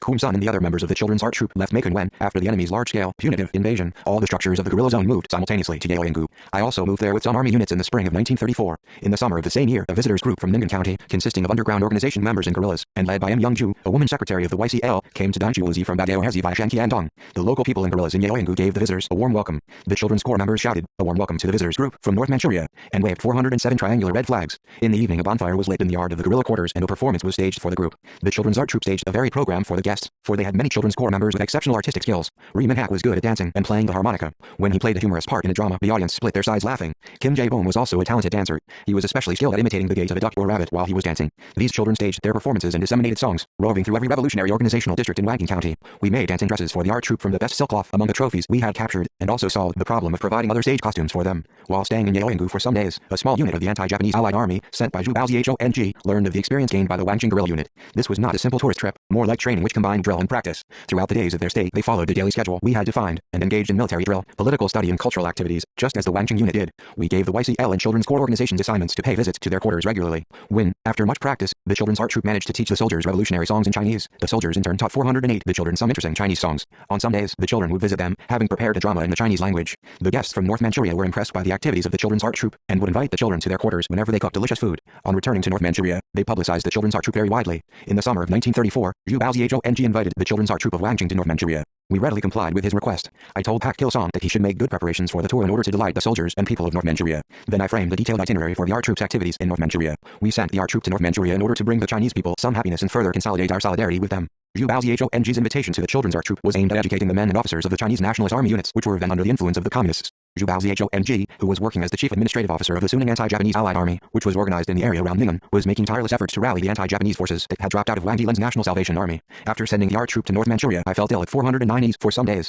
My mind was never free of the worry that the young ones might not reach their destination in safety, though they were well used to battles, hunger and all sorts of hardships. It would be difficult for all of the children, but how could the young ones like Kum Sun negotiate the steep Laoiling mountains? However, I need not have worried. All the members of the art troupe were young eagles trained in the maelstrom, indomitable fighters who had many times braved the threats of death. They easily crossed the mountains which I had considered an impassable barrier, and passed safely through the area infested by bandits. When it was raining, they marched on, wearing pine twigs or the birch bark on their heads instead of umbrellas. At night they would cook rice for themselves in canteens, took a light meal and then slept in the open air by the campfire, with guards posted. Some children suffered serious stomach troubles deep in the mountains. Worse still, their route of march was not the high road between Wangjing and Laoiling, along which ox carts and sleighs had passed, but a steep shortcut used only by the guerrilla army messengers, and yet not a single straggler appeared among them on the 100-mile-long journey. I was told that even Kum Sun, the youngest in the troop, climbed over the mountains by herself, singing as she went and rejecting the other children's offer to take her knapsack. In later years, Kim Ok-sun, who went to North Manchuria with her, used to amuse me with tales about their activities among the 410 NSA units whenever she had an opportunity. The curtain rose on the children's art troupe's premiere at Chai Hong's unit, stationed in Mokang. Chai was the man most under the influence of the communists among the leaders of the Chinese National Salvation Army units. If we educated him in a somewhat more efficient way, we could easily make an ally of him, and there was even a chance of making him into a communist. The premiere in Mokang began with a speech by Kum Sun. As many as 150 officers and men enjoyed the performance together with Chai Hong, and they were most impressed. As Kum Sun finished her speech, they could not conceal their excitement, and said, "How well the little girl speaks. We must fight against Japan all the more bravely for the sake of that girl." Commander Chai was so moved that he took her to his room, sat her on his lap and put earrings and bracelets on her ears and wrists. He even provided 2 coaches for the art troupe so that they could travel to their performances. The tour of performances, which had been scheduled to last for 1 week, was prolonged several times at the request of the Chinese nationalist soldiers. The art troupe also staged the performance at Zhu Bao's Hong's unit. Chai Hong presented them with 2 cartloads of gifts, including padded coats, daewashunzi, scarves, pork, chicken, dried starch noodles and wheat flour. He also gave each of the children a satchel and presented them with some rifles. 411 When the art troupe returned to Yaoyanggu from the tour, I was in another region with my unit. As soon as I returned to the guerrilla zone, the children came and stood around me in a circle and boasted of the gifts they had received in North Manchuria. These were all given to us by a man called Commander Chai. He had a beard like Lenin, and he was very kind-hearted. I went to his room and had some trotters. Mr. Zhu Bao's Hong also gave us many gifts. This was how Kum Sun praised Commander Chai and Zhu Bao's Hong. She set a 7-shooter at my side, saying, "You should keep this revolver, General. We've decided." She emphasized the word decided, but as soon as she had finished she laughed at herself for some reason I did not understand. I carried the revolver for a few days in case the children should feel disappointed. Then I quietly gave it to the leader of the Young Volunteers Corps. I also ensured that all the other arms were handed over to the Young Volunteers Corps, and the other gifts dealt with as the children's art troupe wished. That autumn a miraculous rumor that Kum Sun's mother was still alive spread throughout the Yaoyanggu guerrilla zone. When she heard the rumor Kum Sun romped about the valley in Yaoyanggu with scores of daisies in her hair. The people in the guerrilla base who knew her family's story were delighted to see this. The Children's Corps organization decided to help her to realize her wish to see her mother. At first Kum Sun, who knew only 412 well what her duty was and had a high sense of collective responsibility, was not willing to accept the assistance of the organization, saying that she alone could not enjoy such special favor when many other children also wanted to see their parents. I saw her for the last time in the autumn of 1934 when our unit was making preparations for the North Manchuria expedition in Juanjiaolu. The children's art troupe came to that region and staged an art performance. I think it was a special performance bidding farewell to the expeditionary force. After the performance we caught a roe deer and made dumplings to treat the art troupe members. As I was going outside after looking around the house in which they were taking their meal, Kum Sun pushed aside the dishes she had been eating, hurried over to me and whispered in my ear as if telling me a great secret, "I have heard that my mother is alive, General. It's true. All the guerrillas are delighted at the news. I am very happy, too. I was so happy that I sang a solo 3 times today, and I wanted to sing still more. Then sing as much as you can." I picked a fine-toothed bamboo comb and a coarse comb from among the trophies I had brought with me to give the children in Juanjiaolu and put them in her hand. "Thank you, General." She clung to my sleeve as if she were my little child. It was 413 heartening to observe jubilation in the behavior and speech of this lovable young girl who had never played on other people's affection in spite of her young age. "Well, you must go to see your mother soon. I am afraid I cannot see you off, for I have to go to North Manchuria." That was the last conversation I had with Kum Sun. When she returned to her school after the art performance in Juanjiaolu, the revolutionary organization in Yaoyanggu was looking for a suitable person to transmit the classified document to an enemy-held area. The organization was discussing seriously on the problem of who would be safest and most appropriate as a messenger. Eventually, Kum-san was selected. When the organization entrusted her, and nobody else, with this important task, the young girl readily accepted it as an expression of the greatest trust. On the day she was to leave on the mission, Han Sang-hu took the girl to the waterside and washed her face, combed her hair, fastened her shoes, and smoothed down her skirt as she would have done for a bride. She pierced 3 acorns with a pin and set them in her hair instead of a ribbon. That day the children's corps members accompanied her to the edge of the village to see her off. Where are you going to? I am going to Yanji. Which hill are you crossing? I am crossing Jiaqing Pass. 414. Why are you going there? I am going on a mission. Whom are you going with?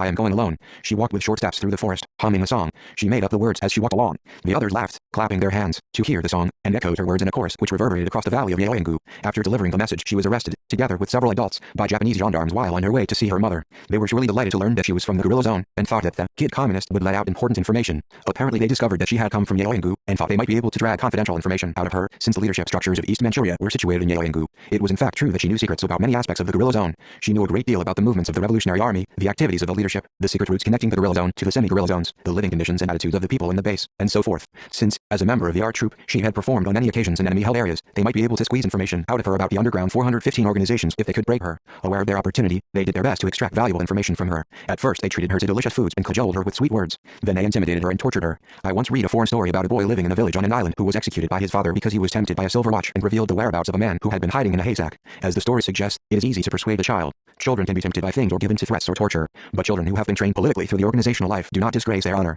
Not a single member of the children's corps ever abandoned his or her political creed for a penny. So Kang Ryam, Ri Han-soo and Rim Hyung-sam, who grew up under the care of our party after liberation, were all young boys of 13 to 15 years, but they did not reveal the secrets of their organizations even when threatened by the enemy's bayonets during the Fatherland Liberation War. Kum-san was an indomitable young fighter tempered like steel in the flames of the anti-Japanese revolution. This young daughter of Korea refused to speak even under cruel torture. She only opened her mouth to condemn and curse the hangman. The provost officer who was interrogating her said, "We will kill you if you don't say anything." "How nasty you are." "I will not speak with bandits," Kum-san answered. 416. The merciless hangman decided to kill young Kum-san for the sole reason that she would not confess the secrets of the Revolutionary Army. All the people, who saw the young girl from the guerrilla zone, covered in blood and gore, dragged to the place of execution, gritted their teeth in indignation. That field in Daikaku became a sea of tears. But Kum-san shouted to these mothers, fathers, brothers and sisters who felt such sympathy and pity for her, "Why are you crying, dear fathers and mothers? Don't cry. The Revolutionary Army soldiers will surely wipe out the enemy. You must fight staunchly until the day when the motherland is liberated." Her fiery speech summed up the 9 years of her life. The execution site rang to her sharp cry, "Down with the Japanese imperialists. Long live the Korean Revolution." After hearing that she had been killed, I did not visit the children's corps school for some time. I somehow felt afraid of going to the school. It was too sad and depressing to think of the children's corps school and children's art troop without Kum-san.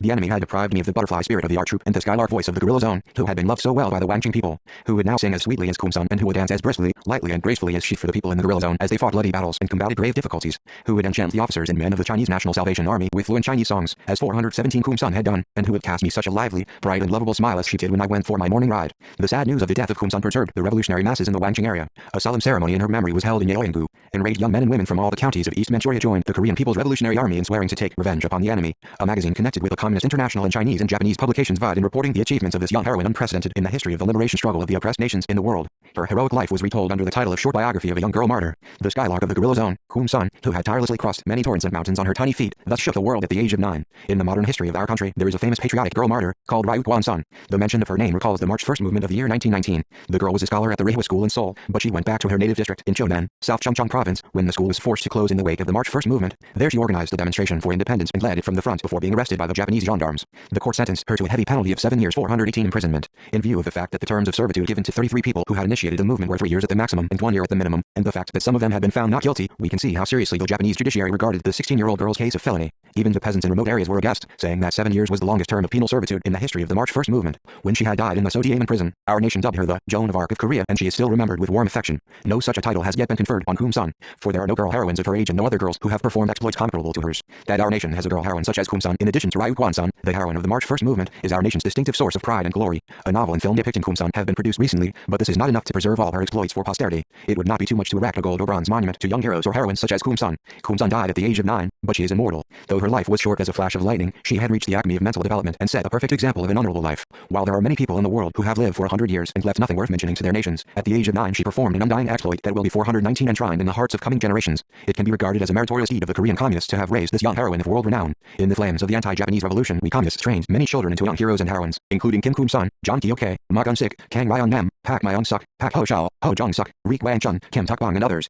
They were all young martyrs thrown up during the tempest of the anti-Japanese revolution. Don't kill me by shooting, but with bayonets, and send the bullets to the guerrilla army. This was what John Kyoke, a member of the Children's Corps in Hunchun, who was arrested by the enemy while transmitting a message, said to the puppet Manchukuo policeman in the last moment of his life at the execution site. Even the firing squad was moved by his noble revolutionary spirit in placing the guerrilla army and victory in the anti-Japanese war above his own life and health even amid the dreadful tension and fear of death just prior to execution. This brilliant feat by the mere boy, Ma Gun-sik, is worth broadcasting to the whole world. On his way from Yangjiangdong to Pinggang, carrying a secret message in his straw sandal, he was interrogated by the enemy at a guard post on the Jiaqing Pass. The guards who were desperately searching his body for secrets suddenly tried to pull the straw sandal off his left foot. At this he pushed aside the self-defense corps man who was 420 interrogating him and rushed straight into the post, where he thrust his right leg into the oven. The message was in the straw sandal on his right foot. The enemy, realizing the reason for his action, beat him to a pulp in the attempt to draw him away from the oven. But despite the enemy's kicks and blows, he kept a firm grasp of the oven and did not take his foot out of fire. His straw sandal, his foot and his trouser leg were all burned. The enemy took him to a hospital and gave him an injection to bring him round, for he had lost consciousness. Their attempts to extract secrets from him were truly unrelenting. But Ma Gun-sik breathed his last without revealing the secret he kept in his mind. All the members of the Children's Corps and the Children's Vanguard who assisted in the anti-Japanese armed struggle were heroes and heroines, representing the youngest element of the first generation of our revolution.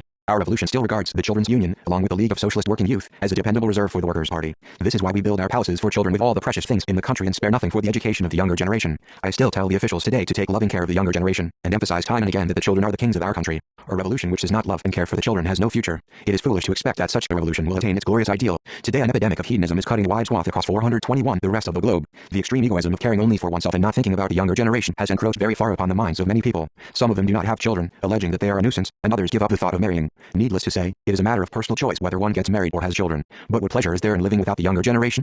The revisionists, who are addicted to extreme egoism and hedonism, are not taking care of the younger generation. They are disarming them spiritually and exposing them to all sorts of social evils. If the teenagers wail and lament at the chaos of reality, and bear a grudge against their parents, people in power in the world in general, then the revolution of that country has no future or its prospects are at best gloomy. But when the officials spare no time, money, passion or effort for the sake of the future generation, our revolution will produce more children like Kim Kum-sun, John Kyoke and Ma Gun-sik. As the family of a famous revolutionary, Kum-sun's family suffered terrible ordeals in the maelstrom of the anti-Japanese war. Her father, who was the head of the underground revolutionary organization in Wango Au, was falsely accused of being a member of the Minseangtran and was killed. Her mother died a heroic death in the battlefield, fighting with a rifle in her hands to defend the guerrilla base. When her father was alive, I gave him many difficult secret assignments. He was a man of strong will 422 who carried through the tasks he had been entrusted with to the end. 5 members of her family, including herself, were killed. How very similar their fate is to that of Rai Guan-sun's family. This cruel and merciless destiny, however, did leave an heir to the lifeblood of this laudable family. The girl's 2-year-old younger brother, whom her mother had left in the care of villagers before she went to her death in the battlefield, miraculously survived. It was Kim Jong-il, Secretary for Organizational Affairs, who identified Kim Kum-sun's younger brother and reported it to me. At that time her brother, Kim Ryan-nam, was working as a music compiler at the documentary film studio after graduating from the University of Music and Dance.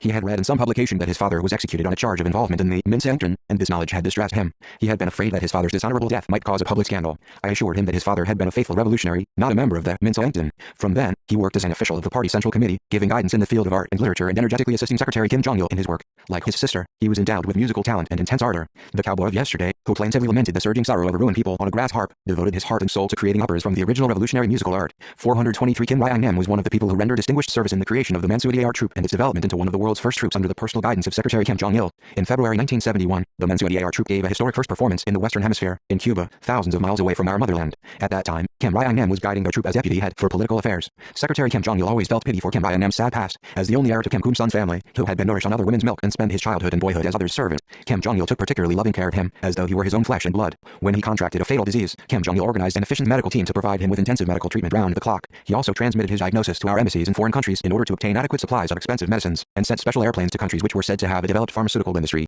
Kim Ryan-nam underwent operations 10 times, and this intensive care lengthened the span of his lifetime by almost 2 years. Kim Ryan-nam died at the age of 40, which means he lived more than 4 times as long as his sister. But measured with the standard of our times, when there are so many people who live to a 424 great age, his lifetime was short and he died too early. The ancient philosophy, which says that the good die young, must be regarded as out of keeping with the principles of life for the sake of many Kim Kum-suns and Kim Ryan-nams who are still living in this world. Kim Ryan-nam's second son recently graduated from the Faculty of Composition of the Pyongyang University of Music and Dance, which his father attended, and began creating musical pieces for the Mansudae art troupe. He is now singing the same revolutionary songs his grandfather, grandmother, aunt and father used to sing. In this way our revolution, pioneered in blood by the foreigners, is inherited and wonderfully improved through the generations. Though Kum-sun is dead, her metal and soul are still alive, pulsating in the minds of the younger generation, powerfully as they did in the days of her innocent childhood when she was romping about the valleys in Nakon and Yeoyanggu. 425 Chapter 9 The first expedition to North Manchuria, the Korean People's Revolutionary Army, the haves and the have-nots crossing the Loyalin Mountains, the sound of the Mouthergan ringing across Ningnan, the snowstorm in the Tianqialing Mountains in the bosom of the people, October 1934 February 1935 426. 1. The Korean People's Revolutionary Army. It is elementary political knowledge that where there are people, there is a state, and where there is a state, there is an armed force. Except for a few such special countries as Monaco, nearly all countries, large and small, have their own national armed forces for self-defense. The reason why many small and weak nations surrendered their sovereignty under the threat of a few volleys of gunfire from the colonialists and were obliged to become their slaves for hundreds of years was that they had no armed forces or very weak ones. The armed force of Rhee Dynasty, too, was annihilated. It was incapable of defending the country. This armed force, which had been so heinous in the suppression of rebels, reviled the foreign aggressors for some time, but did not fire a single gun before yielding. The ruin of our country can be ascribed to this inefficient armed force as well as to the corrupt government. In order to win back the sovereignty of the country, the patriots of Korea organized the Independence Army. It is inevitable that 427, the nation which has been deprived of its sovereignty, will organize its armed force for its restoration. The nationalists organized the Independence Army and conducted armed resistance for many years, and the Korean communists organized the guerrilla army and dealt a heavy blow at the Japanese imperialist aggressors. Our small secret armed force, which started the long march of the anti-Japanese struggle, had now developed into an army with a regimental force in each county in Jeondae. After repulsing the enemy's winter, punitive operations, we realized very keenly the need to reorganize the anti-Japanese People's Guerrilla Army into a People's Revolutionary Army, and we discussed this matter seriously with the commanding officers of the guerrilla units in other regions. In the light of the prevailing situation, merging the guerrilla regiments in the different counties into a single command was a pressing need, and the natural course of development of the AJPGA itself. Reorganizing the AJPGA into the Korean People's Revolutionary Army was a revolutionary measure which would improve its combat efficiency and counter the large-scale offensive of the Japanese imperialists more effectively by providing a unified command for the enlarged guerrilla forces. At the meeting at Mingyugu, the need for a large revolutionary force became the subject of our discussion. When discussing the future of the AJPGA there, we agreed that at the initial stage we should organize guerrilla battalions, develop their quantity and quality for some time, and then in due course reorganize them into a larger revolutionary force. Of course, this 428 matter was not a major item on the agenda at that meeting. However, the delegates had heated discussions about the future of the revolutionary armed force both within and outside the meeting. The most ardent proponents of the idea of large revolutionary forces were Open and Pak Hun. It is a common practice in colonies or semi-colonial countries for the armed forces of resistance to be organized on a small scale initially, expanded with gradual stealth and, when conditions are ripe, unified into a command. At the initial stage, when it returned from exile in Mexico, Fidel Castro's unit had 82 soldiers, of whom only 12 men survived. These people, equipped with 7 rifles, went into the Sierra Maestra Mountains, developed their strength by expanding their ranks, and then attacked Havana, toppling the pro-US dictatorial regime of Batista as swiftly as lightning. In the latter half of 1933, the merger of the guerrilla forces in Jeondae into a unified command became a major topic of discussion as a result of the lessons of Operation Macon for repulsing the enemy's winter, punitive operations and the heroic battle fought in defense of tens of thousands of square miles of territory. At the meeting to review operations, it was not the commanders of the 2nd Company and 3rd Company who had fought with us throughout the 90-day defense of Hyaowenjing, but Company Commander Han Hongguan, who had been far away from the zone of operations, who spoke fervently about the need for cooperation between various companies and the merger of units. 429 Han Hongguan said that the mission of his company in Operation Macon had been to contain a possible enemy advance to East Manchuria across the Loiling, but his company had not fought a single battle with the enemy, rendering no assistance to the main force in fighting. In other words, he implied that his company had not been able to attack the enemy from behind as it should during the enemy's punitive attack on the guerrilla zones. I thought a lot as I listened to his speech. His speech was self-critical, but he was not to blame in any way. He was an efficient commander who had carried out his mission in a responsible way. Why did he criticize himself as being a commander lacking in dedication, revolutionary principle and insight? In short, what was he attempting to emphasize during the review? While he accused himself of short-sightedness, I, as his superior, drew a serious lesson from Operation Macon. The lesson was that, in order to organize harmonious cooperation between companies in accordance with the ever-changing combat situation, we needed an adequate command and staff structure, and this required a unified system of command. His opinion was, after all, that the people's guerrilla forces against the Japanese should be merged into one well-regulated command system. Throughout the fight to frustrate the enemy's attack, the guerrilla forces, operating separately in many places, fought separately, without any cooperation with their neighbors or any assistance from them. In Heilong County, for instance, the enemy was said to have 430 launched his cleanup of the guerrilla base in Ulankan in early November 1933. His first attempt had been checked for some time by a fierce counterattack, and his second, punitive, operation had lasted only for 3 days, from the end of November. That was all the fighting they had there. As the time of action shows, the enemy's punitive operations in Ulankan had started about 15 days earlier than his attack on Hyaowenjing. If at this time the guerrillas in other counties, who had not been engaged, had attacked the enemy's rear on the principle of mutual assistance, it would have been much easier for the guerrillas in Ulankan to repel the enemy. The circumstances in Yanji and Huncheng counties were much the same. What did this mean? It showed, though belatedly, that since the guerrilla zones were subject to enemy attack at different periods, all the guerrilla forces could have made their struggle easier by coordinating their actions through efficient cooperation if only they had had a unified command and staff system for the guerrilla units in all guerrilla zones and counties. However, in the circumstances of that time, when the guerrilla units were directed within the framework of each county and each district, such voluntary, active cooperation was impossible. The command system of the guerrilla army at the time of the enemy's winter, punitive, operations was therefore limited in its response to the demands of the situation. Until that time the guerrilla units were under the command of the military departments of the Party 431 committees at various levels. Since the battles in the early days of the guerrilla movement, when only 1 or 2 companies existed in each county, were fought on a small scale, this system of commanding the army on a district and county basis was not so bad. However, as the ranks of the guerrilla army expanded and the enemy's punitive forces multiplied from hundreds to tens of thousands, it became impossible to choose to fight only small-scale battles. A battle is not always fought by the choice of one of the belligerent forces. When the enemy provoked us to battle by continuously reinforcing his forces, we could not but fight against him. While the enemy was attacking us in large numbers by mobilizing this or that division, this or that brigade, and this or that regiment from several directions, we were scattered in this valley or that one, and we fought without either combining our forces or helping our neighbors. Should we be obliged to continue to fight in this way in the future, too? When attacking a large city or a town, we concentrated our forces by selecting selecting men from each county. Why should we fight defensive battles with a county or guerrilla zone as our unit of force? This was the idea that obsessed me before and after Operation Macon. In a nutshell, the guerrilla movement required a new form of armed force corresponding to the content and scope of the movement. It was necessary for us to take radical measures to bring the armed units dispersed in the counties and districts under 432 a single system. The quickest way of meeting this requirement was to merge the anti-Japanese People's Guerrilla Forces into a large revolutionary army. A letter from the commander of the 4th Company in Yeoyanggu also seemed to suggest this. Circumstances prevented the commander from attending the summing up meeting of Operation Macon, so he reviewed the work of his company in a letter and sent it to Macon. Jin Yu, the company commander's orderly, brought that letter to us. During the review of Operation Macon, I gave deep thought to the matter of merging the anti-Japanese People's Guerrilla Forces. I discussed it with Yu Jin, Ryang Song Ryan, and others on several occasions. Once I went to Ryang Song Ryan's house and played the guitar there. I did not do it because I was merry or free from anxiety. Frankly speaking, I felt gloomy at that time. Though Operation Macon had ended in victory for us, the guerrilla zone was suffering heartbreaking anguish. Many people who had shared their life and fate with us had been killed. It was not easy to rebuild houses on the ruins and make a new life. When I visited Ryang Song Ryan to discuss military matters, he greeted me with a gloomy face. The battalion commander of yesterday was still furious with anger, for he had been detained on a false charge of being a member of the Minsancton. Thanks to our guarantee, he had not been given a prison term, but he had also not been reinstated in his former position. He was operating 433 between Hiawangjing and Luozigu to obtain food grain. After being bereaved of his wife and mother by the enemy's Mapingu operation, he had become a man of few words. When I brought up the matter of organizing a large-scale revolutionary army, he immediately lit up and expressed exceptional enthusiasm. He said, "I think the point in question is just how to merge the units." He said nothing about whether he agreed or disagreed with me, but he expressed his approval by bringing up the possible means and forms of merger for discussion. What worried him most was whether some people of a chauvinistic mentality, who were crazy about the anti-Minsancton struggle, would accept the idea. It was no wonder that he should feel uneasy about it. This was the painful position the Korean communists found themselves in, and the special circumstances required that the difficulties be smoothed over prudently. In those days, international lines, formulated on the basis of their own principles and according to their own yardsticks for assessing all the problems of the communist movement and the national liberation struggle, were imposed upon us as authoritative, while national traditions and aspirations were sharply attacked as a nationalist tendency in the name of so-called class interest and international solidarity. In this situation, it was not easy for the Korean communists who were building up their revolution in a foreign country to put into practice a plan for establishing their own independent armed force. 434 Yu Jin also approved of the idea of merging and reorganizing the anti-Japanese People's Guerrilla Forces into a large revolutionary army. As soon as I broached this matter, Yu Jin, who was open-hearted and generous, gesticulated forcefully and said that we should merge our units and fight big battles. I was very much pleased by his words about big battles. It was very pleasant to hear such words from Yu Jin, a gallant man whom the Korean people in Jiandao loved and valued as one of their own. He went on to say that when the Koreans organized an independent revolutionary army by merging their armed units, they would be accused of extending the revolution to Korea, but they should push ahead with this work as quickly as possible without paying any heed to such accusations. Tong Chang RONG also supported our plan. He said, the AJPGA organized in East Manchuria is an armed force formed on the initiative of the Korean communists, and Koreans form the overwhelming majority of its ranks. Though it was organized on the territory of China, it should ultimately develop into a Korean revolutionary armed force for carrying out the Korean Revolution.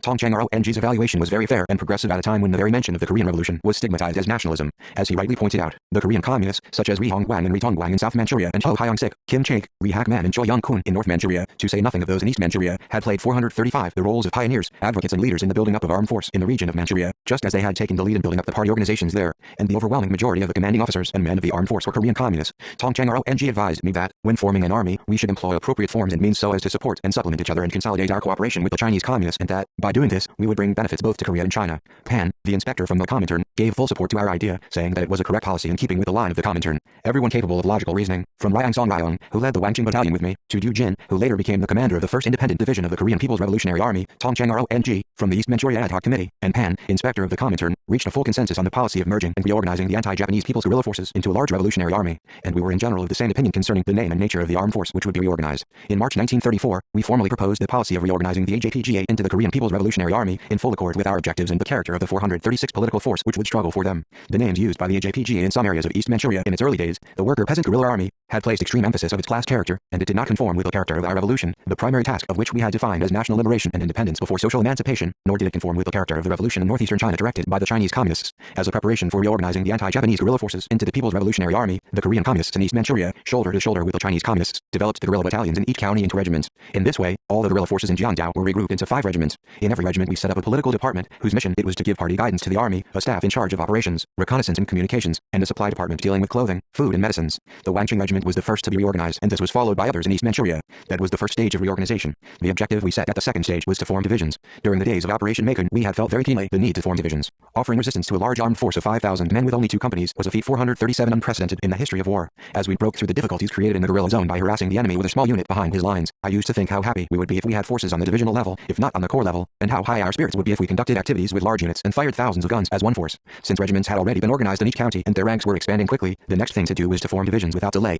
That was the most important task of the moment. Our objective was to organize first 2 divisions and 1 independent regiment under the Korean People's Revolutionary Army and then build on this success more divisions in the future. With this objective in mind, we organized a division out of the regiments in Yanji and Heilong, and another division made up mainly of regiments in Hunchun and Wangjing. In the course of this reorganization, the Party Committee of the Korean People's Revolutionary Army was established as a new party guidance body. The Party Committee was entrusted with the onerous task of giving guidance to local party organizations as well as those in the army, because the local party organizations could not protect or maintain themselves if they were not supported by force of arms. In earlier times, local party organizations had guided the party organizations in the army. The work of reorganizing the AJPG into the Korean People's Revolutionary Army was carried out in a very short space of 438 time, from March to May 1934. When they heard about this, the people in the guerrilla zones vied with each other in helping the army and prepared grand celebrations in every zone. The women in Wangjing made congratulatory banners and sent them to us. The YCL organization there staged a congratulatory performance by the children's art troupe and organized an athletic meet. In Sandia-1 guerrilla zone in Yanji, a mass meeting and a demonstration attended by more than 1,000 people were held, and delegates from the enemy-controlled areas participated in those events. The people were even further convinced of the bright future of national liberation by the formation of the KPRA, and they firmly resolved to rise up as one body with the army in the anti-Japanese Revolutionary War. The reorganization of the AJPGA into the KPRA opened up a broad highway towards the development of large force operations in a wider area.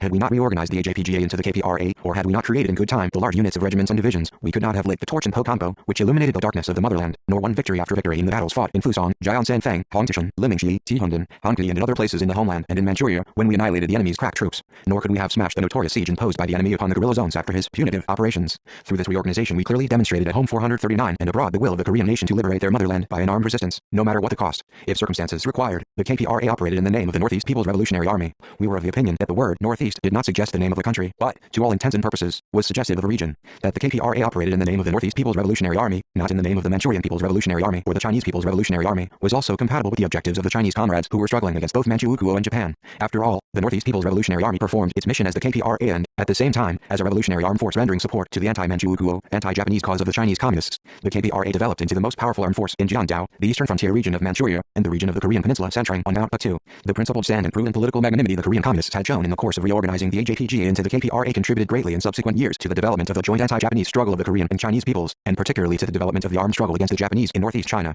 If we had insisted on an inflexible form and name corresponding only to the 440 Korean Revolution, in disregard of the prevailing subjective and objective situation of that time, the Korean communists would not have launched the anti-Japanese armed struggle in such an effective way, with the extensive support of the Chinese people. When in later years we organized the Northeast Anti-Japanese Allied Army, we called it by this name when operating in the northeastern region of China, as its character required, and changed its name to the Korean People's Revolutionary Army, in conformity with the specific situation, when operating in areas inhabited mostly by Koreans or in the homeland, so that we lived and fought under the care and protection of the Korean and Chinese peoples everywhere we went. Even from today's perspective, we consider it a matter of honor and pride that we placed greater emphasis on the essential content of the movement than on any of its formal aspects. Thanks to this principled view and magnanimous stance, we were always able to hold fast to the national character and independence of our struggle, while fulfilling our duty as internationalists, and, for this reason, we enjoyed the respect and support of the Chinese comrades and the Communist International. Publications of those days called the People's Revolutionary Army organized in Jiandao the Korean People's Revolutionary Army, not as the Northeast People's Revolutionary Army. The Dongfang Zazhi Oriental Magazine, TR, published by the Shanghai Commercial Publishing House in Shanghai in 1935 wrote, in connection with the guerrilla struggle in northeastern 441 China, that there was a 3,000-strong Korean People's Revolutionary Army in Jiandao, and this was faithfully reprinted in the Lives of the Anti-Japanese Martyrs in northeast China, published by the National Salvation Publishing House in Paris, France. It is therefore no wonder that the KPRA was called the Second Army Corps after the Northeast Anti-Japanese Allied Army was formed in the later years.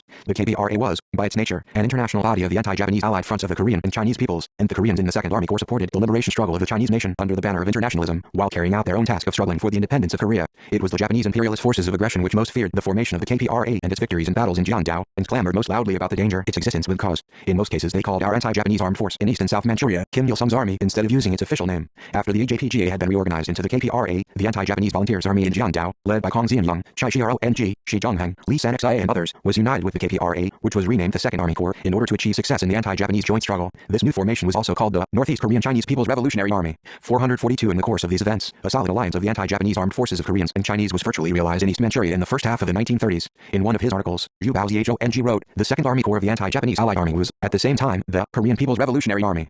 In the course of the anti-Japanese guerrilla war, the Chinese and Korean peoples maintained ties sealed with blood for the sake of their common cause. Thus he recognized the entity of the KPRA and extolled the alliance of Korean and Chinese armed forces against the Japanese that existed in the course of the historical common struggle. In this sense the Japanese called the guerrilla army organized in Manchuria, and in Jiandao in particular, the pure Korean partisans. According to the data uncovered by one of our comrades, V. Rappaport, a famous expert on Chinese and Korean affairs in the Soviet Union, contributed an article under the title of The Partisan Movement in the Northern Area of Korea to the Soviet international political magazine The Pacific in 1937, in which he stated, the partisan army in Korea has mostly been merged into a unified command, has its own center and calls itself the People's Revolutionary Army. The expansion of the existing relationship and contact between the Korean and Manchurian partisan armies is setting the Japanese militarists to tremble with great unease and, For this reason, Japan is paying serious attention to the border area of Korea. 443 The reorganization of the AJPGA into the KPRA did not mean a mere change of name or a technical restructuring. It meant a new stage of army building, of improving the command system of the guerrilla army and strengthening its ranks both in quantity and quality by following up on its successes and drawing on its experiences after reviewing the path of militant advance reversed by the AJPGA. After reorganizing the AJPGA into the KPRA, we launched unceasing military actions to frustrate the enemy's siege. The headquarters of the Guantan Army and the military authorities in Tokyo, who had suffered defeat in the winter, punitive operations which they had flaunted as the final mopping up, made a great fuss over determining the cause of their failure and deciding who would be answerable for it. Then in the spring of 1934, they re-examined their previous scorched tactics and proposed a plan which they called a siege, an even more notorious, new plan for clean-up.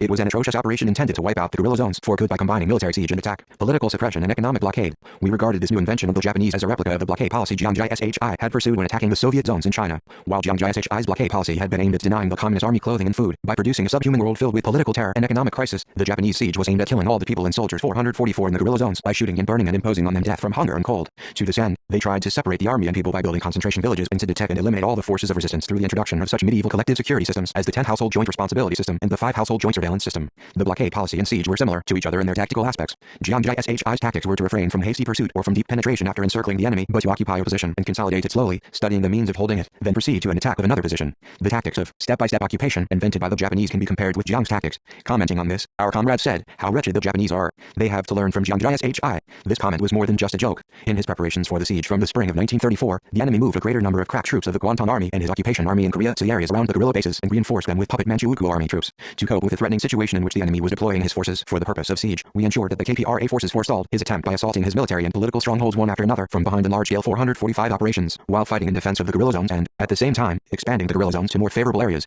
This enabled us to manage the difficult situation on the basis of our initiative, consolidate the victories won at the cost of our blood, and maintain the people's high revolutionary spirit. The KPRA launched a spring offensive. We raided the areas in Wangjing where the enemy forces were concentrated and the constructing sites of the concentration villages at Yaobeiku, Daeukun, Shaituaohezi and Jianjialu. Our comrades in Hunchun, Yanji and Yilong also attacked the construction sites of the concentration villages, smashing the enemy's attempt to establish a siege in its very first stage. In order to consolidate the success achieved by the spring offensive and, maintaining the initiative, turn the enemy's attempted siege into a fiasco, we immediately launched a summer offensive. The main purpose of this effort was to expand the guerrilla zones to the northwestern area of Antu County and northeastern area of Wangjing County. Defending a few fixed guerrilla zones while the enemy surrounded us would mean falling into the trap laid by the enemy and assisting his efforts. The task of expanding the guerrilla zone to the northwestern area of Antu County was entrusted to the 1st Division and the Independent Regiment of the KPRA, and the task of expanding it to the northeastern area of Wangjing County to the 2nd Division of the KPRA. While the area of guerrilla activity which connected Dadianzi and Fire was the lifeline of Antu County, the area 446 including Luozigu, Laomazhu, Taebengu and Sandaohezi was the lifeline of Hanchun and Wangjing counties. Being adjacent to the Mudanling and Laoiling mountains, these areas were considered ideal for guerrilla activities and had been developed by veteran soldiers such as Hong Pumdu, Cho Myung-rak, Ri Tonghu and Wang Pyonggil since the days of the Independence Army movement.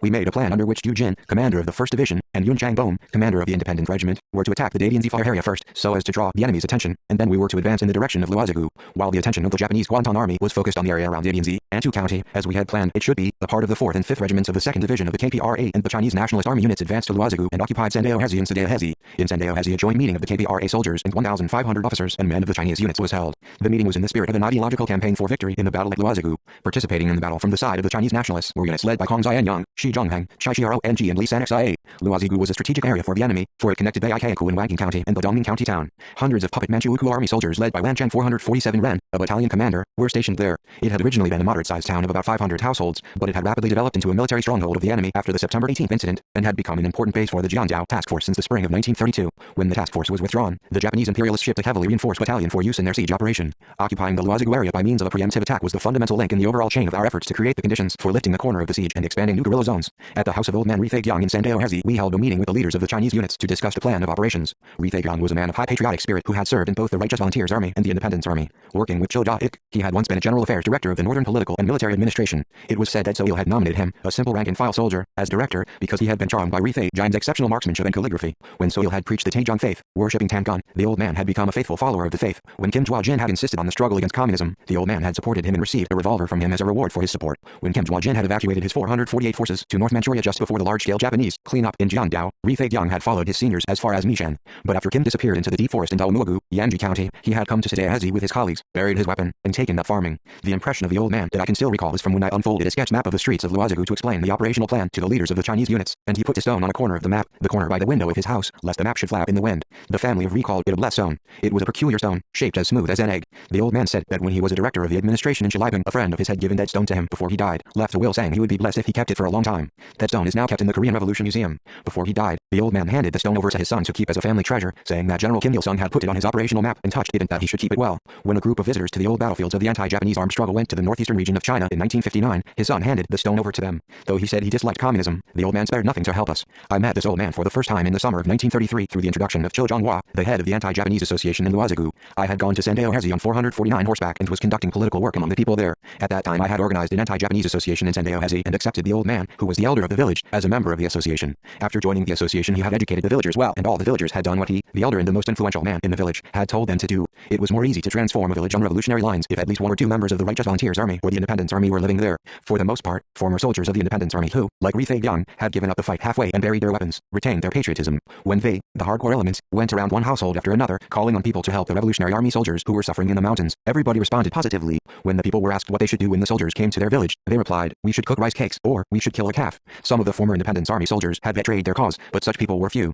The vast majority of them led an honest life to their last moment. For this reason, I was careful not to neglect work with the influential veterans of the Independence Army wherever I went. Before anybody else I visited such Independence Army veterans as Oh Tae-hoo in Shixian, Cho Da-ik in Zidapo, Ri Chi-baek in Macon, Kim Tong-sun and Dong Ri-kun and Ri Tae-gyong in Sandai-Hezi, greeting 450 them and lying down, heads on wooden pillows, beside them to talk over current affairs. After liberation some people gave the cold shoulder to the veterans of the Independence Army, alleging that their ideology was different from ours. In those days people with ideologies other than communism were rejected out of hand. At times, narrow-minded people in the area of personnel administration would give them a wide berth, and such rash responses acted like a wet blanket on the united front policy we had consistently adhered to. Whenever I encountered such people, I would say to them, it is wicked to ostracize the Independence Army veterans on the grounds that they have different ideology. It is their limitation, but not grounds for guilt, that the soldiers of that army did not become communists. Are you trying to make communists of Chun Hyang and the young nobleman Ri Nine? Even if we are in power, we communists must not fail to appreciate our patriotic seniors. The trend of thought differs from age to age. Then why do you ostracize them, guard against them and avoid them? Are they guilty for fighting for Korea's independence at the risk of their lives when others were living with their families in warm houses, eating hot rice? I think that the veterans of the Righteous Volunteers Army and the Independence Army who fought under arms are more laudable patriots than those who had led a comfortable life in their own houses while earning their own bread. You should realize that you will be forsaken by the people if you ostracize the Independence Army veterans. 451 On the basis of this view, we enrolled the sons and daughters of the martyrs of the Independence Army in the school for bereaved families of revolutionaries, which was built at Menyungi. We appointed veterans of the Independence Army who actively supported our line of building a new Korea to official posts according to their abilities. Mr. Kang Jin-don-ten, the first chairman of the Central Committee of the Peasants' Union of North Korea, and Mr. Ri Young-11, the minister of city management of the first cabinet of the DPRK, were veterans of the Independence Army. While we were preparing for the battle after the meeting, our reconnaissance party informed headquarters that the enemy had rushed out of the wall town in order to forestall our attack. We lured the enemy out to a point favorable to us and then destroyed his main force, and by pursuing the fleeing enemy we launched our attack on the wall town. Our combined forces had to fight a hard battle in the pouring rain. The greatest obstacle in the battle at Luozigu was a fort on the west hill just as in the battle in the Dongning County town. The battle went on for 3 days because of the enemy's desperate resistance from the fort. As we were holding the meeting at the headquarters of the Chinese units on the 3rd day, a mortar shell from the fort caused wounds, some of them serious, to some of the commanders of the Chinese units, including Zhu Baoziho and G. Zhuo was participating in the battle as the chief of staff of Kong Xianyang's unit. Dispirited by the wounds suffered by their 452 commanders, some of the Chinese units began taking to flight in a disorderly manner, running directly away from Luozigu. If this retreat were not checked, the battle would end in failure. The capture of the fort on the hill would be decisive to the outcome of the battle. Not only mortars but several heavy and light machine guns were mounted on the fort. Shots from this fort fatally wounded the company commander, Han Hongguan, in the abdomen, so that his intestines came gushing out, and Zhou Walnan was also put out of action. Han's wound was so appalling that he himself requested us to shoot him. To the KPRA soldiers who were pinned down so that they could not approach the fort but only grind their teeth in vexation, I shouted, "Comrades, we must seize the fort at any cost. Let us fight for the revolution to the last drop of our blood." Then, mowing the enemy down with mouse air fire, I charged forward. The rain of machine gun bullets from the fort grazed my ears. A bullet pierced through my cap, but I dashed forward without pause for breath. The men sprang to their feet and followed me. The fort, which was boasted to be impregnable, fell into our hands in 30 minutes and a red flag was hoisted on top of it. The soldiers of the Chinese units who saw that flag turned round and launched an all-out charge in high spirits. The self-sacrificing spirit of the Chinese communists, including Zhu Baozhong, was highly influential in arousing them from apathy and frustration to charge. Though wounded heavily, Zhu blocked the 453 soldiers' flight with open arms and shouted at them to look at the red flag flying on the fort on the west hill. The soldiers who saw him stopped their retreat and assaulted the enemy position, raising a loud battle cry. The battle ended in victory for us, when the battalion commander of the puppet Manchukuo army and the Japanese instructor who were defending Luozigu said in the last despairing message they sent to the commander of the Guangdong army that they had been surrounded and under attack by 2,000 troops of the combined forces of Kim Il-sung's army and other units for 6 days and 5 nights and that they were on the brink of being annihilated. They wailed, "Our ammunition has run out and our fate will be decided in a moment, but we are proud of having done our best for the sake of Japan and the building of Manchukuo. Mr. Commander, please understand this and forgive us. Our victory at Luozigu and Dadianzi was the greatest of all the victories the KPRA won in the early days of the anti-Japanese war. The KPRA's attack on Luozigu dealt a heavy blow at the enemy in his attempts to besiege us and struck mortal terror into his heart. After this battle the enemy's large and small, punitive, forces deployed in the vicinity of the guerrilla bases were paralyzed with fear. Indeed, the battle at Luozigu reduced the enemy's power in the northeastern region of the Wangjing guerrilla zone, creating a situation favorable for expanding the guerrilla zones and making 454 a great contribution to the further consolidation of the Allied front with the Chinese Nationalist Armed Forces. After the battle we continued brisk political and military activities to thwart the enemy's attempts at siege. When the guerrilla zones were evacuated many of the revolutionary people in East Manchuria were able to settle down in the area areas around Antu and Luozigu because we had turned this region into an invisible revolutionary base through intense military and political activities from the early days. The KPRA sacrificed much blood during the summer offensive in 1934. The victory in the Battle at Dadianzi was stained with the blood of Charayong Dak, a popular commander of working-class origin, who was one of the organizers of the Hilong guerrilla unit and the political commissar of the regiment. He was the first political commissar to fall in action after the formation of the KPRA. 455. 2. The haves and the have-nots. The guerrilla base was my home and secure nest, but I did not always stay there. An army which is cooped up behind a fence will invite tactical self-destruction. Consuming the people's provisions and gadding about the Hiawangjing Valley went against the grain. We were also disgusted by the doings of the leftists and chauvinists who destroyed innocent people on their own side by labeling them as Minsancton. I used to go to fight behind the enemy lines in command of my unit whenever the situation permitted me to do so. After the semi-guerrilla zones were set up, I did this more frequently. The people liked us to do this because they knew well that our actions behind the enemy lines would bring them rice and clothing. However, the enemy might slander communism. The people did not believe him if we once stayed with them overnight. The personalities of the communists, expressed in their morality and manners, had a stronger effect on the people than the enemy's 456 propaganda. Men who had interesting experiences in the enemy held area vied with one another to accompany me. I used to take the 5th company with me. Taking too many men could mean problems with food and attract too much attention to our activity, so I kept my company between 50 and 60 men. When more men were needed, I used to call on the 1st company. As I frequently operated behind the enemy lines, Zhou Chengok, who was in command of the 2nd company, and Zhang Ryongsan, who was in command of the 3rd company, earned the burden of defending Wangjing. The 4th company defended Yaoyanggu. The 5th company was the crack unit in Wangjing. If they were ordered to march with an interval of 3 steps between men, they did so. When ordered to suppress the sound of their breathing, they did so. We used to hit a moderate target and then withdraw 5 or a dozen miles like lightning, avoiding major commitment. Our harassing operations behind the enemy lines prevented the enemy from committing all his forces to the attack on the guerrilla base. Some officials in charge of party propaganda work after liberation gave no publicity to the experience of the Korean communists in fighting behind the enemy lines during the war against the Japanese. Instead, they propagandized only the traditions and experience of a foreign country. The flunkiest fever spread by these people developed to such an extreme that immediately after liberation our people were not even aware that 457 there had been a heavy battle fought for the defense of Hiawangjing during the anti-Japanese war, though they knew all about the Battle of Stalingrad and tank battle at Kursk. At one time the hero Ri Subak 12 was called the Korean Matrasov. At the time of the Fatherland Liberation War, our people believed that Matrasov of the Soviet Union was the first hero in the world ever to block an enemy pillbox with his own body. They were totally ignorant of the fact that Kim Jin, one of the anti-Japanese martyrs of their own country, had done this much earlier than Matrasov. If we had educated people in our revolutionary traditions immediately after liberation, many of them would not have been killed during the temporary wartime retreat. They could have formed small units of 5 to 6 people or 15 to 20 people, each carrying an axe and 1 or 2 mao, a mao approximates to 2 pecks, tr, of rice, and moving from mountain to mountain, firing several shots now and then and posting up leaflets. In this way they could have endured 1 month or 2 in mountains. But such education was not given in advance, so during the war we incurred losses that could have been avoided. Most of my activity behind the enemy lines was conducted in the rural villages in the area on the Tumen River. In 1 year I traveled by rail in the area along the Tumen River and I could recognize the mountains and ravines across the river, which looked exactly the same as in the old days. As the saying has it, the darkest place is under the candlestick. It was a good choice to operate under the very nose of the enemy. 458 Our unit advanced to a mountain at the back of 2 men. We all operated in plain clothes there. We posted a sentry on the top of each of 3 hills and carried on our operation without haste, reading and sleeping in the forest. The enemy had no idea there was a guerrilla unit operating under his very nose. In the summers of 1933 and 1934 we operated around 2 men in Liangzuikenzi on the Tumen River. While I was conducting mass political activities in the vicinity of Liangzuikenzi following my return to Wangjing after the negotiations with Wu Yisheng, I had sent some of my men to the 2 men area and I myself had talked to the local inhabitants with a view to finding a suitable place for my headquarters. In general, they recommended 3 places, Mount Songdong, Beijiaoliling, and Gyeomeodingsi, as ideal. In fact, these places provided safety for the headquarters but were unsuitable for the purposes of our activity. Something attracted me to the mountain at the back of 2 men. As I traveled to and from Monsong, I had thought it resembled Moran Hill in Pyongyang. I examined the place on the map and found it ideal for our purposes. It had several ravines and dense forests, which made it an ideal place to spend the summer in improvised grass thatch huts. Our organizations had been active in many places around this mountain since 1930, but there were still many villages where we had no organizations. Our intention was to turn these virgin villages into revolutionary ones. I had intended to go to the mountain at the back of 2 men as 459 soon as the Luozigu battle was over, but I had to put off my departure and stay at Yaowangjing for a while, since I had to obtain food and clothing for a Chinese anti-Japanese nationalist army unit. It was already the beginning of hot period, but the men of the Qingchen unit were still wearing worn-out cotton-padded clothes and barely managing to survive on potatoes the size of sparrows' eggs. In consequence, the potato fields around the place where the troops were stationed had been all ravaged. The owners of the fields resented the Qingchen unit. Relations between officers and men, who were ill-fed and ill-clothed, had naturally deteriorated, and the unit was turning into a gang of bandits. Some of them showed signs of wishing to surrender. The state of affairs in Kaoshan and Zhonghang's units was much the same. At that time Kaoshan unit had not yet been admitted to the KPRA. We attacked Yayi in cooperation with the Qingchen unit and divided the captured food and clothing among the Chinese anti-Japanese nationalist army units and made another raid on the enemy in Daeomyeotai before we set off for the mountain behind 2 men. On my arrival at the mountain I found Han Hongguan, the company commander, had arrived before me. In the battle at Luozigu he had been wounded in the belly so heavily that his guts had fallen out of his abdomen, and he had been sent to guerrilla hospital. Now he had slipped away from hospital and had been secretly following our company. The wound in his belly had almost healed up during the past month, but the marks of the suture were still reddish. Afraid at 460 his scar might split again, I ordered him go back to the hospital. This giant of a man pleaded with a tear-stained face not to be sent back,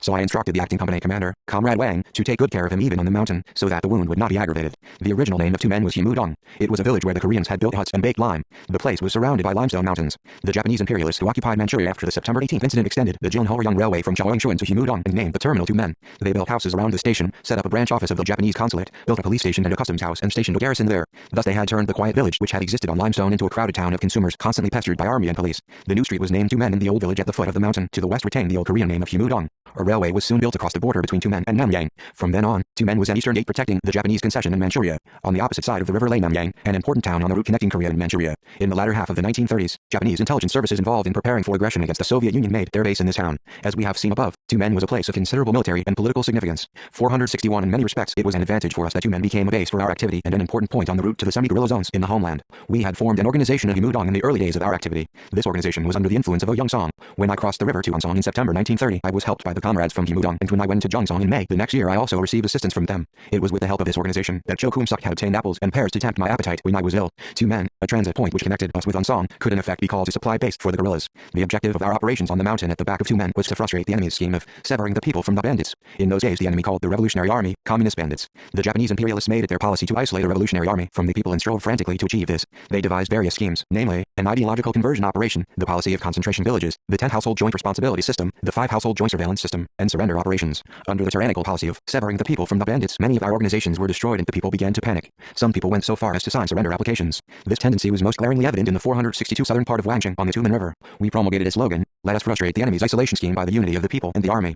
And to implement it we set out to restore the organizations among the masses. We restored the organization in Nanyang where Young Hop was living, and we also formed new organizations with the Chos, based in Bawazi. After completing this work in the adjacent villages, we gradually moved towards Liangzuikanzi, working among the masses, and infiltrating the lumberjacks and peasants. Once I led a small group to Xiangjidong, Mijiang, Hancheng County by way of Seoul, and re-established the organizations in Kiangwon, Siapil, and Hanyang across the Tumen River. As we did this, those people who had been distressed by the enemy's isolation scheme became active as their ties with the Revolutionary Army were strengthened. During our operations from the mountain behind Tumen, I frequently visited the area of the 6 towns in the homeland in order to improve the guidance system of grassroots-level party organizations and other revolutionary organizations in various parts of the homeland and extend the work of building the party deep into Korea. Since the formation of a party organization on Iru Hill in Unsong County in October 1930, a number of basic party organizations had also been created in the areas along the Tumen River through the efforts of hardcore members of the party leadership such as Oh Young-hwa, Kim Gil-won, Chae Soo-hang, Oh 463 Pin, and the political workers, Ri Pong-soo, and Kil, and Jang Koon-jin. Many basic party organizations had been set up in Horyong, Yunsa, Eunggi, Sanbang, Musan, Gyeongwon, Siapil, Rajin, Paryang, Sunambang, and Chongjin, and other places. In August 1933, a training course on underground party work was given in Paksokul, Gyeongwon, Siapil County. The 2-day training course, which was conducted under a tree near a charcoal kiln in Paksokul, was attended by political workers and those leaders of underground revolutionary organizations who had been working in the northern region and other parts of Korea. The lectures on the building of underground party organizations were given by me, on questions of YCL work by Jo Tong-uk, on women's work by Pak Yeon-suk, and on children's corps work by Pak Kil-song. It was about this time that a meeting of representatives of party and other revolutionary organizations in the homeland was held under our guidance in Unsong. The meeting took place in Jinmyong School in Pyeongjin Workers District, the present name of the place, Unsong County in February 1934. The main topic of discussion was expanding party organizations into wider areas of the country and establishing the system of guidance for party organizations. The meeting also decided to establish regional organs of guidance such as District Party Committee. As a result of this decision, the Unsong District Party Committee headed by John Jang-won was formed. The meeting was important because it marked a turning point in expanding the work of Party 464 building in the homeland in the first half of the 1930s. At that time, Jo Sun-ilbo, the Korea Daily, TR, reported that the party meeting held in Jinmyong School decided on a few radical slogans and circulated them in print. The report gave a brief impression of the meeting. The operations on the mountain behind Tumen gave rise to many amusing anecdotes. I still remember one story about a stingy landowner who was made to pay dearly for his niggardliness. I do not remember the name of the village where the landowner lived, but it was certainly a Korean village. One day I let the soldiers take a rest on the mountain at the back of Tumen and went down in plain clothes to the village where this landowner lived. At that time civilian wear was not a suit in the Western style but Korean clothes. We always carried these clothes in our rucksack. Without wearing these clothes it was impossible to work in the enemy-controlled areas. Those who spoke fluent Japanese carried Japanese clothes. That day I was accompanied by my orderly Ri Song-rim and 2 other men. It was late afternoon, and we had a few hours till sunset. I wanted to sound out the feelings of the people in the village, which we had not visited yet. I was also feeling bored after living in the mountain for days at a time. I intended to ask for help and form an organization in the village if the villagers were well disposed. There were no Japanese soldiers or policemen there. 465 we made for the largest, most imposing house with a tiled roof, and I asked if the master was in. There was no answer and the door was locked from the inside in the middle of the day. We took the handle of the gate and rattled it. Only then did we hear someone coming out, dragging his shoes lazily. A middle-aged man opened the gate and cast a frowning glance at us. This was a landowner who would be taught a lesson. "Sir, we are travelers. It's getting late and we're looking for lodgings. Will you be kind enough to let us stay overnight at your house?" I asked him politely. The master spat abusive language at us, calling us crazy. He was unpleasant and ill-tempered. "Why have you chosen to come to this house in the village? There is an inn a little over a mile from here. Do you think this is the village mill?" His manner of rolling his eyes and shouting abuse betrayed an ugly temper. Without any preliminaries he denounced us as crazy and treated us with contempt, as if we were beggars. I felt indignant, but I was tolerant and said politely once again, "Sir, I have pain in my legs and blisters on my feet, so I can walk no farther. Let us stay overnight here, please." He yelled back at us, foaming with rage. "I say the inn is not far from here. Why do you cling to me like a leech? I haven't even met you bastards at a fair." My orderly, standing behind me, begged for the man to have mercy on me. "Master, we have no money to pay for the inn. It is said that God blesses the kind-hearted. You could pretend that you 466 are treating us to a feast. You may. Do you want me to give you money?" He cut the orderly off in mid-speech and spat. "What nonsense." He shut the gate and disappeared inside. This was the first time I received such treatment in 10 years of revolutionary activity. There were many rich people in central Manchuria where I had been engaged in underground activity. None of them was as cold-hearted as this landowner. My orderly was quivering with rage. He had never imagined that his commander would be treated so badly by such a worthless country landowner. He suggested shooting the brute. He said he would at least like to fire a blank in his ear to scare him into fainting. I, too, was on fire with rage. It is only natural that fellow countrymen should become more friendly when they meet in a foreign land. Even people whose lives set them against each other in their own land share a feeling of fellowship in a foreign land. This is the nature of human beings. The landowner who insulted us by calling crazy had not an iota of compassion. Could human nature become spoiled in this way because the country had been ruined? There's a saying that misery loves company. No nation is so compassionate as the Koreans. That is why we have the saying, an evil spirit cannot resist ritual prayers. A human being cannot resist compassion. Koreans are especially hospitable to visitors, and this is a virtue. 467. It is the kind-hearted custom of our people to accord cordial hospitality to their visitors. Although the head of our family was only a gravekeeper, our family had always been kind to its visitors. If we had a visitor when our provisions had almost run out and we had to live on gruel, my mother used to add a bowl of water to the gruel pot so that the visitor might share the meal with us. In those cases, my mother and my aunt used to eat the thinnest portion of the gruel. Even though the women of my family might get 1 or 2 meals, they never complained about the family's poverty or misfortune. This was the true image of the Korean nation, which was engraved in my heart in my boyhood. Since ancient times, people in this country had been so hospitable that even the penniless man could have traveled throughout the country if he had chosen to. That is why foreigners who have been guests in an ordinary Korean home have spoken highly of our country as an Eastern country of great courtesy. Was it not Korean blood, then, running in the veins of that wicked landlord? How could he be so cold-hearted towards a fellow man? He was immoral. A nation whose power has decayed can be dispossessed of its country. A people without a country can be deprived even of their written and spoken languages and their surnames. But how can they discard their kind hearts? If all of the people were to become brutes like this landowner, the Korean people could never win 468 back Korea. It is fortunate, however, that only a tiny handful of Koreans were like the landlord. I was obliged to revise my views of the rich. In the summer of 1933, a unit of the Chinese National Salvation Army stationed in Shiliping made a raid upon Shixian and, as one of the operations for collecting economic contributions, held the wife of a Chinese rich man for ransom. She had had her feet tightly bound to keep her feet from growing according to Chinese custom, and she had been detained for a few days in her simple underwear in Shiliping. The unit sent a notice to her husband informing him that if a certain amount of money was brought before a certain date, his wife would be sent back home. The rich man, however, did not show up in Shiliping, saying that with that amount of money he could get married to a prettier woman. It was her own father, instead of her husband, who ransomed her. This showed what the ill-tempered rich people were like. We went around the village again to find a lodging. We decided to ask for help at a thatched house instead of a tile-roofed house. We saw a thatched house not far from the landowner's house. The members of the household were having supper with the doors of the rooms wide open. I spoke to the master of the house just as I had done to the landowner. Good evening, we are travelers. It is late and we are seeking a lodging. Can we stay overnight at your house? 469. He rose and looked out at us, resting his hand on the upright of the door. Come in and sit down. Join us in this humble gruel. We apologize, but it is our only meal. Please, come in, though the room is not in good order.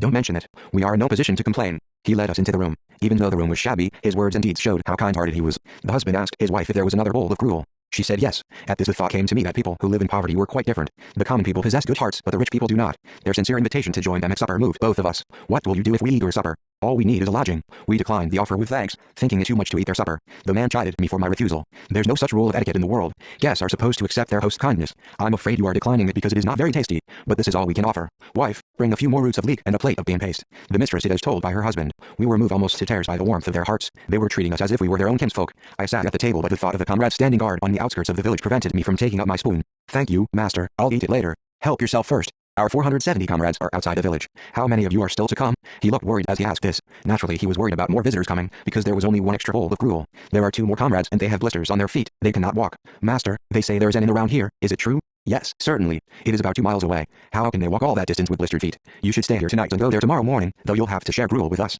Please bring the others here, too. I asked him what sort of a man the landowner was. He replied that, in a word, he was miserly and ill-tempered and added, he has turned his back against the villagers, but he is fairly friendly with policemen and officials. A few days ago, a young man who came from Korea to visit his relatives here was arrested for no particular reason and tortured almost to death at the police station before being released and going back home.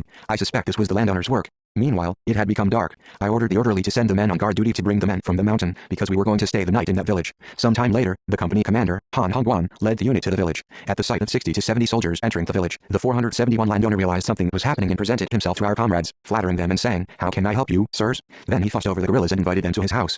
How can a man live that way, spending his energy on double-dealing? Han Hongguan, not knowing his true motive, was very moved and said to me, "Comrade commander, that landowner is kind-hearted, just like the landowner Jiang in Hiaowangcheng and the 1 and 2 men." The landowner Jiang had given sincere assistance to the guerrillas, but had been banished from the guerrilla zone to Daejeon by orders of the Soviet government. The 2-man landowner was a conscientious man who had responded to our request for cloth and cotton wool and other materials sufficient to make 500 uniforms for the Chinese anti-Japanese nationalist army, which was a difficult problem for us at the time. We made clothes with that materials for all the soldiers of the Chinese anti-Japanese nationalist army in Hiaowangcheng. The 2-man landowner used to come to Shiliping to visit his relatives. Once our comrades somehow found out when he was coming and detained him in order to collect funds. When we returned from our operations behind the enemy lines, the comrades in the headquarters had released him, saying that the method was wrong. I sent for the landowner, who was fleeing from the guerrilla zone, and frankly explained to him the situation with clothing for the Chinese anti-Japanese nationalist army and appealed to him for help.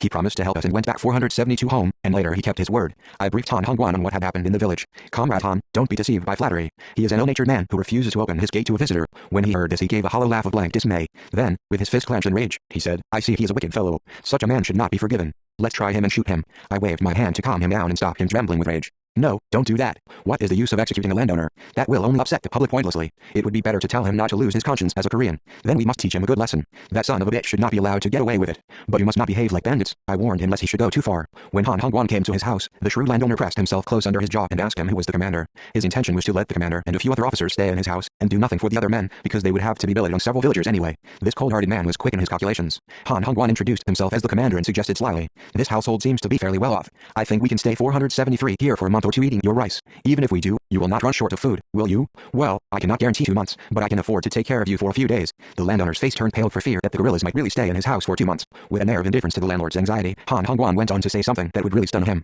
"Master, how many pigs do you have in your house? Our men have not tasted meat for several months. I think you have a pile of 100 sacks of rice in reserve, haven't you? Though I am not sure about other houses." "Oh, my God, 100 sacks you say? I've never had that much. Even though the other houses pretend to be poor and eat gruel, they all have enough rice. Whether the others have rice or not, you should treat us. You are rich, so you don't need to worry about it. If you have any conscience as a Korean, you must contribute your share to achieving the country's independence. You mean that we should eat the rice of the poor people who are short of food? How can the peasants farm if we eat up their seed grain?" Intimidated by Han Hongwan, the landowner butchered pigs and offered the men rice. The men who had been billeted on peasants also ate rice brought from the landowners. If he had treated us properly, he would have not suffered this misfortune. After teaching him a good lesson, Han Hongwan returned to 470 for me, bringing a rush mat and a quilt from the landowners to make up my bed. He was a man who enjoyed playing such jokes on people. That night at the good-natured peasant's house, we had rice which Han Hongwan brought from the landowners. "Will there not be trouble if we do this?" the peasant asked me apprehensively. "Master, don't worry," I assured him. "There is nothing for you to worry about. You have only lent us your cooking pot. If the landowner finds fault with you later, tell him that you had nothing to do with what the gorillas did. If you are gorillas, I can set my mind at ease. It was foolish of me not to recognize you as gorillas." The man and his wife had not known who we really were. Out of their simple kindness as Koreans, they invited us to share whatever they were eating, whether it was gruel or bean paste.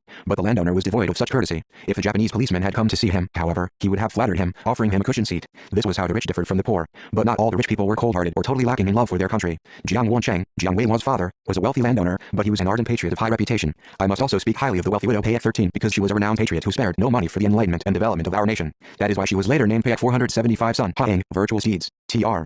Most of the rich people, however, were miserly and cold-hearted, like the landowner we met. There is some truth in the saying that charity comes from the granary, but it does not always apply. Was the peasant who treated us to barley gruel hospitable because he had a large stock of rice? In fact, he had nothing but one sack of early harvested barley in the corner of his room. No matter how much money a man may have, he will be forsaken by the world if he has no compassion. Even though one lives in a hut, one can be morally rich, have many friendly neighbors and be held in high esteem by everyone, if one is kind to one's fellows. If a man's worth is judged by moral excellence, the landowner who turned us away must be called a miserably poor man, not worthy of human respect. In this case, true virtue was found in a hut in which ordinary people lived, not in a grandiose house. Ri Pong-su and his wife once contracted an eruptive typhus when they were working in Mokang. At that time, Ri Pong-su was the head of a hospital, and his wife and son Hua was working in a hospital. She crawled out to bury their child, who had died of starvation, and covered the body with oak leaves. Ri Pong-su had a feeling that soon he might also die just as his child had. He took off the new clothes which his comrades had brought him a few days before, folded them neatly, and sat his last will and testament on them. These clothes have not been worn for long, and I ask the 476 comrade who finds the testament to wear them in my place. This incident shows how superior the compassion of the revolutionaries was to that of the landowner. Ri Pong-su miraculously survived and continued to work for the revolution, but his testament remained as proof of his humanity and still moves the people's hearts, an example of the noble and warm world of humanity which only communists can create.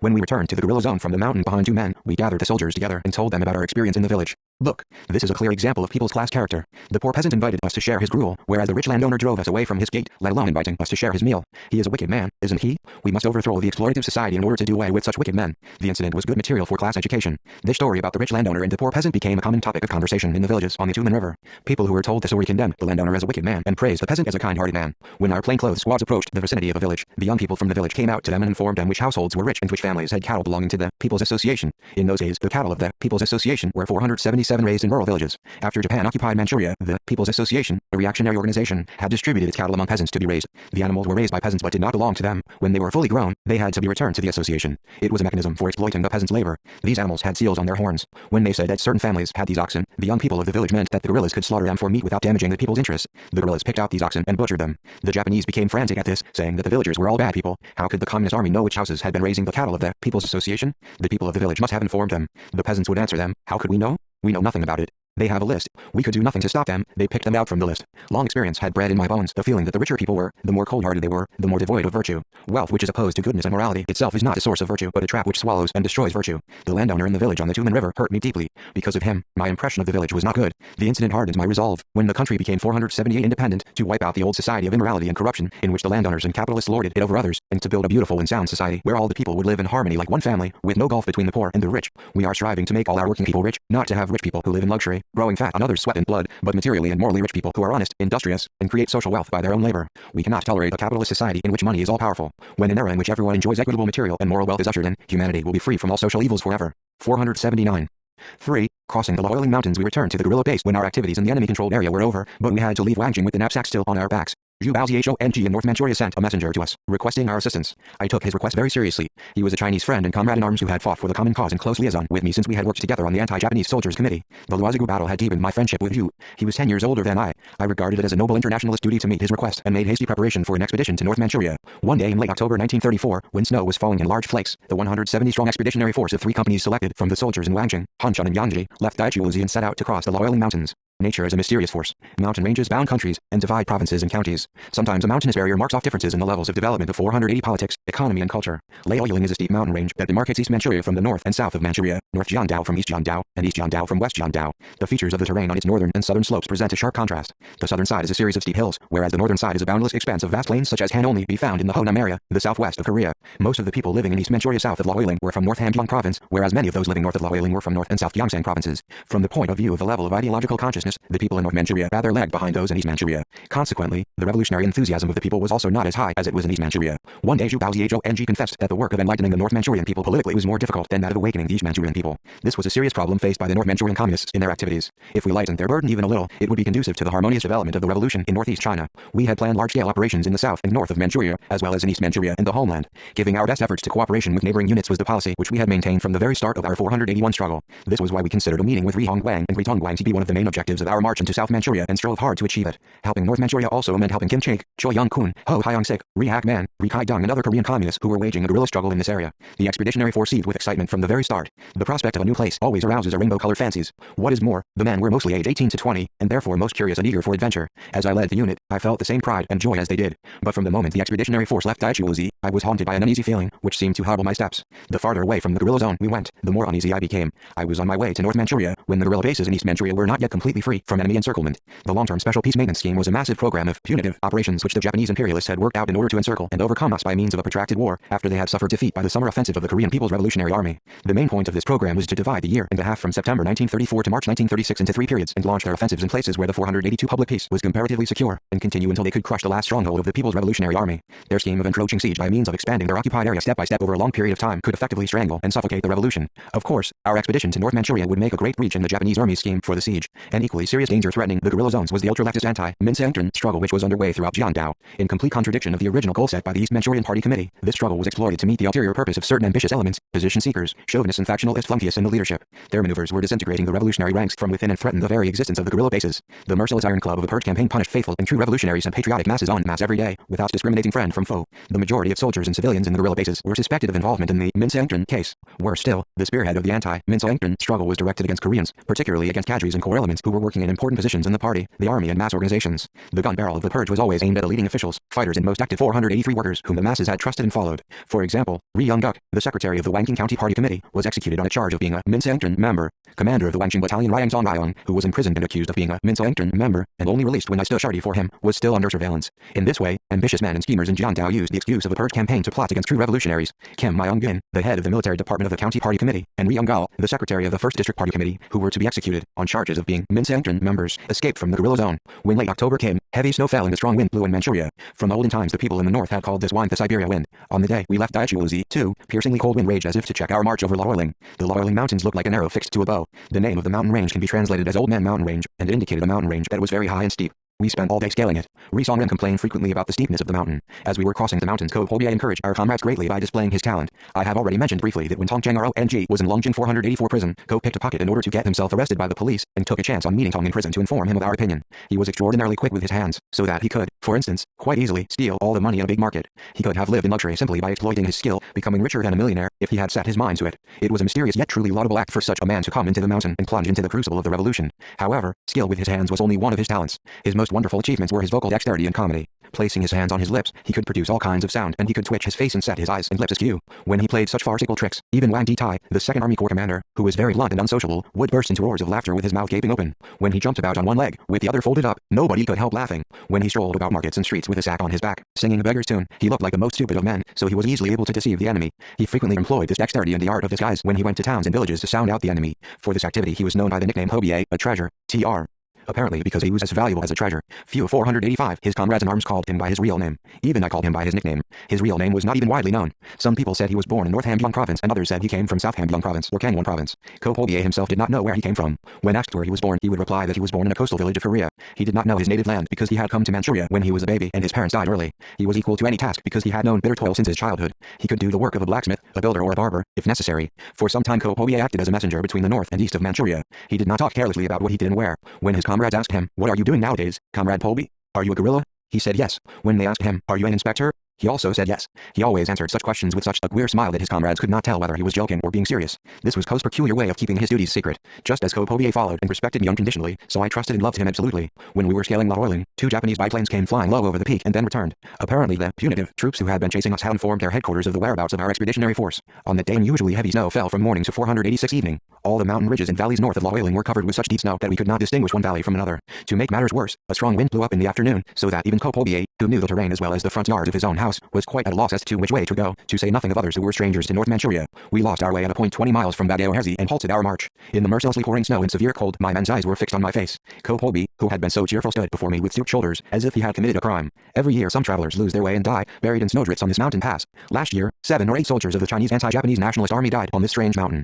Perhaps we should turn back to a village and spend one night there until the snowstorm dies down, before resuming our march. He suggested this timidly, looking in irritation at the northern valleys of La Oiling, covered with white snow. I did not accept his suggestion, because retreat in such a case would have been utterly destructive. No, we cannot do that. You have nothing to be afraid of in a place where you have worn out many shoes. This is La Oiling, not Herbling or Moonling, so we have no other choice but to find our way here. All we have to do is to go straight towards the north, using my compass. You have nothing to fear. Brace up. Our 487 comrades in North Manchuria are waiting for us. My words heartened Ko Polye. He forced his way through the snow at the head of the column, making the sound of a motor engine with his mouth. At the sound of the engine, all the men in the expeditionary force burst into laughter that reverberated across La Oiling. We marched until the next day and found a small Chinese village. Hardly had we entered this village, when the punitive troops of the Japanese army which had been billeted on a neighboring village attacked us by surprise. So we fought our first battle in North Manchuria. The punitive troops of the Japanese army or the puppet Manchukuo army in North Manchuria had never fought a battle with the People's Revolutionary Army. Their opponents were only such rabble as local bandits or mountain rebels who would tremble and turn tail at the sight of the Japanese army. The Japanese punitive troops, who had been accustomed to destroying their foes by simple pursuit, attacked us that day in conceit, taking us for local bandits or mountain rebels. We quickly occupied a hill and returned fire, dispatching a platoon to attack the enemy from behind. The enemy was struck hard, and quite at a loss what to do. In this battle the enemy suffered heavy casualties. The news of this battle was spread far across North Manchuria by the enemy. They created a great commotion, saying that Laogael units had come from East Manchuria. They are brilliant fighters. Who on earth commands the unit? It may be Kim Il-sung's unit, which 488 attacked the Dongning County town. From that time on the newspapers reported on our unit. In those days the enemy called our guerrilla army, Communist Bandits, or the Communist Party, or ambiguously, the anti-Manchukuo army. The expeditionary force won the battle, but all the villagers had taken refuge, so we found ourselves left totally without support, with no way at all of obtaining food. If we were to stay in the village until we found Zhubaozi, we had to know the enemy's movements, but we had neither an intelligence network of our own nor any acquaintances. In such a situation it was impossible for us to take the next step. Even Ko Polye had no knowledge of the whereabouts of the Ningnan guerrilla army. We left the village and spent one night in an unknown valley. The next day Ko Polye and Otaesong went scouting and found Zhubaozi's camp. In that mountain camp I met Zhu, who was under medical care, with 20 to 30 men under his command. A wound he had received from a mortar shell in the Luozigu battle had festered badly and had not healed even though months had passed. Zhuao walked out, supporting himself on a stick, and assisted by his men. He came quite a distance from the hut to meet us. "As you see, I am still in bad condition," he said, smiling sadly, raising his stick, and then squeezed my hand tightly.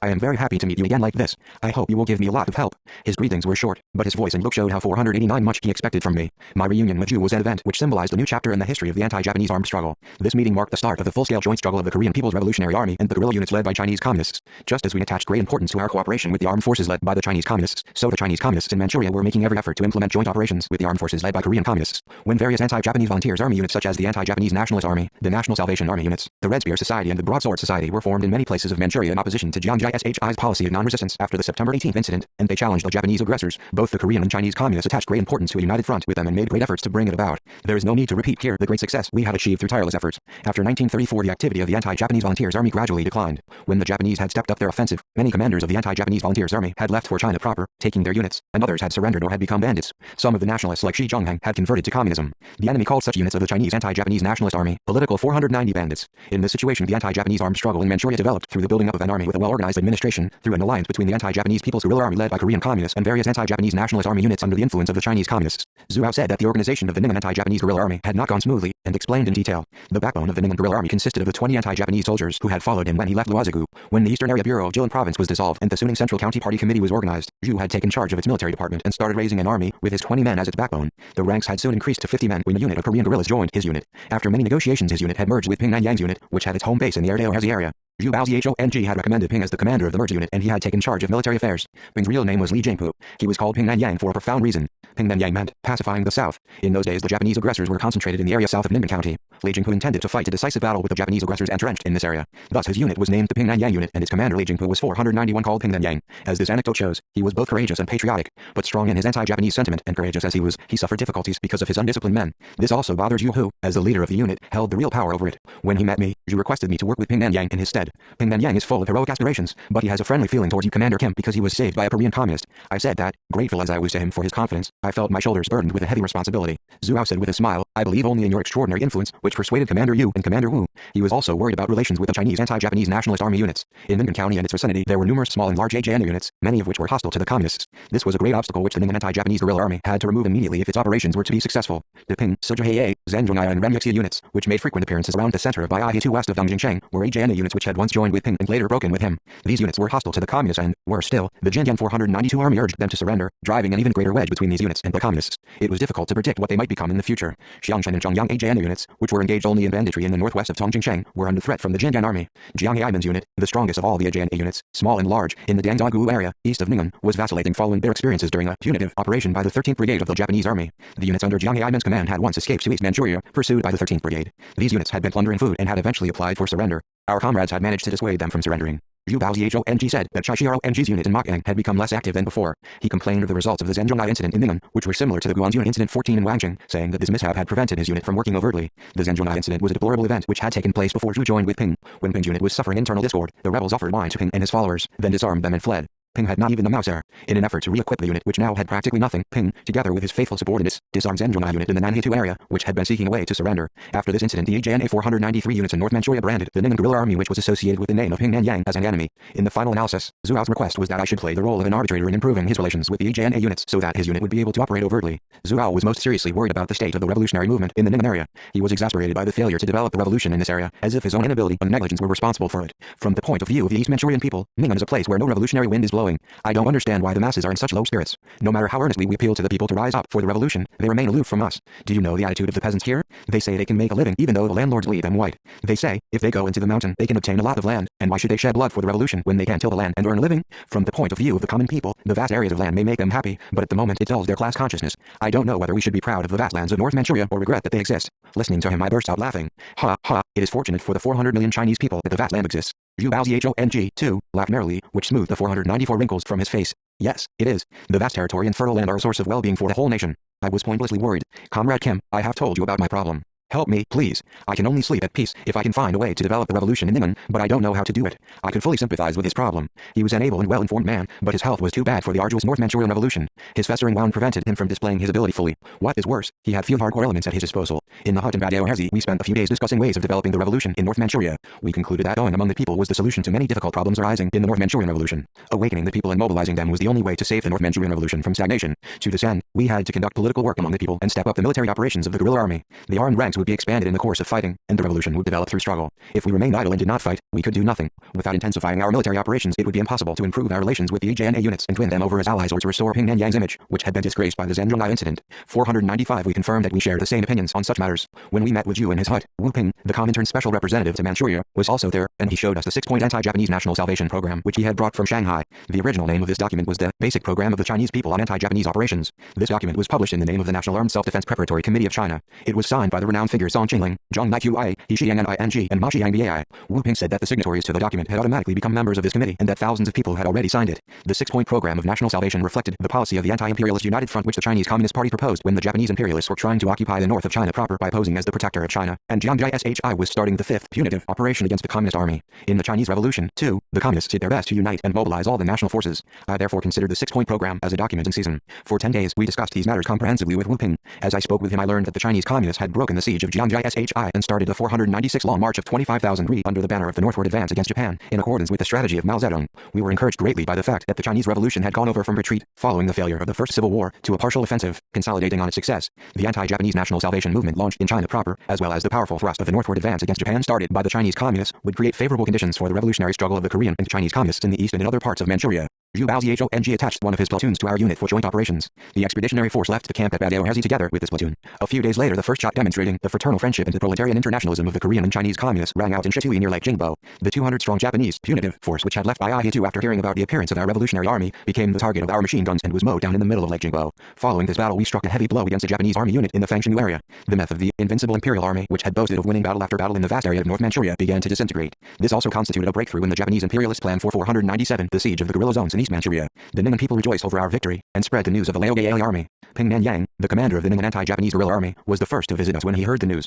As we were marching toward Haichinguzi after a meeting with the hardcore party members of a district party organization in Nanhai-2, who later helped the Wangjing guerrilla army both materially and morally, Ping appeared suddenly before me together with one of Zhuo's orderlies and repeated excitedly, "Congratulations." Without even introducing himself, I ordered the marching column to halt and spoke with him informally. "Commander Kim Il-sung, the whole of North Manchuria is buzzing with the news of your victory. My men are delighted at the news. Let me hold the hand which makes the Japanese tremble." Holding my hand in both of his, he looked me full in the face with an expression of friendship. "I have received a report that some of my men in the north of Yangjiang have been attacked by the Jinjian army. Whenever we meet the Japanese or the Jinjian army, we have a hard time of it. The thought of it makes my blood boil. Then, shall we try taking a turn with the Jinjian army? Commander Kim, if we fight together with you, we will become bolder and learn from you." 498 as Ping requested, I accepted his 40 men into our expeditionary force and sent Zhuo's platoon back to his camp in Badaohezi, together with the orderly who had guided Ping to me. At the same time, I sent the soldiers of the Yangji company back to Jiangdao in view of the tense situation in East Manchuria resulting from the enemy's punitive operation. When Ping came to me, Zhu sent with him a messenger who had come from East Manchuria. This messenger told us about the situation in Jiangdao. As we were marching through Baihe-2, I ordered the unit to leave only one set of footprints in the snow. Because we had to pass close by one of the enemy's assembly points, we had to conceal our tracks. Leaving one set of footprints meant that everyone in a rank of 10 or 100 men walked by stepping in the footprints of the man at the head of the column, so that it looked as if only one man had passed.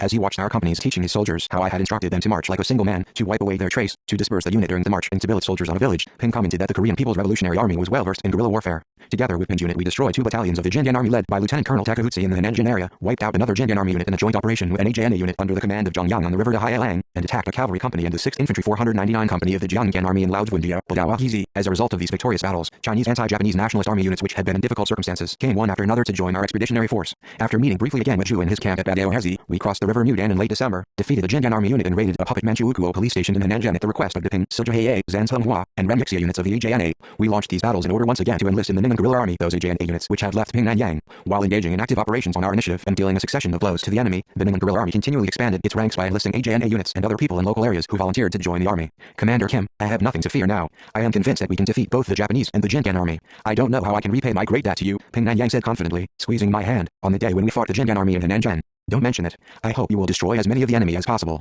An army is toughened through battle, isn't it?" I encouraged him enthusiastically, grasping his hands. During our expedition we also met Chai Shiaro and Jiang Amin and discussed the anti-Japanese allied front with them. Jiang Amin, who had been routed by the 13th Brigade of the 500 Japanese Army, went to East Manchuria to meet me and then came back after hearing that we were fighting in North Manchuria. He appeared unbelievably cheerful and high-spirited for a commander who lost many battles. "To tell you the truth, I went to Wangjing to request your assistance. Fang Zhensheng said that he was sorry he could not help me because they were also in difficult circumstances. Commander Kim, please help me." Jiang Aiman spoke frankly about his problem without concern for his honor as the commander of a great unit. Fang was a Chinese who became a regimental commander of our army after we came to North Manchuria. We achieved a great deal through joint operations with Ping's unit and other large and small AJNA units. The military and political objectives we had set for the expedition were being achieved rather smoothly. When we later returned to Jiangdao after completing our expedition, we heard the glad news that Zhu Baozhong had successfully formed the 5th Army Corps of the Northeast People's Revolutionary Army, based on the Ningnan anti-Japanese guerrilla army. Most of the Chinese AJNA units which had developed a strong militant relationship with us through the fighting in deep snow in North Manchuria joined the 5th Army Corps. Many of the cadres of the 5th Army Corps were my intimate friends in the days of the expedition to North Manchuria. Ping Nanyang became the commander of the 1st Regiment of the 1st 501 Division and then was promoted to division commander. Chai Shirong was appointed commander of the 2nd Division before being promoted to a deputy corps commander.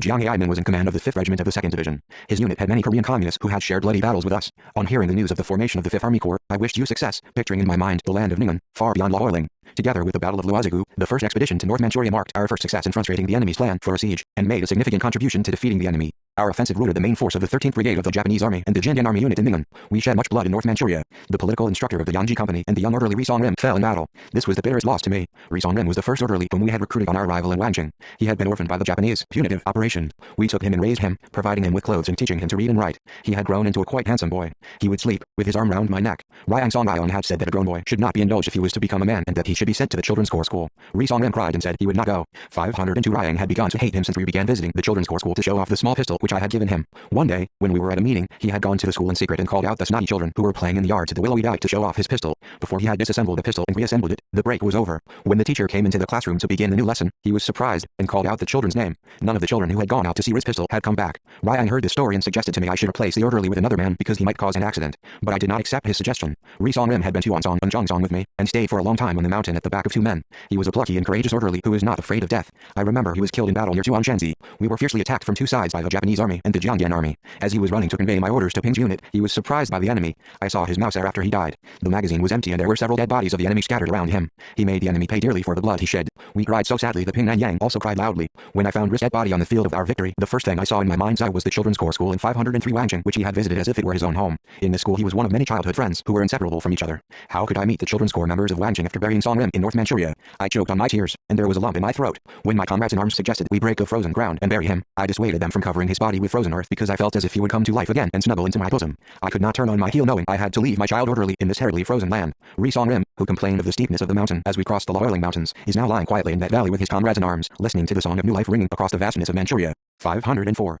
4. The sound of the mouth again ringing across Ningam. Nothing makes an army suffer more misery than being given the cold shoulder by the people for whom it is fighting. The reader may find it hard to believe that we were given the cold shoulder from the time we began crossing the Loiling Mountains, and he might ask, have the people, the creator, defender and carrier of morals, ever turned away their faces from the revolutionary army or treated coldly the army which defends their interests? I am obliged to contradict common sense and say that I have had such an experience. Everyone knew that Ningam, with its fertile land, was a great granary, but when we came down from the Loiling Mountains and entered North Manchuria, the people in Ningam hated even to prepare meals for us. If they had treated us inhospitably because they were in dire poverty, we would have felt pity for them, but they turned their backs on us because of misunderstanding and distrust, and this dumbfounded us, for we were accustomed to support and hospitality from the people. If our expeditionary 505 soldiers in their snowshoes and puttees appeared in the distance, they would call their women into the houses and shut their doors, shouting, "The Koryo Red Army is coming," and then they watched our every move cautiously. Such unpleasant experiences hurt our pride. We had to prepare our meals and sleep in the open for a good while. Life had never been like this in Jiangdao. Whenever we returned home in triumph, the people in East Manchuria would run to welcome us in groups, beating drums and gongs, clapping their hands and presenting bouquets to us. Some people would offer us hot water or boiled green maize. One day a pine arch was even erected in Macon to congratulate the soldiers, but the Ningam people gave us a wide berth. We sent out scouts and set the underground organizations in action, but we failed to catch the voice of the people in this region. This was a much cooler welcome than we had expected in East Manchuria on the basis of information from Zhu Baozhong and Ko Pobie, who had often visited North Manchuria. There was a village called Woyang in Inman County. It was called Woyang because it had fertile land and plenty of food grain, but the people there ignored us completely and did not even think of providing food. We tried to gather them together to initiate political work, but they did not respond to our request. We could not even give them a lecture on current events. Ri Song Rim may have complained of the steep Loiling Mountains, but this barrier was rougher and 560 per. Some of my men said that Ningmanites were cold-blooded people by nature, but I rejected this. The mind of the people may vary a little, but it was hardly possible that the people in this place were the only ones who lack the good manners and customs of Chinese or Koreans, who accord hospitality to their guests and take good care of them. What, then, was the reason for this unfriendly attitude of the Ningnan people, which stunned the men of our expeditionary force? According to the historical record, in olden times Ningnan was the capital of Palahi. This time-honored city once had a population of 100,000. This indicated that this place had a long history of development. The historical record also indicated that the land of this place was fertile and its people were industrious, frugal, simple-hearted, and trustworthy and respected justice and law. After the capital of Palahi was moved to another place and its people were scattered in all directions, its population increased or decreased over the millennia and scores of generations. But the courtesy and civilized customs of the Ningmanites were neither debased nor dishonored, but handed down without change. It was unreasonable to believe that the Ningnan people were cold-hearted by nature. Some soldiers alleged that Ningnan was not a suitable place for the communist movement. They said that, firstly, the level of consciousness of these people was too low to assimilate the 507 communist idea, and secondly, that Ningnan County had abundant land, whereas the number of farmers who cultivated it was comparably small, so there would not be any antagonism in social and class relations and, accordingly, a class struggle would not take place. Such nihilistic assertions were refuted mercilessly. Is any particular place suitable for communism, while any other place is not suitable for communism? Communists who say so cannot win the world. With this kind of communism, we cannot realize the slogan, "Workers of the whole world, unite," which is written in the Communist Manifesto. The argument that there would be no antagonism in people's relations in a place where the population was thin and land was plentiful was a superficial view which resulted from an ignorance of reality. According to such an argument, the class contradictions should have been acuter in densely populated Germany than in sparsely populated Russia, and accordingly, the revolution should have achieved victory in Germany earlier than in Russia. I rejected such arguments as unfounded. I said the fact that the Ningnan people did not understand communism and were hostile to the communists should be explained by the crimes of the Japanese imperialists, who resorted to every conceivable means to destroy communism. When the communist movement became active in Ningnan, the Japanese imperialists immediately launched a pernicious anti-communist propaganda campaign to drive a wedge between the communists 508 and the people. In Ningnan, where the people were relatively backward in their political and ideological enlightenment, the enemy's propaganda penetrated easily into the people's minds. The early Korean communists who had spent their energies in factional strife were also to blame for the anti-communist tendency prevailing in the Ningnan area. Already in the mid-1920s, immediately after a communist party was founded in Korea, the Tuesday Group established its organization under the magnificent magnificent name of the Manchurian General Bureau of the Korean Communist Party, and set about expanding the power of its own group, effectively selling out the noble name of communism. They provoked the simple and good-natured people to engage in reckless demonstrations and riots by clamoring for the independence of Korea and the immediate building of socialism. The ultra-leftists broadcast an appeal to the Ningnan people to rise up in the May 30th uprising. The main targets of this uprising in Jiangdao were the Japanese government organs for colonial rule and the Chinese landlords, but in Ningnan the target was the nationalist organizations, such as the Korean General Association. The demonstration, which started in the county town, suffered a heavy blow at the very outset. The May Day demonstration in 1932, too, ended by drowning the Ningnan county town in a bloodbath and exposing the core elements to repression by the enemy. As a result of these adventuristic demonstrations, the revolutionary organizations in Ningnan were destroyed as groups. After the May Day 509 demonstration, the communist movement in Ningnan went into a rapid decline. The party leadership stopped developing the armed forces in guerrilla zones and dispersed to Muling, Dongming, Wangqing and other places. Some people gave up the revolution and went back to the Ningnan county town. The indiscriminate white terrorism of the Japanese imperialists and the Manchu army and police besmirched the image of communism in the eyes of the people. The fear of prison and death which they faced at the end of their struggle made them tremble in despair.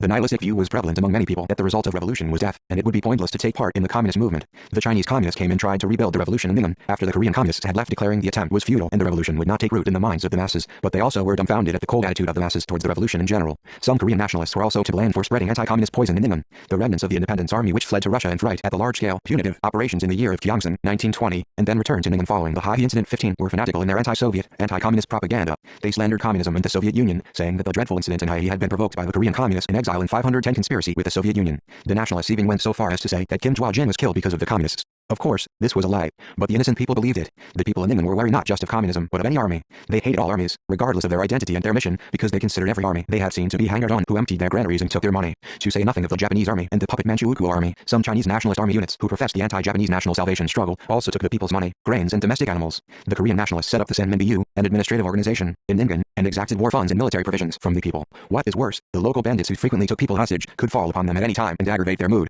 So the feelings of the people, who had to submit to all of these factions, were beyond description. Taking this historical background into consideration, it would have been unreasonable to blame them for their cold-heartedness. It is not really of much significance that the expeditionary force did not receive supplies from the people. The greatest problem was that one of the major aims of our expedition, the aim of sowing the seeds of revolution among the people of North Manchuria, was not being achieved. If the people would never open their hearts to us, we would never find a way to 511 revolutionize North Manchuria. In order to summon the Ningnan people to rise in revolution, we had to make a breakthrough somehow. While taking stock of the party work in the Badeo-Hezi district, we developed a deeper grasp of the reality of Ningnan County with the help of Kim Paet-ryong, secretary of the district party committee. According to him, Badeo-Hezi had been more effectively revolutionized than any other part of Ningnan County. Badeo-Hezi was also known as Yaoleidapan, the place where the Ningnan County Party Committee and the Badeo-Hezi District Party Committee were located. The word Yaoleidapan was derived from the name of Kim So-rae. Yaolai is the Chinese pronunciation of So-rae, who was the leader of the Taejong religion in and around Heilong County. I first heard about Kim So-rae from So Young-sok when I attended the Jil Yuin Middle School. So Young-sok once taught at the Kanwon School in Heilong, which was established by Kim So-rae. Kim So-rae was the founder and headmaster of this school and had close relations with So-il as well as the important figures of the northern military and political administration and the Jiandao National Association. As a man of a strong anti-Japanese sentiment, he supported the National Salvation Movement by sending his school graduates to the Independence Army units led by such renowned generals as Hong Pom-do and Kim Jwa-jin.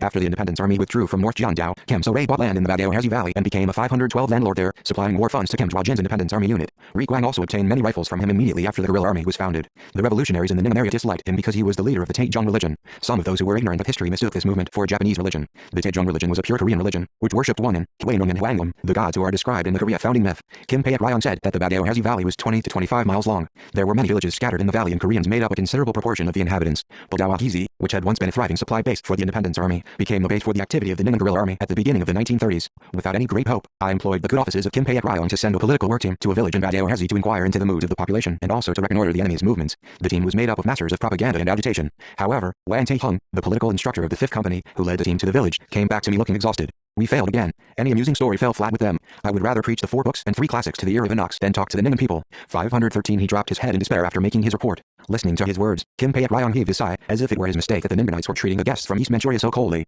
Anyhow, the Ningnan people are a real problem. We have made great efforts to persuade them, even sending an inspection group to East Manchuria to learn from their experience, but they are so stubborn. After the inspection group returned, they established a children corps school which enrolled about 50 pupils at first, but it all came to nothing. What should we make of people who turned their backs on revolutionaries who defended and represented their interests? I pondered deeply on this question because I was facing such a sheer barrier for the first time in my life. Our efforts to revolutionize Far and Wujiazi had not gone entirely smoothly, but the people there were not so cold-hearted as in Ningnan. In the thousands of years of Korean history, the masses of the people had never been bad. In my life I had never had to distinguish between good and bad masses of the people. Those who besmirched history and sought to deceive it were a handful of people, the ruling circles. Of course, there were individual traitors to the nation, misers, swindlers, impostors, ambitious men and immoral men, but they were only a few unwhole brains among the cleaned rice. The great mass of the people, which we can regard as representing the whole of this world, has always driven the wheel of history forward honestly and sincerely. They produced Turtle 514 votes 16 and built pyramids if necessary. When the times required their blood they dashed towards the enemy's pillbox orthodox, brave and deaf without hesitation. The problem was that we had failed to find a way to touch the hearts of the Ningnan people. The political work team led by Wang Taehung had clearly conducted a stirring anti-Japanese propaganda campaign. Did the Ningnan people need more of such speeches? They must have heard enough of them until to burn their ears. The Independence Army, the National Salvation Army, and even the bandits used to make such speeches. Could Wang's political work succeed on the basis of speeches? Their mistake was that they tried blindly to teach the people. Since when did we regard ourselves as the people's teachers and the people as our pupils? No doubt it was the communists' mission to lead the people from darkness to light, but wasn't it impudent of us to pose as their teachers? There might be many ways for us to penetrate the depths of people's hearts, but their hearts would accept only sincerity. Only sincerity could fuse our blood and their blood as in one artery. Unless we mixed with the people as their own sons, grandsons and brothers, we would be forsaken forever by the people of Ningnan. I was told that when the Wangjing Children's Art Troupe played in Ningnan, the performance hall was crowded out every time. Both the Children's Art Troupe and the guerrillas appealed to them in the name of the revolution, but the people had welcomed the former 515 and turned their backs on the latter. Did you see the performance of our Children's Art Troupe when they came here? I asked Kim Payet-ryong. Yes, I did. Their performance was excellent. He said the art troupe had set Ningnan buzzing with excitement. Wherever the Children's Art Troupe went there were crowds of people, I was told. A wonderful change to take place among the Ningnan people, who did not like communist propaganda, wasn't it? What do you think attracted so many people? The children behaved quite charmingly. They fascinated the Ningnan people by their performances and influenced them by always laughing as brightly as the full moon in the clear sky. They behaved with people like their own fathers and mothers, so the Ningguanites, no matter how callous, could not but be moved. Their talent made them very popular in Wangjing, too. Of course, their performance was a success, but it was the children themselves who won the people's hearts. I myself was charmed by their good behavior. They cleaned up all of that Aohezi village. They used to get up early to make the village spick and span. In daytime they helped the peasants in the field. Kim Payet-ryong praised the Children's Art Troupe members repeatedly, making me feel proud of them. They have become sensible at an early age. The children endeared themselves to the villagers. When they saw the villagers, even in the distance, they raised their hands in salute. They followed the grown-ups, addressing them as 516, grandfather, father, and sister. They were loved by the whole village. The Children's Art Troupe won the people's hearts because they gave their own hearts to the people. When we dropped an axe into a nice hole in the Tumen River, we spent half a day in sincere efforts to find it. Why? Because we were devoted to the people and loved them. When we showed them our sincerity, they never rejected it. Wang's political work team made a mistake, because they failed to give their hearts sincerely to the people. They clung to their method only with the intention of revolutionizing the people of North Manchuria, but they never thought of loving them and becoming intimate with them. It was not strange that the people in North Manchuria had not opened their hearts to us. First of all, it was a mistake to have started their contact with the people with a speech. How valuable the lesson we learned from the activities of the Wangjing Children's Art Troupe, which first gave the people their own hearts and then tugged at their heartstrings with songs. I made up my mind to change the form of our political work and discussed the matter with our commanding officers. I then instructed the company political instructors to bring all our good Mauthergan players to the headquarters. When they had gathered, I checked them one by one. Hong Pom from the Yangji company played the Mauthergan well enough to perk up an audience. He sometimes produced the 517 sound of an accordion concert on his harmonica. A soldier of the Wangjing Fifth Company was famous for Mauthergan playing, but he was a novice compared with Hong. Hong Pom had practiced the Mauthergan from his primary school days. A visitor to his house once left a Mauthergan in his room and did not come again, so it naturally became Hong's favorite. Practicing on this instrument for several years, he developed his talent admirably, but the Mauthergan became worn out and its gilt came off. Fortunately its sound remained unchanged. I saw his Mauthergan as we were preparing for the expedition in Daichuozi and thought I should obtain a new one for him. But I had no chance to do this before we had to leave for North Manchuria. Many of the guerrillas and other people in Jiangdao knew of Hong Poem's career. He was an ordinary soldier, but he became a topic of interested discussion among the people because of his extraordinary talent in playing the Mauthergan. Mauthergan players were always loved by their comrades in arms. Hong's native town was Zhongsong, North Hamgyong province. He followed his parents to Jiangdao and took part in the revolutionary movement from his young days. Once as a Red Guardsman, he joined in the mass struggle to frustrate the Dunhua Two-Men Railway project. After the dissolution of the Heilangu guerrilla zone, he moved to Wangoawu, carrying his knapsack with the Mauthergan in it, and joined the guerrilla army. 518 I instructed Wang Taehung to take a Mauthergan concert group to the village where he had failed once and to try to move their hearts, and I requested Kim Payet-ryong to buy as many Mauthergans as possible, with the help of the underground organizations. That day I visited the secretariat of the Ningnan County Party Committee to prepare the propaganda materials for the people. While I was talking to the comrades at the secretariat, Wang, who had been to the village with the Mauthergan concert group, appeared before me with a broad smile on his face. Comrade Commander, it was a success. Those uncouth persons opened their hearts to us at last. Wang was a commanding officer of a particular character, who first reported the result, and then explained what he had done. The activity of the Mauthergan concert group was extremely instructive. It won the hearts of the callous people who had turned their backs on the revolutionary army. The group started by clearing the snow from the front yard of a house in the center of the village.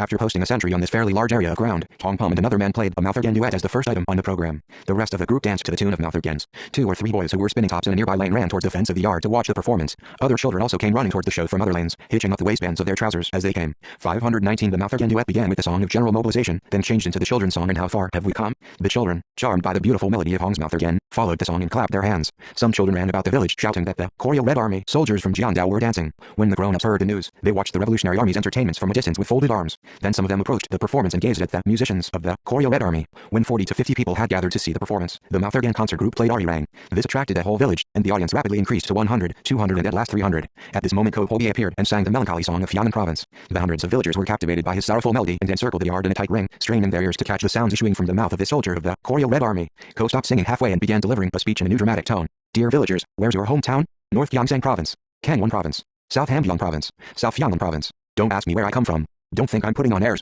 I don't know where I was born. I know only that I was born in a coastal village in Korea. I arrived in Jeondao, 520 crossing the river on my parents' back. I don't know whether it was the Tumen River or the Amnok River. I am such a dunce. The audience was amused by his oratorical talent, laughing and whispering in response. In an amusing manner, like an old storyteller, he told how he wandered about Jeondao like a dried leaf and how he finished off Japs in many battles after he became a guerrilla soldier. Then, as if he had simply turned over a gramophone record, he changed his subject quite naturally into a speech intended to awaken the people to the need for the revolution. Dear villagers, what is our unanimous desire? We wish we could return home, but the Japs stand on the road to our homeland. Should we leave those barbarians alone? No, I can't. So I joined the guerrilla army with a rifle in my hand. We came to Ningan to destroy the Japanese. I was told that the Japanese soldiers in North Manchuria are more arrogant. When his speech reached this point, a Japanese army cap appeared from nowhere on his head. He had hidden it in the waistband of his trousers and transferred it in a flash to his head. Then a mustache and spectacles appeared on his face. The audience immediately grasped that he was made up as a Japanese army officer. In this comic makeup, Ko Polbier stretched himself in a yawn and walked round the yard 2 or 3 times with his hands folded behind his back, stretching his jaw and twitching his face in a funny fashion. The people were reminded of a Japanese Army 521 officer taking a walk in the ground of his barracks immediately after rising from his bed. The audience tittered at first and then split their sides in laughter. As soon as laughter calmed down, Ko went round the audience one by one, laughing in different kinds according to their sex and age. An old woman's voice before a grandmother, an old man's voice before a grandfather, and a bride's voice before a young lady. They laughed themselves into convulsions, until the tears came running down. After winning over the villagers in this way, the Mauthergan concert group launched into anti-Japanese propaganda and appealed to the people to support the Revolutionary Army. The Mauthergan concert group was able to have such remarkable success in the very place where the political work team failed the previous day, because their propaganda catered honestly to the feelings of the villagers. Drawing on this experience, we began to mix more closely with the people and revolutionized tens of villages in Ningan one after another by various methods. The iron barrier which had separated the Ningan people from the Koryo Red Army from East Manchuria was removed at last. Where the Koryo Red Army had once passed by, the ranks of the Communist Party increased in numbers, and the Young Communist League, the Women's Association, the Children's Corps and other revolutionary organizations expanded rapidly. 522 The people who opened their hearts wide to the communists experienced the greatest pride of their life in supporting and assisting the Revolutionary Army. Among such people I still recall many unforgettable men and women such as Old Man Kim in the Tiangti Ailing Timber Mill, Old Man Zhou Ju in Daoixi, the old Chinese woman Meng Chengfu in Luoyang, and Old Man Ri in Nanhe too. Old woman Yang frequently gave the expeditionary force valuable information about the enemy's movements, though she once suffered all sorts of hardships when she was arrested by the Japanese police together with the wife of her husband's cousin. Old Man Ri in Nanhe too was under constant surveillance by the enemy. The enemy set fire to his 8-can house. A can is equivalent to 36 square feet, tr. Because he supported the guerrilla army. Once he was arrested by the military police and severely flogged. Despite these bitter experiences, he frequently visited our Revolutionary Army's camp, bringing with him food and footwear for the soldiers. Are you not afraid of the enemy, grandfather? I once asked him. Yes, I am afraid, the old man replied. If the enemy knew that I sent supplies to the Revolutionary Army, my whole family, including my 3 sons, would be killed. But we have no other choice. We cannot remain indifferent and consider only our own safety, while you Revolutionary Army soldiers are enduring every possible hardship in order to liberate the country, with no place to 523 sleep comfortably and no decent meals. The people in North Manchuria cherished ardent love for their country and for justice. Their love for the country was no less warm than that of the East Manchurian people. The only difference was that their love had been hemmed in by a much thicker and higher fence. The people opened their hearts without hesitation to those who sympathize with them and understand them, and embrace them with burning enthusiasm. But they slammed the door against those ingrates who have never thought about the fact that the soil in which they grew up was the people, those impertinent fellows who consider that the people are duty-bound to serve them, and they have the right to be served, those bureaucrats who think they can rule over the people as they like, those explorers who regard the people as a cow which produces milk any time they want, those windbags who shut their eyes and remain indifferent when the people are suffering agony, though they always say that they love the people, all of these hypocrites, loafers and swindlers. None of my comrades in arms now alive can recall the first North Manchurian expedition. Only a few out of those 170 men returned to the liberated homeland. I think Juno K and Yan Hu Su were among the Wangqing Company soldiers who returned. When we were operating in Ningan, Kang Kan was a Children's Corps member. Judging from his age alone, he could well have lived till now and taken part in the revolution. But he fell in action on the front line in early autumn of the year when the 524 Great Fatherland Liberation War broke out. At that time, he was the chief of the General Staff of the Korean People's Army. Ko Pobier later served as a regiment political commissar in the 5th Army Corps under Zhu Baoziho's command. Some people say he fell in action and others say that he went to the Soviet Union and died there, but I do not know which is the truth. When I received the news of the death of such a talented optimist, who always set the whole of Jeondao laughing with his ceaseless jokes and wisecracks, I could not believe it. It seemed inconceivable to me that such an optimist could have died. The majority of the Mauthergan concert group who opened the path to North Manchuria with Ko Pobier remained in North Manchuria at Zhu Baoziho's request or died in fierce battles on the way back to East Manchuria. I heard nothing about the rest of them afterwards. I cannot find any way to clarify what happened to them. Even their names have grown dim in my memory. One day half a century after the first North Manchurian expedition, I received the happy news that one of the participants in the expedition was living in Pyongyang. When I looked at the picture which the officials involved sent to me, I saw that it was Hong Pom, the leader of the Mauthergan concert group. The severe snowstorm by which we were threatened in North Manchuria, and the unprecedentedly arduous march we had made through the snowstorm had left their clear imprints around his eyes. His face was changed beyond recognition by the ceaseless 525 toil of the years of a long life, but to my joy, his unusually long neck, like a stork's, still reminded me of how he looked in his younger days. Was this really the famous Mauthergan player Hong Pom, who basked in the love of all the people of Jeondao? Why had this treasure, a participant and witness of the first expedition to North Manchuria, only now announced his presence after living near me all this time? I told the officials who asked him why. He had not called on me because he was too simple and too modest. I took part in the anti-Japanese revolution, but I rendered no distinguished service. If I have ever done anything I can feel proud of, it is that I took part in the first expedition to North Manchuria under the command of our leader. After returning from North Manchuria, I caught a fever in the backwoods of Sangye-won, and suffering from it for a long time, I was unaware even of the dissolution of guerrilla zones. Having lost all contact with the unit, I returned home. If I had said that I was an anti-Japanese war veteran, the party would have cared for me like a precious treasure, but I did not wish to be a burden to the party. These were the words of Hong Pom, an anti-Japanese War veteran. At the age of 70, he was working as a guard at the Johnson Security Substation. He was living in a single-room house, while the musicians of the new generation who were born in the 1950s or 1960s were moving into new 3-room or 4-room houses. This 526 Yen player of the guerrilla army, who went through all the hardships of the long drawn-out war against the Japanese, contented himself with a single-room house. He did not desire any special treatment or any privileges. All our anti-Japanese war veterans are such people. Hong Pom is said to have kept all his life the mouth organ which I bought for him in Ningnan. When our historians called on him to collect historical materials, Hong Pom used this mouth organ to play the revolutionary songs which we had sung during the North Manchurian expedition. They said that Hong was an excellent player. He died after moving to a new flat in Guangbok Street provided by the party. Our veterans, who had endured severe trials such as the North Manchurian expedition and the arduous march, continue to overcome all manner of hardships together with us even after returning to the liberated homeland. What a profound and appealing truth is contained in the old saying that the hardships one experiences in one's younger days are worth more than one's weight in gold. Hardships and trials are the mother of all blessings. 527. 5. The snowstorm in the Tianqialing Mountains late in January 1935. Our expeditionary force set out on its return journey after carrying out its military and political tasks. When it left Daichuozi, Wangking, the unit had been 170 strong, but now there were only 50 to 60 men left. After the Yangji Company left for East Manchuria at the beginning of the campaign, the Hongchun Company, too, had withdrawn from Ningnan. Their withdrawal had been necessary because of the pressing need to defend the strategic center of the revolution against the enemy's schemes of siege. We had suffered many casualties in a succession of battles lasting 3 months. By the time the wounded soldiers had been evacuated to safe places, only 1/3 of our force remained. There was no source of reinforcements. When the expeditionary force stayed in the villages, many young people volunteered to join us, but we sent them to Zhu Bao's HONG's unit. Zhu Bao's HONG was deeply concerned about our return journey. 528. Available intelligence says that the enemy is tracking you frantically. Comrade Kim Il-sung. Apparently they wish to make you pay dearly. What hard blows they have suffered from you this winter. Frankly, I am concerned for your safety. He looked at me anxiously. Thank you. The snowstorm and the oiling may cover our tracks again. Don't worry too much. In any case, we shall return safely, I said with a light heart, feeling grateful to him for being so considerate. Commander Kim, you are about to go through the jaws of death, but you are as carefree and optimistic as ever. Zhu Bao's HONG advised us to take the safest and the most reliable route for our return march.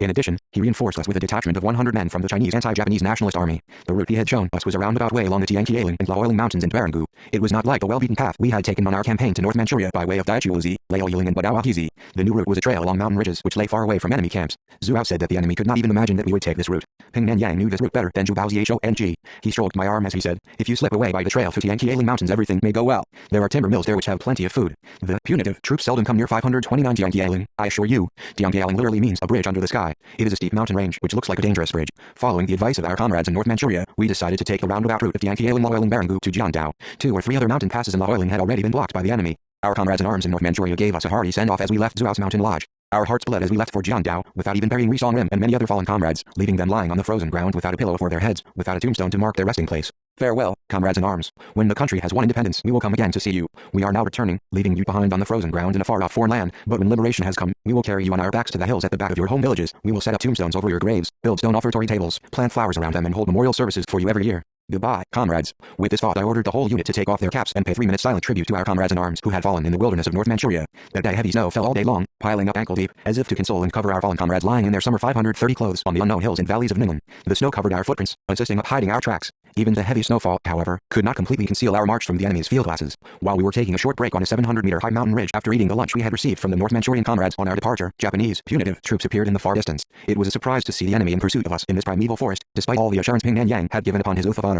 The men became wide awake and began wondering whether they had come the wrong way. Some of them even complained that now they would be unable to relax as they had wished to do on their way back. I thought that in this mental state it would be impossible for them to fight their way back successfully. I felt they needed bucking up. Comrades, we have been living in enemy encirclement for years. We have been surrounded on all sides, even from the sky. Wherever we guerrillas were, the enemy was always all around us. When have any of you ever marched without an enemy in pursuit?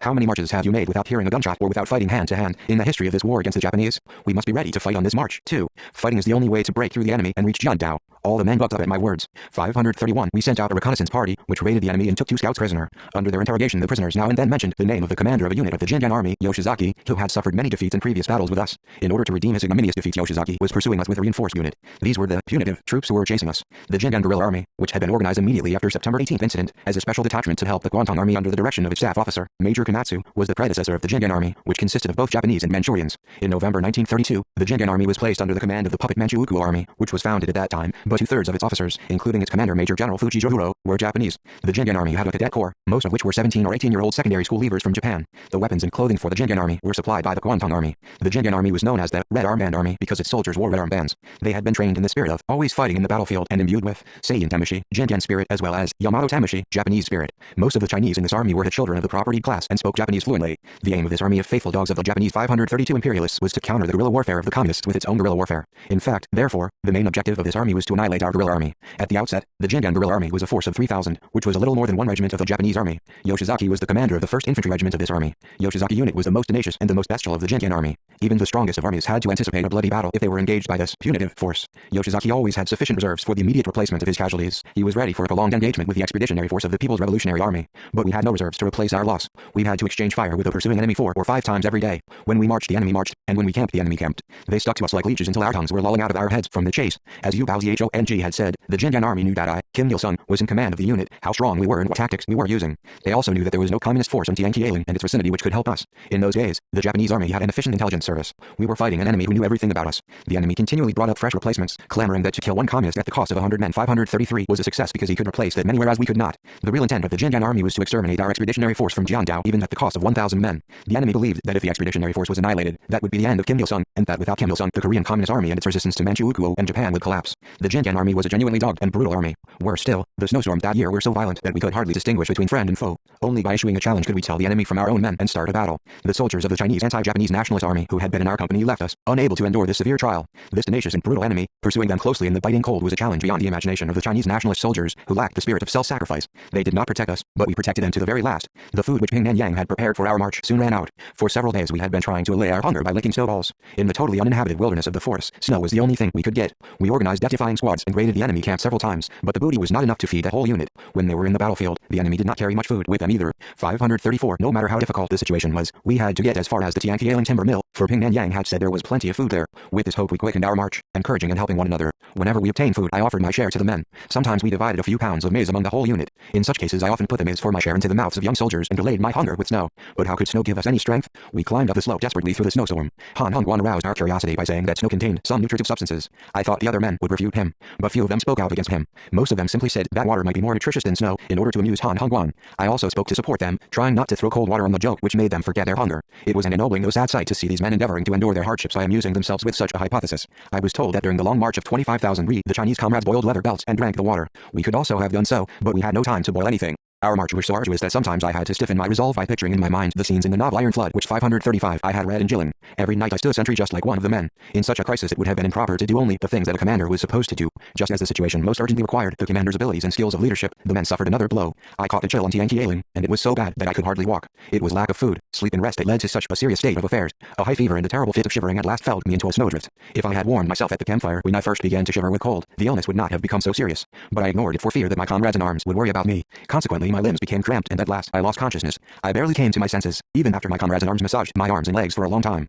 I was told that if a person with this sickness drank a cup of honey and warmed himself on a heated floor, he could sweat the cold out, but it was impossible to expect such luxury in an uninhabited wilderness at a height of 1,000 meters above sea level. Han Hongguan and the men made a sleigh and spread a blanket of fur on it. My comrades seated me on the sleigh, wrapped me in a blanket and maraud deer skin, and took turns to pull the sleigh. They were so anxious for my safety that they felt like praying to God to halt the enemy's pursuit, but the enemy remained obdurate. To cross steep mountains while containing the 536 enemy's pursuit and pulling my sleigh was exhausting mental and physical toil. Yoshizaki reinforced his pursuing troops with Kuta's company. Kudo was known as the King of Punitive Operation. He was awarded the title of War Hero after his death for his merited services in Manchuria. The remains of this War Hero are said to have been preserved in the Yasukuni Shrine. When he appeared in Tianqialing, Kudo gave his men the following orders. Kim Il-sung has lost his ability to command due to his serious illness, so we need not attack him. Simply pursue his unit until they are exhausted. Pick them off one by one while pursuing them. That way we will kill all his communist army within a month. Using this tactic, Kudo removed many of our men from the battle roll. The enemy's marksmanship was remarkable. When I recovered consciousness, I saw only 16 men around me. I strained my eyes to look for more of them, but there were only 16. Where had the other comrades gone? Were those priceless comrades buried under the snow of Tianqialing? Such fancies sometimes flitted through my mind. Whereas Wang Tae-hung,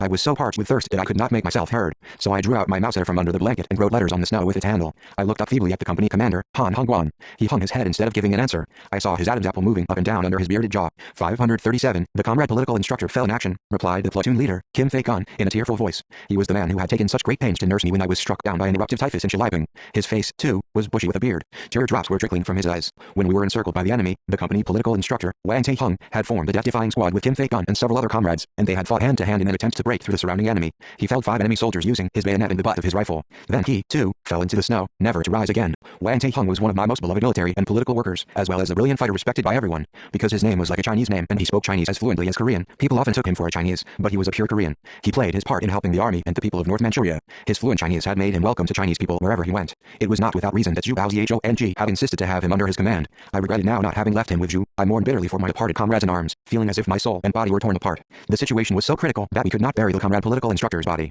The mournful and remorseful 538 voice of the platoon leader, Kim Fei-gun, rang in my ears. There's plenty of snow here in North Manchuria. You could at least have buried his body in snow. The words were on the tip of my tongue, but the power of reason suppressed them. Kim Fei-gun had known very well what he should do, but the situation had been too pressing for the generous man to bury his dead comrade. I wrote on the snow again using the handle of the mouser. Do you remember the valley where Wang died? Yes, how can I forget it? Replied Kim Fei-gun. Well, when the thaw sets in we will come to bury him. Whenever I wrote on the snow, the men moved the sleigh ahead little by little so that the letters would not overlap one another, but we were not able to go back to Wang. Many other comrades in arms also lay unburied there on Tianqiaoling. When I recall them, I still feel my heart rending asunder. I feel that I owe a debt which I can never pay. How can I express my regret? After liberation, when Zhou Qichang completed his epic poem Mount Futu, he first called on me to show me his manuscript. I was the first to listen to his poem. Of course, his poetry was composed of jewel-like sentences, but I was fascinated by the content. Many passages of his poem touched my heartstrings. You woodcutter, who works these mighty cliffs, cut carefully the trunks of these great trees. 539 here in the wood, they watch over the souls of warriors who died to save their country. You traveler upon these grandiose peaks, touch not the rocks that lie along the road. Beneath them, who can tell?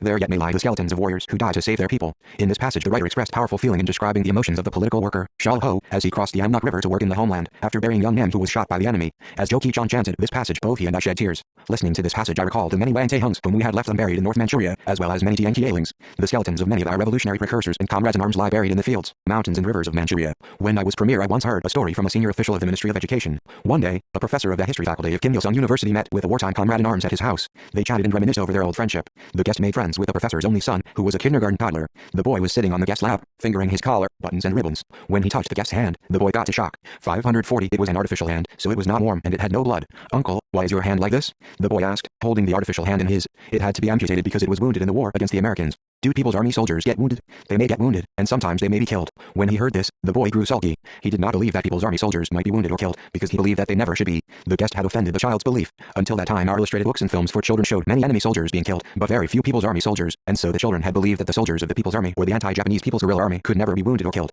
Our educators and writers have not taught the younger generation just how many lives were lost for the sake of victory in the revolutionary wars against the US and Japanese imperialists. We scaled the peak of victory in the great anti-Japanese war by enduring indescribable hardships and building a staircase out of the dead bodies of our comrades. How could there possibly not be any sacrifice in the fight against this formidable enemy, the imperialists, who are deaf to any appeal or petition and are immune to terrorism? Death does not discriminate between friend and foe, between justice and 541 injustice. The only difference is in its significance. The death of a revolutionary soldier saves 10 lives, the deaths of 10 soldiers, 100 lives, of 100 soldiers, 1,000 lives. That is the significance of the death of revolutionary soldiers. Shortly after I heard about Wang's death I fainted again. I was suffering from a high fever, feeling as if my whole body were burning, and this was accompanied by a dim state of consciousness in which I could not distinguish reality, dream and hallucination. I was crossing Oga Mountain Pass, carrying a stretcher with Wang Taiheng. On the stretcher Chak Wang, Su and Zhu Baozhong lay side by side with their heads on their arms. Strangely enough, I have never thought of Chak and Wang as being dead. Living men mix quite easily with the dead men, and it is not in the least awkward. We have a long way to go, and there is a high pass before us, but under the scorching sun of summer we breathe hard and feel very thirsty. The higher we climb up the mountain, the more thirsty we feel. When my patience runs out I run to a pool and try to drink the still water. At that moment I hear a familiar voice saying, "Don't drink." My mother, dressed in white clothes, together with my younger brother Youngju, is standing on the pass waving her hand.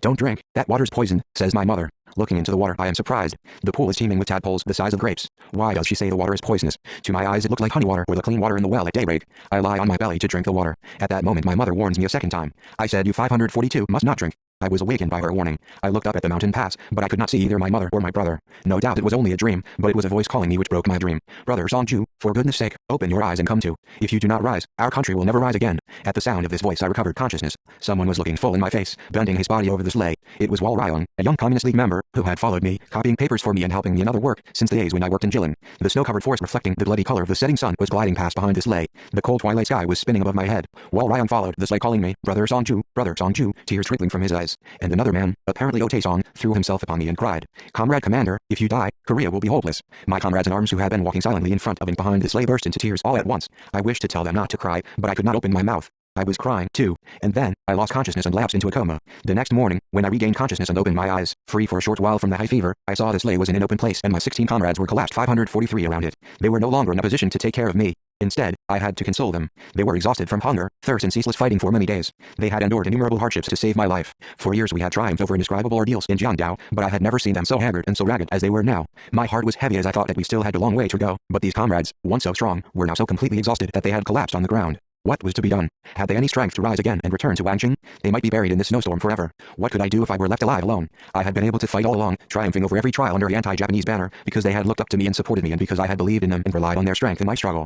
Without them I could neither survive nor carry through the revolution. As they had saved my life, I must save their lives. Only when I rose again could I rescue them from graves in the snow and carry on with the revolution. But I did not have the strength to lift a finger. Alas! What could be done? My consciousness dimmed again, as if shrouded in mist. I felt my heart breaking in frustration at the thought that the cause of my life for the sake of which I had soared in the blue sky like a fearless phoenix was going to end here, with my wings clipped. Suddenly I felt alarmed at the thought that if we could not get to 544 our feet again, our people, who looked up to us in the hope of national resurrection, would be grieved and disappointed. I trembled as if I had suffered an electric shock. The Japanese imperialists would gloat over the grief of the Korean nation, and would take pleasure in our despair. If we went down on our knees, the millionaires and militarists of Japan would be delighted. The Japanese imperialists were waiting for us to starve and freeze to death or surrender to them in despair. History had not yet given us the right to die. If we became a handful of dirt without fulfilling our duty to history and the times, we would be unfilial sons not only to our families, but also to the nation that gave us birth and brought us up. We would never be unfilial sons. I continued to think, raising myself by rubbing my drooping eyelids with snow dust. If our revolutionary army disappeared forever, buried in the snow and ice on Tianqialing, the Japanese repression of our people would grow still more oppressive, 10 or 100 times worse. The Japanese imperialists were making frantic efforts to exploit our people and make our nation their emperor's subject even as we fought against them. The Japanese imperialists were exploiting the Korean nation in order to recoup the losses caused by the economic blockade imposed upon them following Japan's withdrawal from the League of Nations in 1933. The plan for the increased production of grain and the policy of increased production of cotton and silk enforced by Governor General Sato in the 1920s accelerated the Class 545 differentiation of the Korean rural communities and forced many of peasants to desert their farmland and villages as paupers. The policy of industrializing Korea, the policy of encouraging gold production and the policy of producing cotton in the south and sheep in the north being applied by Governor General Yukaki were transforming the poor economy of our country into an appendix to the Japanese war economy. Steel, coal, cotton and sheep were all shipped to Japan to increase her wealth and to strengthen her armed forces. The Korean language had been reduced to the status of a dialect. Progressive books were subjected to Japanese censorship. There were increasing numbers of military drill grounds and prisons in the homeland. It was said that the notorious bloodstained Sodiaman prison in Seoul was being expanded because it was overflowing with our patriots. Japan's monopolists, warlords and their stooges were in crazed pursuit of the ideal of militarism in their ambition to conquer the world. The Sino-Japanese War would break out any time now. It depended on when the Japanese warlords pulled the trigger. Because of the German and Japanese fascists, black clouds were gathering over the west and the east, threatening a new world war. When the counter-revolution was so rampant, how could we revolutionaries, who were resolved to defeat it, linger in despair, lamenting over our present adversity? Even if the sky fell, we had to do everything we could to stay alive and carry through the revolution. If we did not return alive, who could manage the piles of work in East Manchuria, which was 546 awaiting our return? If we sank to our knees here, the Korean people would become the lifelong slaves of the Japanese imperialists. Suddenly a poetic thought flashed in upon me. It was just the concept of a poem, which became the song known nowadays as the song of the anti-Japanese war. Louder is the sound of Japanese combat boots trampling upon our lovely land, humiliating tens of millions of our people, murdering, plundering and committing arson. My parents, your brothers and your wives and children are shedding blood at the point of the Jap's bayonet. My house and your farmland are reduced to ashes and desert land by the enemy. Rise and unite. The working masses do not betray our firm resolve. Fight on. Let's shout hurrahs of triumph after defeating white terrorism under the red flag. I shook Wal Ryan, who was lying near the sleigh, sat him up, and dictated the words of the song to him. Wal Ryan and I were the first to sing this song. One after another my comrades rose and 547 we sang together. At about 10 o'clock in the morning, we found a timber mill in Palenzi. We entered it hungry even for maize gruel and hoping to sweat out our chill. That day my fever went over 40 degrees C. The only remedy in our situation was to eat maize gruel and drink Chinese liquor mixed with raw sugar. If I sweated it out I would feel better, but I had been shivering with cold on the sleigh for a long time, so my illness was going from bad to worse every moment. Watching me suffer high fever and coma, my comrades felt our expeditionary force had no hope of finding a way out. Nobody felt that we would escape this crisis and return to Wanqing. They had apparently concluded that we had failed, and they left absolutely everything to the company commander, Han Hongguan. Han asked old man Kim, an employee at the timber mill, to boil up maize gruel. At that time, we had eaten nothing for a whole 2 days. At first, my comrades took this old man for a Chinese because he was dressed in Chinese clothes and spoke in Chinese. When he learned that we were Korean guerrillas from Jiangdao, the old man said that he was a Korean. He also said that his son was Kim Hae-san, a commander of the guerrilla unit fighting in Badaohezi. Kim Hae-san was one of the participants in the Winter Mingyu meeting in 1931. After sending his son to the guerrilla army, old man Kim raised crops on the mountain in 548 summer to earn his bread and did odd jobs in the timber mill in winter in order to buy salt, cooking oil and the like. Shortly after our exchange of greetings with the old man, Han Hongguan received a report from the reconnaissance party that the enemy's punitive troops were approaching the timber mill. At that moment Wal Ryan was boiling water for me on the fireplace in a pan without a lid, while drying my wet shoes. He cried to think that all was lost now, that the commander was not recovering and there was no chance for us to break through the enemy encirclement. When he left Jilin after me his resolve had been really firm. He said that he would die if I died. Old man Kim came into the kitchen with firewood in his arms and asked him why he was crying. The commander is ill. The punitive troops have encircled us ring upon ring. Within the hour they will rush into this mill, but we cannot find a way out. That's why I am crying. If we are to escape we must cross the river. The river is deep and not frozen, so we cannot cross it. The other way for us to escape is to cross the bridge, but a company of the punitive troops is keeping watch there. We are surrounded on all sides by the enemy. Having heard Wal Ryan's complaint, the old man suggested to him a brilliant idea for breaking through the encirclement. Young man, don't worry too much. While there's life there's hope. My master is a stooge of Manchukuo. He will come here soon. If he does you can arrest him. You must force him to lie to the punitive troops so that they will not come to the timber mill. 549 Then you can stay here until evening. The next step can be discussed in the evening. Wal Ryan reported Kim's words to Han Hongguan. Han talked with the old man on behalf of our party and they worked out a plan of escape. Han followed the old man's advice, tying up the master of the mill and criticizing him. You scoundrel, who allowed you to manage a timber mill? We have never recognized the state of Manchukuo. If you want to make up for your crime you must spare no effort to assist our army. How much will you contribute? From the very outset, the master was submissive, intimidated by Han's bluff, and by his tall and masculine figure which almost reached up to the ceiling. Yes, I will, as much as you want. Han Hongwan made such preposterous demands in terms of clothes, pigs and bags of wheat flour that the master almost fainted away when he was asked if he could contribute that amount. If you spare me, I will try to dissuade the punitive troops from coming here while you are here. Tell me how you will dissuade them. I will say that the guerrillas escaped to somewhere else. Because I am on intimate terms with the officers of the punitive troops, they will trust me. If you meet our demands, we may forgive you. Our aim is to defeat the Japanese. If you want to atone for your crime and fight 550 the Japanese, you must help us. I will, just as you demand. You only have to release me. The Chinese timber mill owner was so clever that he read our minds right away. He knew we did not covet his wealth, but only wanted to break through the encirclement and escape from danger. When the master asked who the commander was, Han replied that he was the commander in order to keep my identity secret. Pointing at me, the master asked, "What's the matter with him?" Han said ambiguously that I was in bed because I was feeling unwell. The master kept his promise. Thanks to his false information, the punitive troops had still not appeared in the timber mill by dusk. At the mill we took one meal for breakfast and lunch and had supper in the evening. There was even pork on the supper table. Because I had lost my appetite, I only drank maize gruel to allay my thirst. After supper, old man Kim proposed a second plan for our escape. It was another brilliant idea. The only problem is to get across the bridge, but that is very dangerous. Some clever move is needed. One way is to pass the sentry post by trickery, the other is to take a master to the bridge with you and make him deceive the sentries there. If they try to search you, you must not hesitate to knock them down and go across the bridge. After that you can climb the mountain with Commander Kim on your back. About 5 miles down from the bridge there is a deep ravine where you will find a small valley. At 551, the end of this valley, there are 3 houses in which Koreans live. They went there to escape from the Japanese and they cultivate the land. I was told that they have not listed their names in the Manchukuo census records. With their help you will have no difficulty in treating Commander Kim. Han Hongwan agreed with his suggestion, which pleased the old man. He added yet another plan. If anything unexpected happens while you're crossing the bridge, the platoon leader should hold off the enemy while the rest follow me. As company commander you must follow me carrying Commander Kim on your back, because you are tall and strong. If we cross the bridge, everything will go well even if the enemy pursue us, because I know the mountain inside out. If we cross the bridge without any incident, some of you can take the master and me somewhere close to the Ning'an County town, and beat me a little and threaten the master. Meanwhile the rest of you, with the company commander, should carry Commander Kim into the valley. Han listened to what the old man said and then related his plan to me. I thought the plan was ideal. Although he was not a military expert, the old man was a bold operation planner, the equal of a volunteer army commander. This father of a guerrilla army commander was a quite uncommon person. His plan for our escape was a brilliant idea which the average commanding officer could scarcely have conceived. Once again on that occasion I learned that the brains of our people were 552, a fount of wisdom which could discover a solution for any difficulty in the world. My faith that in times of difficulty we must go among the people has been derived from such experiences. I left everything to Han Hongwan, saying that as I was a helpless invalid he should deal with everything as he considered appropriate. When night fell, Han demanded that the master prepare 5 horse-drawn sleighs. There were many horses in the timber mill. Platoon leader Kim Fei-gun, a brilliant fighter, took the first sleigh together with the master, and I sat on the third sleigh. The sentries of the Japanese and Manchurian mixed unit saw us and challenged us from the darkness. Who goes there? As we had instructed him, the master said calmly, "My men are ill and I am taking them to hospital, and I am going to Ning'an to buy something." The sentries recognized the master's voice and shouted, "Pass." Without even approaching the sleigh, the 5 horse-drawn sleighs crossed the bridge at a lightning speed. The sleigh bumped so terribly that the vibration of the wooden bridge shook me even through the fur on which I was sitting. Under the bridge a river was roaring in full spate. This river was a major tributary of the river Mudan. That's well done. May it never be otherwise. After the sleighs had crossed the bridge, old man Kim embraced Han for joy. This adventure, which was like some legend or detective story, 553 ended well for us, the next stage also going smoothly, as we had planned. But for old man Kim, I would not have been plucked from the jaws of death, and together with me the expeditionary force would have been destroyed there in the backwoods of Tianqialing. The old man did us a great service. He was a kind-hearted person who helped us without flinching from sacrifice, a worthy father of a guerrilla army commander. It was strange that whenever my life was in danger, benefactors such as old man Kim would appear before me and save me at the critical moment. A housewife in Jiaoyi, whose name I had no opportunity to ask, protected me from being arrested by the enemy, and old man Ma afforded me and my comrades a chance to relax after we had suffered hunger and cold on the heights of Luozigu. And now old man Kim, whom we had never seen before, had saved the expeditionary force and its commander from destruction on Tianqialing. When I tell this story, some people say that I was lucky, but some others regard it as fate. They do not consider it luck when benefactors appear to help patriots who devote their all to the country and the people. I would not wish to say who is right and who is wrong, because on many occasions in my life I have received aid from benefactors. I can say that luck has always been on my side. It is natural that the luck should be generous to men who devote their lives to the people. If the people had not known that our guerrilla army was an armed force of righteous men fighting for human emancipation, 554 and if the image of the guerrilla army had not left a mark of nobility and beauty in the people's minds, we would not have been helped by old man Kim on Tianqialing, and such a mysterious story as the incident on Tianqialing would have never been recorded in the annals of the anti-Japanese revolutionary struggle. 555.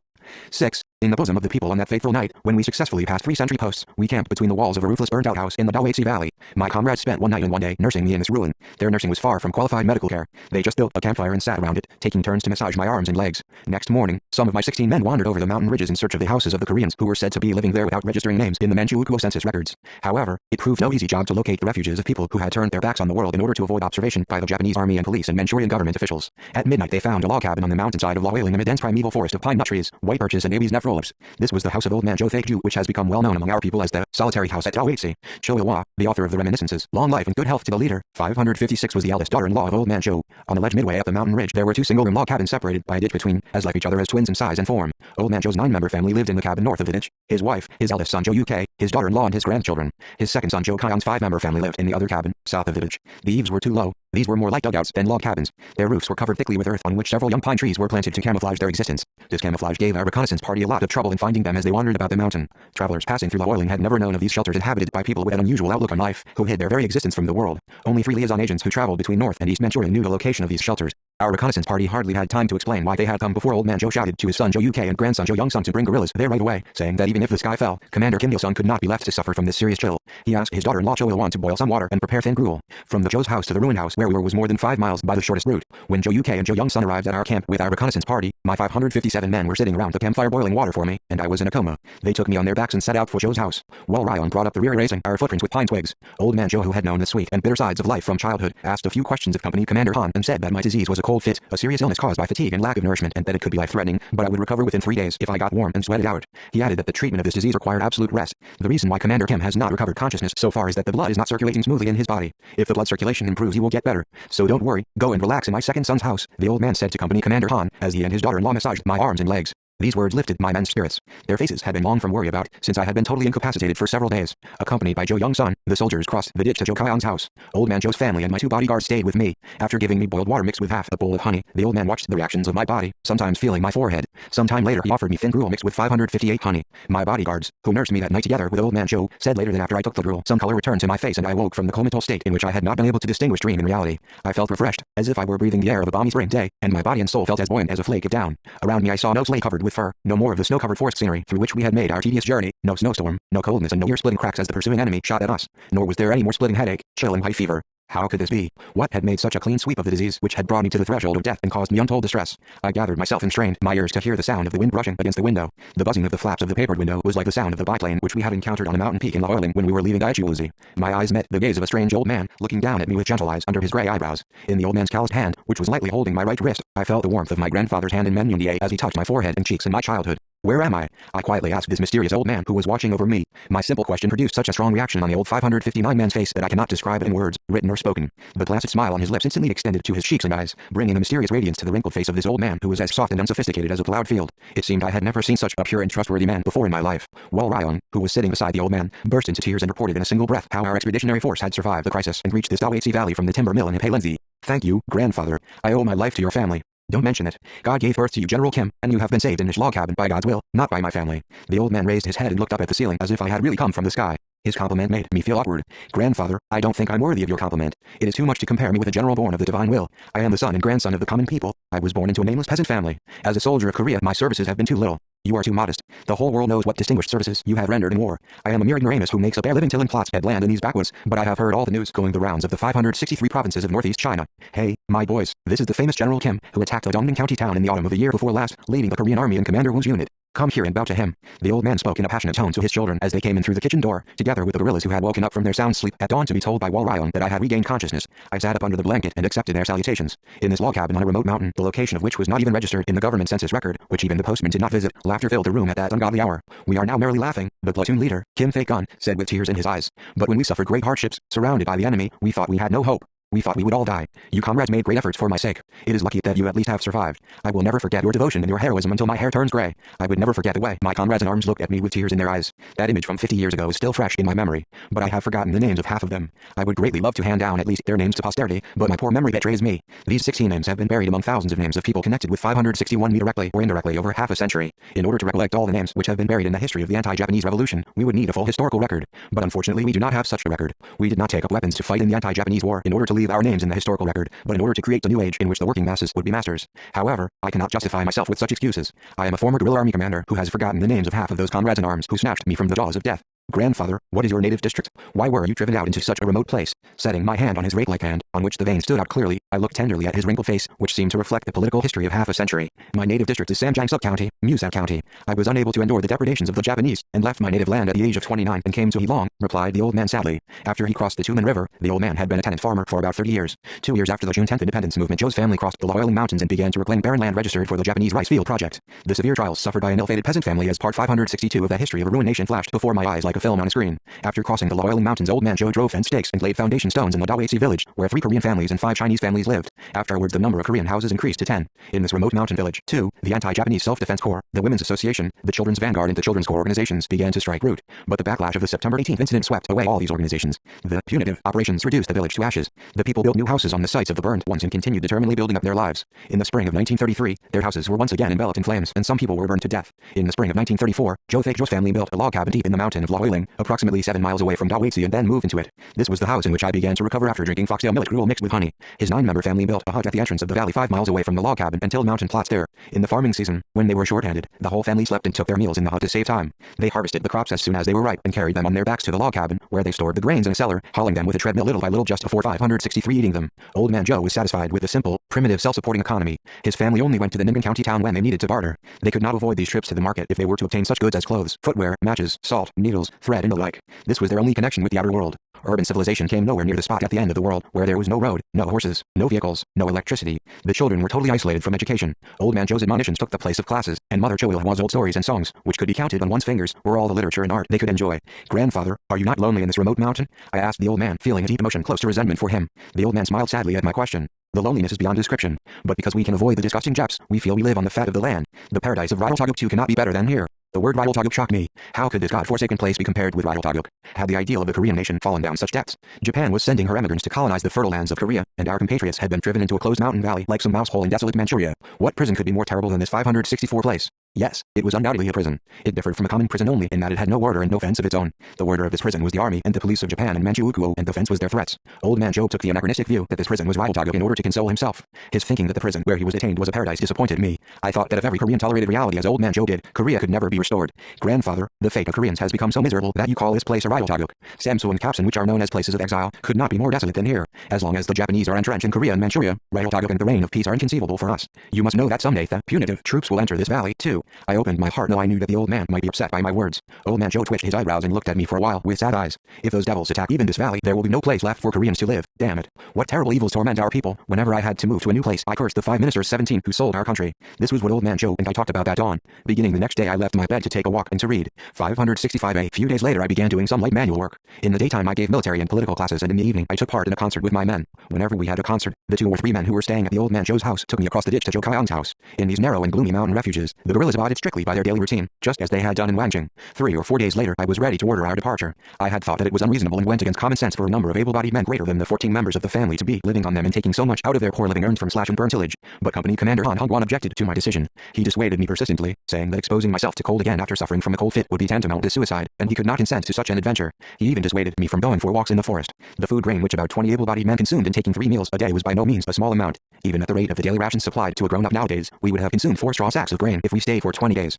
In any case, we ate most of this family's food. However, Old Man Joe neither showed any reluctance nor betrayed in any expression of his face the burden which he had shouldered for our sake. On the contrary, when we said that we 566 were sorry to have caused him so much trouble, he never allowed us to continue saying that it was the duty and job of the people to support the army of their country, and it could not be a burden. He was really a very large-hearted old man. Mother Choilwa, too, was very kind-hearted. Because her family were slash and burn farmers, they had no rice, but she cooked food which tempted our appetites 3 times a day using foxtail millet, beans, barley, oats and potatoes. Sometimes she served ground bean mash and coarse bean curd boiled in bean paste. She was sorry that she could not serve me meat to restore my strength after my illness. I have not raised any domestic animals for fear that our house would be discovered, but now I really regret not having raised an animal. If we had at least a chicken, I would cook it and serve it to you, General. I would gladly travel dozens of miles to buy meat, but I cannot, for fear of the mad, punitive troops. How cruel the world is. The heartfelt kindness I sensed in her harsh yet generous voice was exceptionally warm and profound. Mother, when you say things like that I feel awful. I am a son of the common people who knows what is it to live on vegetables and dried radish leaf soup, so you need not worry about meat. You said that you were sorry you could prepare only coarse bean curd because you had no brine, but I can feel putting on weight from the coarse bean curd and ground bean mash. I had been told that the menfolk of Fiannan provinces are 567 hot-tempered, but you commander are very tender-hearted. You make me think that if I had a daughter, I would marry her to a boy from Fiannan provinces. I want you to empty your bowl at every meal, simple though the food may be, and recover your health completely under this roof. Whenever I took a meal, the woman squatted anxiously in the kitchen hearth. She worried that I might stop eating without emptying all the bowls. Even when I had no appetite, I used to eat up all the dishes on the small table with cabrioles in response to her sincere concern. Then a faint smile would appear on her lips. These people's sincere concern for us was quite pure. If such sincerity were to be compared to a river, I would call it a clear stream or crystal clear stream. Such sincerity is boundless. It cannot be measured by length or weight. A man who enjoys the love of the people is happy, and a man who does not is unhappy. This is the view of the nature of happiness which I have maintained throughout my life. Just as in the past, I still feel nowadays the greatest pride and joy in enjoying the love of the people. I consider this the true meaning of life. Only those who understand this true meaning can be the genuine sons and faithful servants of the people. Thanks to the sincere efforts of Joe Thig, Joe's family I quickly recovered. considered my health. I frequently went for walks in spite of Han's warning. Sometimes I helped the family to chop firewood and pound grains in a treadmill. 568 more than 10 days had passed since we entered the Dawetsi Valley and were granted the tender care of Joe's family. I thought we should return to the guerrilla zone. I felt as though many years had passed since we left Wangcheng. In fact, we had left it only 3 months before, but I was anxious to know what had been happening in the guerrilla zone and what the zone would look like when we returned to Wangcheng.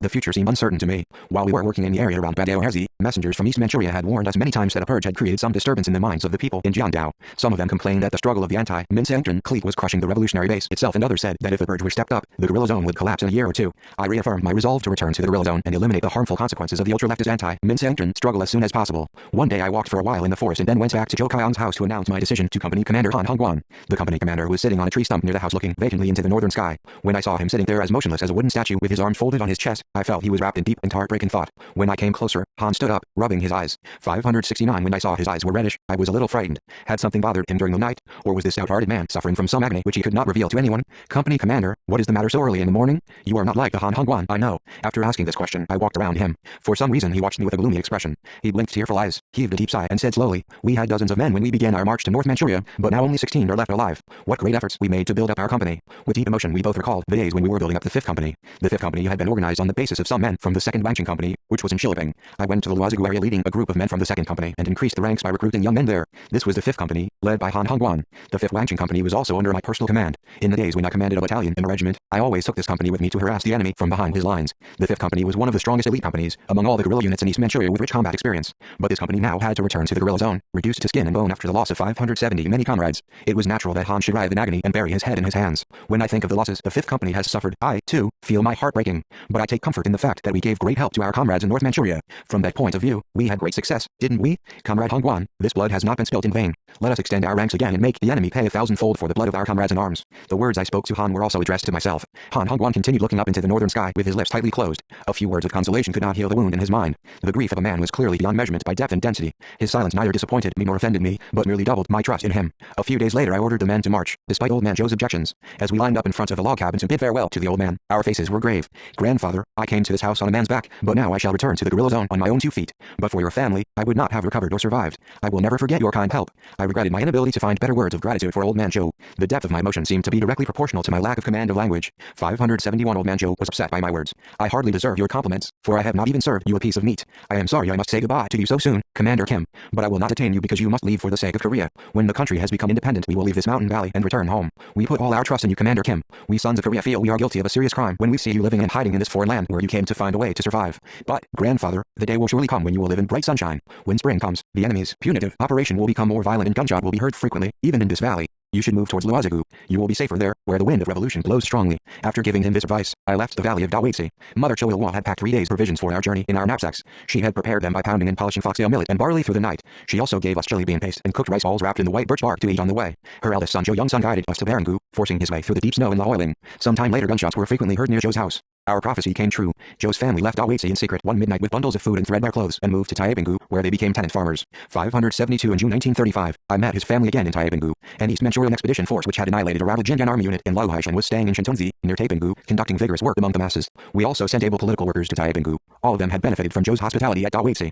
They met old man Joe Thaekju on the road by chance and reported to me about it. I visited Joe's house that very day, half a year before I had been carried unconscious to his house on the backs of my comrades. In all the vast North Manchurian plain there were only 16 men, totally exhausted, left in my company. But this time I called on the old man in good health and in command of a large army. I wanted to meet the benefactors who had saved me from death and taken tender care of me with all the sincerity that a man could offer, but the gift I was carrying with me was too small and too light to express all my gratitude. All I had in my hands was a few pounds of meat and some money with which his family could buy food for a month or two. How good it would have been if a few pounds of meat had been dozens of domestic animals and the money had been an ox cart laden with gold coins. I was ashamed that I could not repay the full extent of my debt, but I quickened my pace, full of vigor, my head held high. My package may be small, but it was good luck for us to meet again alive. It was a truly great happiness that both Joe's family and I were in good health. In a small room which clearly betrayed poverty, the large 573 family of more than 10 was living in rags, in dire misery, but they welcomed me with a broad smile on their faces. I sat on the porch with the old man and shared past experiences. He was curious to know how the Revolutionary Army had destroyed the Jinggan army, and I was concerned about the poverty of Joe's family. "Grandfather, how do you till the land and gather firewood without an ox?" This had been worrying me since my stay at Dawetsi. "We do it ourselves, all 14 of us working like a horse or an ox, pulling the plow and carrying the firewood."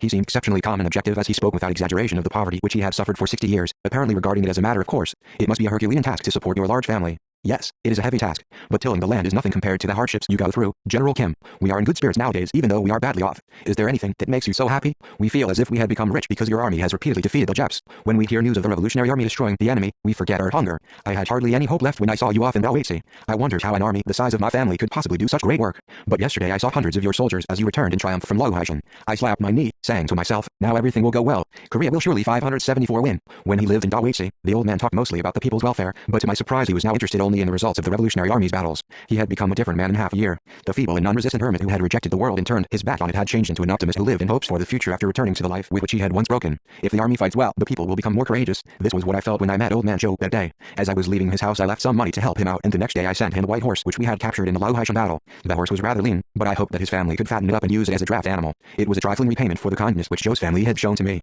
Money or wealth could never be adequate to repay my debt to his family. In the turbulent events of the subsequent years I lost contact with Joe's family. During those years I was active mainly in the Mount Buktu area. After moving to the Mount Buktu area I never visited Taebingu. In the autumn of 1959 I discovered the whereabouts of the Joes. I received a report that a group of visitors to the old battlefields of the anti-Japanese armed struggle, which were sent to northeast China, had discovered Mother Choilwa in Ningnan. My greatest benefactors whom for scores of years I had tried to find by tracing rumors were still resolutely alive, but in another 575 part of the world. I wanted to cross the border right away and run towards Ningnan in order to bow to them in thanks. I wanted to meet them in the homeland where the dream of our martyrs has come true and express the deep emotions which we had penned as we missed each other for such a long time, to retrace old footprints which are now covered with moss. However, between her family and me there was a barrier called the national border. Our meeting called for a complicated procedure, but such obstacles could not cool my earnest desire to meet them. How I wished to be a commoner with an ordinary passport, even for a few months, so that I could travel, wearing canvas shoes and puttees, carrying a knapsack on my back and eating rice balls, and sometimes crossing water up to my knees with my trousers rolled up, as I did in the guerrilla army, so that I could look round the old battlefields, covering the graves of my comrades in arms with turfs, and exchange greetings with the benefactors who helped and protected me at the cost of their own lives. Apparently every politician longs for a commoner's life. It is only natural for a head of state to envy a commoner's life.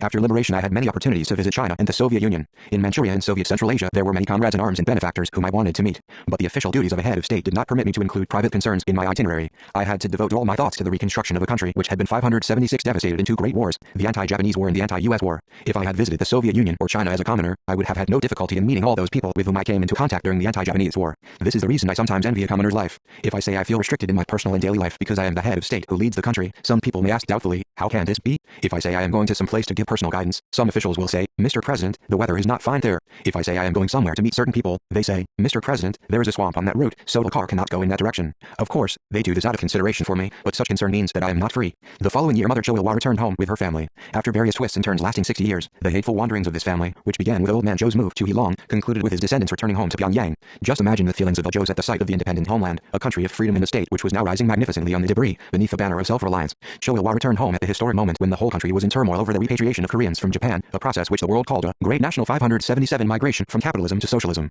In this ecstatic mood of repatriation, the Joes returned home. By that time Choilwa was 67 years old. Her hair was gray as if she carried the snow in the shade of the Daoitsi Valley on her head. When she met me she cried and grasped my hands as the wife of Ryang Sabong had done. Mother, why are you crying on this happy day, when we met again among the living? I took out my handkerchief to wipe away her tears, but she raised the tie of her dress to her eyes. I am crying at the memory of the days when you were suffering from a cold fit. Don't mention my suffering. You and Grandfather Joe did a great deal to help me. My feelings of gratitude to you made me keep trying to find your family after liberation, and I sent many people to Manchuria. Our ways parted in the summer of 1935 in Taebingu. I was told that you had moved to Ningnan because the punitive operations became so violent. How did you get along afterwards? We used a white horse to gather firewood and sold it to eke out a living. Had it not been for the horse you gave us, we would have all starved to death. I am glad the white horse was of use. Is it true that Grandfather Joe Ju died in 1953? Yes, while he was alive, my father-in-law talked of nothing but you, Premier. Whenever he heard a rumor that American 578 planes had bombed Pyongyang, he could not sleep, saying, General Kim Il-sung must be safe or he is suffering too much. I was deeply moved to hear from her that the old man had not forgotten me until he breathed his last, and had wished me good health. The people's hearts remain unchanged. Everything in the world has changed, but the people's love for us has never changed. This love handed down from yesterday will be carried forward in the future. It will never be stained by adversity and misfortune, but shine forever like a jewel. If only he had lived 7 years longer, Grandfather Joe could have returned home. It is a great pity. Even today, I also sometimes think of the log cabin in Daoitsi. Have you ever been there since you left it? No, I haven't. I do not think I could live there again. You need not go to that mountain valley again. You have suffered too many hardships in the course of your life, and you must live in comfort for the rest of your days, cared for by your children. I will find a house for you. When she called at my house on April 15, 1961 to congratulate me on my 49th birthday, Choilwa presented me with a fountain pen. She was shy as she explained her gift. Mr. Premier, the white horse you gave our family became, as it were, this fountain pen. We fattened up the white horse and used it for farming as you told us to, but we bartered it for an ox for fear that the Japanese would requisition it as a war horse. Our living 579 depended on that ox. After liberation we registered the ox in a Chinese cooperative society. Before I returned home I received the purchase price for the ox and I bought this fountain pen with the money. I present this fountain pen to you with wishes for a long life and good health and success in your work. I hope you will accept it as a token of my very best wishes. I felt profoundly moved as I looked back upon the many trials and ordeals of our people's history, a history epitomized by the Joe family, who traveled a long road on which a white horse became a fountain pen. Thank you, Mother. I will live long and serve the people as you wish. On August 15th that year, when all the families of the country were celebrating the 16th anniversary of national liberation, I called at Mother Cho's house on the Tudong River. Children's laughter was ringing in the rooms full of the fresh spirit of life in a new home. I had personally chosen the site of this block of flats for writers and anti-Japanese revolutionary veterans and had scrutinized its design. In those days, there was no better block of flats in Pyongyang. Pyongyang citizens compare the Gyeongsangbang area where Cho lives with a yolk of an egg. Mother, do you like this flat? Of course, I like it. I have never lived in such a fine house. She opened the window wide to look out on the river. She was obviously proud of her new house. A cool breeze was blowing 580 from the river, gently ruffling her hair, turned gray by many hardships. I selected your house on the riverside because you lived in the remote mountains all your life. Won't you miss the mountains sometimes? No, I prefer to see the Tudong River. I feel I am putting on weight living here by the river. But still you may miss the mountain life. Dwezi was a barren land where life is very hard, but the air there was fresh. If you miss the fresh mountain air, you should climb up Moran Hill. I thought you might miss the mountain, and I chose this house near Moran Hill so that you could go there to walk. When better houses are built in future, I will give you a new home. Mr. Premier, I am satisfied with this house. All I want is to live near you. She came out to the entrance door of the block of flats to see me off. When I held out my hand to say goodbye, she grasped it tightly and asked me a serious question. Mr. Premier, have you any experienced doctor near you? I was embarrassed by the irrelevance of her question. We have many doctors. Why do you ask? I was thinking of the days when you were suffering from that cold fit. Who will take care of you if another virulent disease should strike you? Don't worry, mother, I am in good health. Even if I should contract such an illness, I am not afraid, because I am near you, 581 who are so experienced in curing fits of cold. After I left Cho, I looked round the main streets of the capital sunk in deep thought. There was an animated holiday atmosphere in the streets. Sungri Street and the People's Army Street, in which the movement to build 20,000 flats was launched, and all the main streets of Pyongyang had been improved with magnificent public buildings and multi-story blocks of flats. In the 8 years since the war, tens of thousands of Pyongyang citizens had left their dugouts and moved into the newly built blocks of flats, which were one of the wonderful achievements of post-war reconstruction. And yet, the work of construction was only just beginning. As yet, most of the citizens of the capital were still living in shabby dugouts and old-fashioned one-room houses. They had made painful sacrifices and suffered appalling hardships, enduring the crucible of the anti-Japanese and the anti-US wars, trials which no other people in the world had ever experienced. No people in the world had shed so much blood, braved such cold winds and missed so many meals as our people did. For these people we had to build more good houses, make more nice clothes and build more fine schools, holiday homes and hospitals, and we had to bring home more of our compatriots in foreign lands, who yearned for their homeland. This was what I had to do with my life, for the sake of the people who had cured me of my sickness and plucked me from the jaws of death. These thoughts kept me awake at night. 582 Cho Il-hwa died several years ago, and was buried in the Patriotic Martyrs Cemetery. Her son, Jo Young-sun, who guided us to Barangu, and her daughter who used to fetch us water are now a grandfather and a grandmother in their 70s. It is wonderful good fortune that they can spend the latter half of their lives in the liberated homeland. It is thousands of miles from Pyongyang to Daewhatsi. Almost 60 years has already passed since we set out from that isolated valley covered with deep snow, but the sound of the swaying forest which protected old man Joe's solitary house from the raging snowstorm still rings in my ears. 583 NOTES. 1. Takagi Tokyo, 1905-1981, hailing from Fukuoka Prefecture, Japan, he worked for the Yomiuri Shimbun from 1930 as a journalist and a leader writer. From 1972, he was the chairman of the Japan-Korea Cultural Exchange Society. His books on the revolutionary struggle of the great leader Comrade Kim Il-sung entitled Flames Kindled on Mount Patu, stories about Kim Il-sung in Manchuria and Kim Il-sung's advance into the homeland are based on the reminiscences of the veterans of the anti-Japanese armed struggle which he heard during his several visits to Korea and the reminiscences of Japanese soldiers and government officials, as well as on confidential documents of the Japanese imperialists and events which he either covered or witnessed as a special war correspondent for the Yomiuri Shimbun in Changchun.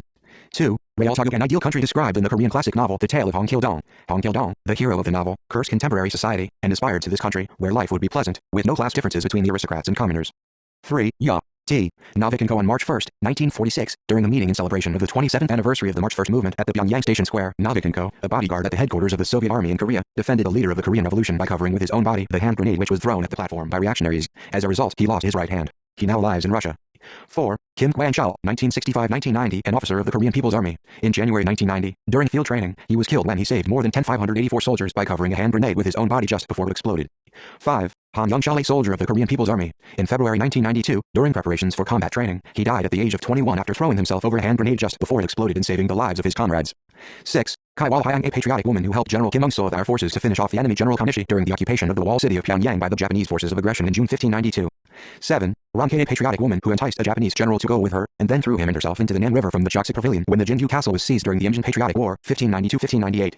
8. Height 1211. This is a peak situated in the Middle East of Korea. It was an important peak from the strategic point of view during the Korean War, June 1950 July 1953, which was provoked by the U.S. imperialists and South Korean puppets. The enemy therefore mobilized large numbers of troops, weapons and equipment and attempted to take the hill at any cost. The defenders of Height 1211, observing the orders of the Supreme Commander Comrade Kim Il-sung not to yield even an inch of the land to the enemy, repelled and smashed the enemy's repeated attacks, displaying unparalleled courage and self-sacrifice in defending the height, thus making a great contribution to safeguarding the fatherland. Height 1211 has thus become synonymous with the defense of the fatherland and the height of heroism. The enemy, who were defeated in the battle for Height 1211, called this hill Heartbreak Ridge because they felt heartbroken at the very sight of the height, and they dubbed the valley south of the hill the Punch Bowl because they feared that there would be no escape once they entered it. 585.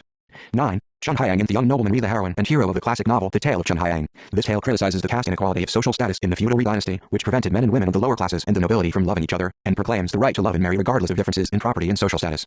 10. Kang Jingon, 1885-1963, an anti-Japanese independence fighter hailing from Riwon, South Hamgyong Province. After taking part in the March 1st Popular Uprising, he organized the Association for the Promotion of Industry, an anti-Japanese organization for independence. He commanded the assault upon the police substation in Ryongsong in Samsu County. He was arrested by the Japanese imperialists in August 1923 and served a prison term of nearly 20 years. After the liberation of the country, he worked as the chairman of the Central Committee of the Peasants' Union of North Korea from 1946. Later, he was active in turn as a member of the People's Committee of North Korea, a deputy to the Supreme People's Assembly, and a member of the Central Committee of the Workers' Party of Korea.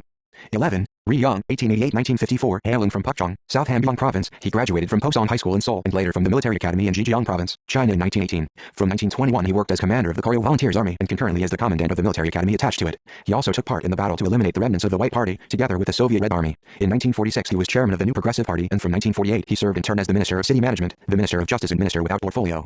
12. Ri Su-bok, 1933-1951, a soldier of the Korean People's Army, hailing from Suncheon, South Yangon Province. During the Korean War provoked by the U.S. imperialists and South Korean puppets, he died at the age of 18 after 586 blocking an enemy pillbox with his breast in the battle to retake the nameless height adjoining Height 1211 and paving the way for his unit to advance. 13. Widow Paek, an alias of Paek Sun Ha-ing, a philanthropist hailing from Pyongyang. Even though she was rich, she led a simple life and devoted her money to the needs of society. She donated a vast amount of money to the Changdok School and for the building of a bridge and a two-story public hall. She was widowed before the age of 20 but remained faithful to her dead husband until she reached the age of 80.